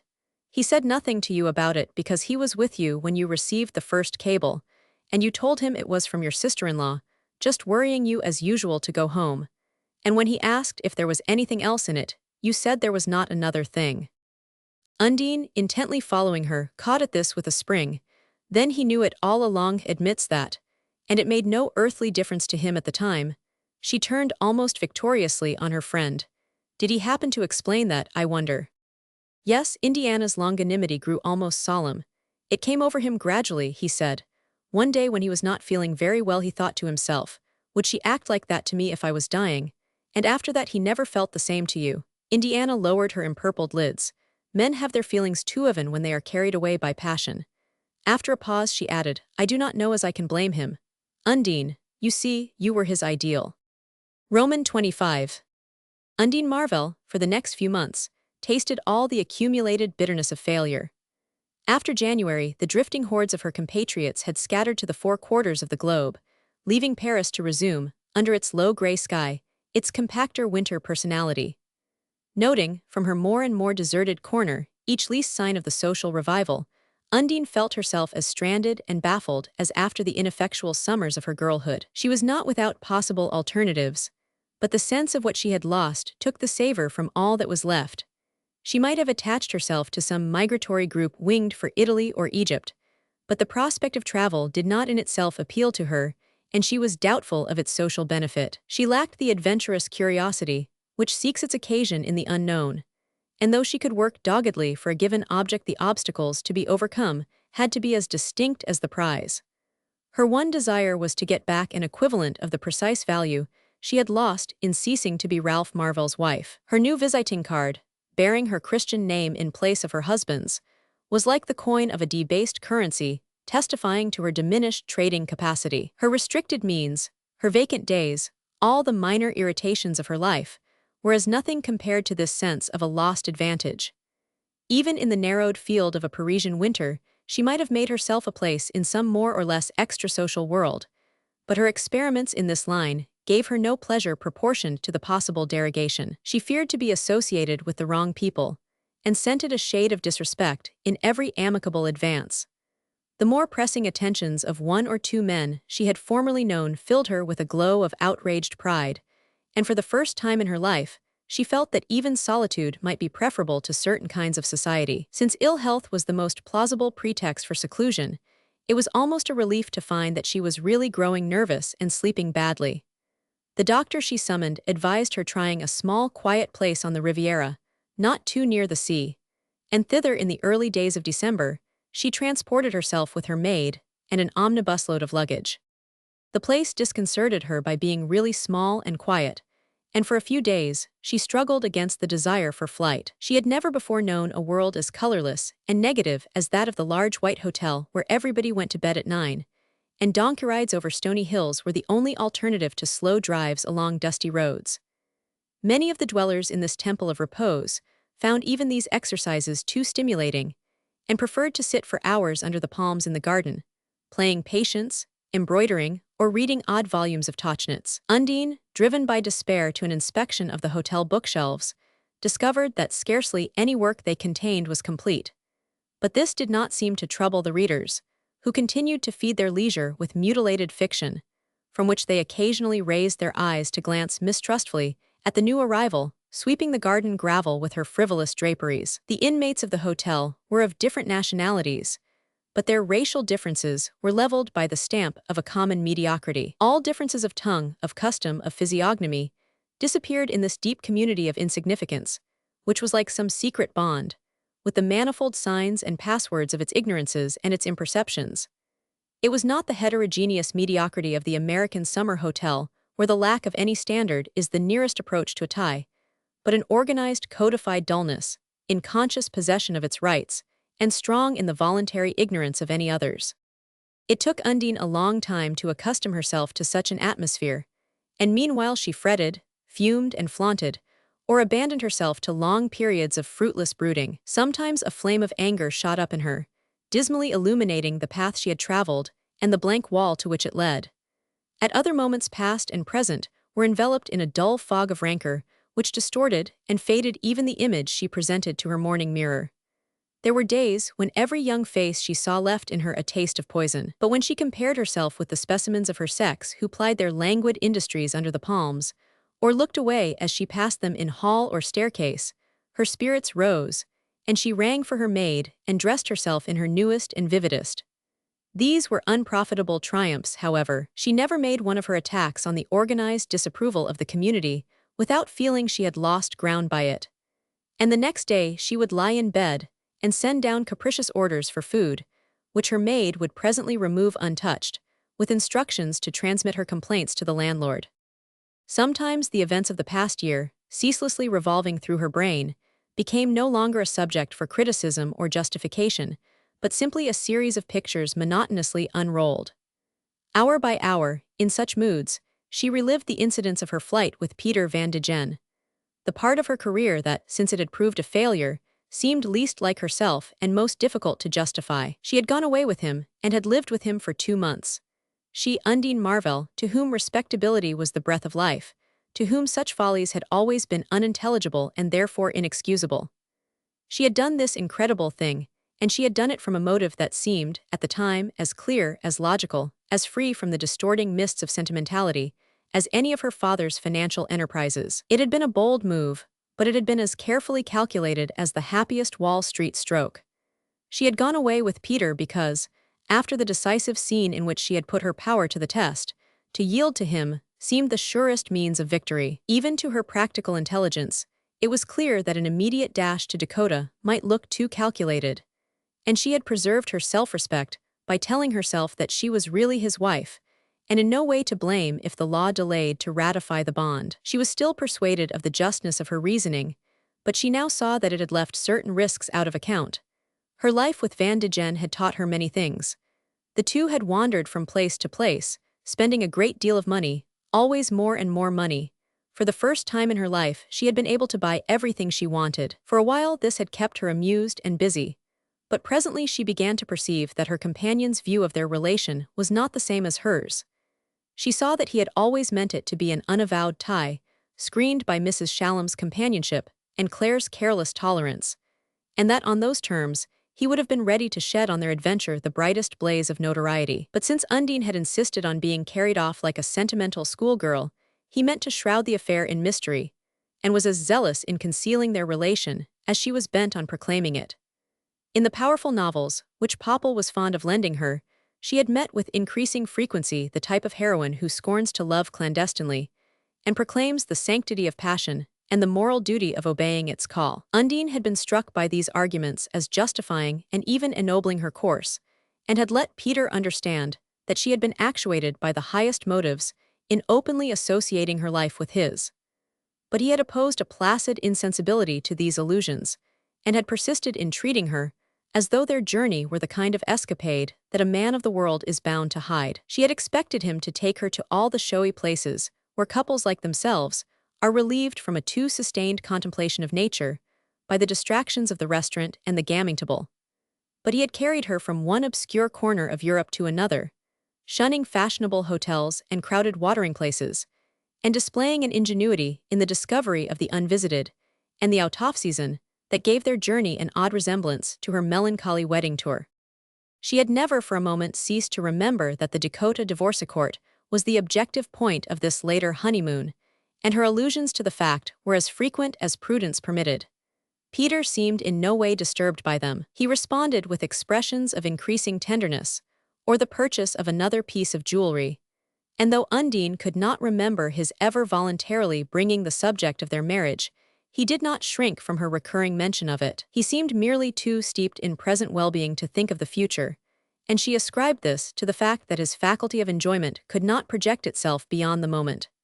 Her business was to make each of their days so agreeable that when the last came, he should be conscious of a void to be bridged over as rapidly as possible, and when she thought this point had been reached, she packed her trunks and started for Dakota. The next picture to follow was that of the dull months in the western divorce town, where, to escape loneliness and avoid comment, she had cast in her lot with Mabel Lipscomb, who had lately arrived there on the same errand. Undine, at the outset, had been sorry for the friend whose new venture seemed likely to result so much less brilliantly than her own. But compassion had been replaced by irritation as Mabel's unpruned vulgarities, her enormous encroaching satisfaction with herself and her surroundings, began to pervade every corner of their provisional household. Undine, during the first months of her exile, had been sustained by the fullest confidence in her future. When she had parted from Van de Gen, she had felt sure he meant to marry her, and the fact that Mrs. Lipscomb was fortified by no similar hope made her easier to bear with. Undine was almost ashamed that the unwooed Mabel should be the witness of her own felicity, and planned to send her off on a trip to Denver when Peter should announce his arrival. But the weeks passed, and Peter did not come. Mabel, on the whole, behaved well in this contingency. Undine, in her first exultation, had confided all her hopes and plans to her friend, but Mabel took no undue advantage of the confidence. She was even tactful in her loud, fond, clumsy way, with a tact that insistently boomed and buzzed about its victim's head. But one day she mentioned that she had asked to dinner a gentleman from Little Rock, who had come to Dakota with the same object as themselves, and whose acquaintance she had made through her lawyer. The gentleman from Little Rock came to dine, and within a week Undine understood that Mabel's future was assured. If Van de Gen had been at hand, Undine would have smiled with him at poor Mabel's infatuation and her suitor's crudeness. But Van de Gen was not there. He made no sign, he sent no excuse. He simply continued to absent himself. And it was Undine who, in due course, had to make way for Mrs. Lipscomb's caller and sit upstairs with a novel while the drawing-room below was given up to the enacting of an actual love story. Even then, even to the end, Undine had to admit that Mabel had behaved beautifully. But it is comparatively easy to behave beautifully when one is getting what one wants, and when someone else, who has not always been altogether kind, is not. The net result of Mrs. Lipscomb's magnanimity was that when, on the day of parting, she drew Undine to her bosom with the hand on which her new engagement ring blazed, Undine hated her, as she hated everything else connected with her vain exile in the wilderness. Roman 26. The next phase in the unrolling vision was the episode of her return to New York. She had gone to the Malibran. To her parents, for it was a moment in her career when she clung passionately to the conformities, and when the fact of being able to say, "I am here with my father and mother," was worth paying for even in the discomfort of that grim abode. Nevertheless, it was another thorn in her pride that her parents could not for the meanest of material reasons transfer themselves at her coming to one of the big Fifth Avenue hotels. When she had suggested it, Mr. Spragg had briefly replied that, owing to the heavy expenses of her divorce suit, he could not for the moment afford anything better, and this announcement cast a deeper gloom over the future. It was not an occasion for being nervous, however. She had learned too many hard facts in the last few months to think of having recourse to her youthful methods, and something told her that if she made the attempt it would be useless. Her father and mother seemed much older, seemed tired and defeated, like herself. Parents and daughter bore their common failure in a common silence, broken only by Mrs. Spragg's occasional tentative allusions to her grandson, but her anecdotes of Paul left a deeper silence behind them. Undine did not want to talk of her boy. She could forget him when, as she put it, things were going her way, but in moments of discouragement the thought of him was an added bitterness, subtly different from her other bitter thoughts, and harder to quiet. It had not occurred to her to try to gain possession of the child. She was vaguely aware that the courts had given her his custody, but she had never seriously thought of asserting this claim. Her parents' diminished means, and her own uncertain future made her regard the care of Paul as an additional burden, and she quieted her scruples by thinking of him as better off with Ralph's family, and of herself as rather touchingly disinterested in putting his welfare before her own. Poor Mrs. Spragg was pining for him, but Undine rejected her artless suggestion that Mrs. Heeny should be sent to bring him round. "I would not ask them a favor for the world, they're just waiting for a chance to be hateful to me," she scornfully declared. But it pained her that her boy should be so near, yet inaccessible, and for the first time she was visited by unwanted questionings as to her share in the misfortunes that had befallen her. She had voluntarily stepped out of her social frame, and the only person on whom she could with any satisfaction have laid the blame was the person to whom her mind now turned with a belated tenderness. It was thus, in fact, that she thought of Ralph. His pride, his reserve, all the secret expressions of his devotion, the tones of his voice, his quiet manner, even his disconcerting irony. These seemed, in contrast to what she had since known, the qualities essential to her happiness. She could console herself only by regarding it as part of her sad lot that poverty and the relentless animosity of his family should have put an end to so perfect a union. She gradually began to look on herself and Ralph as the victims of dark machinations, and when she mentioned him she spoke forgivingly, and implied that everything might have been different if people had not come between them. She had arrived in New York in mid-season, and the dread of seeing familiar faces kept her shut up in her room at the Malibran, reading novels and brooding over possibilities of escape. She tried to avoid the daily papers, but they formed the staple diet of her parents, and now and then she could not help taking one up and turning to the society column. Its perusal produced the impression that the season must be the gayest New York had ever known. The Harmon B. Driscolls, young Jim and his wife, the Thurber Van de Gens, the Chauncey Ellings, and all the other Fifth Avenue potentates, seemed to have their doors perpetually open to a stream of feasters, among whom the familiar presences of Grace Beringer, Bertha Shallum, Dickie Bowles, and Claude Walsingham Popple came and went with the irritating sameness of the figures in a stage of procession. Among them also Peter Van de Gen presently appeared. He had been on a tour around the world, and Undine could not look at a newspaper without seeing some allusion to his progress. After his return, she noticed that his name was usually coupled with his wife's. He and Claire seemed to be celebrating his homecoming in a series of festivities, and Undine guessed that he had reasons for wishing to keep before the world the evidences of his conjugal accord. Mrs. Heeny's clippings supplied her with such items as her own reading missed, and one day the masseuse appeared with a long article from the leading journal of Little Rock, describing the brilliant nuptials of Mabel Lipscomb no Mrs. Homer Brandyaned her departure for the coast in the bridegroom's private car. This put the last touch to Undine's irritation, and the next morning she got up earlier than usual, put on her most effective dress, went for a quick walk around the park, and told her father when she came in that she wanted him to take her to the opera that evening. Mr. Spragg stared and frowned. "You mean you want me to go round and hire a box for you?" "Oh no." Undine colored at the infelicitous allusion. Besides, she knew now that the smart people who were musical went in stalls. "I only want 2 good seats. I do not see why I should stay shut up. I want you to go with me," she added. Her father received the latter part of the request without comment. He seemed to have gone beyond surprise. But he appeared that evening at dinner in a creased and loosely fitting dress-suit, which he had probably not put on since the last time he had dined with his son-in-law, and he and Undine drove off together, leaving Mrs. Spragg to gaze after them with the pale stare of Hecuba. Their stalls were in the middle of the house, and around them swept the great curve of boxes at which Undine had so often looked up in the remote stentorian days. Then all had been one indistinguishable glitter. Now the scene was full of familiar details.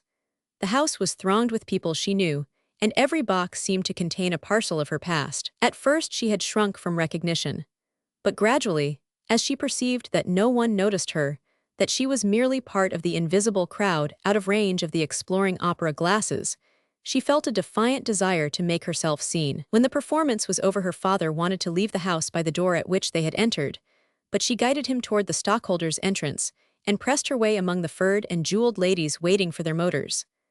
"Oh, it's the wrong door, never mind. We will walk to the corner and get a cab," she exclaimed, speaking loudly enough to be overheard. 2 or 3 heads turned, and she met Dickie Bowles's glance, and returned his laughing bow. The woman talking to him looked around, colored slightly, and made a barely perceptible motion of her head. Just beyond her, Mrs. Chauncey Elling, plumed in purple, stared, parted her lips, and turned to say something important to young Jim Driscoll, who looked up involuntarily and then squared his shoulders and gazed fixedly at a distant point, as people do at a funeral. Behind them, Undine caught sight of Claire Van de Gen. She stood alone, and her face was pale and listless. Shall I go up and speak to her? Undine wondered. Some intuition told her that, alone of all the women present, Claire might have greeted her kindly, but she hung back, and Mrs. Harmon Driscoll surged by on Popple's arm. Popple crimsoned, coughed, and signaled despotically to Mrs. Driscoll's footman. Over his shoulder, Undine received a bow from Charles Bowen, and behind Bowen she saw 2 or 3 other men she knew, and read in their faces surprise, curiosity, and the wish to show their pleasure at seeing her. But she grasped her father's arm and drew him out among the entangled motors and vociferating policemen.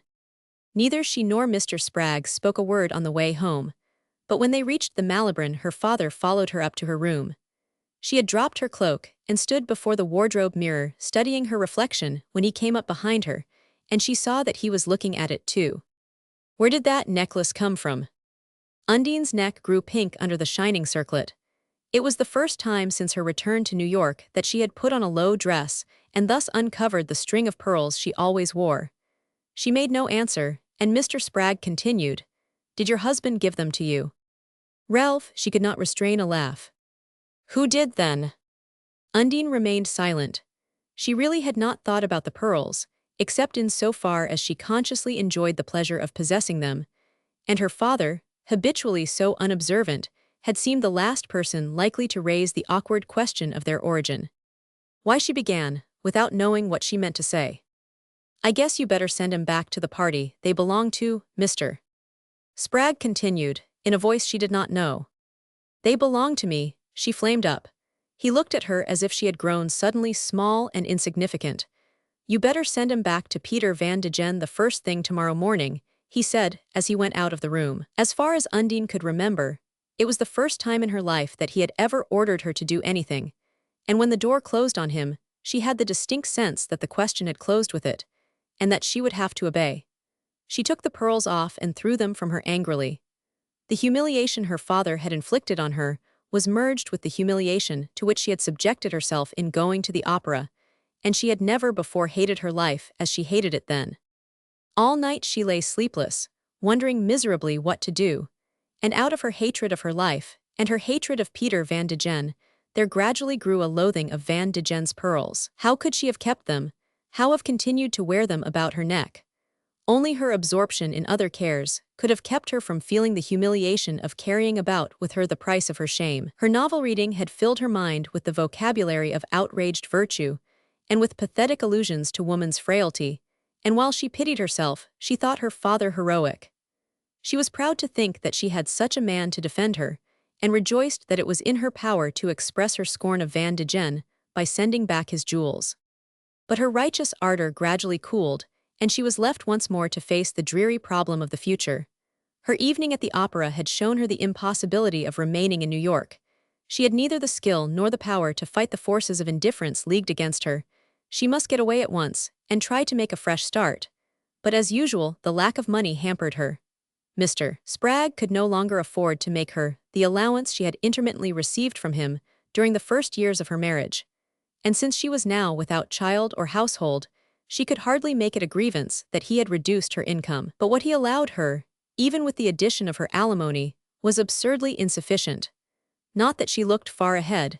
She had always felt herself predestined to ease and luxury, and the possibility of a future adapted to her present budget did not occur to her. But she desperately wanted enough money to carry her without anxiety through the coming year. When her breakfast tray was brought in, she sent it away untouched and continued to lie in her darkened room. She knew that when she got up she must send back the pearls, but there was no longer any satisfaction in the thought, and she lay listlessly wondering how she could best transmit them to Van de Gen. As she lay there, she heard Mrs. Heeny's voice in the passage. Hitherto she had avoided the masseuse, as she did everyone else associated with her past. Mrs. Heeny had behaved with extreme discretion, refraining from all direct allusions to Undine's misadventure, but her silence was obviously the criticism of a superior mind. Once again, Undine had disregarded her injunction to go slow, with results that justified the warning. Mrs. Heeny's very reserve, however, now marked her as a safe advisor, and Undine sprang up and called her in. "My sakes, Undine, you looks if you had been setting up all night with the remains," the masseuse exclaimed in her round, rich tones. Undine, without answering, caught up the pearls and thrust them into Mrs. Heeny's hands. Good land alive, the masseuse dropped into a chair and let the twist slip through her fat, flexible fingers. "Well, you got a fortune right round your neck whenever you wear them, Undine Spragg." Undine murmured something indistinguishable. "I want you to take them," she began. "Take 'em, where to?" Why, till she was checked by the wondering simplicity of Mrs. Heeny's stare. The masseuse must know where the pearls had come from, yet it had evidently not occurred to her that Mrs. Marvell was about to ask her to return them to their donor. In the light of Mrs. Heeny's unclouded gaze, the whole episode took on a different aspect, and Undine began to be vaguely astonished at her immediate submission to her father's will. The pearls were hers, after all. To be restrung, Mrs. Heeny placidly suggested. "Why, you would oughter to have it done right here before your eyes, with pearls that are worth what these are." As Undine listened, a new thought shaped itself. She could not continue to wear the pearls, the idea had become intolerable. But for the first time she saw what they might be converted into, and what they might rescue her from, and suddenly she brought out, "Do you suppose I could get anything for them?" "Get anything, why what?" "Anything like what they are worth, I mean. They cost a lot of money. They came from the biggest place in Paris." Under Mrs. Heeny's simplifying eye, it was comparatively easy to make these explanations. "I want you to try and sell them for me. I want you to do the best you can with them. I cannot do it myself, but you must swear you will never tell a soul," she pressed on breathlessly. "Why, you poor child, it ain't the first time," said Mrs. Heeny, coiling the pearls in her big palm. "It's a pity, too, they are such beauties. But you will get others," she added, as the necklace vanished into her bag. A few days later, there appeared from the same receptacle a bundle of banknotes, considerable enough to quiet Undine's last scruples. She no longer understood why she had hesitated. Why should she have thought it necessary to give back the pearls to Van de Gen? His obligation to her represented far more than the relatively small sum she had been able to realize on the necklace. She hid the money in her dress, and when Mrs. Heeny had gone on to Mrs. Spragg's room, she drew the packet out, and counting the bills over, murmured to herself, "Now I can get away." Her one thought was to return to Europe, but she did not want to go alone. The vision of her solitary figure, adrift in the spring mob of transatlantic pleasure-seekers, depressed and mortified her. She would be sure to run across acquaintances, and they would infer that she was in quest of a new opportunity, a fresh start, and would suspect her of trying to use them for the purpose. The thought was repugnant to her newly awakened pride, and she decided that if she went to Europe, her father and mother must go with her. The project was a bold one, and when she broached it, she had to run the whole gamut of Mr. Spragg's irony. He wanted to know what she expected to do with him when she got him there. Whether she meant to introduce him to all those old kings, how she thought he and her mother would look in court dress, and how she supposed he was going to get on without his New York paper. But Undine had been aware of having what he himself would have called a pull over her father since, the day after their visit to the opera, he had taken her aside to ask, "You sent back those pearls?" And she had answered coldly, "Mrs. Heeny's taken them." After a moment of half-bewildered resistance, her parents, perhaps secretly flattered by this first expression of her need for them, had yielded to her entreaty, packed their trunks, and stoically set out for the unknown. Neither Mr. Spragg nor his wife had ever before been out of their country, and Undine had not understood, till they stood beside her tongue-tied and helpless on the dock at Cherbourg, the task she had undertaken in uprooting them. Mr. Spragg had never been physically active, but on foreign shores he was seized by a strange restlessness and a helpless dependence on his daughter. Mrs. Spragg's long habit of apathy was overcome by her dread of being left alone when her husband and Undine went out, and she delayed and impeded their expeditions by insisting on accompanying them. So that, much as Undine disliked sightseeing, there seemed no alternative between going round with her parents and shutting herself up with them in the crowded hotels to which she successively transported them. The hotels were the only European institutions that really interested Mr. Spragg. He considered them manifestly inferior to those at home, but he was haunted by a statistical curiosity as to their size, their number, their cost, and their capacity for housing and feeding the incalculable hordes of his countrymen. He went through galleries, churches, and museums in a stolid silence like his daughters. But in the hotels, he never ceased to inquire and investigate, questioning everyone who could speak English, comparing bills, collecting prospectuses, and computing the cost of construction and the probable return on the investment. He regarded the non-existence of the cold storage system as one more proof of European inferiority, and no longer wondered, in the absence of the room-to-room telephone, that foreigners had not yet mastered the first principles of time-saving. After a few weeks, it became evident to both parents and daughter that their unnatural association could not continue much longer. Mrs. Spragg's shrinking from everything new and unfamiliar had developed into a kind of settled terror, and Mr. Spragg had begun to be depressed by the incredible number of the hotels and their simply incalculable housing capacity. It ain't that they are any great shakes in themselves, any one of 'em, but there's such a darned lot of 'em. They are as thick as mosquitoes every place you go. And he began to reckon up, on slips of paper, on the backs of bills and the margins of old newspapers, the number of travelers who could be simultaneously lodged, bathed, and boarded on the continent of Europe. 500 bedrooms, 300 bathrooms, no, 350 bathrooms, that one has. That makes, supposing 2/3 of 'em double up, do you suppose as many as that do, Undine? That porter at Lucerne told me the Germans slept 3 in a room, well, call it 800 people, and 3 meals a day per head. No, 4 meals with that afternoon tea they take. And the last place we were at way up on that mountain there, why, there were 7 to 5 hotels in that one spot alone, and all jam full. Well, it beats me to know where all the people come from. He had gone on in this fashion for what seemed to his daughter an endless length of days, and then suddenly he had roused himself to say, "See here, Undine, I got to go back and make the money to pay for all this." There had been no question on the part of any of the 3 of Undine's returning with them, and after she had conveyed them to their steamer, and seen their vaguely relieved faces merged in the handkerchief-waving throng along the taffrail, she had returned alone to Paris, and made her unsuccessful attempt to enlist the aid of Indiana Rolliver. Roman 27. She was still brooding over this last failure when one afternoon, as she loitered on the hotel terrace, she was approached by a young woman whom she had seen sitting near the wheeled chair of an old lady wearing a crumpled black bonnet under a funny fringed parasol with a jointed handle. The young woman, who was small, slight, and brown, was dressed with a disregard of the fashion which contrasted oddly with the mauve powder on her face and the traces of artificial color in her dark, untidy hair. She looked as if she might have several different personalities, and as if the one of the moment had been hanging up a long time in her wardrobe and been hurriedly taken down as probably good enough for the present occasion. With her hands in her jacket pockets and an agreeable smile on her boyish face, she strolled up to Undine and asked, in a pretty variety of Parisian English, if she had the pleasure of speaking to Mrs. Marvell.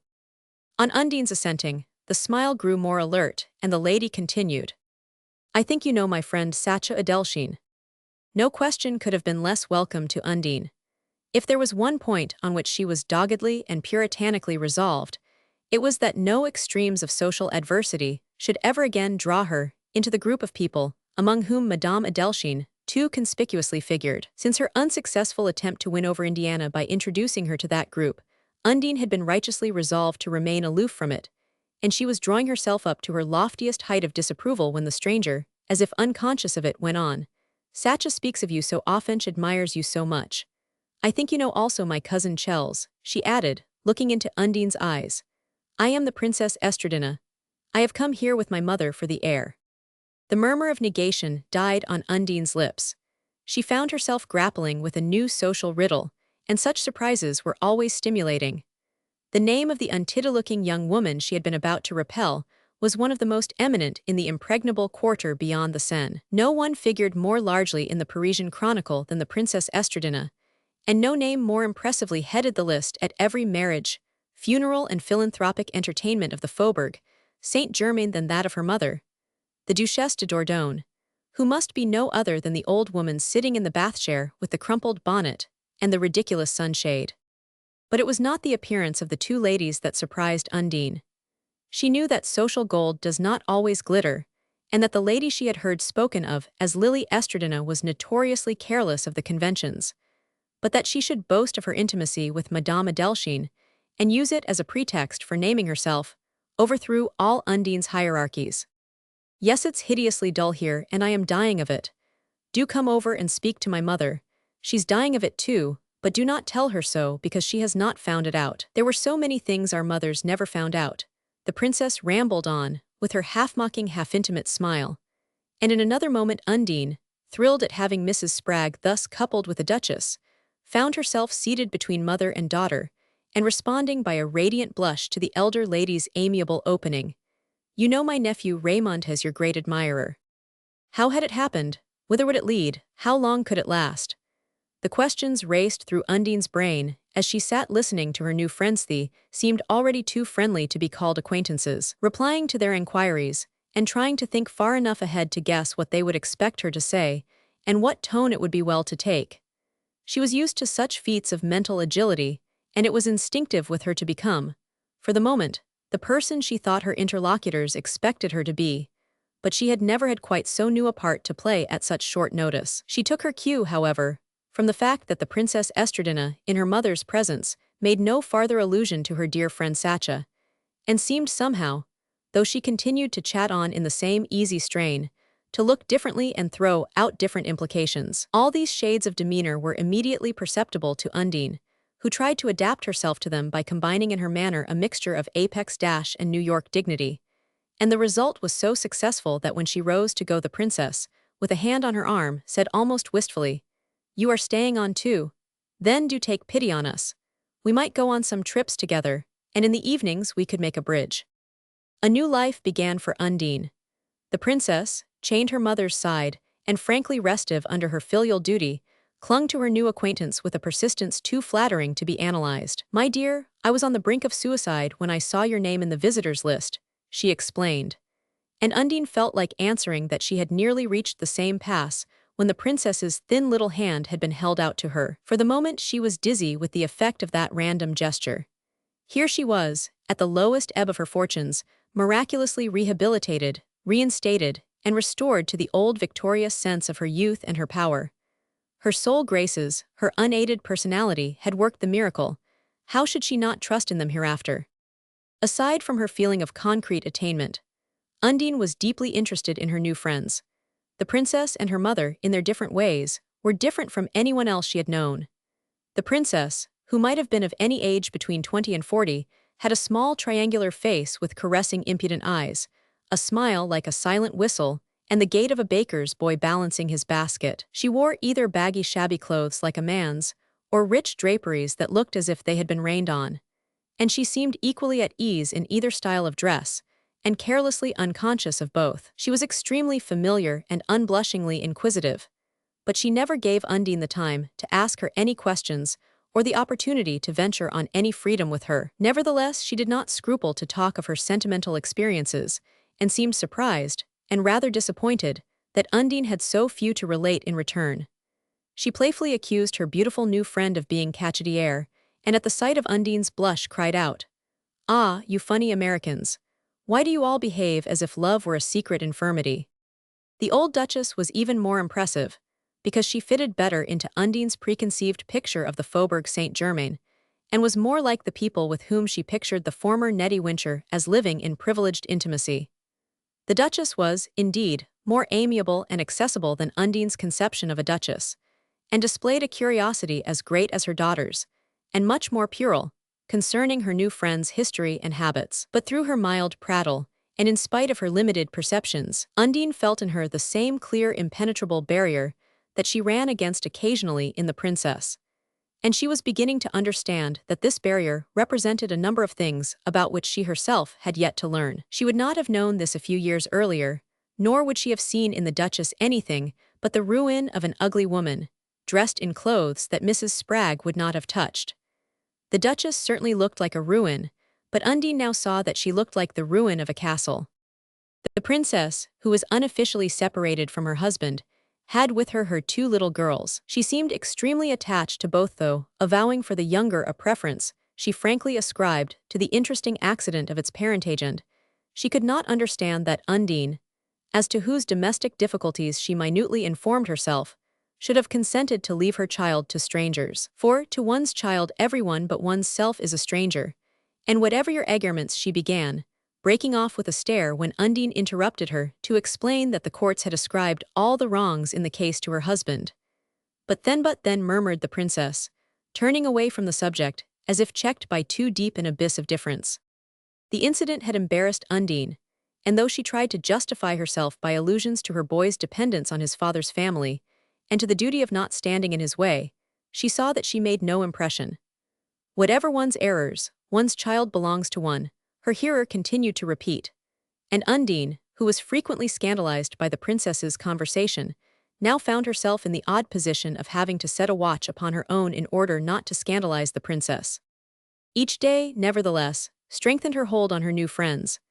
After her first flush of triumph, she began indeed to suspect that she had been a slight disappointment to the princess, had not completely justified the hopes raised by the doubtful honor of being one of Sacha Adelshine's intimates. Undine guessed that the princess had expected to find her more amusing, queerer, more startling in speech and conduct. Though by instinct she was none of these things, she was eager to go as far as was expected. But she felt that her audacities were on lines too normal to be interesting, and that the princess thought her rather schoolgirlish and old-fashioned. Still, they had in common their youth, their boredom, their high spirits, and their hunger for amusement.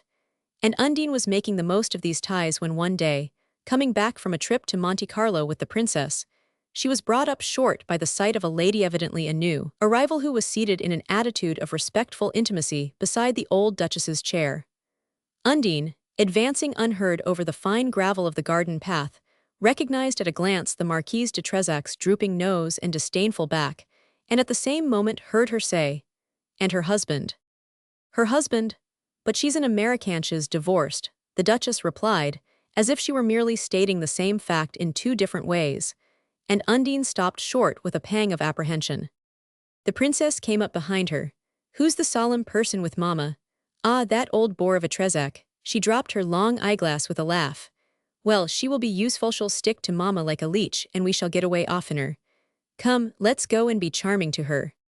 She approached Madame de Trezac effusively, and after an interchange of exclamations, Undine heard her say, "You know my friend Mrs. Marvell?" "No, how odd. Where do you manage to hide yourself, cheer Madame? Undine, here's a compatriot who has not the pleasure." "I am such a hermit. Dear Mrs. Marvell, the princess shows me what I miss," the Marquise de Trezac murmured, rising to give her hand to Undine, and speaking in a voice so different from that of the supercilious Miss Wincher that only her facial angle and the droop of her nose linked her to the hated vision of Potash Springs. Undine felt herself dancing on a flood tide of security. For the first time, the memory of Potash Springs became a thing to smile at, and with the princess's arm through hers, she shone back triumphantly on Madame de Trezac, who seemed to have grown suddenly obsequious and insignificant, as though the waving of the princess's wand had stripped her of all her false advantages. But upstairs, in her own room, Undine's courage fell. Madame de Trezac had been civil, effusive even, because for the moment she had been taken off her guard by finding Mrs. Marvell on terms of intimacy with the Princess Estradina and her mother. But the force of facts would reassert itself.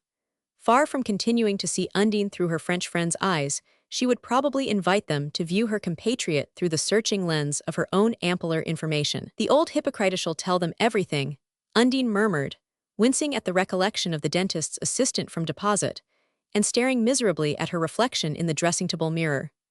Of what use were youth and grace and good looks, if one drop of poison distilled from the envy of a narrow-minded woman was enough to paralyze them? Of course Madame de Trezac knew and remembered, and, secure in her own impregnable position, would never rest till she had driven out the intruder. Roman 28. "What do you say to nice tomorrow, dearest?" the princess suggested a few evenings later, as she followed Undine upstairs after a languid evening at bridge with the Duchess and Madame de Trezac. Halfway down the passage she stopped to open a door, and putting her finger to her lip, signed to Undine to enter. In the tapperlit dimness stood two small white beds, each surmounted by a crucifix and a palm branch, and each containing a small brown sleeping child with a mop of hair and a curiously finished little face. As the princess stood gazing on their innocent slumbers, she seemed for a moment like a third little girl scarcely bigger and browner than the others, and the smile with which she watched them was as clear as theirs. Ah, si seulement je pouvais choisir leurs amants. She sighed as she turned away. Nice tomorrow, she repeated, as she and Undine walked onto their rooms with linked arms. We may as well make hay while the Trezac shines. She bores Mamma frightfully, but Mamma will not admit it because they belong to the same oeuvres. Shall it be the 11 train, dear? We can lunch at the Royal and look in the shops. We may meet somebody amusing. Anyhow, it's better than staying here. Undine was sure the trip to Nice would be delightful.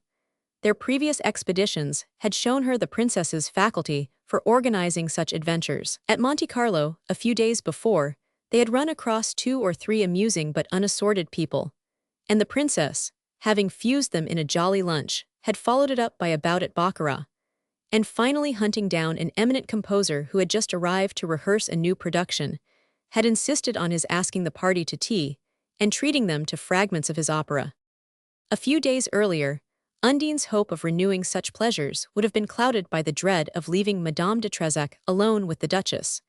But she had no longer any fear of Madame de Trezac. She had discovered that her old rival of Potash Springs was in actual dread of her disfavor, and nervously anxious to conciliate her, and the discovery gave her such a sense of the heights she had scaled, and the security of her footing, that all her troubled past began to seem like the result of some providential design, and vague impulses of piety stirred in her, as she and the princess whirled toward Nice through the blue and gold glitter of the morning. They wandered about the lively streets, they gazed into the beguiling shops, the princess tried on hats and Undine bought them, and they lunched at the Royal on all sorts of succulent dishes prepared under the headwaiter's special supervision. But as they were savoring their double coffee and liqueurs, and Undine was wondering what her companion would devise for the afternoon, the princess clapped her hands together and cried out, "Dearest, I would forgotten. I must desert you." She explained that she would promise the Duchess to look up a friend who was ill, a poor wretch who had been sent to Simmes for her lungsand, that she must rush off at once, and would be back as soon as possible, well, if not in an hour, then in 2 at latest. She was full of compunction, but she knew Undine would forgive her, and find something amusing to fill up the time. She advised her to go back and buy the black hat with the osprey, and try on the crepe de chine they would thought so smart. For anyone as good-looking as herself, the woman would probably alter it for nothing, and they could meet again at the palace tea-rooms at 4. She whirled away in a cloud of explanations, and Undine, left alone, sat down on the Promenade des Anglais. She did not believe a word the princess had said. She had seen in a flash why she was being left, and why the plan had not been divulged to her beforehand, and she quivered with resentment and humiliation. "That's what she's wanted me for, that's why she made up to me. She's trying it today. And after this, it will happen regularly. She'll drag me over here every day or 2 at least, she thinks she will." A sincere disgust was Undine's uppermost sensation. She was as much ashamed as Mrs. Spragg might have been at finding herself used to screen a clandestine adventure. "I will let her see, I will make her understand," she repeated angrily, and for a moment she was half disposed to drive to the station and take the first train back. But the sense of her precarious situation withheld her, and presently, with bitterness in her heart, she got up and began to stroll toward the shops. To show that she was not a dupe, she arrived at the designated meeting place nearly an hour later than the time appointed. But when she entered the tea-rooms, the princess was nowhere to be seen. The rooms were crowded, and Undine was guided toward a small inner apartment where isolated couples were absorbing refreshments in an atmosphere of intimacy that made it seem incongruous to be alone. She glanced about for a face she knew, but none was visible, and she was just giving up the search when she beheld Elmer Moffat shouldering his way through the crowd. The sight was so surprising that she sat gazing with unconscious fixity at the round black head and glossy reddish face, which kept appearing and disappearing through the intervening jungle of aigrettes. It was long since she had either heard of Moffat or thought about him, and now, in her loneliness and exasperation, she took comfort in the sight of his confident, capable face, and felt a longing to hear his voice and unbosom her woes to him.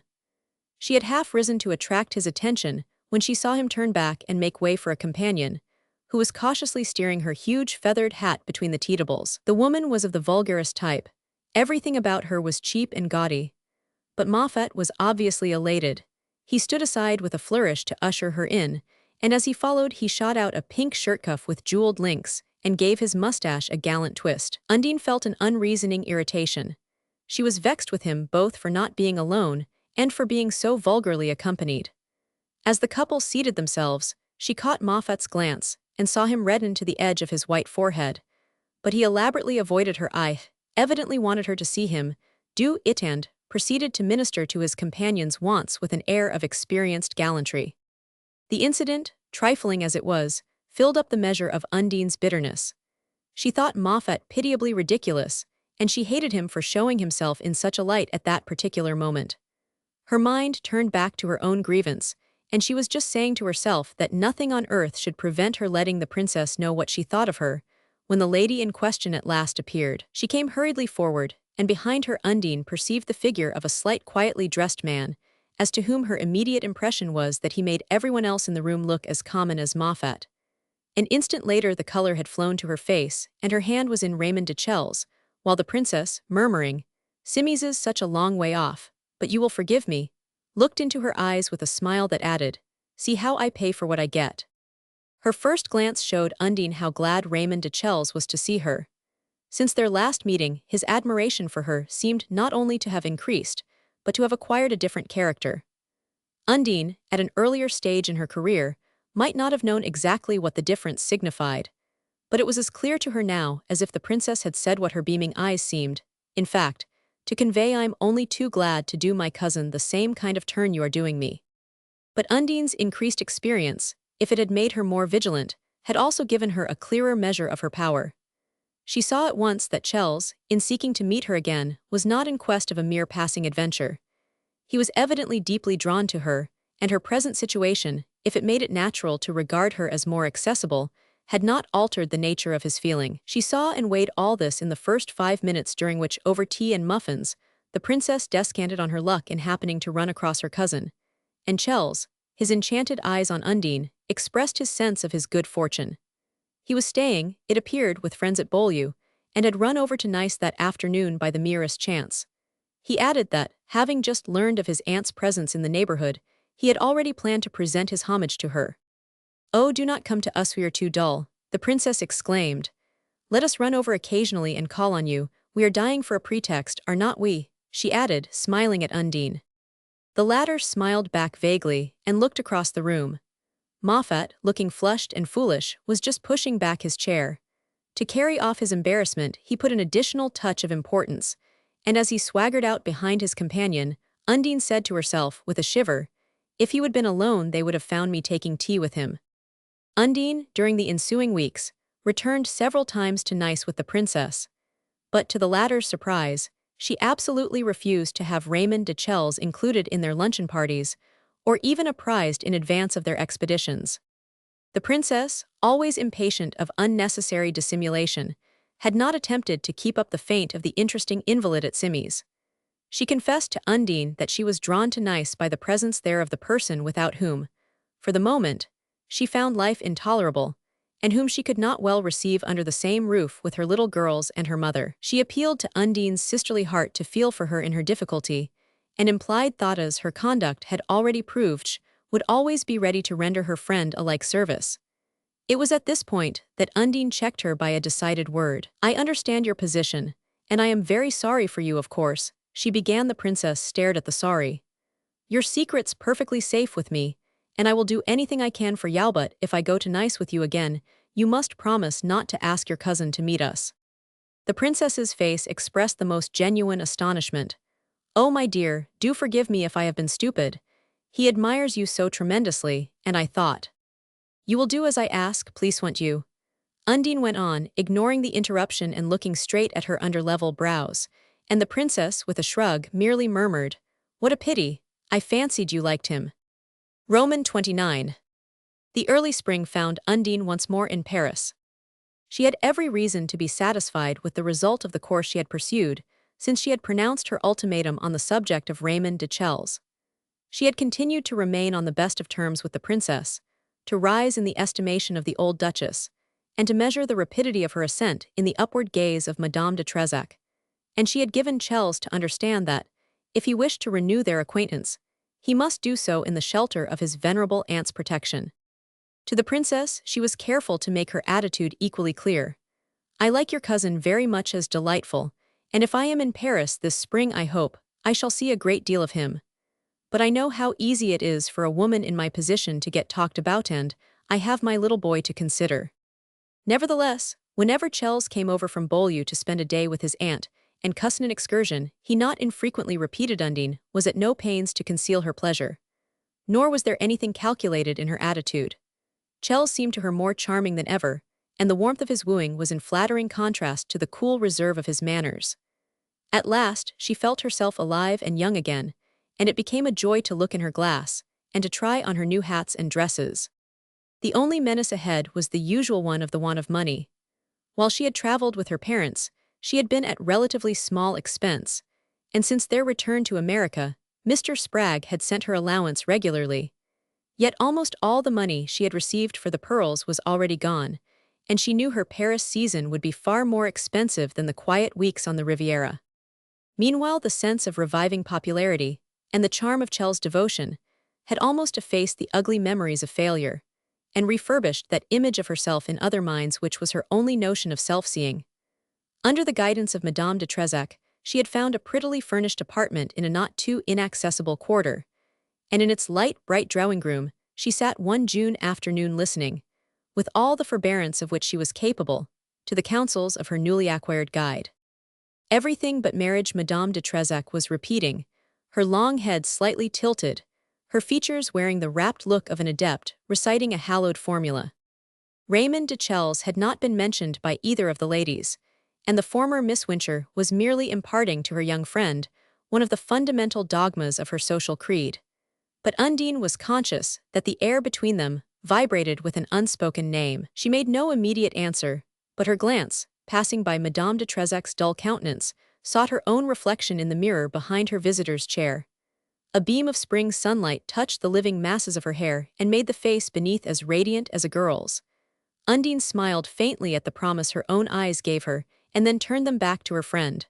"What can such women know about anything?" she thought compassionately. "There's everything against it," Madame de Trezac continued in a tone of patient exposition. She seemed to be doing her best to make the matter clear.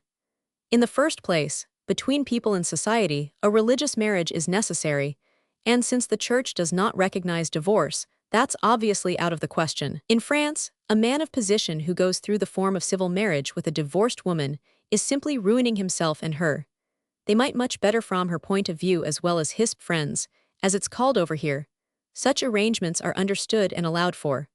But when a Frenchman marries, he wants to marry as his people always have. He knows there are traditions he cannot fight against, and in his heart he's glad there are. Oh, I know, they have so much religious feeling. I admire that in them, their religion's so beautiful." Undine looked thoughtfully at her visitor. "I suppose even money, a great deal of money, wouldn't make the least bit of difference." "None whatever, except to make matters worse," Madame de Trezac decisively rejoined. She returned Undine's look with something of Miss Wincher's contemptuous authority. But she added, softening to a smile, "Between ourselves I can say it, since we are neither of us children, a woman with tact, who's not in a position to remarry, will find society extremely indulgent, provided, of course, she keeps up appearances." Undine turned to her with the frown of a startled Diana. "We do not look at things that way out at Apex," she said coldly, and the blood rose in Madame de Trezac's sallow cheek. "Oh, my dear, it's so refreshing to hear you talk like that. Personally, of course, I have never quite got used to the French view." "I hope no American woman ever does," said Undine.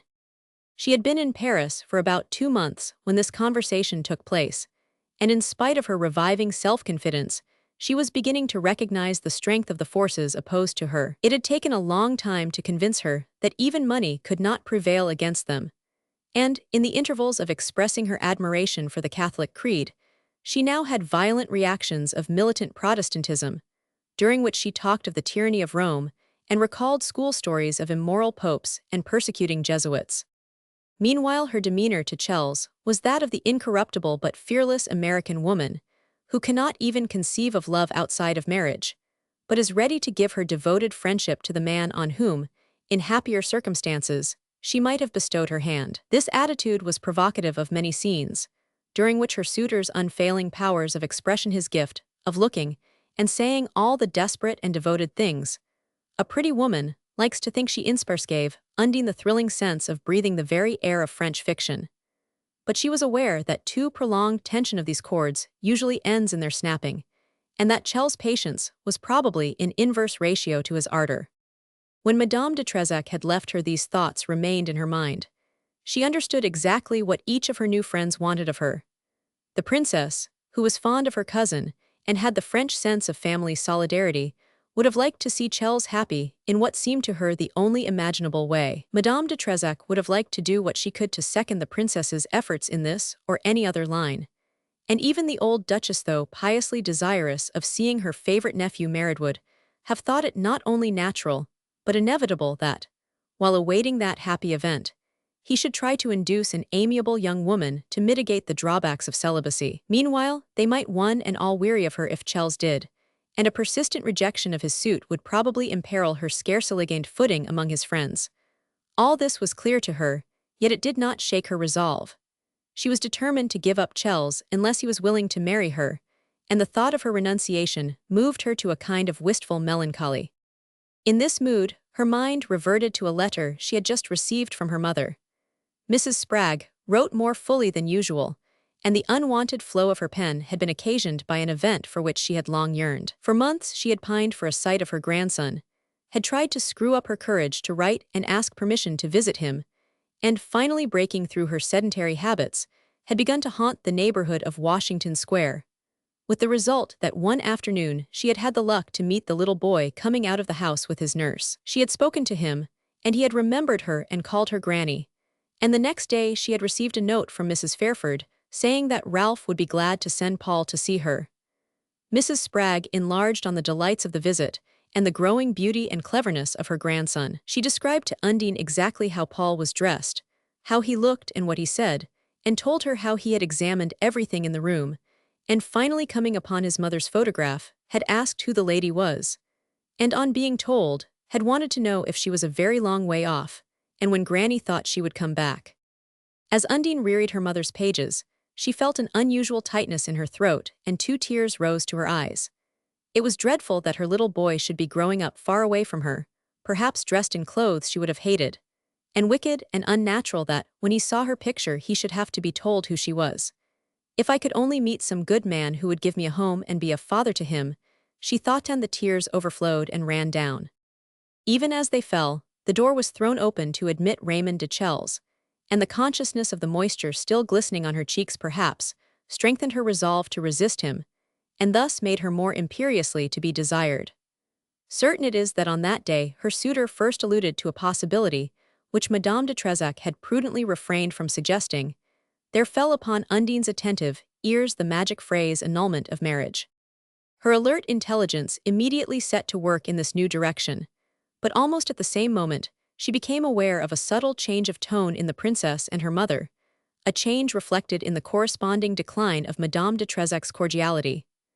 Undine, since her arrival in Paris, had necessarily been less in the princess's company, but when they met she had found her as friendly as ever. It was manifestly not a failing of the princess's to forget past favors, and though increasingly absorbed by the demands of town life, she treated her new friend with the same affectionate frankness, and Undine was given frequent opportunities to enlarge her Parisian acquaintance, not only in the princess's intimate circle, but in the majestic drawing-rooms of the Hôtel de Dordogne. Now, however, there was a perceptible decline in these signs of hospitality, and Undine, on calling one day on the Duchess, noticed that her appearance sent a visible flutter of discomfort through the circle about her hostess's chair. 2 or 3 of the ladies present looked away from the newcomer and at each other, and several of them seemed spontaneously to encircle without approaching her, while Anna, the gray-haired, elderly and slightly frightened with an adieu, ma bonne tante to the Duchess, was hastily aided in her retreat down the long line of old gilded rooms.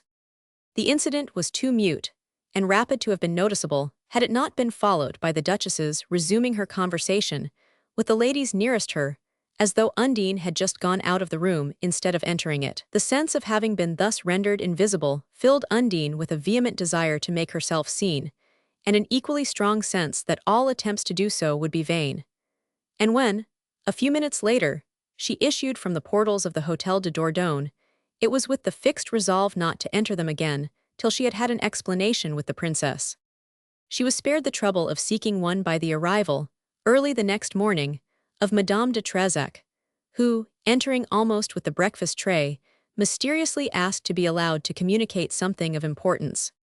"You will understand. I know, the princess's not coming herself," Madame de Trezac began, sitting up very straight on the edge of the armchair over which Undine's lace dressing gown hung. "If there's anything she wants to say to me, I do not," Undine answered, leaning back among her rosy pillows, and reflecting compassionately that the face opposite her was just the color of the café au lait she was pouring out. "There are things that that might seem too pointed if one said them oneself," Madame de Trezac continued. "Our dear Lily's so good-natured she so hates to do anything unfriendly, but she naturally thinks first of her mother." "Her mother? What's the matter with her mother?" "I told her I knew you did not understand. I was sure you would take it in good part." Undine raised herself on her elbow. "What did Lily tell you to tell me?" "Oh, not to tell you, simply to ask if, just for the present, you would mind avoiding the Duchess's Thursdays, calling on any other day, that is." "Any other day? She's not at home on any other. Do you mean she does not want me to call?" "Well, not while the Marquise de Chelles is in Paris. She's the Duchess's favorite niece and of course they all hang together. That kind of family feeling is something you naturally do not." Undine had a sudden glimpse of hidden intricacies. "That was Raymond de Chelles' mother I saw there yesterday, the one they hurried out when I came in. It seems she was very much upset.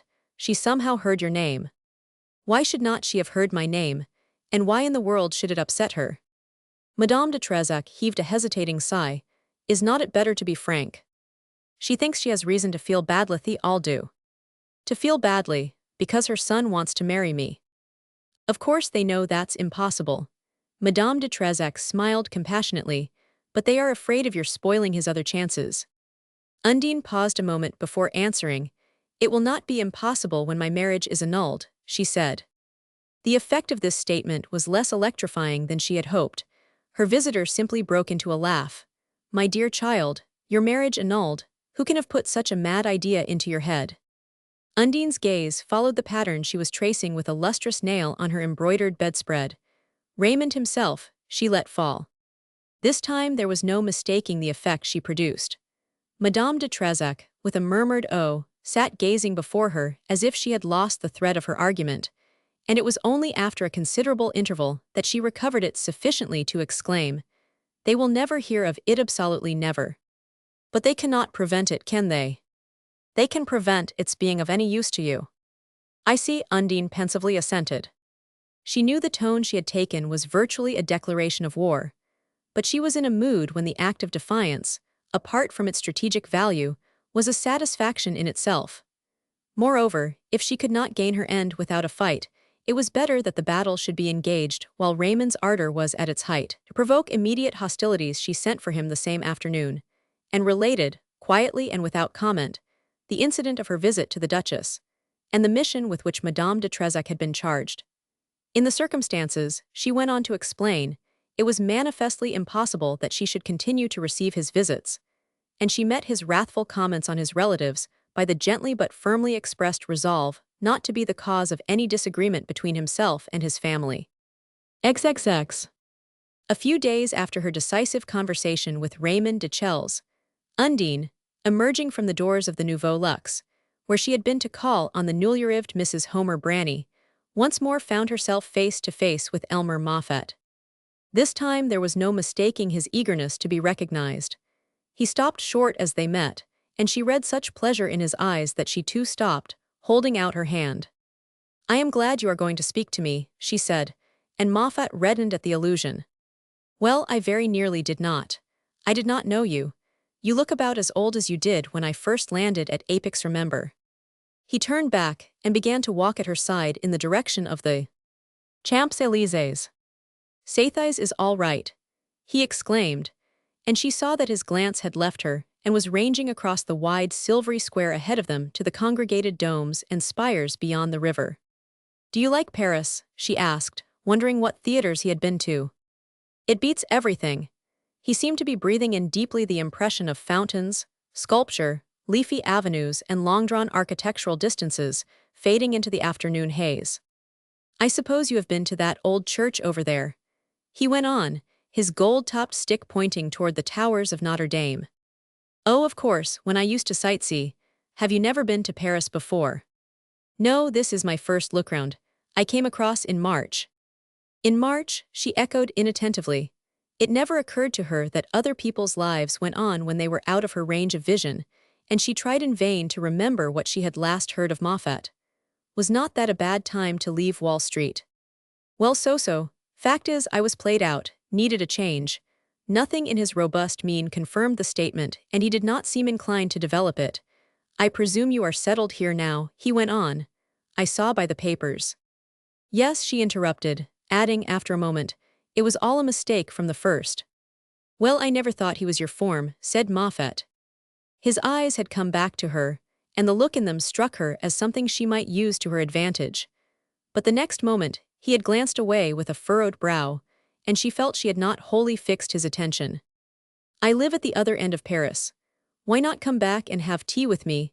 She suggested, half moved by a desire to know more of his affairs, and half by the thought that a talk with him might help to shed some light on hers.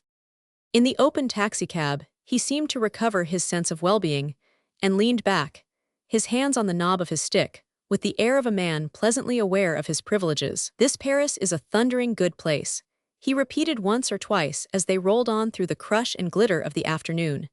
And when they had descended at Undine's door, and he stood in her drawing-room, and looked out on the horse-chestnut trees rounding their green domes under the balcony, his satisfaction culminated in the comment, I guess this lays out West End Avenue. His eyes met Undine's with their old twinkle, and their expression encouraged her to murmur, Of course there are times when I am very lonely. She sat down behind the tea table, and he stood at a little distance, watching her pull off her gloves with a queer comic twitch of his elastic mouth. Well, I guess it's only when you want to be, he said, grasping a lyre-back chair by its gilt cords, and sitting down astride of it, his light gray trousers stretching too tightly over his plump thighs. Undine was perfectly aware that he was a vulgar overdressed man, with a red crease of fat above his collar and an impudent swaggering eye. Yet she liked to see him there, and was conscious that he stirred the fibers of a self she had forgotten, but had not ceased to understand. She had fancied her avowal of loneliness might call forth some sentimental phrase, but though Moffat was clearly pleased to be with her, she saw that she was not the center of his thoughts, and the discovery irritated her. I do not suppose you have known what it is to be lonely since you have been in Europe, she continued as she held out his teacup. Oh, he said jocosely, I do not always go round with a guide, and she rejoined on the same note, then perhaps I shall see something of you. Why, there's nothing would suit me better, but the fact is, I am probably sailing next week. Oh, are you? I am sorry. There was nothing feigned in her regret. Anything I can do for you across the pond? She hesitated. There's something you can do for me right off. He looked at her more attentively, as if his practiced Eve had passed through the surface of her beauty to what might be going on behind it. Do you want my blessing again? He asked with sudden irony. Undine opened her eyes with a trustful look. Yes, I do. Well, I'll be damned, said Moffat gaily. You have always been so awfully nice, she began, and he leaned back, grasping both sides of the chairback and shaking it a little with his laugh. He kept the same attitude while she proceeded to unfold her case, listening to her with the air of sober concentration that his frivolous face took on at any serious demand on his attention. When she had ended, he kept the same look during an interval of silent pondering. Is it the fellow who was over at Nice with you that day? She looked at him with surprise. How did you know? Why, I liked his looks, said Moffat simply. He got up and strolled toward the window. On the way he stopped before a table covered with showy trifles, and after looking at them for a moment singled out a dim old brown and golden book which Chelles had given her. He examined it lingeringly, as though it touched the spring of some choked-up sensibility for which he had no language. Say, he began. It was the usual prelude to his enthusiasms, but he laid the book down and turned back. Then you think, if you had the cash you could fix it up all right with the Pope. Her heart began to beat. She remembered that he had once put a job in Ralph's way, and had let her understand that he had done it partly for her sake. Well, he continued, relapsing into hyperbole, I wish I could send the old gentleman my check tomorrow morning, but the fact is I am high and dry. He looked at her with a sudden odd intensity. If I was not, I dunno but what the phrase was lost in his familiar whistle. "That's an awfully fetching way you do your hair," he said. It was a disappointment to Undine to hear that his affairs were not prospering, for she knew that in his world pull and solvency were closely related, and that such support as she had hoped he might give her would be contingent on his own situation. But she had again a fleeting sense of his mysterious power of accomplishing things in the teeth of adversity, and she answered, "What I want is your advice." He turned away and wandered across the room, his hands in his pockets. On her ornate writing desk, he saw a photograph of Paul, bright-curled and sturdily, in a manly reefer, and bent over it with a murmur of approval. "Say what a fellow, got him with you." Undine colored. "No," she began, and seeing his look of surprise, she embarked on her usual explanation. "I cannot tell you how I miss him," she ended, with a ring of truth that carried conviction to her own ears if not to Moffat's. "Why do not you get him back, then?" "Why, Moffat had picked up the frame and was looking at the photograph more closely. "Pants," he chuckled, "I declare." He turned back to Undine. "Who does he belong to, anyhow?" "Belong to?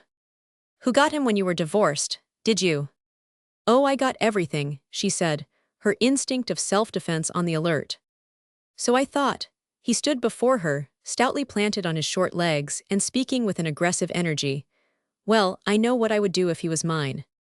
"If he was yours? And you tried to get him away from me. Fight you to a finish.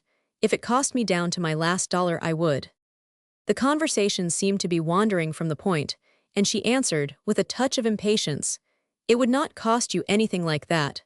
I have not got a dollar to fight back with." "Well, you ain't got to fight. Your decree gave him to you, did not it? Why do not you send right over and get him?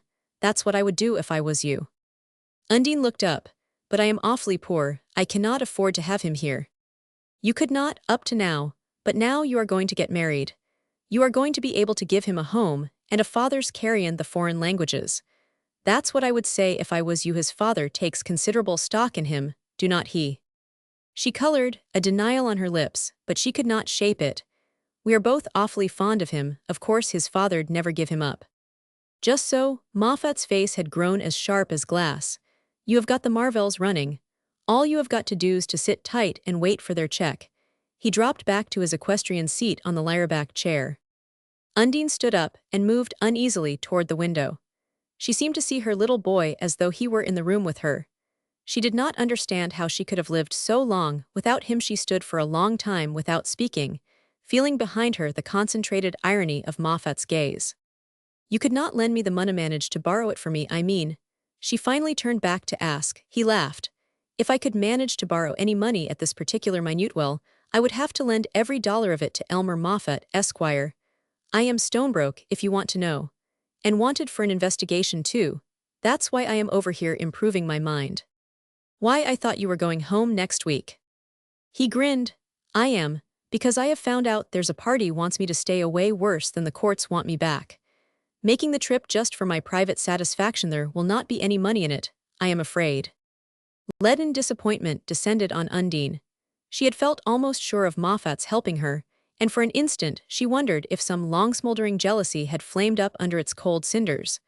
But another look at his face denied her this solace, and his evident indifference was the last blow to her pride. The twinge it gave her prompted her to ask, "Do not you ever mean to get married?" Moffat gave her a quick look. "Why, I should not wonder one of these days. Millionaires always collect something, but I have got to collect my millions first." He spoke coolly and half-humorously, and before he had ended she had lost all interest in his reply. He seemed aware of the fact, for he stood up and held out his hand. "Well, so long, Mrs. Marvell. It's been uncommonly pleasant to see you, and you would better think over what I have said." She laid her hand sadly in his. "You have never had a child," she replied. Roman 31. Nearly 2 years had passed since Ralph Marvell, waking from his long sleep in the hot summer light of Washington Square, had found that the face of life was changed for him. In the interval, he had gradually adapted himself to the new order of things. But the months of adaptation had been a time of such darkness and confusion that, from the vantage ground of his recovered lucidity, he could not yet distinguish the stages by which he had worked his way out, and even now his footing was not secure. His first effort had been to readjust his valuesto, take an inventory of them, and reclassify them, so that one at least might be made to appear as important as those he had lost. Otherwise, there could be no reason why he should go on living. He applied himself doggedly to this attempt. But whenever he thought he had found a reason that his mind could rest in, it gave way under him, and the old struggle for a foothold began again. His two objects in life were his boy and his book.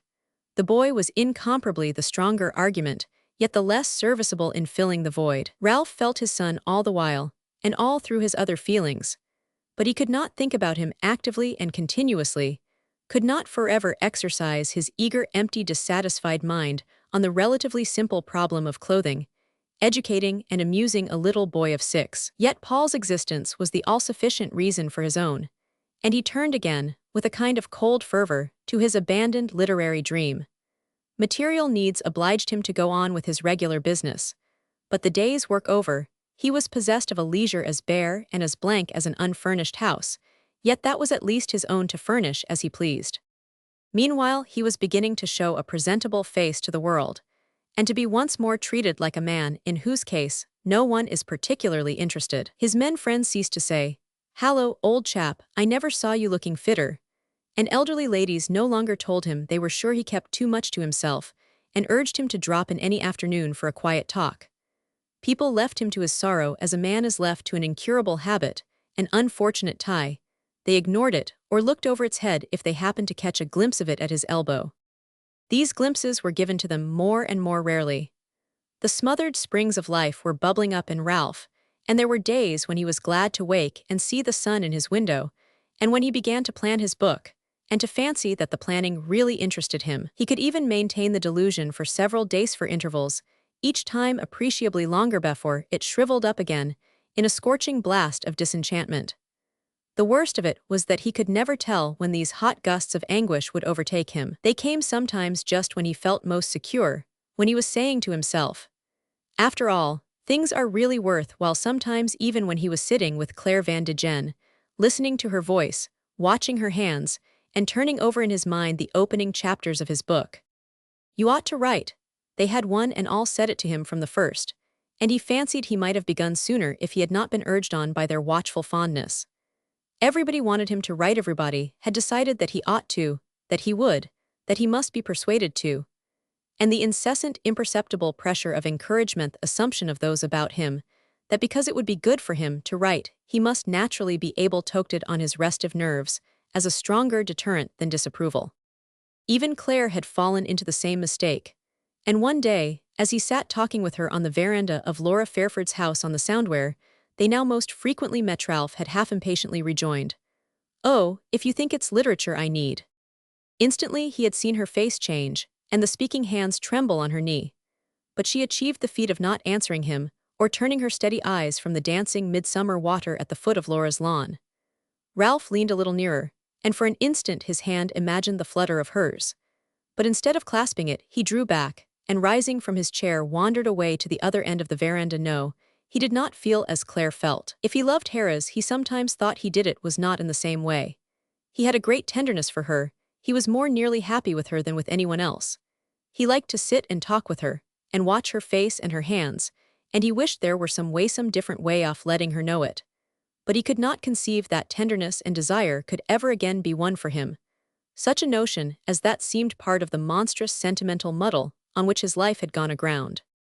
"I shall write, of course I shall write some day," he said, turning back to his seat. "I have had a novel in the back of my head for years, and now's the time to pull it out." He hardly knew what he was saying, but before the end of the sentence, he saw that Claire had understood what he meant to convey, and henceforth he felt committed to letting her talk to him as much as she pleased about his book. He himself, in consequence, took to thinking about it more consecutively, and just as his friends ceased to urge him to write, he sat down in earnest to begin. The vision that had come to him had no likeness to any of his earlier imaginings. 2 or 3 subjects had haunted him, pleading for expression, during the first years of his marriage, but these now seemed either too lyrical or too tragic. He no longer saw life on the heroic scale. He wanted to do something in which men should look no bigger than the insects they were. He contrived in the course of time to reduce one of his old subjects to these dimensions, and after nights of brooding, he made a dash at it, and wrote an opening chapter that struck him as not too bad. In the exhilaration of this first attempt, he spent some pleasant evenings revising and polishing his work, and gradually, A feeling of authority and importance developed in him. In the morning, when he woke, instead of his habitual sense of lassitude, he felt an eagerness to be up and doing, and a conviction that his individual task was a necessary part of the world's machinery. He kept his secret with the beginner's deadly fear of losing his hold on his half-real creations if he let in any outer light on them. But he went about with a more assured step, shrank less from meeting his friends, and even began to dine out again, and to laugh at some of the jokes he heard. Laura Fairford, to get Paul away from town, had gone early to the country, and Ralph, who went down to her every Saturday, usually found Claire Van de Gen there. Since his divorce, he had never entered his cousin's pinnacled palace, and Claire had never asked him why he stayed away. This mutual silence had been their sole allusion to Van de Gen's share in the catastrophe, though Ralph had spoken frankly of its other aspects.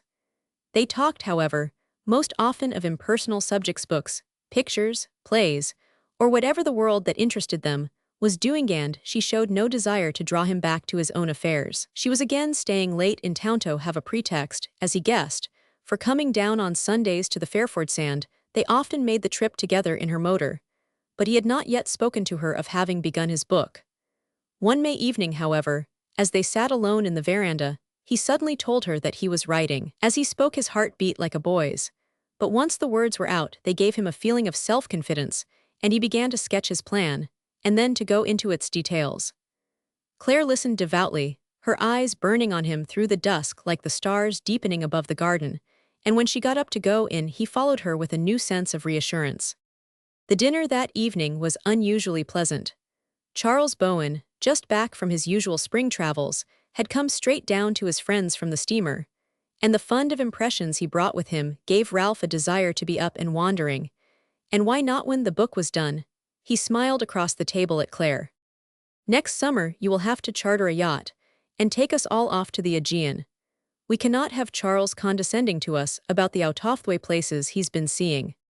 Was it really he who was speaking, and his cousin who was sending him back her dusky smile? Well, we not again. The seasons renewed themselves, and he too was putting out a new growth.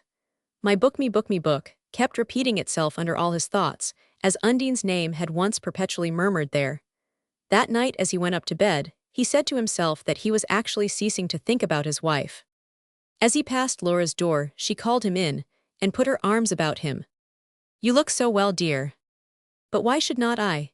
he answered gaily, as if ridiculing the fancy that he had ever looked otherwise. Paul was sleeping behind the next door, and the sense of the boy's nearness gave him a warmer glow.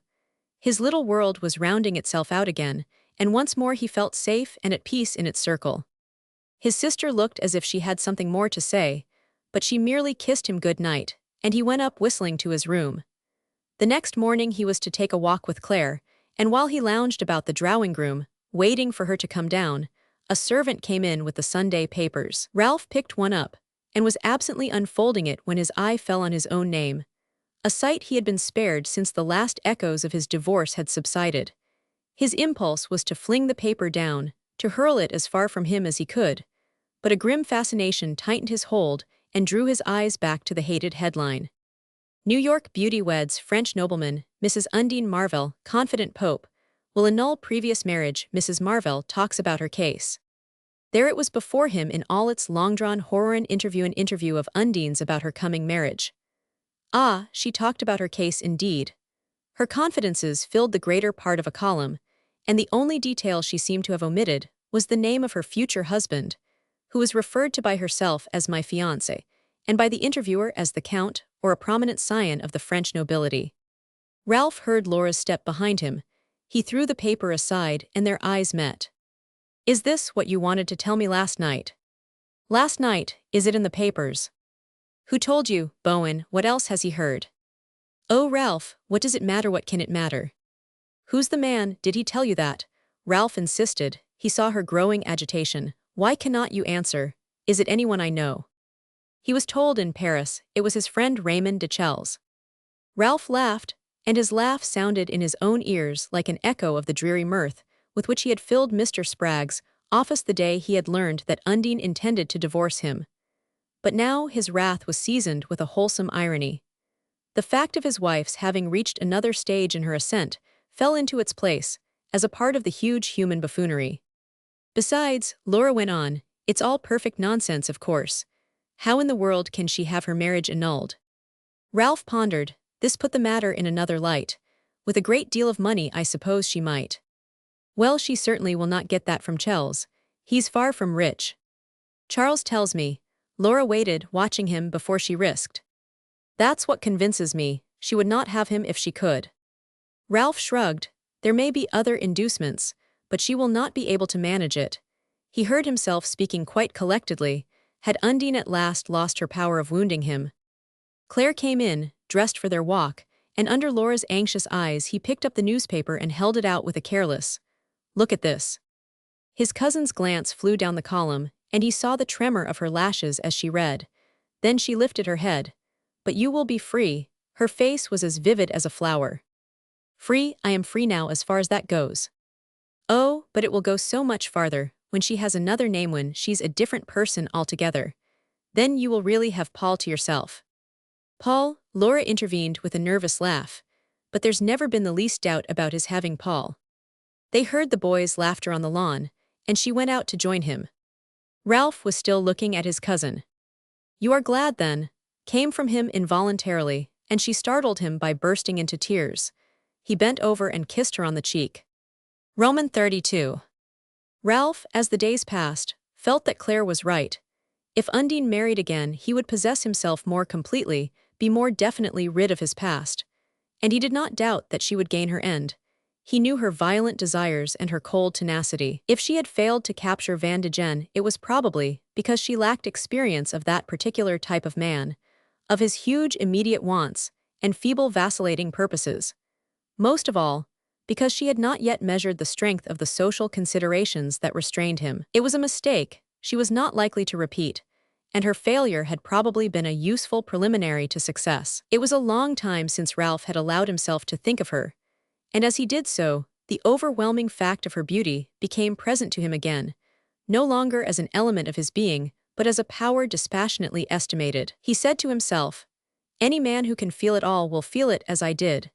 And the conviction grew in him that Raymond de Chelles, of whom he had formed an idea through Bowen's talk, was not the man to give her up, even if she failed to obtain the release his religion exacted. Meanwhile, Ralph was gradually beginning to feel himself freer and lighter. Undine's act, by cutting the last link between them, seemed to have given him back to himself, and the mere fact that he could consider his case in all its bearings, impartially and ironically, showed him the distance he had traveled, the extent to which he had renewed himself. He had been moved, too, by Claire's cry of joy at his release. Though the nature of his feeling for her had not changed, he was aware of a new quality in their friendship.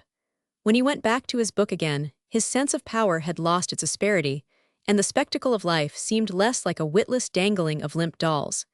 He was well on in his second chapter now. This lightness of mood was still on him when, returning one afternoon to Washington Square, full of projects for a long evening's work, he found his mother awaiting him with a strange face. He followed her into the drawing-room, and she explained that there had been a telephone message. She did not understand something perfectly crazy about Paul. Of course, it was all a mistake.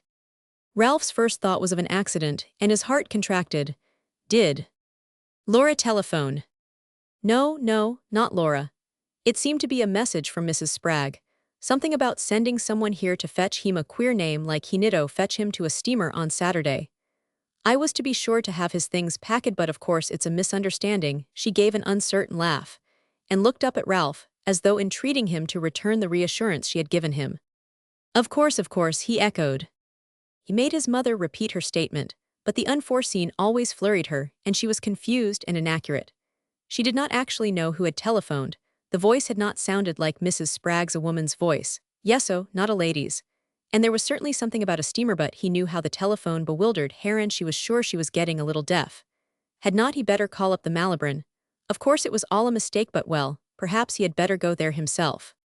As he reached the front door, a letter clinked in the box, and he saw his name on an ordinary-looking business envelope. He turned the door handle, paused again, and stooped to take out the letter. It bore the address of the firm of lawyers who had represented Undine in the divorce proceedings, and as he tore open the envelope, Paul's name started out at him.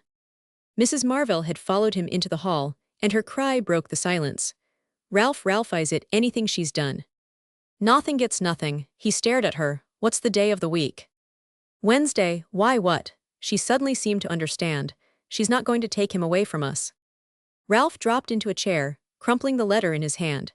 He had been in a dream, poor fool that he was a dream about his child. He sat gazing at the typewritten phrases that spun themselves out before him. My client's circumstances now happily permitting at last, in a position to offer her son a home-long separation of mothers, feeling every social and educational advantage, and then, at the end, the poisoned dart that struck him speechless. The courts having awarded her the sole custody.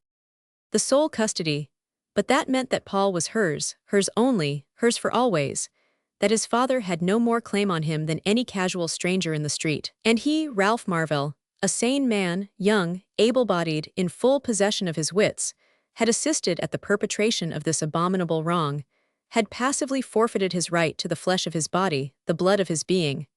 But it could not be, of course it could not be. The preposterousness of it proved that it was not true. There was a mistake somewhere, a mistake his own lawyer would instantly rectify. If a hammer had not been drumming in his head, he could have recalled the terms of the decree, but for the moment, all the details of the agonizing episode were lost in a blur of uncertainty. To escape his mother's silent anguish of interrogation, he stood up and said, "I will see Mr. Spragg, of course it's a mistake." But as he spoke, he retraveled the hateful months during the divorce proceedings, remembering his incomprehensible lassitude, his acquiescence in his family's determination to ignore the whole episode, and his gradual lapse into the same state of apathy. He recalled all the old family catchwords, the full and elaborate vocabulary of evasion, delicacy, pride, personal dignity, preferring not to know about such things. Mrs. Marvell's, all I ask is that you will not mention the subject to your grandfather, Mr. Dagonet's. Spare your mother, Ralph, whatever happens, and even Laura's terrified. Of course, for Paul's sake, there must be no scandal. For Paul's sake. And it was because, for Paul's sake, there must be no scandal, that he, Paul's father, had tamely abstained from defending his rights and contesting his wife's charges, and had thus handed the child over to her keeping. As his cab whirled him up Fifth Avenue, Ralph's whole body throbbed with rage against the influences that had reduced him to such weakness. Then, gradually, he saw that the weakness was innate in him. He had been eloquent enough, in his free youth, against the conventions of his class. Yet when the moment came to show his contempt for them, they had mysteriously mastered him, deflecting his course like some hidden hereditary failing. As he looked back, it seemed as though even his great disaster had been conventionalized and sentimentalized by this inherited attitude.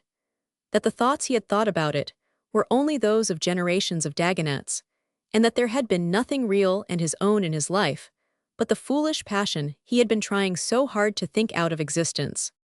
Halfway to the Malibran, he changed his direction and drove to the house of the lawyer he had consulted at the time of his divorce. The lawyer had not yet come uptown, and Ralph had a half-hour of bitter meditation before the sound of a latchkey brought him to his feet. The visit did not last long. His host, after an affable greeting, listened without surprise to what he had to say, and when he had ended, reminded him with somewhat ironic precision that, at the time of the divorce, he had asked for neither advice nor information, had simply declared that he wanted to turn his back on the whole business. Ralph recognized the phrase as one of his grandfather's, and on hearing that in that case, he had only to abstain from action, and was in no need of legal services, had gone away without farther inquiries. "You led me to infer you had your reasons," the slighted counselor concluded, and in reply to Ralph's breathless question, he subjoined, "Why, you see, the case is closed. And I do not exactly know on what ground you can reopen it unless, of course, you can bring evidence showing that the irregularity of the mother's life is such." "She's going to marry again," Ralph threw in. "Indeed, well, that in itself can hardly be described as irregular. In fact, in certain circumstances, it might be construed as an advantage to the child." "Then I am powerless." "Why, unless there's an ulterior motive through which pressure might be brought to bear." "You mean that the first thing to do is to find out what she's up to?" "Precisely. Of course, if it should prove to be a genuine case of maternal feeling, I will not conceal from you that the outlook's bad. At most, you could probably arrange to see your boy at stated intervals." To see his boy at stated intervals. Ralph wondered how a sane man could sit there, looking responsible and efficient, and talk such rubbish. As he got up to go, the lawyer detained him to add, "Of course there's no immediate cause for alarm. It will take time to enforce the provision of the Dakota Decree in New York. Until it's done, your son cannot be taken from you. But there's sure to be a lot of nasty talk in the papers, and you are bound to lose in the end." Ralph thanked him and left. He sped northward to the Malibran, where he learned that Mr. and Mrs. Spragg were at dinner. He sent his name down to the subterranean restaurant, and Mr. Spragg presently appeared between the limp portieres of the Adam Riding Groom. He had grown older and heavier, as if illness instead of health had put more flesh on his bones, and there were grayish tints in the hollows of his face. "What's this about, Paul?" Ralph exclaimed. "My mother's had a message we cannot make out." Mr. Spragg sat down, with the effect of immersing his spinal column in the depths of the armchair he selected. He crossed his legs and swung one foot to and fro in its high wrinkled boot with elastic sides. "Did not you get a letter?" he asked. "From Mifram Undine's lawyers?" "Yes." Ralph held it out. "It's queer reading. She has not hitherto been very keen to have Paul with her." Mr. Spragg, adjusting his glasses, read the letter slowly, restored it to the envelope and gave it back. "My daughter has intimated that she wishes these gentlemen to act for her. I have not received any additional instructions from her," he said, with none of the curtness of tone that his stiff legal vocabulary implied. "But the first communication I received was from you, at least from Mrs. Spragg." Mr. Spragg drew his beard through his hand. "The ladies are apt to be a trifle hasty. I believe Mrs. Spragg had a letter yesterday instructing her to select a reliable escort for Paul, and I suppose she thought, 'Oh, this is all too preposterous,'" Ralph burst out, springing from his seat. "You do not for a moment imagine, do you, Ani of Uset, I am going to deliver up my son like a bale of goods, in answer to any instructions in God's world? Oh, yes, I know I let him go, I abandoned my right to him, but I did not know what I was doing. I was sick with grief and misery. My people were awfully broken up over the whole business, and I wanted to spare them. I wanted, above all, to spare my boy when he grew up. If I would contested the case, you know what the result would have been. I let it go by default. I made no conditions. All I wanted was to keep Paul, and never to let him hear a word against his mother." Mr. Spragg received this passionate appeal in a silence that implied not so much disdain or indifference as the total inability to deal verbally with emotional crises. At length, he said, a slight unsteadiness in his usually calm tones, "I presume at the time it was optional with you to demand Paul's custody." "Oh yes, it was optional," Ralph sneered. Mr. Spragg looked at him compassionately. "I am sorry you did not do it," he said. Roman 33. The upshot of Ralph's visit was that Mr. Spragg, after considerable deliberation, agreed, pending farther negotiations between the opposing lawyers, to undertake that no attempt should be made to remove Paul from his father's custody. Nevertheless, he seemed to think it quite natural that Undine, on the point of making a marriage which would put it in her power to give her child a suitable home, should assert her claim on him. It was more disconcerting to Ralph to learn that Mrs. Spragg, for once departing from her attitude of passive impartiality, had eagerly abetted her daughter's move. He had somehow felt that Undine's desertion of the child had established a kind of mute understanding between himself and his mother-in-law. "I thought Mrs. Spragg would know there's no earthly use trying to take Paul from me," he said with a desperate awkwardness of entreaty, and Mr. Spragg startled him by replying, "I presume his grandma thinks he will belong to her more, if we keep him in the family." Ralph, abruptly awakened from his dream of recovered peace, found himself confronted on every side by indifference or hostility. It was as though the June fields in which his boy was playing had suddenly opened to engulf him.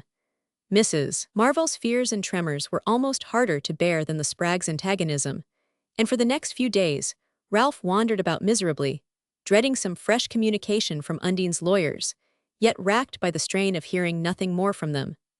Mr. Spragg had agreed to cable his daughter asking her to await a letter before enforcing her demands. But on the fourth day, after Ralph's visit to the Malibran, a telephone message summoned him to his father-in-law's office. Half an hour later their talk was over, and he stood once more on the landing outside Mr. Spragg's door. Undine's answer had come, and Paul's fate was sealed. His mother refused to give him up, refused to await the arrival of her lawyer's letter, and reiterated, in more peremptory language, her demand that the child should be sent immediately to Paris in Mrs. Heeny's care. Mr. Spragg, in face of Ralph's entreaties, remained pacific but remote. It was evident that, though he had no wish to quarrel with Ralph, he saw no reason for resisting Undine. "I guess she's got the law on her side," he said, and in response to Ralph's passionate remonstrances, he added fatalistically, "I presume you will have to leave the matter to my daughter." Ralph had gone to the office resolved to control his temper and keep on the watch for any shred of information he might glean. But it soon became clear that Mr. Spragg knew as little as himself of Undine's projects, or of the stage her plans had reached. All she had apparently vouchsafed her parent was the statement that she intended to remarry, and the command to send Paul over, and Ralph reflected that his own betrothal to her had probably been announced to Mr. Spragg in the same curt fashion. The thought brought back an overwhelming sense of the past. One by one, the details of that incredible moment revived, and he felt in his veins the glow of rapture with which he had first approached the dingy threshold he was now leaving. There came back to him with peculiar vividness the memory of his rushing up to Mr. Spragg's office to consult him about a necklace for Undine. Ralph recalled the incident because his eager appeal for advice had been received by Mr. Spragg with the very phrase he had just used. "I presume you will have to leave the matter to my daughter." Ralph saw him slouching in his chair, swung sideways from the untidy desk, his legs stretched out, his hands in his pockets, his jaws engaged on the phantom toothpick, and in a corner of the office, the figure of a middle-sized, red-faced young man who seemed to have been interrupted in the act of saying something disagreeable. "Why, it must have been then that I first saw Moffat," Ralph reflected, and the thought suggested the memory of other, subsequent meetings in the same building, and of frequent ascents to Moffat's office during the ardent weeks of their mysterious and remunerative deal. Ralph wondered if Moffat's office were still in the Ararat, and on the way out, he paused before the black tablet affixed to the wall of the vestibule and sought and found the name in its familiar place. The next moment, he was again absorbed in his own cares. Now that he had learned the imminence of Paul's danger and the futility of pleading for delay, 1,000 fantastic projects were contending in his head. To get the boy away, that seemed the first thing to do. To put him out of reach, and then invoke the law, get the case reopened, and carry the fight from court to court till his rights should be recognized. It would cost a lot of money. Well, the money would have to be found. The first step was to secure the boy's temporary safety. After that, the question of ways and means would have to be considered. Had there ever been a time, Ralph wondered, when that question had not been at the root of all the others? He had promised to let Claire Van de Gen know the result of his visit, and half an hour later he was in her drawing-room. It was the first time he had entered it since his divorce, but Van de Gen was tarpon fishing in California. Besides, he had to see Claire. His one relief was in talking to her, in feverishly turning over with her every possibility of delay and obstruction, and he marveled at the intelligence and energy she brought to the discussion of these questions. It was as if she had never before felt strongly enough about anything to put her heart or her brains into it, but now everything in her was at work for him. She listened intently to what he told her. Then she said, "You tell me it will cost a great deal, but why take it to the courts at all? Why not give the money to Undine instead of to your lawyers?" Ralph looked at her in surprise, and she continued, "Why do you suppose she's suddenly made up her mind she must have Paul? That's comprehensible enough to anyone who knows her. She wants him because he will give her the appearance of respectability. Having him with her will prove, as no mere assertions can, that all the rights are on her side and the wrongs on mine." Claire considered. "Yes, that's the obvious answer. But shall I tell you what I think, my dear? You and I are both completely out of date. I do not believe Undine cares a straw for the appearance of respectability. What she wants is the money for her annulment." Ralph uttered an incredulous exclamation. "But do not you see?" she hurried on. "It's her only hope, her last chance. She's much too clever to burden herself with the child merely to annoy you. What she wants is to make you buy him back from her."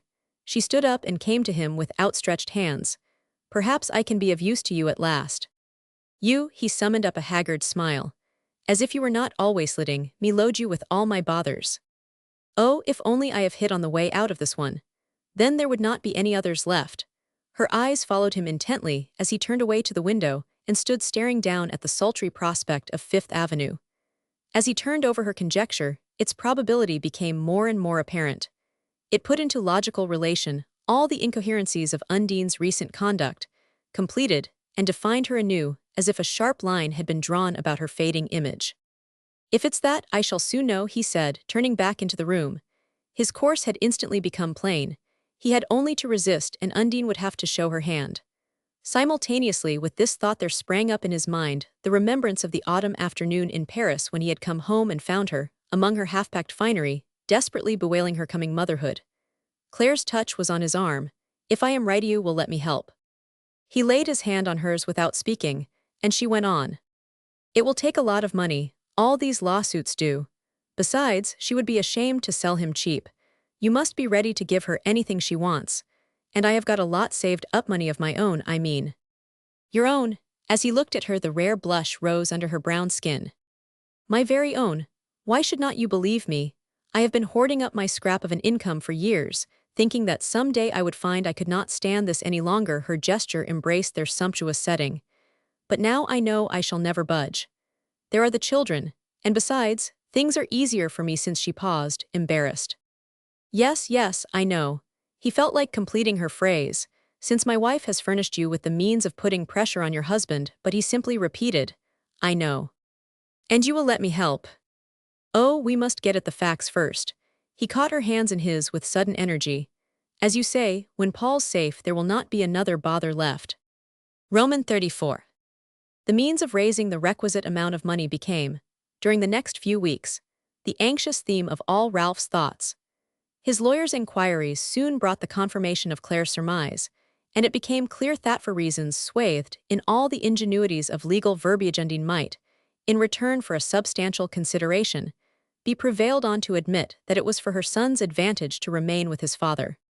The day this admission was communicated to Ralph, his first impulse was to carry the news to his cousin. His mood was one of pure exaltation. He seemed to be hugging his boy to him as he walked. Paul and he were to belong to each other forever. No mysterious threat of separation could ever menace them again. He had the blissful sense of relief that the child himself might have had on waking out of a frightened dream and finding the jolly daylight in his room. Claire at once renewed her entreaty to be allowed to aid in ransoming her little cousin, but Ralph tried to put her off by explaining that he meant to look about. "Look where? In the Dagonet coffers." "Oh, Ralph, what's the use of pretending? Tell me what you have got to give her." It was amazing how his cousin suddenly dominated him, but as yet he could not go into the details of the bargain. That the reckoning between himself and Undine should be settled in dollars and cents seemed the last bitterest satire on his dreams. He felt himself miserably diminished by the smallness of what had filled his world.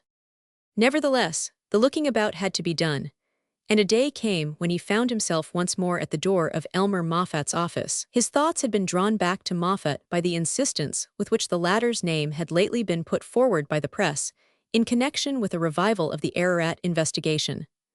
Moffat, it appeared, had been regarded as one of the most valuable witnesses for the state.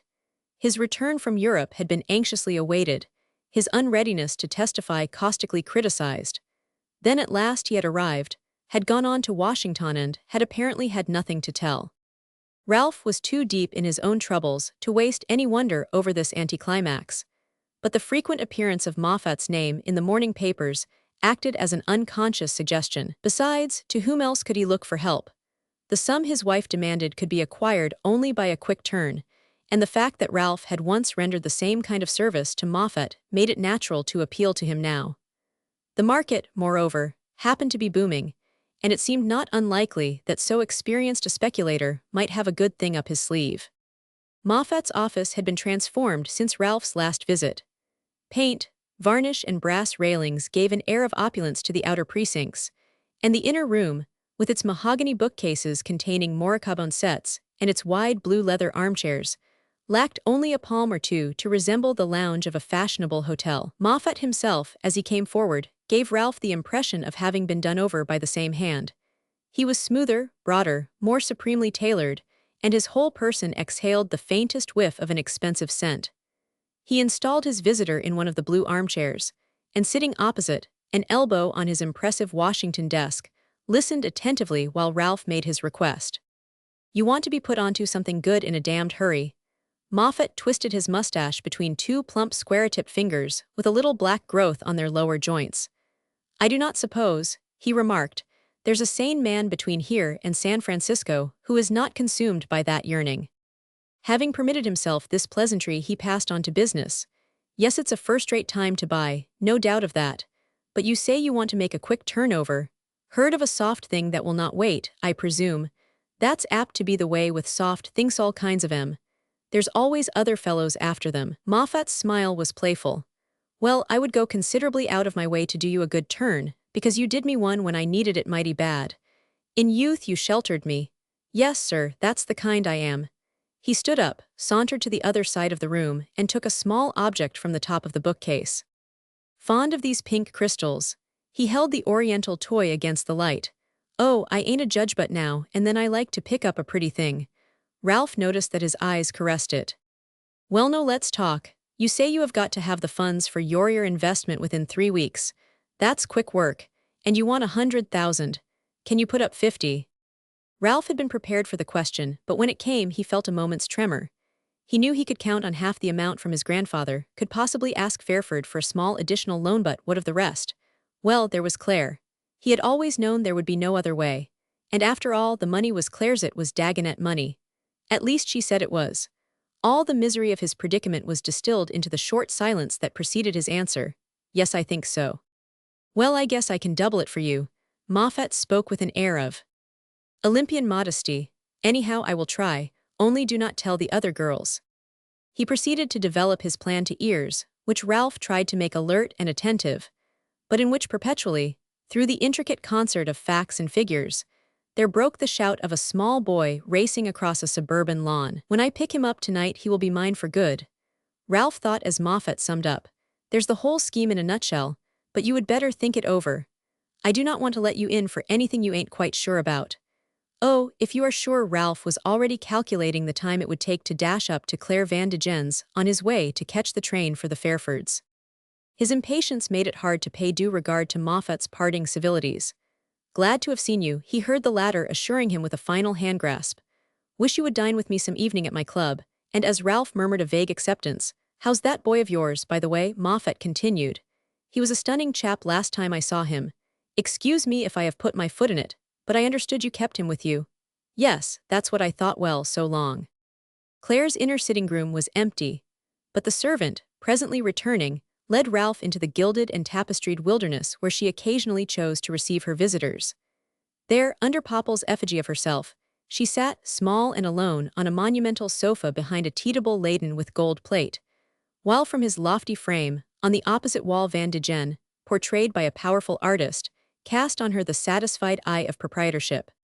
Ralph, swept forward on the blast of his excitement, felt as in a dream the frivolous perversity of her receiving him in such a setting, instead of in their usual quiet corner. But there was no room in his mind for anything but the cry that broke from him. I believe I have done it. He sat down and explained to her by what means, trying, as best he could, to restate the particulars of Moffat's deal. And her manifest ignorance of business methods had the effect of making his vagueness appear less vague. Anyhow, he seems to be sure it's a safe thing. I understand he's in with Rolliver now, and Rolliver practically controls Apex. This is some kind of a scheme to buy up all the works of public utility at Apex.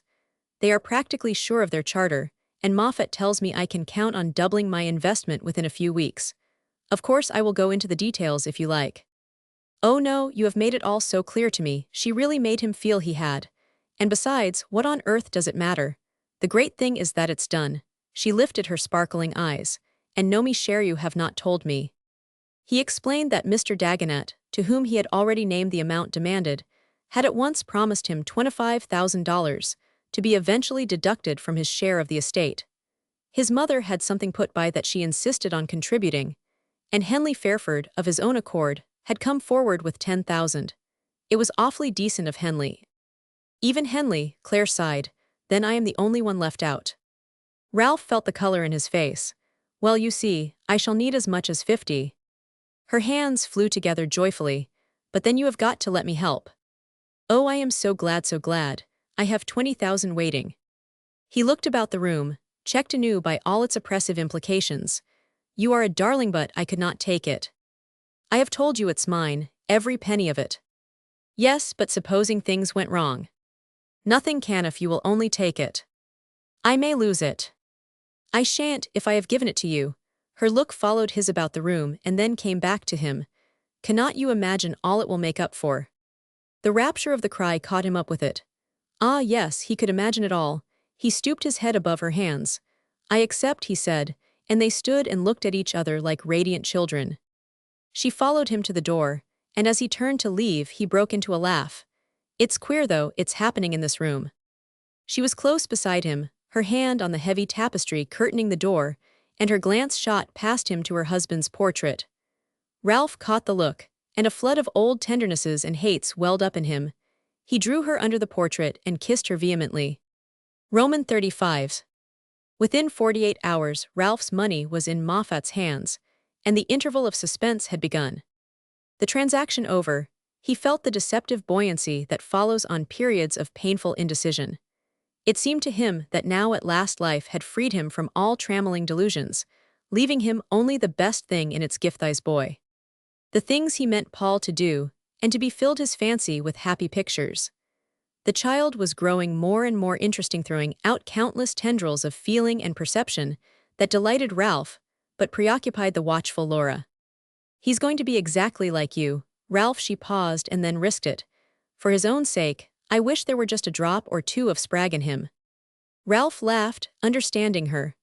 Oh, the plodding citizen I have become will keep him from taking after the lyric idiot who begot him. Paul and I, between us, are going to turn out something first-rate. His book, too, was spreading and throwing out tendrils, and he worked at it in the white heat of energy which his factitious exhilaration produced.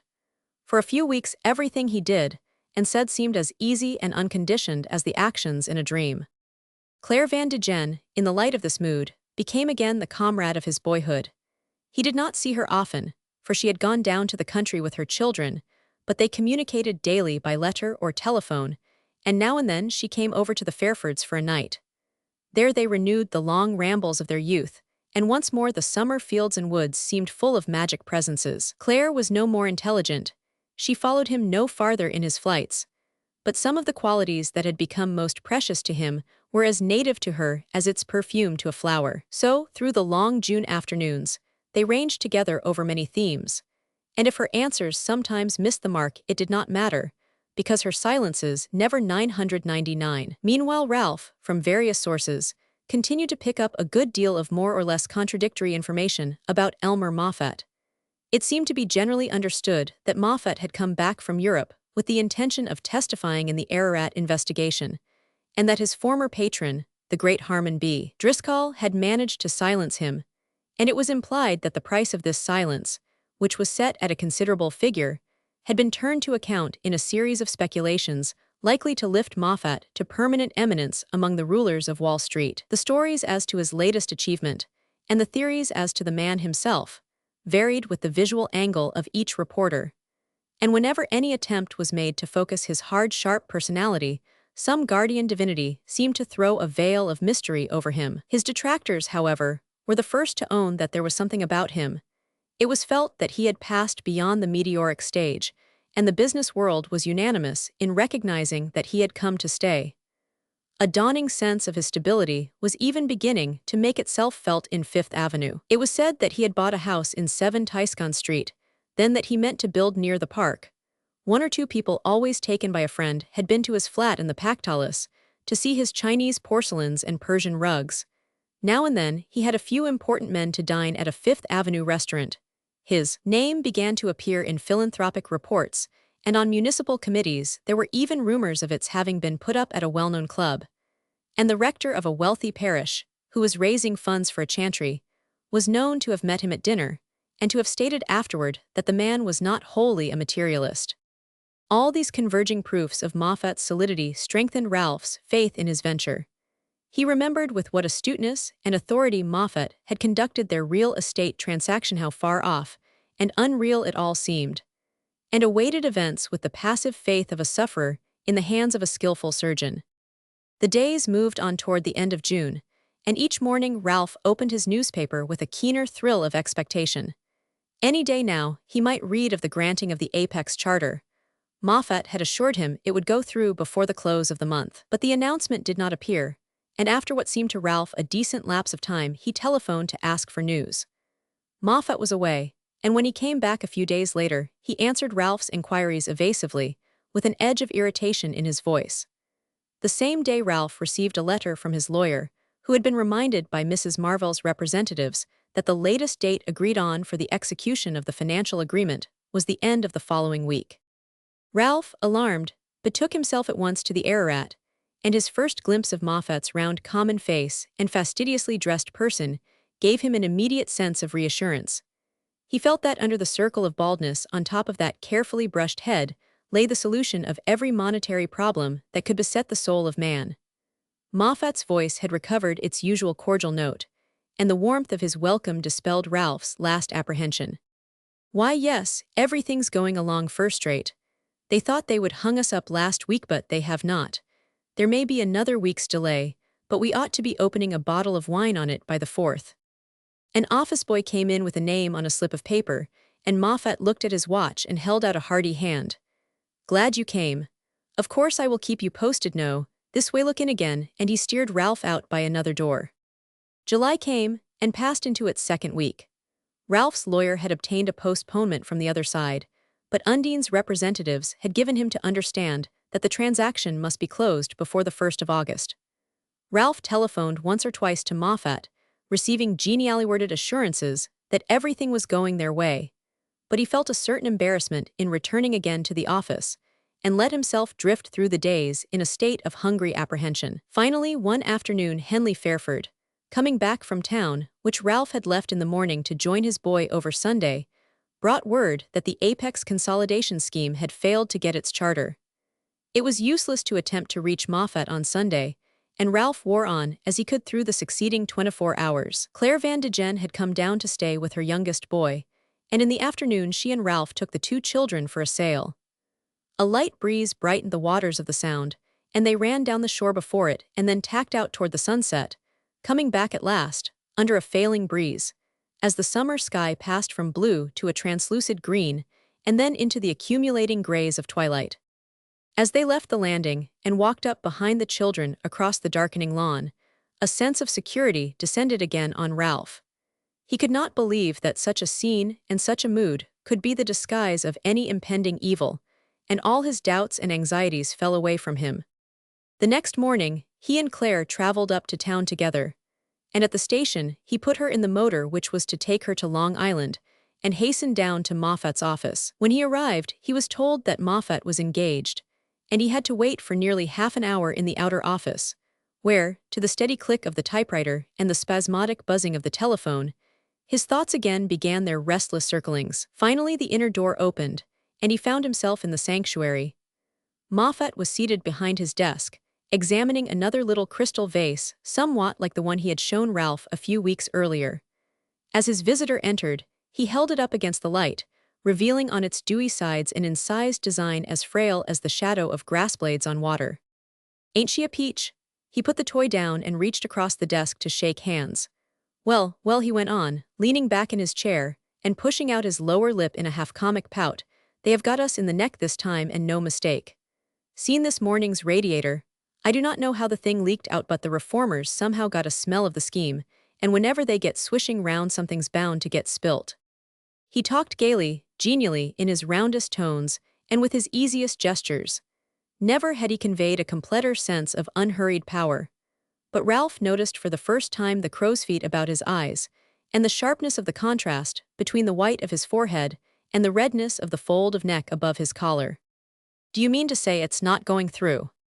"Not this time anyhow, we are high and dry." Something seemed to snap in Ralph's head, and he sat down in the nearest chair. "Has the common stock dropped a lot?" "Well, you have got to lean over to see it." Moffat pressed his fingertips together and added thoughtfully, "But it's there all right. We are bound to get our charter in the end." "What do you call the end?" "Oh, before the day of judgment, sure. Next year, I guess." "Next year," Ralph flushed. "What earthly good will that do me?" "I do not say it's as pleasant as driving your best girl home by moonlight, but that's how it is. And the stuff's safe enough anyway. I've told you that right along." "But you have told me all along I could count on a rise before August. You knew I had to have the money now." "I knew you wanted to have the money now, and so did I, and several of my friends. I put you onto it because it was the only thing in sight likely to give you the return you wanted." You ought at least to have warned me of the risk. Risk? I do not call it much of a risk to lie back in your chair and wait another few months for 50,000 to drop into your lap. I tell you the thing's as safe as a bank. How do I know it is? You have misled me about it from the first. Moffat's face grew dark red to the forehead. For the first time in their acquaintance, Ralph saw him on the verge of anger. Well, if you get stuck, so do one. I am in it a good deal deeper than you. That's about the best guarantee I can give, unless you will not take my word for that either. To control himself, Moffat spoke with extreme deliberation, separating his syllables like a machine cutting something into even lengths. Ralph listened through a cloud of confusion, but he saw the madness of offending Moffat and tried to take a more conciliatory tone. Of course I take your word for it, but I simply cannot afford to lose. You ain't going to lose. I do not believe you will even have to put up any margin. It's there safe enough, I tell you. Yes, yes, I understand. I am sure you would not have advised me. Ralph's tongue seemed swollen, and he had difficulty in bringing out the words. Only, you see, I cannot wait. It's not possible, and I want to know if there is not a way. Moffat looked at him with a sort of resigned compassion, as a doctor looks at a despairing mother who will not understand what he has tried to imply without uttering the word she dreads. Ralph understood the look, but hurried on. You will think I am mad or an ass to talk like this, but the fact is I must have the money. He waited and drew a hard breath. I must have it, that's all. Perhaps I would better tell you. Moffat, who had risen, as if assuming that the interview was over, sat down again and turned an attentive look on him. Go ahead, he said, more humanly than he had hitherto spoken. My boy, you spoke of him the other day. I am awfully fond of him. Ralph broke off, deterred by the impossibility of confiding his feeling for Paul to this coarse-grained man, with whom he had not a sentiment in common. Moffat was still looking at him. I should say you would be. He's as smart a little chap as I ever saw, and I guess he's the kind that gets better every day. Ralph had collected himself and went on with sudden resolution. Well, you see, when my wife and I separated, I never dreamed she would want the boy.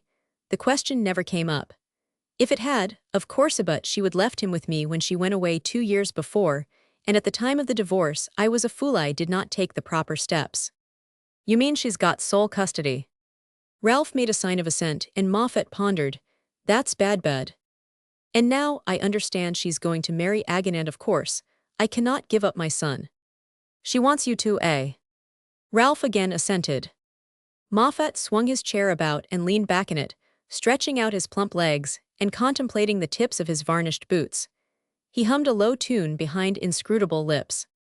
That's what you want the money for? He finally raised his head to ask. The word came out of the depths of Ralph's anguish. Yes. And why you want it in such a hurry? I see. Moffat reverted to the study of his boots. It's a lot of money. Yes, that's the difficulty. And Roman one she. Ralph's tongue was again too thick for his mouth. I am afraid she will not wait or take less. Moffat, abandoning the boots, was scrutinizing him through half-shut lids. No, he said slowly, I do not believe Undine Spragg will take a single cent less. Ralph felt himself whiten. Was it insolence or ignorance that had prompted Moffat's speech? Nothing in his voice or face showed the sense of any shades of expression or of feeling. He seemed to apply to everything the measure of the same crude flippancy. But such considerations could not curb Ralph now. He said to himself, keep your temper, and his anger suddenly boiled over. Look here, Moffat, he said, getting to his feet. The fact that I have been divorced from Mrs. Marvell does not authorize anyone to take that tone to me in speaking of her. Moffat met the challenge with a calm stare under which there were dawning signs of surprise and interest. That's so. Well, if that's the case, I presume I ought to feel the same way. I have been divorced from her myself. For an instant the words conveyed no meaning to Ralph. Then they surged up into his brain and flung him forward with half-raised arm. But he felt the grotesqueness of the gesture, and his arm dropped back to his side. A series of unimportant and irrelevant things raced through his mind, then obscurity settled down on it. This Manthais man was the one fiery point in his darkened consciousness. What on earth are you talking about? He brought out. Why, facts, said Moffat, in a cool, half-humorous voice. You did not know. I understood from Mrs. Marvell your folks had a prejudice against divorce, so I suppose she kept quiet about that early episode. The truth is, he continued amicably, I would not have alluded to it now if you had not taken rather a high tone with me about our little venture. But now it's out, I guess you may as well hear the whole story. It's mighty wholesome for a man to have around now, and then with a few facts. Shall I go on? Ralph had stood listening without a sign, but as Moffat ended, he made a slight motion of acquiescence. He did not otherwise change his attitude, except to grasp with one hand the back of the chair that Moffat pushed toward him. Rather stand, Moffat himself dropped back into his seat and took the pose of easy narrative. Well, it was this way. Undine Spragg and I were made one at Oppake, Nebraska, just 9 years ago last month. My, she was a beauty then. Nothing much had happened to her before but being engaged for a year or two to a soft called Millard Binch, the same she passed on to Indiana Rolliver.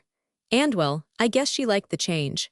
We did not have what you would call a society wedding, no best man or bridesmaids or voice that breathed o'er Eden. Fact is, Pa and Ma did not know about it till it was over, but it was a marriage fast enough, as they found out when they tried to undo it. Trouble was, they caught on too soon, we only had a fortnight. Then they hauled Undine back to Apex, and well, I had not the cash or the pull to fight M. Uncle Abner was a pretty big man out there then, and he had James J. Rolliver behind him. I always know when I am licked, and I was licked that time. So we unlooped the loop, and they fixed it up for me to make a trip to Alaska. Let me see, that was the year before they moved over to New York. Next time I saw Undine, I sat alongside of her at the theater the day your engagement was announced. He still kept to his half-humorous minor key, as though he were in the first stages of an after-dinner speech. But as he went on, his bodily presence, which hitherto had seemed to Ralph the mere average garment of vulgarity, began to loom, huge and portentous as some monster released from a magician's bottle. His redness, his glossiness, his baldness, and the carefully brushed ring of hair encircling it, the square line of his shoulders, the too careful fit of his clothes, the prominent luster of his scarfpin, the growth of short black hair on his manicured hands, even the tiny cracks and crow's feet beginning to show in the hard, close surface of his complexion. All these solid witnesses to his reality and his proximity pressed on Ralph with the mounting pang of physical nausea. This man-thigh's man, he could not get beyond the thought. Whichever way he turned his haggard thought, there was Moffat bodily blocking the perspective. Ralph's eyes roamed toward the crystal toy that stood on the desk beside Moffat's hand. Faugh, that such a hand should have touched it. Suddenly he heard himself speaking. Before my marriage did, you know, they had not told me. Why, I understood as much. Ralph pushed on. You knew it the day I met you in Mr. Spragg's office. Moffat considered a moment, as if the incident had escaped him. Did we meet there? He seemed benevolently ready for enlightenment, but Ralph had been assailed by another memory. He recalled that Moffat had dined one night in his house, that he and the man who now faced him had sat at the same table, their wife between them. He was seized with another dumb gust of fury. But it died out and left him face to face with the uselessness, the irrelevance of all the old attitudes of appropriation and defiance. He seemed to be stumbling about in his inherited prejudices like a modern man in medieval armor. Moffat still sat at his desk, unmoved and apparently uncomprehending. He does not even know what I am feeling, flashed through Ralph, and the whole archaic structure of his rights and sanctions tumbled down about him. Through the noise of the crash, he heard Moffat's voice, going on without perceptible change of tone. About that other matter, no, you cannot feel any meaner about it than I do. I can tell you that, but all we have got to do is to sit tight. Ralph turned from the voice, and found himself outside on the landing, and then in the street below. Roman 36. He stood at the corner of Wall Street, looking up and down its hot summer perspective. He noticed the swirls of dust in the cracks of the pavement, the rubbish in the gutters, the ceaseless stream of perspiring faces that poured by under tilted hats. He found himself, next, slipping northward between the glazed walls of the subway. Another languid crowd in the seats about him, and the nasal yelp of the stations ringing through the car like some repeated ritual wail. The blindness within him seemed to have intensified his physical perceptions, his sensitiveness to the heat, the noise, the smells of the disheveled midsummer city. But combined with the acuter perception of these offenses was a complete indifference to them, as though he were some vivisected animal deprived of the power of discrimination. Now he had turned into Waverly Place and was walking westward toward Washington Square. At the corner he pulled himself up, saying half aloud, "The office, I ought to be at the office." He drew out his watch and stared at it blankly. What the devil had he taken it out for? He had to go through a laborious process of readjustment to find out what it had to say 12 o'clock should he turn back to the office. It seemed easier to cross the square, go up the steps of the old house, and slip his key into the door. The house was empty.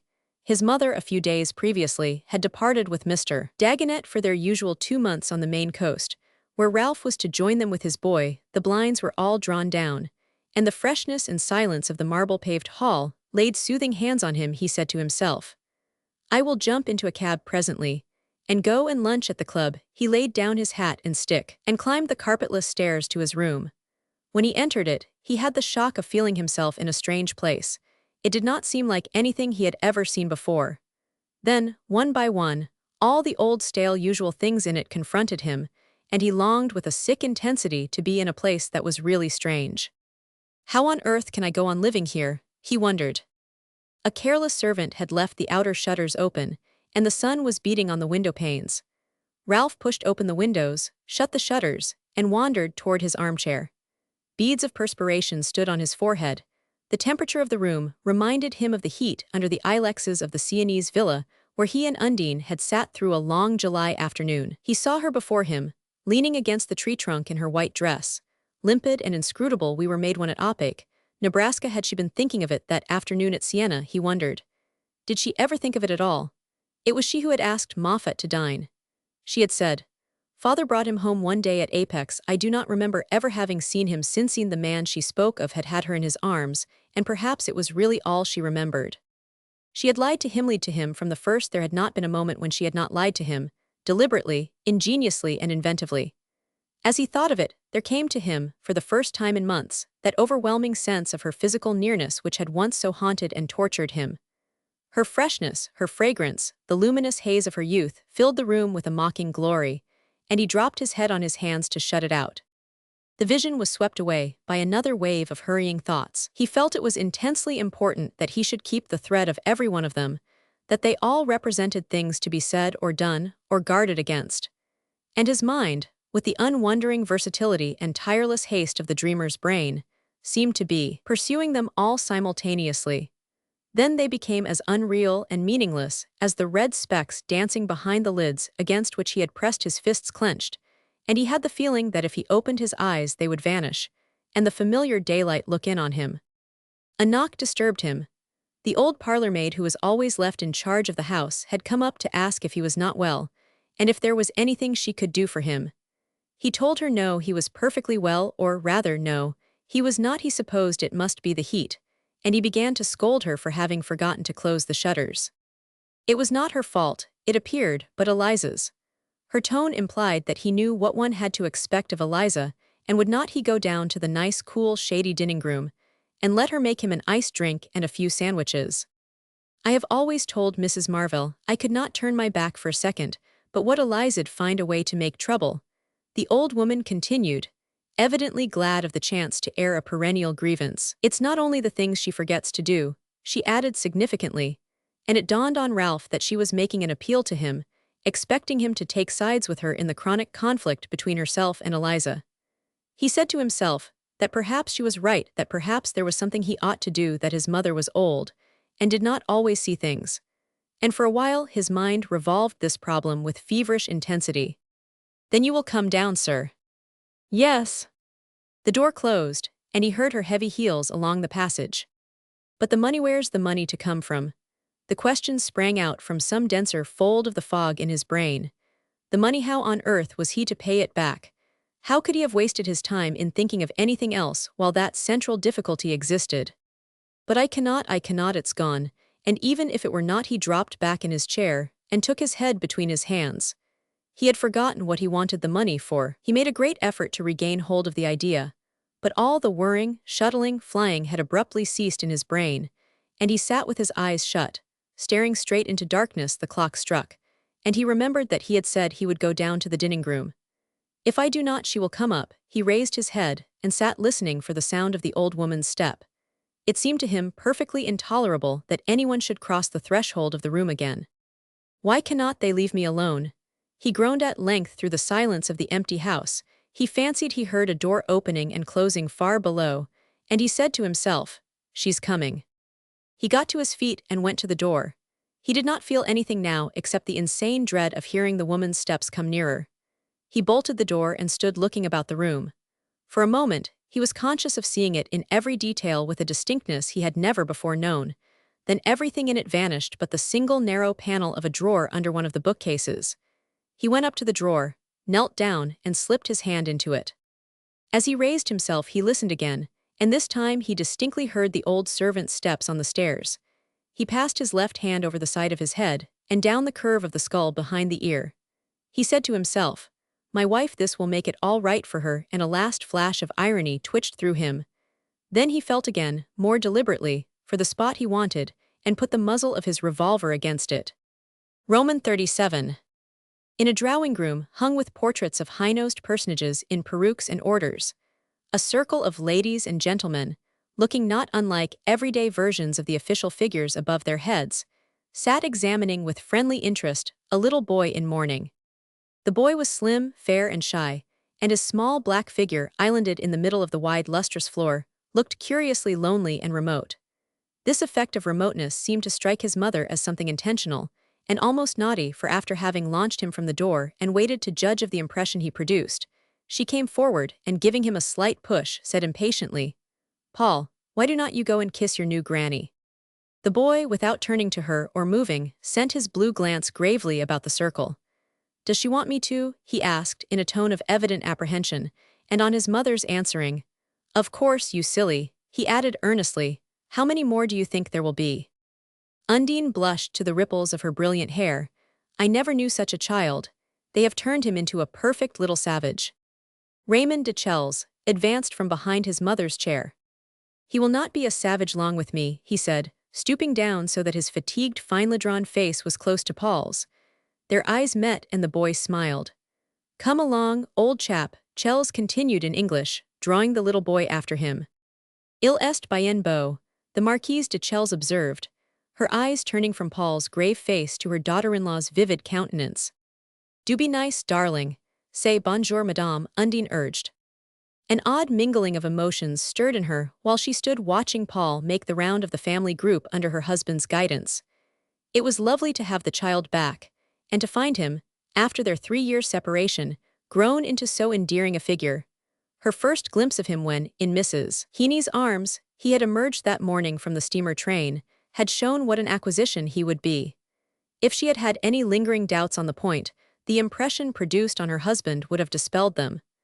Chelles had been instantly charmed, and Paul, in a shy, confused way, was already responding to his advances. The Count and Countess Raymond had returned but a few weeks before from their protracted wedding journey, and were staying as they were apparently to do whenever they came to Paris with the old Marquis, Raymond's father, who had amicably proposed that little Paul Marvell should also share the hospitality of the Hôtel de Chelles. Undine, at first, was somewhat dismayed to find that she was expected to fit the boy and his nurse into a corner of her contracted entresol. But the possibility of a mother's not finding room for her son, however cramped her own quarters, seemed not to have occurred to her new relations, and the preparing of her dressing-room and boudoir for Paul's occupancy was carried on by the household with a zeal which obliged her to dissemble her lukewarmness. Undine had supposed that on her marriage, one of the great suites of the Hôtel de Chelles would be emptied of its tenants and put at her husband's disposal. But she had since learned that, even had such a plan occurred to her parents-in-law, considerations of economy would have hindered it. The old Marquis and his wife, who were content, when they came up from Burgundy in the spring, with a modest set of rooms looking out on the court of their ancestral residence, expected their son and his wife to fit themselves into the still smaller apartment which had served as Raymond's bachelor lodging. The rest of the fine old mouldering house, the tall-windowed premier on the garden, and the whole of the floor above had been let for years to old-fashioned tenants who would have been more surprised than their landlord had he suddenly proposed to dispossess them. Undine, at first, had regarded these arrangements as merely provisional. She was persuaded that, under her influence, Raymond would soon convert his parents to more modern ideas, and meanwhile she was still in the flush of a completer well-being than she had ever known, and disposed, for the moment, to make light of any inconveniences connected with it. The 3 months since her marriage had been more nearly like what she had dreamed of than any of her previous experiments in happiness. At last she had what she wanted, and for the first time the glow of triumph was warmed by a deeper feeling. Her husband was really charming. It was odd how he reminded her of Ralph. And after her bitter 2 years of loneliness and humiliation, it was delicious to find herself once more adored and protected. The very fact that Raymond was more jealous of her than Ralph had ever been, or at any rate less reluctant to show it, gave her a keener sense of recovered power. None of the men who had been in love with her before had been so frankly possessive or so eager for reciprocal assurances of constancy. She knew that Ralph had suffered deeply from her intimacy with Van de Gen, but he had betrayed his feeling only by a more studied detachment, and Van de Gen, from the first, had been contemptuously indifferent to what she did or felt when she was out of his sight. As to her earlier experiences, she had frankly forgotten them. Her sentimental memories went back no farther than the beginning of her New York career. Raymond seemed to attach more importance to love, in all its manifestations, than was usual or convenient in a husband, and she gradually began to be aware that her domination over him involved a corresponding loss of independence. Since their return to Paris, she had found that she was expected to give a circumstantial report of every hour she spent away from him. She had nothing to hide, and no designs against his peace of mind, except those connected with her frequent and costly sessions at the dressmaker's.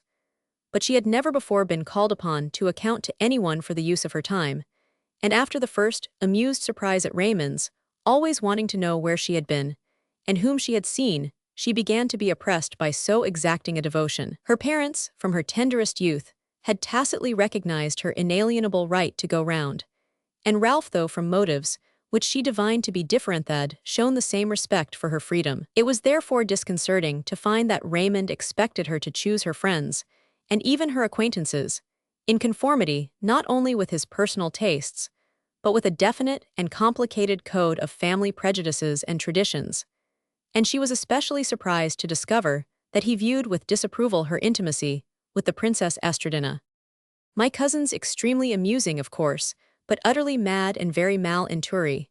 Most of the people she has about her ought to be in prison or bedlam, especially that unspeakable Madame Adelschein, who's a candidate for both. My aunt's an angel, but she's been weak enough to let Lily turn the Hôtel de Dordogne into an annex of Montmartre. Of course you will have to show yourself there now and then. In these days families like ours must hold together. But go to the reunions de famille rather than to Lily's intimate parties. Go with me, or with my mother. Do not let yourself be seen there alone. You are too young and good-looking to be mixed up with that crew. A woman's classador rather unclassed be being known as one of Lily's set." Agreeable as it was to Undine that an appeal to her discretion should be based on the ground of her youth and good looks, she was dismayed to find herself cut off from the very circle she had meant them to establish her in. Before she had become Raymond's wife, there had been a moment of sharp tension in her relations with the Princess Estradina and the old Duchess. They had done their best to prevent her marrying their cousin, and had gone so far as openly to accuse her of being the cause of a breach between themselves and his parents. But Ralph Marvell's death had brought about a sudden change in her situation. She was now no longer a divorced woman struggling to obtain ecclesiastical sanction for her remarriage, but a widow whose conspicuous beauty and independent situation made her the object of lawful aspirations. The first person to seize on this distinction and make the most of it was her old enemy, the Marquise de Trezac. The latter, who had been loudly charged by the House of Chelles with furthering her beautiful compatriot's designs, had instantly seen a chance of vindicating herself by taking the widowed Mrs. Marvell under her wing and favoring the attentions of other suitors. These were not lacking, and the expected result had followed. Raymond de Chelles, more than ever infatuated as attainment became less certain, had claimed a definite promise from Undine, and his family, discouraged by his persistent bachelorhood, and their failure to fix his attention on any of the amiable maidens obviously designed to continue the race, had ended by withdrawing their opposition and discovering in Mrs. Marvell the moral and financial merits necessary to justify their change of front. "A good match, if she is not, I should like to know what the Chelles call one," Madame de Trezac went about indefatigably proclaiming, related to the best people in New York, well, by marriage, that is, and her husband left much more money than was expected. It goes to the boy, of course, but as the boy is with his mother she naturally enjoys the income. And her father's a rich man, much richer than is generally known. I mean what we call rich in America, you understand. Madame de Trezac had lately discovered that the proper attitude for the American married abroad was that of a militant patriotism, and she flaunted Undine Marvell in the face of the Faubourg, like a particularly showy specimen of her national banner. The success of the experiment emboldened her to throw off the most sacred observances of her past. She took up Madame Adelschein, she entertained the James J. Rollivers, she resuscitated Creole dishes, she patronized Negro melodists, she abandoned her weekly teas for impromptu afternoon dances, and the prim drawing-room in which dowagers had droned echoed with a cosmopolitan hubbub. Even when the period of tension was over, and Undine had been officially received into the family of her betrothed, Madame de Trezac did not at once surrender. She laughingly professed to have had enough of the proprieties, and declared herself bored by the social rites she had hitherto so piously performed. "You will always find a corner of home here, dearest, when you get tired of their ceremonies and solemnities," she said as she embraced the bride after the wedding breakfast. And Undine hoped that the devoted Nettie would in fact provide a refuge from the extreme domesticity of her new state. But since her return to Paris, and her taking up her domicile in the Hôtel de Chelles, she had found Madame de Trezac less and less disposed to abet her in any assertion of independence. "My dear, a woman must adopt her husband's nationality whether she wants to or not. It's the law, and it's the custom besides.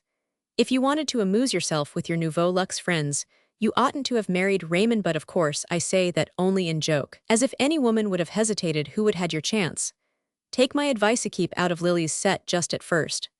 Later, well, perhaps Raymond will not be so particular, but meanwhile you would make a great mistake to go against his people," and Madame de Trezac, with a cheer Madame, swept forward from her tea table to receive the first of the returning dowagers. It was about this time that Mrs. Heeny arrived with Paul, and for a while Undine was pleasantly absorbed in her boy.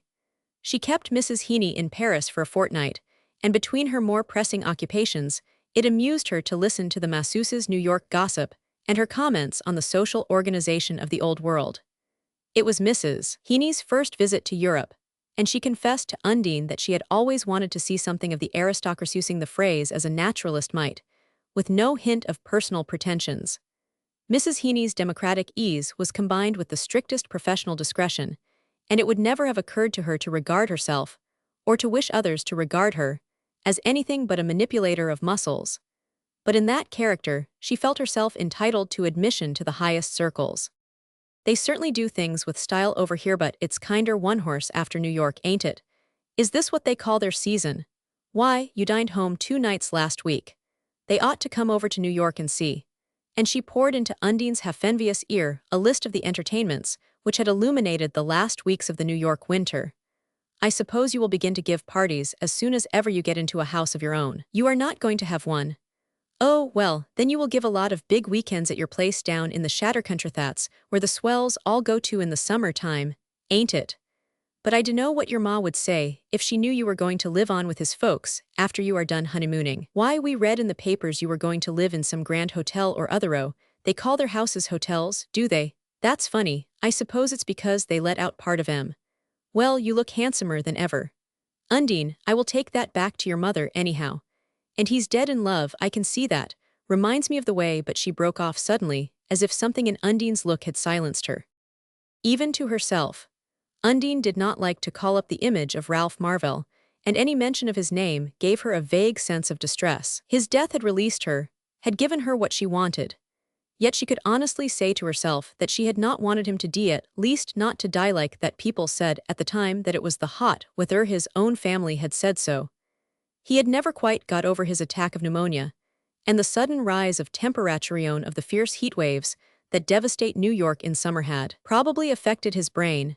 The doctors said such cases were not uncommon. She had worn black for a few weeks, not quite mourning, but something decently regretful. The dressmakers were beginning to provide a special garb for such cases, and even since her remarriage, and the lapse of a year, she continued to wish that she could have got what she wanted without having had to pay that particular price for it. This feeling was intensified by an incident in itself, far from unwelcome, which had occurred about 3 months after Ralph's death. Her lawyers had written to say that the sum of $100,000 had been paid over to Marvell's estate by the Apex Consolidation Company, and as Marvell had left a will bequeathing everything he possessed to his son, This unexpected windfall handsomely increased Paul's patrimony. Undine had never relinquished her claim on her child. She had merely, by the advice of her lawyers, waived the assertion of her right for a few months after Marvell's death, with the express stipulation that her doing so was only a temporary concession to the feelings of her husband's family, and she had held out against all attempts to induce her to surrender Paul permanently. Before her marriage, she had somewhat conspicuously adopted her husband's creed, and the Dagonets, picturing Paul as the prey of the Jesuits, had made the mistake of appealing to the courts for his custody. This had confirmed Undine's resistance and her determination to keep the child. The case had been decided in her favor, and she had thereupon demanded, and obtained, an allowance of $5,000 to be devoted to the bringing up and education of her son. This sum, added to what Mr. Spragg had agreed to give her, made up an income which had appreciably bettered her position and justified Madame de Trezac's discreet allusions to her wealth. Nevertheless, it was one of the facts about which she least liked to think when any chance allusion evoked Ralph's image. The money was hers, of course. She had a right to it, and she was an ardent believer in rights. But she wished she could have got it in some other way. She hated the thought of it as one more instance of the perverseness with which things she was entitled to always came to her as if they had been stolen. The approach of summer and the culmination of the Paris season swept aside such thoughts. The Countess Raymond de Chelles, contrasting her situation with that of Mrs. Undine Marvell, and the fullness and animation of her new life with the vacant, dissatisfied days which had followed on her return from Dakota, forgot the smallness of her apartment, the inconvenient proximity of Paul and his nurse, the interminable round of visits with her mother-in-law, and the long dinners in the solemn hotels of all the family connection. The world was radiant, the lights were lit, the music playing. She was still young and better looking than ever, with a countess's coronet, a famous chateau, and a handsome and popular husband who adored her. And then suddenly the lights went out and the music stopped when one day Raymond, putting his arm about her, said in his tenderest tones, "And now, my dear, the world's had you long enough and it's my turn. What do you say to going down to St. Desert?" Roman 38. In a window of the long gallery of the Château de St. Desert, the new Marquise de Chelles stood looking down the poplar avenue into the November rain. It had been raining heavily and persistently for a longer time than she could remember. Day after day, the hills beyond the park had been curtained by motionless clouds. The gutters of the long, steep roofs had gurgled with a perpetual overflow. The opaque surface of the moat been peppered by a continuous pelting of big drops. The water lay in glassy stretches under the trees, and along the sodden edges of the garden paths. It rose in a white mist from the fields beyond. It exuded in a chill moisture from the brick flooring of the passages, and from the walls of the rooms on the lower floor. Everything in the great empty house smelt of dampness. The stuffing of the chairs, the threadbare folds of the faded curtains, the splendid tapestries, that were fading too, on the walls of the room in which Undine stood, and the wide bands of crepe which her husband had insisted on her keeping on her black dresses till the last hour of her mourning for the old Marquis. The summer had been more than usually inclement, and since her first coming to the country, Undine had lived through many periods of rainy weather.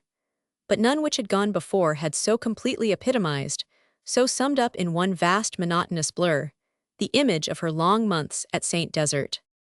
When the year before, she had reluctantly suffered herself to be torn from the joys of Paris, she had been sustained by the belief that her exile would not be of long duration. Once Paris was out of sight, she had even found a certain lazy charm in the long warm days at St. Desert. Her parents-in-law had remained in town, and she enjoyed being alone with her husband, exploring and appraising the treasures of the great half-abandoned house, and watching her boy scamper over the June meadows or trot about the gardens on the pony his stepfather had given him. Paul, after Mrs. Heeny's departure, had grown fretful and restive, and Undine had found it more and more difficult to fit his small, exacting personality into her cramped rooms and crowded life. He irritated her by pining for his Aunt Laura, his Marvell granny, and old Mr. Dagonet's funny stories about gods and fairies, and his wistful allusions to his games with Claire's children sounded like a lesson he might have been drilled in to make her feel how little he belonged to her. But once released from Paris, and blessed with rabbits, a pony, and the freedom of the fields, he became again all that a charming child should be, and for a time it amused her to share in his romps and rambles. Raymond seemed enchanted at the picture they made, and the quiet weeks of fresh air and outdoor activity gave her back a bloom that reflected itself in her tranquilized mood. She was the more resigned to this interlude, because she was so sure of its not lasting. Before they left Paris, a doctor had been found to say that Paul, who was certainly looking pale and Polydore was in urgent need of sea air, and Undine had nearly convinced her husband of the expediency of hiring a chalet at Deauville for July and August, when this plan, and with it every other prospect of escape, was dashed by the sudden death of the old Marquis. Undine, at first, had supposed that the resulting change could not be other than favorable.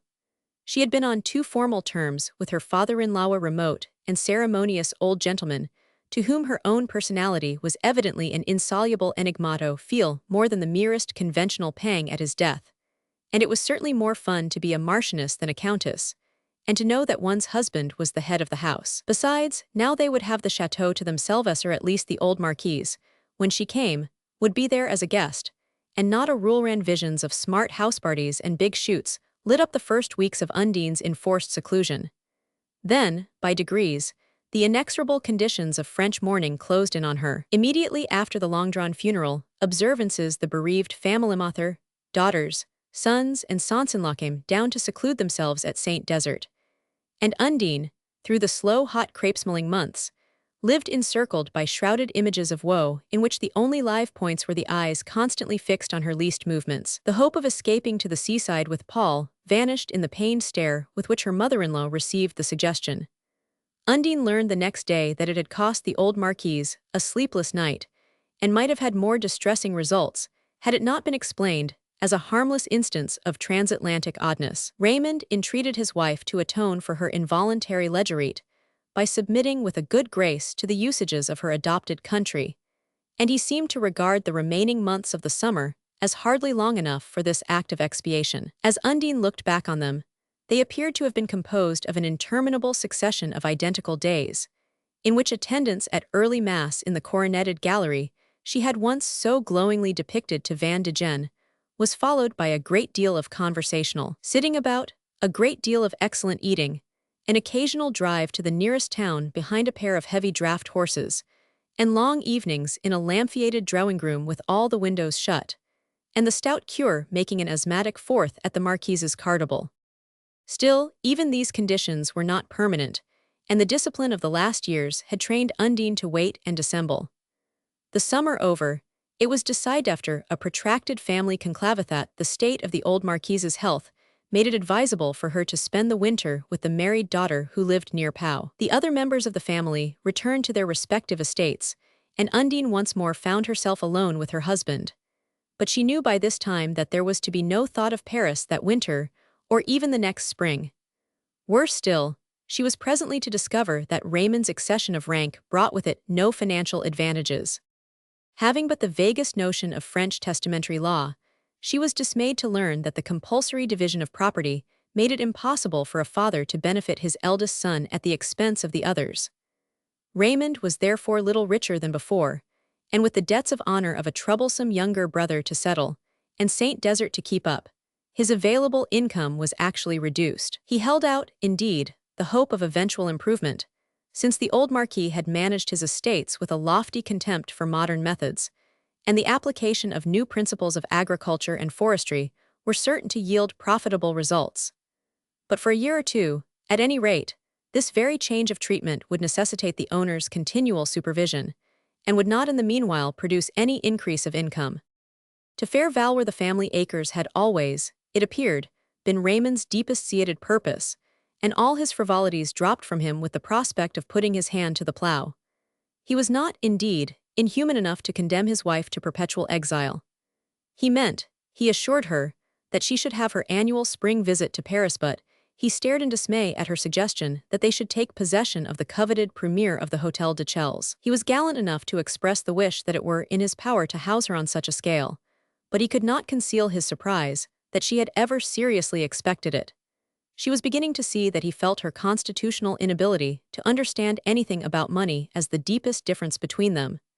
It was a proficiency no one had ever expected her to acquire, and the lack of which she had even been encouraged to regard as a grace, and to use as a pretext. During the interval between her divorce and her remarriage, she had learned what things cost, but not how to do without them, and money still seemed to her like some mysterious and uncertain stream which occasionally vanished underground, but was sure to bubble up again at one's feet. Now, however, she found herself in a world where it represented not the means of individual gratification, but the substance binding together whole groups of interests, and where the uses to which it might be put in 20 years were considered before the reasons for spending it on the spot. At first she was sure she could laugh Raymond out of his prudence, or coax him round to her point of view. She did not understand how a man so romantically in love could be so unpersuadable on certain points. Hitherto, she had had to contend with personal moods.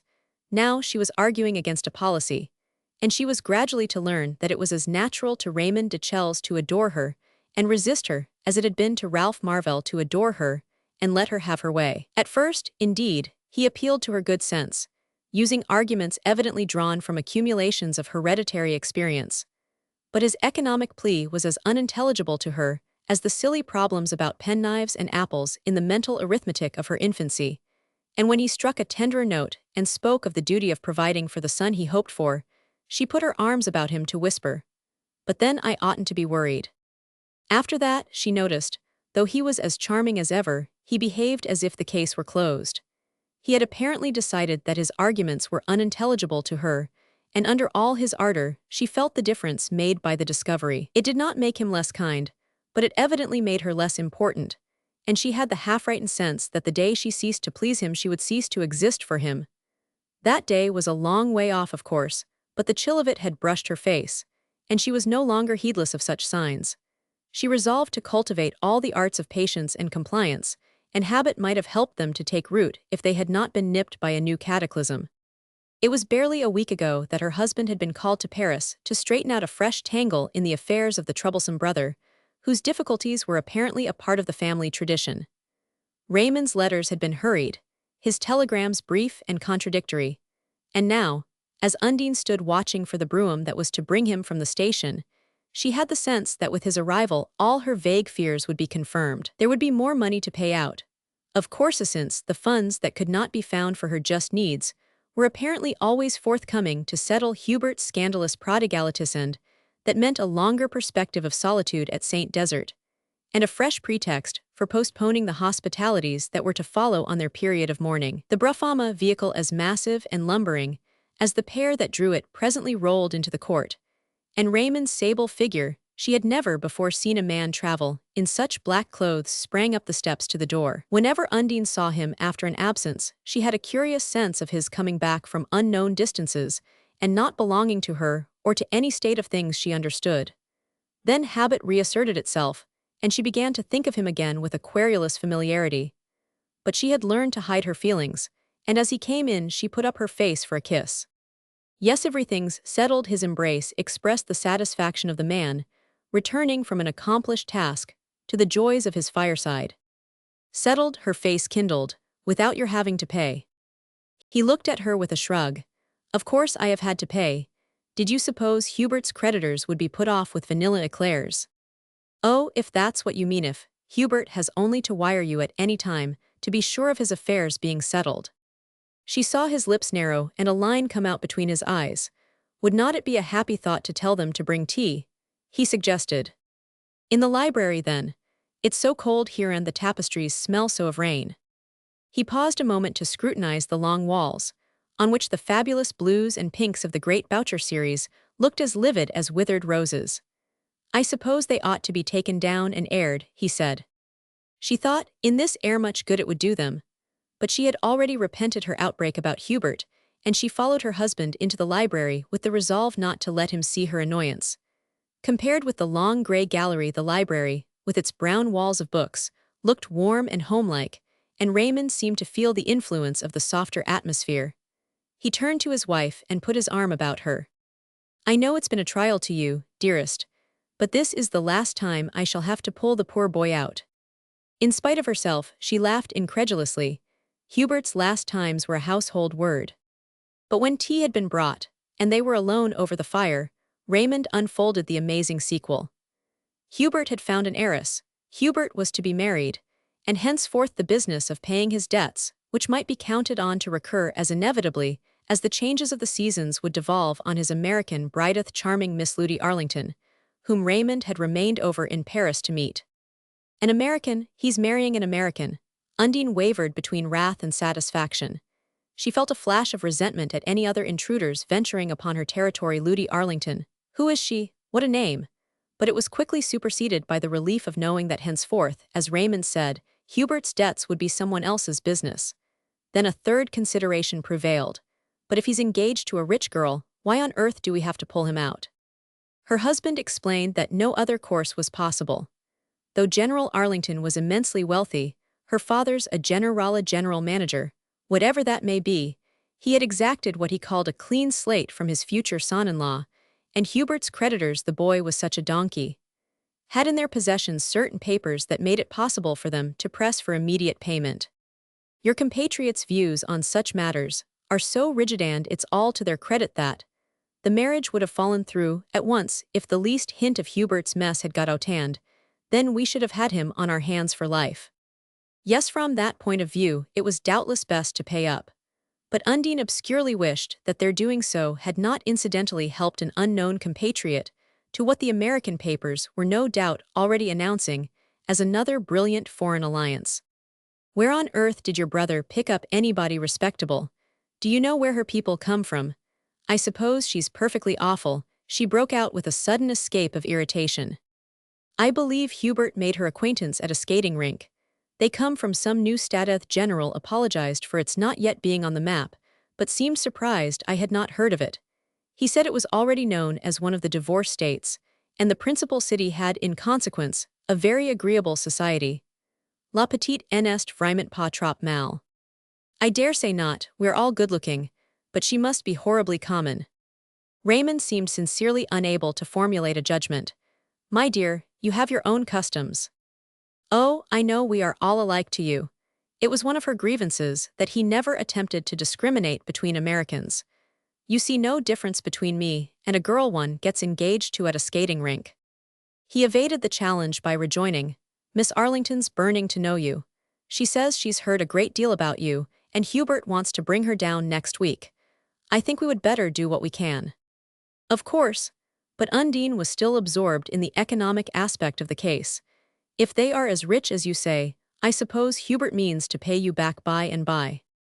Naturally, it's all arranged. He's given me a paper. He drew her hands into his. You see, we have every reason to be kind to Miss Arlington. Oh, I will be as kind as you like. She brightened at the prospect of repayment. Yes, they would ask the girl down. She leaned a little nearer to her husband. But then after a while we shall be a good deal better off, especially, as you say, with no more of Hubert's debts to worry us. And leaning back far enough to give her upward smile, she renewed her plea for the premiere in the Hotel de Chelles. Because really, you know, as the head of the house you ought to. Ah, my dear, as the head of the house I have so many obligations, and one of them is not to miss a good stroke of business when it comes my way. Her hands slipped from his shoulders and she drew back. What do you mean by a good stroke of business? Why, an incredible piece of luck. It's what kept me on so long in Paris. Miss Arlington's father was looking for an apartment for the young couple, and I have let him the premier for 12 years on the understanding that he puts electric light and heating into the whole hotel. It's a wonderful chance, for of course we all benefit by it as much as Hubert. A wonderful chance benefit by it as much as Hubert. He seemed to be speaking a strange language, in which familiar-sounding syllables meant something totally unknown. Did he really think she was going to coop herself up again in their cramped quarters, while Hubert and his scatting-grink bride luxuriated overhead in the coveted premier? All the resentments that had been accumulating in her during the long baffled months since her marriage broke into speech. It's extraordinary of you to do such a thing without consulting me. Without consulting you. But my dear child, you have always professed the most complete indifference to business matters. You've frequently begged me not to bore you with them. You may be sure I have acted on the best advice. And my mother, whose head is as good as a man's, thinks I have made a remarkably good arrangement. I dare say, but I am not always thinking about money, as you are. As she spoke, she had an ominous sense of impending peril, but she was too angry to avoid even the risk she saw. To her surprise, Raymond put his arm about her with a smile. There are many reasons why I have to think about money. One is that you do not, and another is that I must look out for the future of our son. Undine flushed to the forehead.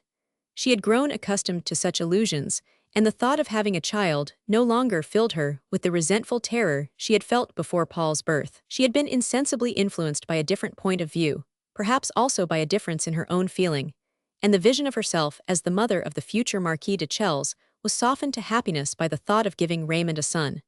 But all these lightly rooted sentiments went down in the rush of her resentment, and she freed herself with a petulant movement. "Oh, my dear, you would better leave it to your brother to perpetuate the race. There will be more room for nurseries in their apartment." She waited a moment, quivering with the expectation of her husband's answer. Then, as none came except the silent darkening of his face, she walked to the door and turned round to fling back. "Of course you can do what you like with your own house, and make any arrangements that suit your family, without consulting me. But you needn't think I am ever going back to live in that stuffy little hole, with Hubert and his wife splurging round on top of our heads." "Ah," said Raymond de Chelles in a low voice. Roman 13. Undine did not fulfill her threat. The month of May saw her back in the rooms she had declared she would never set foot in, and after her long sojourn among the echoing vistas of Saint Desert, the exiguity of her Paris quarters seemed like coziness.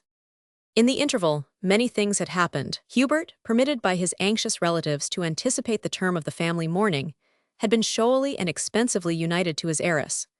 The Hôtel de Chelles had been piped, heated and illuminated in accordance with the bride's requirements.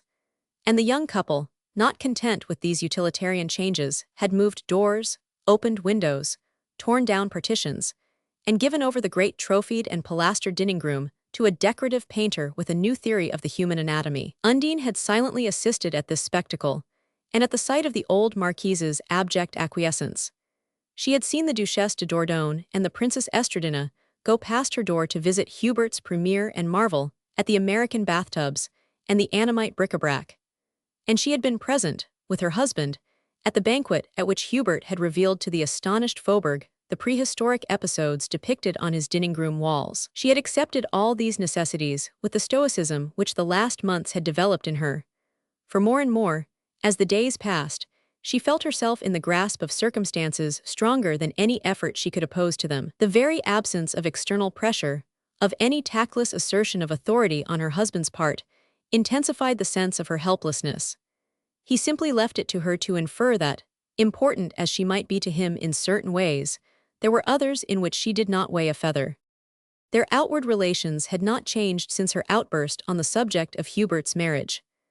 That incident had left her half ashamed, half frightened at her behavior, and she had tried to atone for it by the indirect arts that were her nearest approach to acknowledging herself in the wrong. Raymond met her advances with a good grace, and they lived through the rest of the winter on terms of apparent understanding. When the spring approached, it was he who suggested that, since his mother had consented to Hubert's marrying before the year of mourning was over, there was really no reason why they should not go up to Paris as usual, and she was surprised at the readiness with which he prepared to accompany her. A year earlier she would have regarded this as another proof of her power, but she now drew her inferences less quickly. Raymond was as lovely to her as ever, but more than once, during their months in the country, she had had a startled sense of not giving him all he expected of her. She had admired him, before their marriage, as a model of social distinction. During the honeymoon he had been the most ardent of lovers, and with their settling down at Saint Desert, she had prepared to resign herself to the society of a country gentleman absorbed in sport and agriculture. But Raymond, to her surprise, had again developed a disturbing resemblance to his predecessor. During the long winter afternoons, after he had gone over his accounts with the bailiff, or written his business letters, he took to dabbling with a paint-box, or picking out new scores at the piano. After dinner, when they went to the library, he seemed to expect to read aloud to her from the reviews and papers he was always receiving, and when he had discovered her inability to fix her attention, he fell into the way of absorbing himself in one of the old brown books with which the room was lined. At first he tried as Ralph had done to tell her about what he was reading or what was happening in the world, but her sense of inadequacy made her slip away to other subjects, and little by little their talk died down to monosyllables. Was it possible that, in spite of his books, the evenings seemed as long to Raymond as to her, and that he had suggested going back to Paris because he was bored at Saint Desert? Bored as she was herself, she resented his not finding her company all sufficient, and was mortified by the discovery that there were regions of his life she could not enter. But once back in Paris, she had less time for introspection and Raymond less for books. They resumed their dispersed and busy life, and in spite of Hubert's ostentatious vicinity, of the perpetual lack of money, and of Paul's innocent encroachments on her freedom, Undine, once more in her element, ceased to brood upon her grievances. She enjoyed going about with her husband, whose presence at her side was distinctly ornamental. He seemed to have grown suddenly younger and more animated, and when she saw other women looking at him, she remembered how distinguished he was. It amused her to have him in her train, and driving about with him to dinners and dances, waiting for him on flower-decked landings, or pushing at his side through blazing theatrolabes, answered to her inmost ideal of domestic intimacy. He seemed disposed to allow her more liberty than before, and it was only now and then that he let drop a brief reminder of the conditions on which it was accorded. She was to keep certain people at a distance. She was not to cheapen herself by being seen at vulgar restaurants and terrums.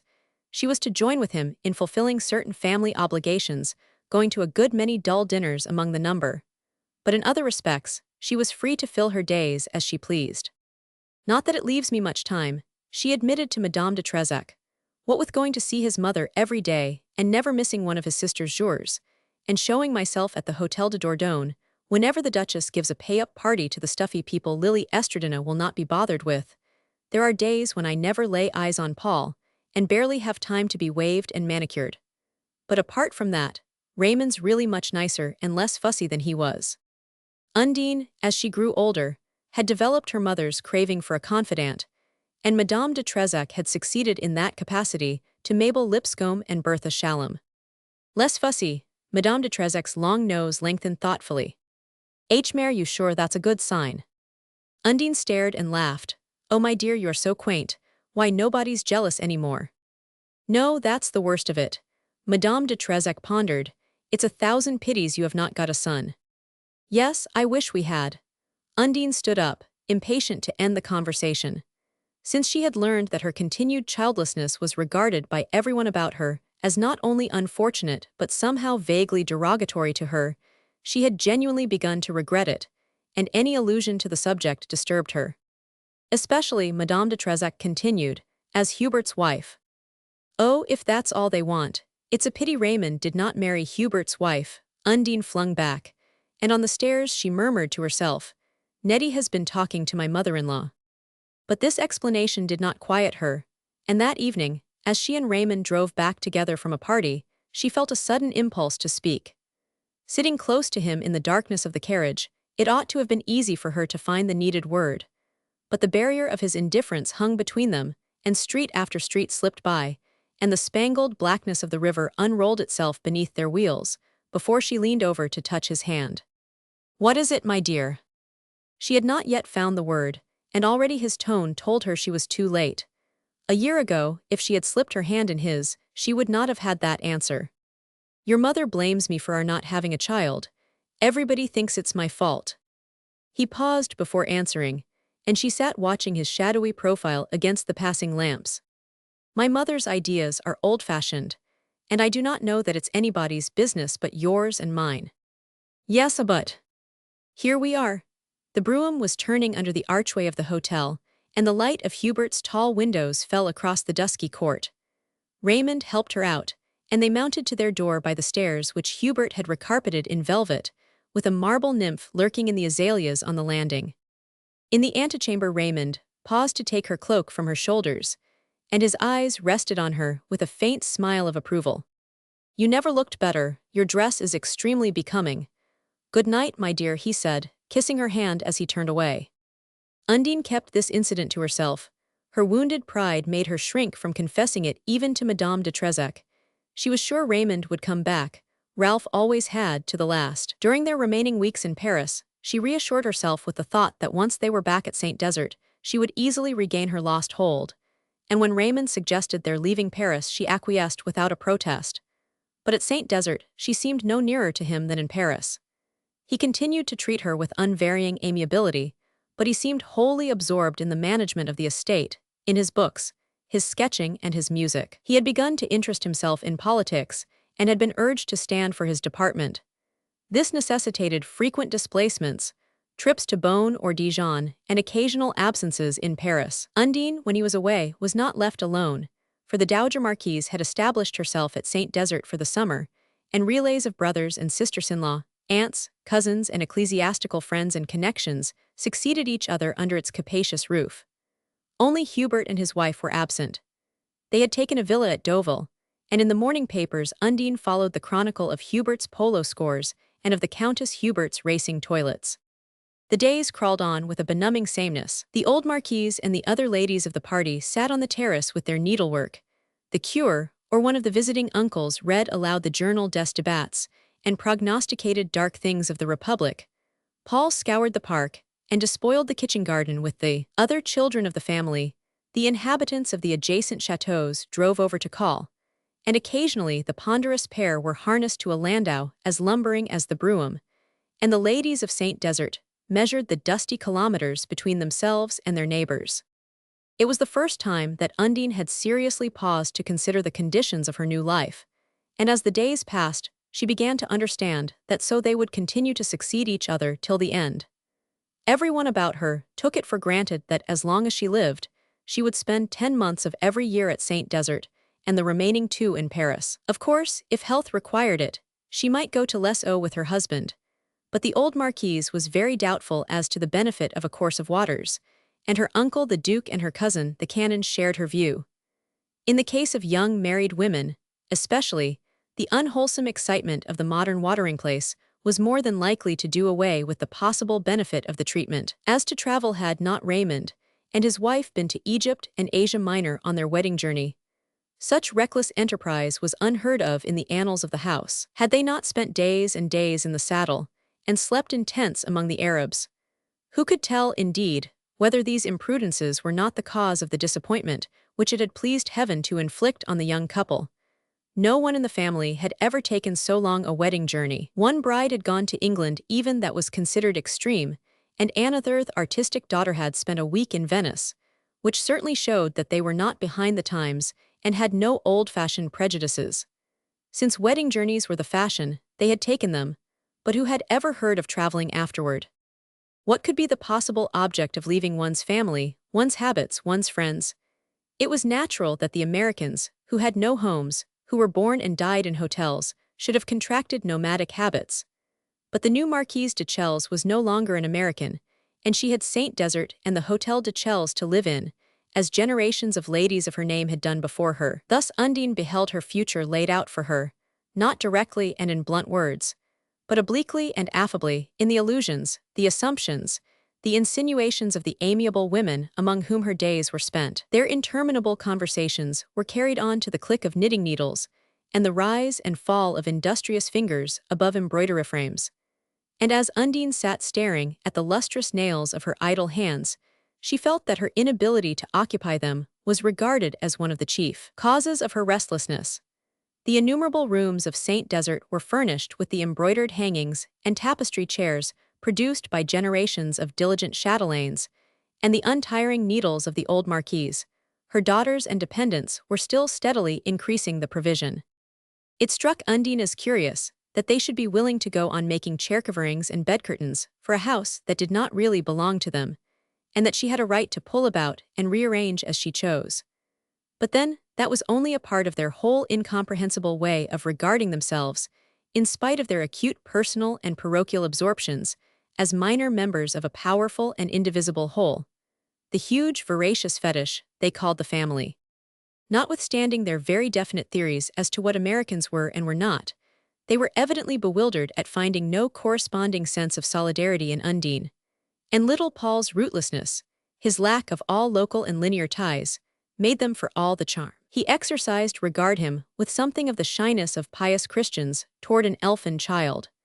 But though mother and child gave them a sense of insuperable strangeness, it plainly never occurred to them that both would not be gradually subdued to the customs of St. Desert. Dynasties had fallen, institutions changed, manners and morals, alas, deplorably declined. But as far back as memory went, the ladies of the line of Chelles had always sat at their needlework on the terrace of St. Desert, while the men of the house lamented the corruption of the government, and the curé ascribed the unhappy state of the country to the decline of religious feeling and the rise in the cost of living. It was inevitable that, in the course of time, The new marquise should come to understand the fundamental necessity of these things being as they were. And meanwhile the forbearance of her husband's family exercised itself, with the smiling discretion of their race, through the long succession of uneventful days. Once, in September, this routine was broken in upon by the unannounced descent of a flock of motors, bearing the Princess Estradina, and a chosen band from one watering place to another. Raymond was away at the time, but family loyalty constrained the old marquise to welcome her kinswoman and the latter's friends, and Undine once more found herself immersed in the world from which her marriage had removed her. The princess, at first, seemed totally to have forgotten their former intimacy, and Undine was made to feel that in a life so variously agitated the episode could hardly have left a trace. But the night before her departure, the incalculable Lily, with one of her sudden changes of humor, drew her former friend into her bedroom and plunged into an exchange of confidences. She naturally unfolded her own history first, and it was so packed with incident that the courtyard clock had struck 2 before she turned her attention to Undine. "My dear, you are handsomer than ever, only perhaps a shade too stout. Domestic bliss, I suppose. Take care. You need an emotion, a drama. You Americans are really extraordinary. You appear to live on change and excitement, and then suddenly a man comes along and claps a ring on your finger, and you never look through it to see what's going on outside. Are not you ever the least bit bored? Why do I never see anything of you anymore? I suppose it's the fault of my venerable aunt's never forgiven me for having a better time than her daughters. How can I help it if I do not look like the cure's umbrella? I dare say she owes you the same grudge. But why do you let her coop you up here? It's 1,000 pities you have not had a child. They would all treat you differently if you had." It was the same perpetually reiterated condolence, and Undine flushed with anger as she listened. Why indeed had she let herself be cooped up? She could not have answered the princess's question. She merely felt the impossibility of breaking through the mysterious web of traditions, conventions, prohibitions that enclosed her in their impenetrable network. But her vanity suggested the obvious pretext, and she murmured with a laugh, "I did not know Raymond was going to be so jealous." The princess stared. "Is it Raymond who keeps you shut up here, and what about his trips to Dijon? And what do you suppose he does with himself when he runs up to Paris? Politics," she shrugged ironically. "Politics do not occupy a man after midnight. Raymond jealous of you? Ah, merci, my dear, it's what I always say when people talk to me about fast Americans. You are the only innocent women left in the world." Excel. After the Princess Estradina's departure, the days at St. Desert succeeded each other indistinguishably. And more, as they passed, Undine felt herself drawn into the slow, strong current already fed by so many tributary lives. Some spell she could not have named seemed to emanate from the old house, which had so long been the custodian of an unbroken tradition. Things had happened there in the same way for so many generations that to try to alter them seemed as vain as to contend with the elements. Winter came and went, and once more the calendar marked the first days of spring. But though the horse-chestnuts of the Champs-Élysées were budding, snow still lingered in the grass drives of St. Desert and along the ridges of the hills beyond the park. Sometimes, as Undine looked out of the windows of the Boucher Gallery, she felt as if her eyes had never rested on any other scene. Even her occasional brief trips to Paris left no lasting trace. The life of the vivid streets faded to a shadow as soon as the black and white horizon of St. Desert closed in on her again. Though the afternoons were still cold, she had lately taken to sitting in the gallery.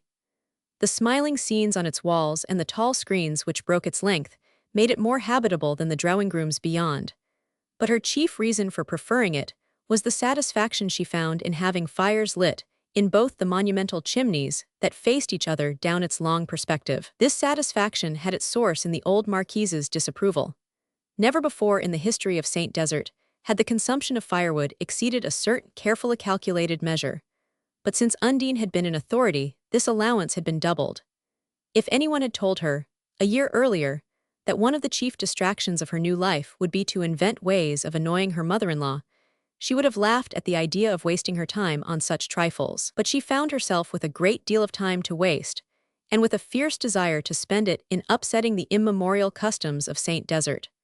Her husband had mastered her in essentials, but she had discovered innumerable small ways of irritating and hurting him, and one and not the least effectual was to do anything that went counter to his mother's prejudices. It was not that he always shared her views, or was a particularly subservient son, but it seemed to be one of his fundamental principles that a man should respect his mother's wishes and see to it that his household respected them. All Frenchmen of his class appeared to share this view and to regard it as beyond discussion. It was based on something so much more immutable than personal feeling that one might even hate one's mother and yet insist that her ideas as to the consumption of firewood should be regarded. The old marquise, during the cold weather, always sat in her bedroom, and there, between the tapestried four-poster and the fireplace, the family grouped itself around the groundglass of her single carcel lamp. In the evening, if there were visitors, a fire was lit in the library. Otherwise, the family again sat about the marquise's lamp till the footman came in at 10 with tisane and biscuits de Reims, after which everyone bade the dowager good night and scattered down the corridors to chill distances marked by tapers floating in cups of oil. Since Undine's coming, the library fire had never been allowed to go out, and of late, after experimenting with the 2 drawing-rooms and the so-called study where Raymond kept his guns and saw the bailiff, she had selected the gallery as the most suitable place for the new and unfamiliar ceremony of afternoon tea. Afternoon refreshments had never before been served at St. Desert, except when company was expected, when they had invariably consisted in a decanter of sweet port and a plate of small dry cakes, the kind that kept, that the complicated rites of the Toan, with its offering up of perishable delicacies, should be enacted for the sole enjoyment of the family, was a thing so unheard of that for a while Undine found sufficient amusement in elaborating the ceremonial, and in making the ancestral plate groan under more varied viands. And when this palled, she devised the plan of performing the office in the gallery and lighting sacrificial fires in both chimneys. She had said to Raymond, at first, "It's ridiculous that your mother should sit in her bedroom all day. She says she does it to save fires, but if we have a fire downstairs, why cannot she let hers go out and come down? I do not see why I should spend my life in your mother's bedroom." Raymond made no answer, and the marquise did, in fact, let her fire go out. But she did not come down, she simply continued to sit upstairs without a fire. At first this also amused Undine, then the tacit criticism implied began to irritate her. She hoped Raymond would speak of his mother's attitude. She had her answer ready if he did. But he made no comment, he took no notice. Her impulses of retaliation spent themselves against the blank surface of his indifference. He was as amiable, as considerate as ever, as ready, within reason, to accede to her wishes and gratify her whims. Once or twice, when she suggested running up to Paris to take Paul to the dentist, or to look for a servant, he agreed to the necessity and went up with her. But instead of going to an hotel, they went to their apartment, where carpets were up and curtains down, and a caretaker prepared primitive food at uncertain hours. And Undine's first glimpse of Hubert's illuminated windows deepened her rancor and her sense of helplessness. As Madame de Trezac had predicted, Raymond's vigilance gradually relaxed, and during their excursions to the capital, Undine came and went as she pleased. But her visits were too short to permit of her falling in with the social pace, and when she showed herself among her friends, she felt countrified and out of place, as if even her clothes had come from St. Desert. Nevertheless, her dresses were more than ever her chief preoccupation.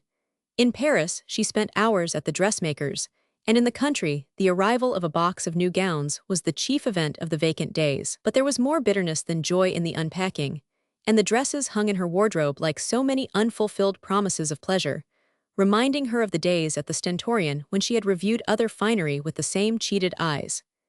In spite of this, she multiplied her orders, writing up to the dressmakers for patterns, and to the milliners for boxes of hats which she tried on, and kept for days, without being able to make a choice. Now and then she even sent her maid up to Paris to bring back great assortments of veils, gloves, flowers and laces, and after periods of painful indecision she ended by keeping the greater number, lest those she sent back should turn out to be the ones that were worn in Paris. She knew she was spending too much money, and she had lost her youthful faith in providential solutions, but she had always had the habit of going out to buy something when she was bored, and never had she been in greater need of such solace. The dullness of her life seemed to have passed into her blood. Her complexion was less animated, her hair less shining. The change in her looks alarmed her, and she scanned the fashion papers for new scents and powders, and experimented in facial bandaging, electric massage, and other processes of renovation. Odd atavisms woke in her, and she began to pore over patent medicine advertisements, to send stamped envelopes to beauty doctors and professors of physical development, and to brood on the advantage of consulting faith healers, mind readers, and their kindred adepts. She even wrote to her mother for the receipts of some of her grandfather's forgotten nostrums, and modified her daily life, and her hours of sleeping, eating, and exercise, in accordance with each new experiment. Her constitutional restlessness lapsed into an apathy like Mrs. Spragg's, and the least demand on her activity irritated her, but she was beset by endless annoyances, bickerings with discontented maids, the difficulty of finding a tutor for Paul, and the problem of keeping him amused and occupied without having him too much on her hands. A great liking had sprung up between Raymond and the little boy, and during the summer Paul was perpetually at his stepfather's side in the stables and the park. But with the coming of winter, Raymond was oftener away, and Paul developed a persistent cold that kept him frequently indoors. The confinement made him fretful and exacting, and the old Marquise ascribed the change in his behavior to the deplorable influence of his tutor, a laic recommended by one of Raymond's old professors. Raymond himself would have preferred an abbé. It was in the tradition of the house, and though Paul was not of the house, it seemed fitting that he should conform to its ways. Moreover, when the married sisters came to stay, they objected to having their children exposed to the tutor's influence, and even implied that Paul's society might be contaminating. But Undine, though she had so readily embraced her husband's faith, stubbornly resisted the suggestion that she should hand over her son to the church. The tutor therefore remained, but the friction caused by his presence was so irritating to Undine that she began to consider the alternative of sending Paul to school. He was still small and tender for the experiment, but she persuaded herself that what he needed was hardening, and having heard of a school where fashionable infancy was subjected to this process, she entered into correspondence with the master. His first letter convinced her that his establishment was just the place for Paul, but the second contained the price list, and after comparing it with the tutor's keep and salary, she wrote to say that she feared her little boy was too young to be sent away from home. Her husband, for some time past, had ceased to make any comment on her expenditure. She knew he thought her too extravagant, and felt sure he was minutely aware of what she spent, for St. Desert projected on economic details a light as different as might be from the haze that veiled them in West End Avenue. She therefore concluded that Raymond's silence was intentional, and ascribed it to his having shortcomings of his own to conceal. The Princess Estradina's pleasantry had reached its mark. Undine did not believe that her husband was seriously in love with another woman, could not conceive that anyone could tire of her of whom she had not first tired, but she was humiliated by his indifference, and it was easier to ascribe it to the arts of a rival than to any deficiency in herself. It exasperated her to think that he might have consolations for the outward monotony of his life, and she resolved that when they returned to Paris, he should see that she was not without similar opportunities. March, meanwhile, was verging on April, and still he did not speak of leaving. Undine had learned that he expected to have such decisions left to him, and she hid her impatience lest her showing it should incline him to delay. But one day, as she sat at tea in the gallery, he came in his riding clothes and said, "I have been over to the other side of the mountain. The February rains have weakened the dam of the Alette, and the vineyards will be in danger if we do not rebuild at once." She suppressed a yawn, thinking, as she did so, how dull he always looked when he talked of agriculture. It made him seem years older, and she reflected with a shiver that listening to him probably gave her the same look. He went on as she handed him his tea, "I am sorry it should happen just now. I am afraid I shall have to ask you to give up your spring in Paris." "Oh, no," she broke out. A throng of half-subdued grievances choked in her. She wanted to burst into sobs like a child. "I know it's a disappointment, but our expenses have been unusually heavy this year. It seems to me they always are. I do not see why we should give up Paris, because you have got to make repairs to a dam. Is not Hubert ever going to pay back that money?" He looked at her with a mild surprise. "But surely you understood at the time that it will not be possible till his wife inherits." "Till General Arlington dies, you mean. He does not look much older than you. You may remember that I showed you Hubert's note.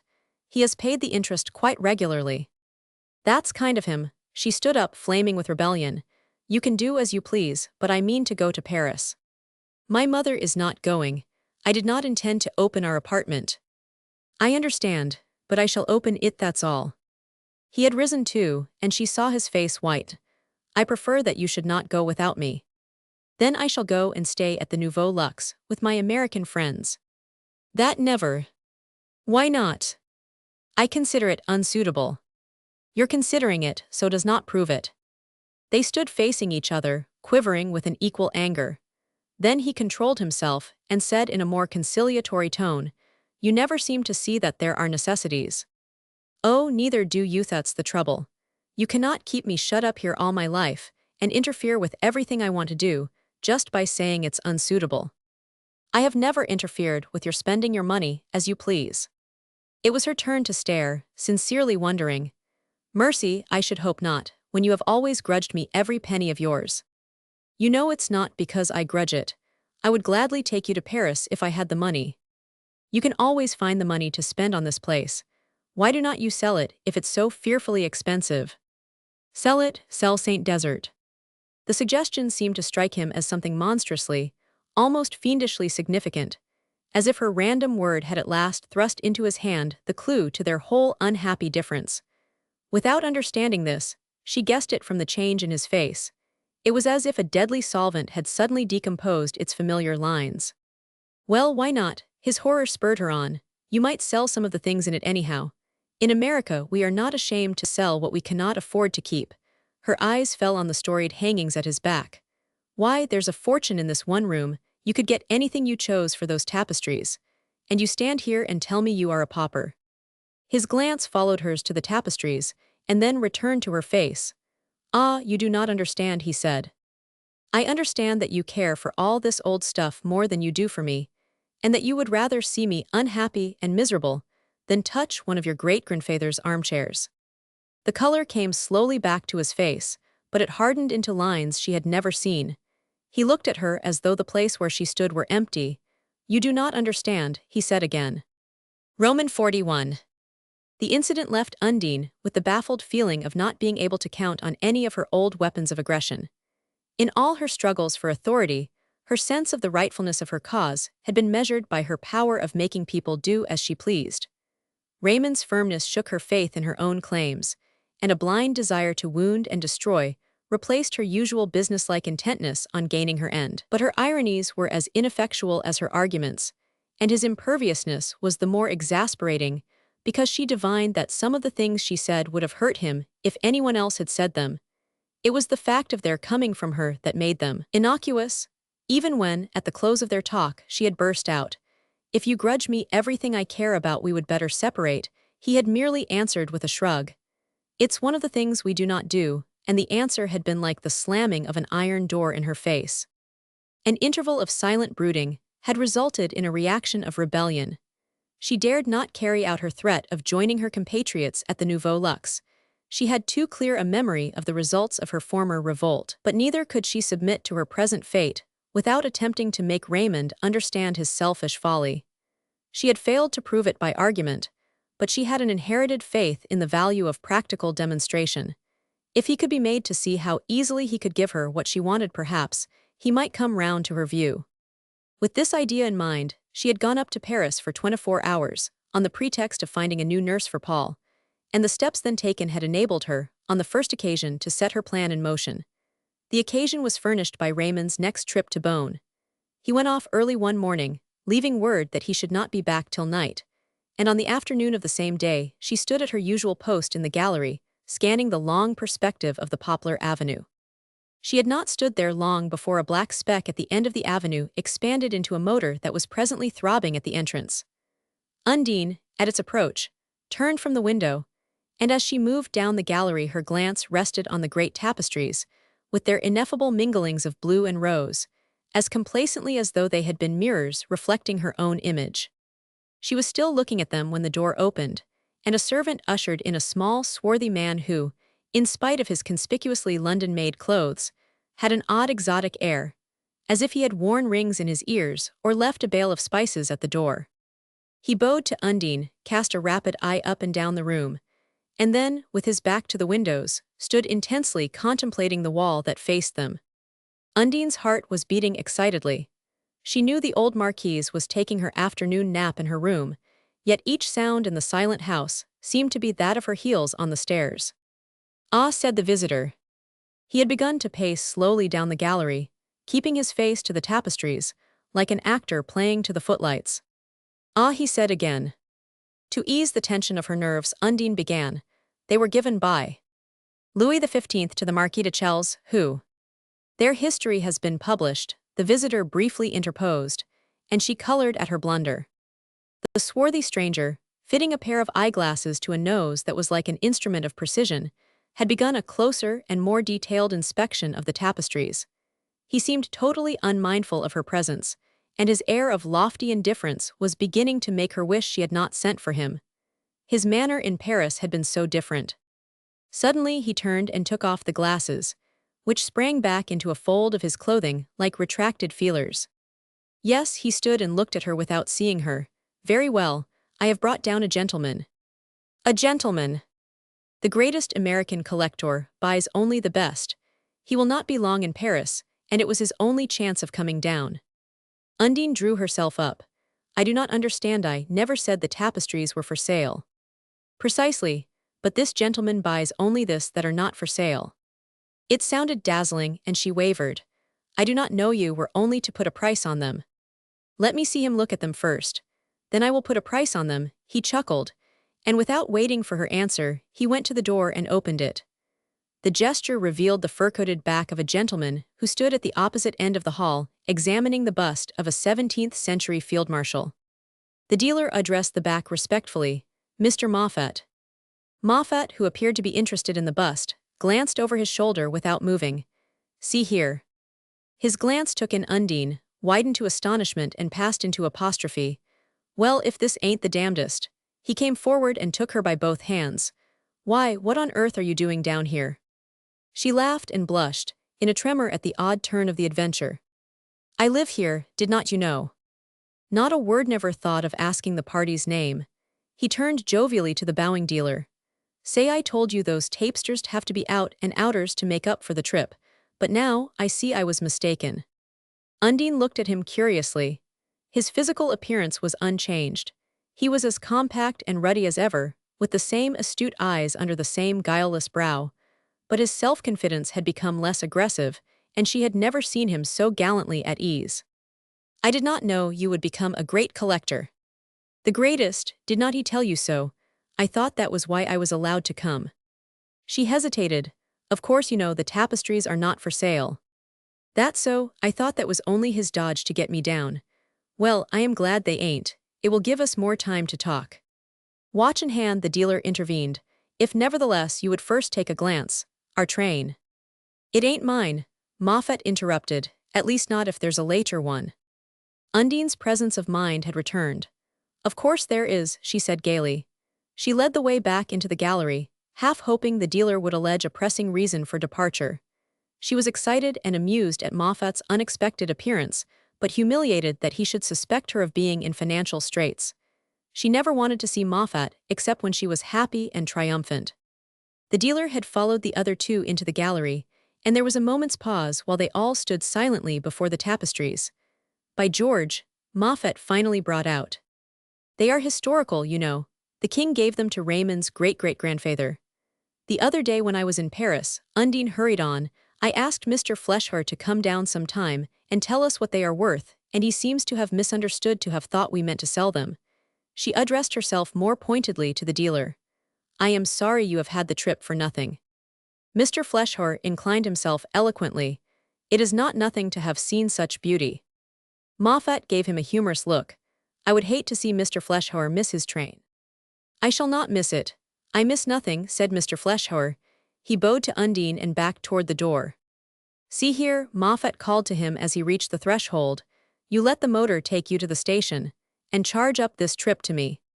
When the door closed, he turned to Undine with a laugh. Well, this beats the band. I thought of course you were living up in Paris. Again she felt a twinge of embarrassment. Oh, French people, I mean my husband's kindleways, spend a part of the year on their estates. But not this part, do they? Why, everything's humming up there now. I was dining at the Nouveau Luxe last night with the Driscolls, and Shallums and Mrs. Rolliver, and all your old crowd were there whooping. Things up. The Driscolls and Shallums and Mrs. Rolliver. How carelessly he reeled off their names. One could see from his tone that he was one of them and wanted her to know it.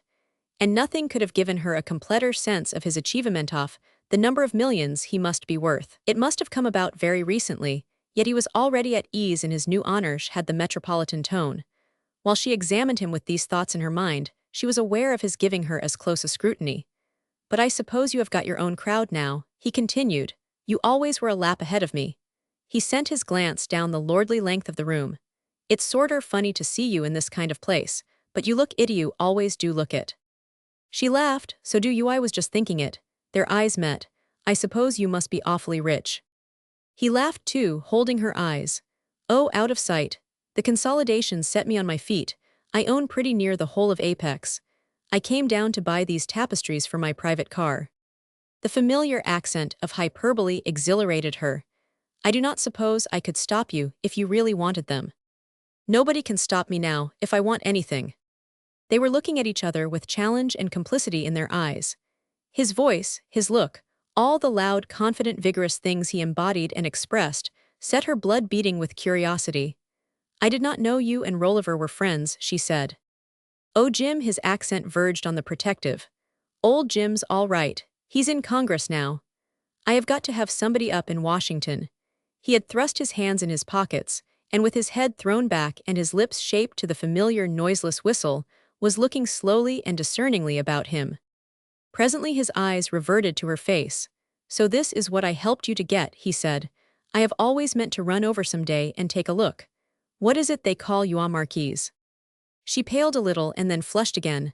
"What made you do it?" she broke out abruptly. "I have often wondered." He laughed. "What, lend you a hand? Why, my business instinct, I suppose. I saw you were in a tight place that time I ran across you in Paris, and I had not any grudge against you. Fact is, I have never had the time to nurse old scores, and if you neglect 'em they die off like goldfish." He was still composedly regarding her. "It's funny to think of your having settled down to this kind of life. I hope you have got what you wanted. This is a great place you live in." "Yes, but I see a little too much of it. We live here most of the year." She had meant to give him the illusion of success, but some underlying community of instinct drew the confession from her lips. "That's so. Why on earth do not you cut it and come up to Paris?" "Oh, Raymond's absorbed in the estates and we have not got the money. This place eats it all up." "Well, that sounds aristocratic, but ain't it rather out of date? When the swells are hard up nowadays they generally chip off an heirloom." He wheeled round again to the tapestries. "There are a good many Paris seasons hanging right here on this wall." "Yes, I know." She tried to check herself to summon up a glittering equivocation. But his face, his voice, the very words he used, were like so many hammerstrokes demolishing the unrealities that imprisoned her. Here was someone who spoke her language, who knew her meanings, who understood instinctively all the deep-seated wants for which her acquired vocabulary had no terms. And as she talked, she once more seemed to herself intelligent, eloquent, and interesting. "Of course it's frightfully lonely down here," she began, and through the opening made by the admission the whole flood of her grievances poured forth. She tried to let him see that she had not sacrificed herself for nothing. She touched on the superiorities of her situation. She gilded the circumstances of which she called herself the victim, and let titles, offices, and attributes shed their utmost luster on her tale. But what she had to boast of seemed small and tinkling compared with the evidences of his power. "Well, it's a downright shame you do not go round more," he kept saying, and she felt ashamed of her tame acceptance of her fate. When she had told her story she asked for his, and for the first time she listened to it with interest. He had what he wanted at last. The Apex consolidation scheme, after a long interval of suspense, had obtained its charter and shot out huge ramifications. Rolliver had stood in with him at the critical moment, and between them they had chucked out old Harmon B. Driscoll bag and baggage, and got the whole town in their control. Absorbed in his theme, and forgetting her inability to follow him, Moffat launched out on an epic recital of plot and counterplot, and she hung, a new Desdemona, on his conflict with the new anthropophagy. It was of no consequence that the details and the technicalities escaped her. She knew their meaningless syllables stood for success, and what that meant was as clear as day to her. Every Wall Street term had its equivalent in the language of Fifth Avenue, and while he talked of building up railways, she was building up palaces, and picturing all the multiple lives he would lead in them. To have things had always seemed to her the first essential of existence, and as she listened to him, the vision of the things he could have unrolled itself before her like the long triumph of an Asiatic conqueror. "And what are you going to do next?" she asked, almost breathlessly when he had ended.